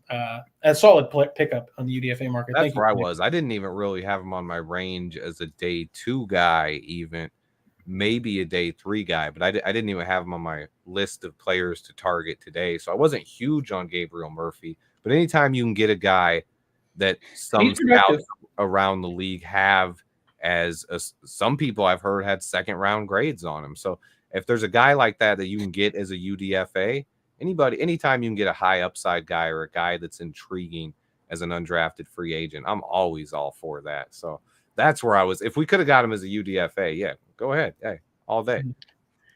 Larry T has asked me to mention that Greg Gabriel, who on his own show and as a guest on this show today, said that the balls in college football are inflated. They're slightly different, and so punting becomes easier. He was not happy with the punter going in the 4th round, but he understood the rationale behind it. If you get a good punter, but I think it's, I'm just going to trust Ryan Poles on this. He's seen the film on this guy. He knows the importance of flipping the field. And if this guy truly is what he is advertised to be and what the tape shows us to be, I don't give a shit if the ball is a baseball, a football, a basketball. Let him go out there and do his thing. I think that's what it comes down to. It's not. I love Greg. Greg's so awesome. I always love hearing Greg's perspective. But I do think the view of this and some things in the NFL, it has changed and does change. And right now, field position is such a significant thing. But you don't have special punters. I think that's how it's been. We've started to see more specialized kickers and punters. We see guys like Evan McPherson. How many times in history did you see rookie kickers come out and boot and be MVPs in the AFC Championship game like Evan McPherson did? And then Jake Moody had similar big leg last year, making huge kicks after making huge kicks in the college football playoffs from Michigan the year before and making game-winning kick in the Senior Bowl. There's guys that I feel like with the NFL getting bigger, there are more people now who are spending resources and training to become great kickers. Just like players get better at skill positions, I feel like there's more avenues for people to train and get better at kicking and punting now. And I feel like this guy, if he can really be what that is, if you can get a guy that's a difference maker at a special teams position, whereas in the past, I think, you know, if you're looking in the 80s, whoever the best punter was, he wasn't drafted high. They probably were all drafted late. Although I did see the Bears drafted Sauerbaum or whatever in the second round back in right before I got into watching the NFL draft. They spent a second rounder on a punter before, which blew my mind. But that's something that I feel like, yeah, in history, you're never going to want to do that. But I feel like times are changing a little bit now, and we're having special prospects come out at kicker and punter. I feel like Matt Ariza, if he wouldn't have had his pre-draft shenanigans and things that went on, he would have been a punter that was drafted probably in the 5th round. He was a guy who was talked up really high. I'm not a punter guy, so it's not like I watched a ton of his tape, but that year heading into it, you heard a lot of people talking. And I feel like there's been one guy like that almost every year on special teams for the last couple of years. And I mentioned Jake Moody and Evan McPherson. And then this year you had Tory Taylor was that guy. I thought he was the one guy.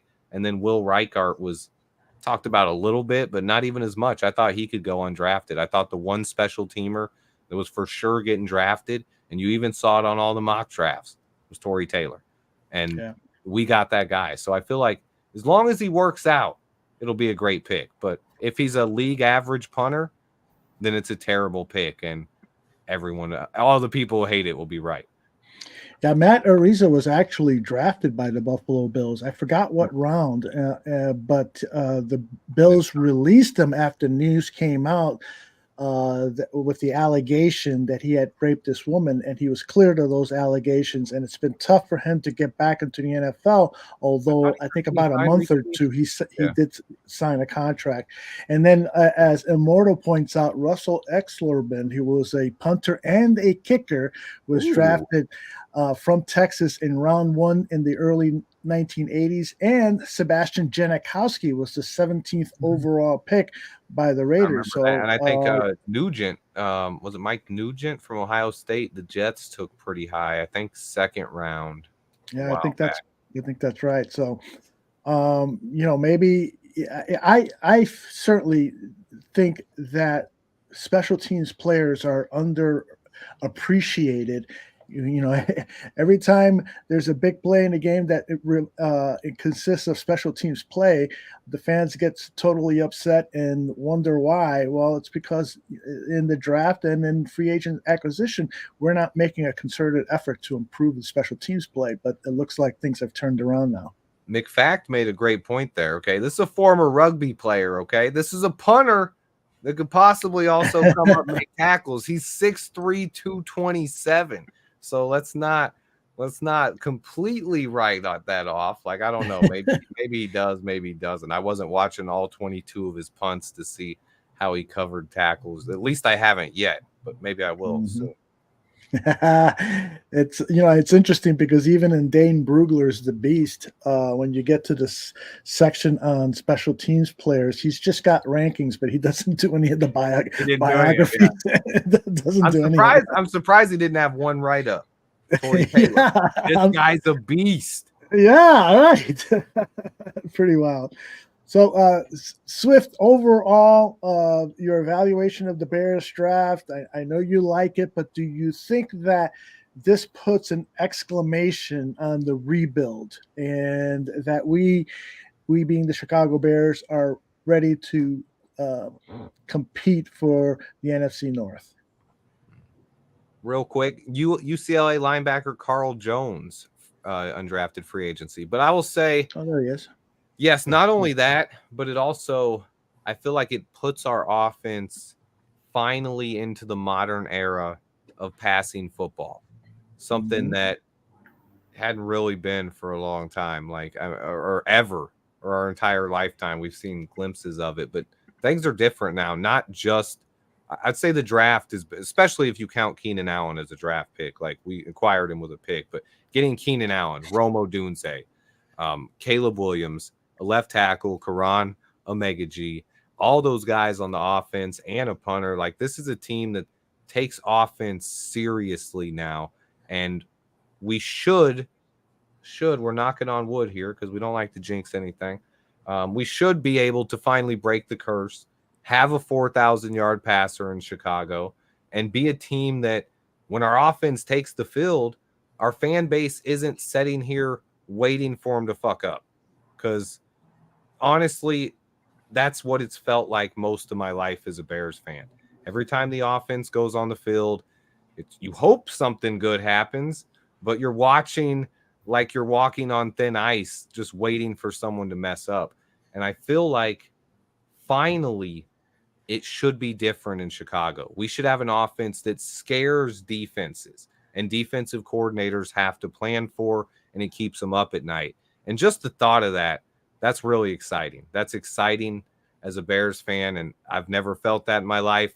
We've imagined it at times. Like, I'm sure a lot of us thought the offense was really good with Rex Grossman and Bernard Berrien and Muhsin Muhammad and Thomas Jones. And we had a flash the year we had Jay Cutler, Matt Forte, Brandon Marshall, Alshon Jeffrey, Martellus Bennett, Eddie Royal in the slot.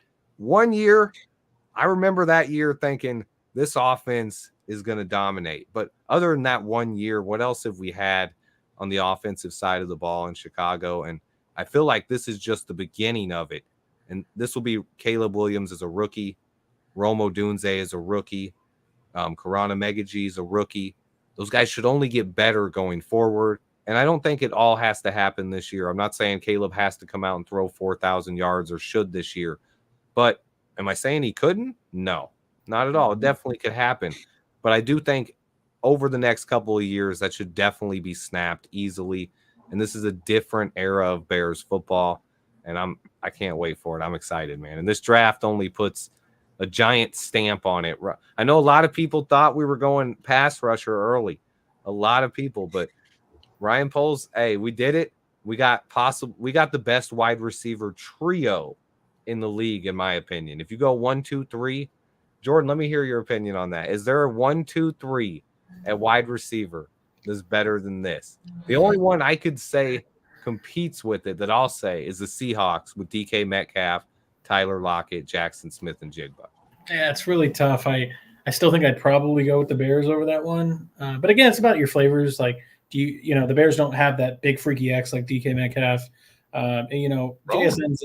Yeah, no, I get it, but he's not. Hold on, he's not 6'4", 230, like running, hawking down 3, 220, running a 4.35. I'm not hawking down Buda Baker from 50. I'm just saying DK is a physical freak of all. Yes, but like I said, that's about flavors. But yeah, and this is interesting enough because at the time I did not think Rome Odunze would have been available for the Bears. I still kind of feel this way as a holistic team, but certainly the way I feel has been deafened in this way. I had definitely thought that the best rookie supporting cast for any team for a rookie quarterback was the Vikings because they had Jefferson and Addison and Hawkinson and Jones.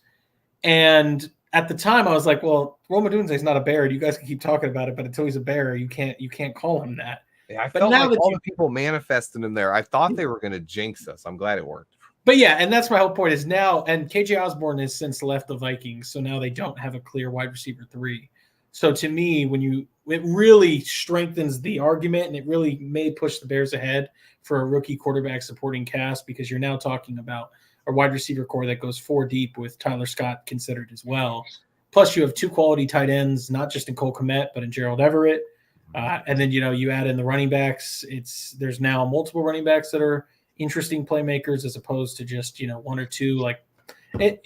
Overall, I favor a little bit of the Vikings offensive line, but like I said, if you're holistically considering it, I think they're much closer than not. Can we ask Don Burr who he thinks has a better wide receiver trio?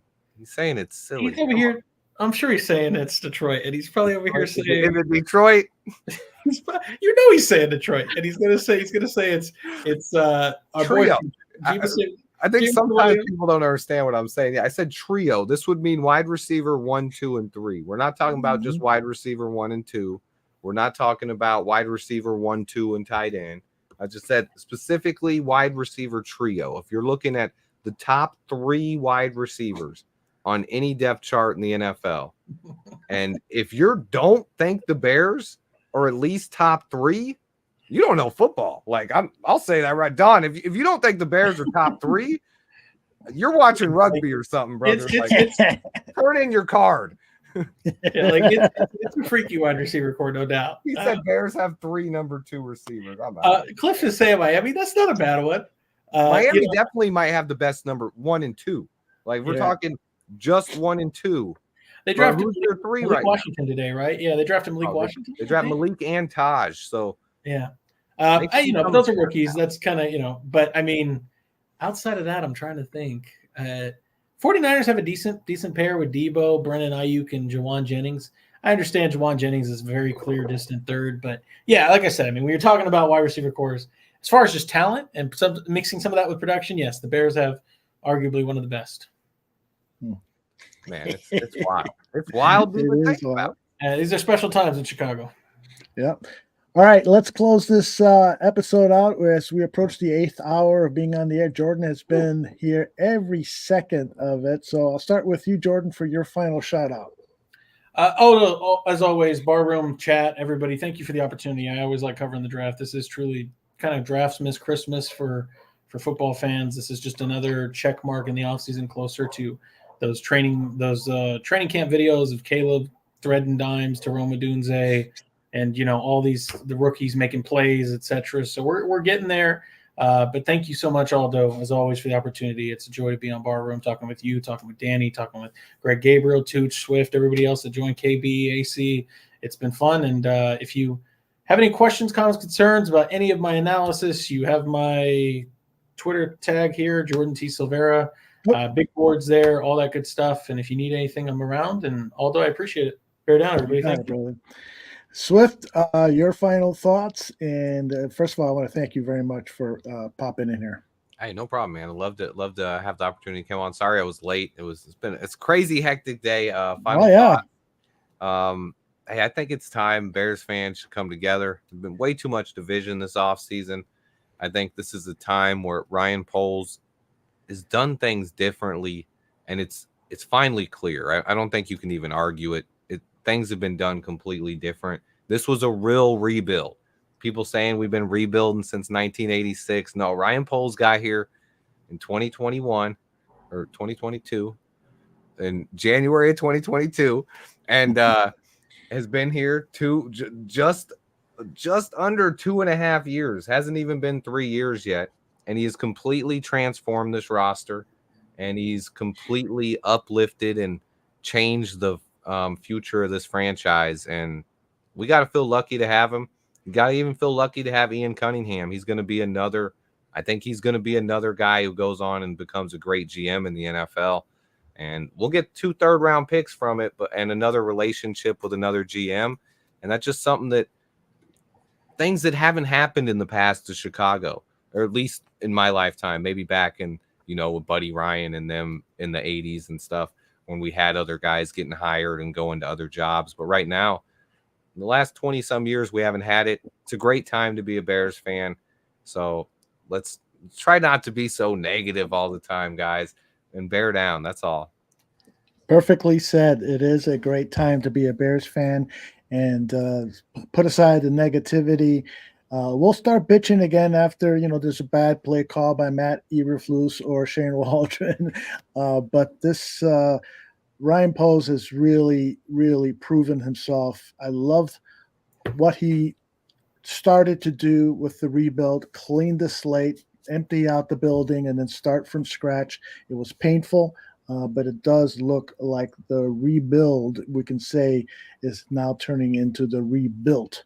So with that, we will leave all of you people. We had about almost 1,000 people join us throughout the day, and really appreciate it.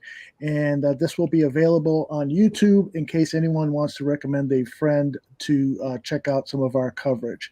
With that, I'll say good night, and we'll see you tomorrow back here on the Barroom. Take care, everybody. Good evening. Good night.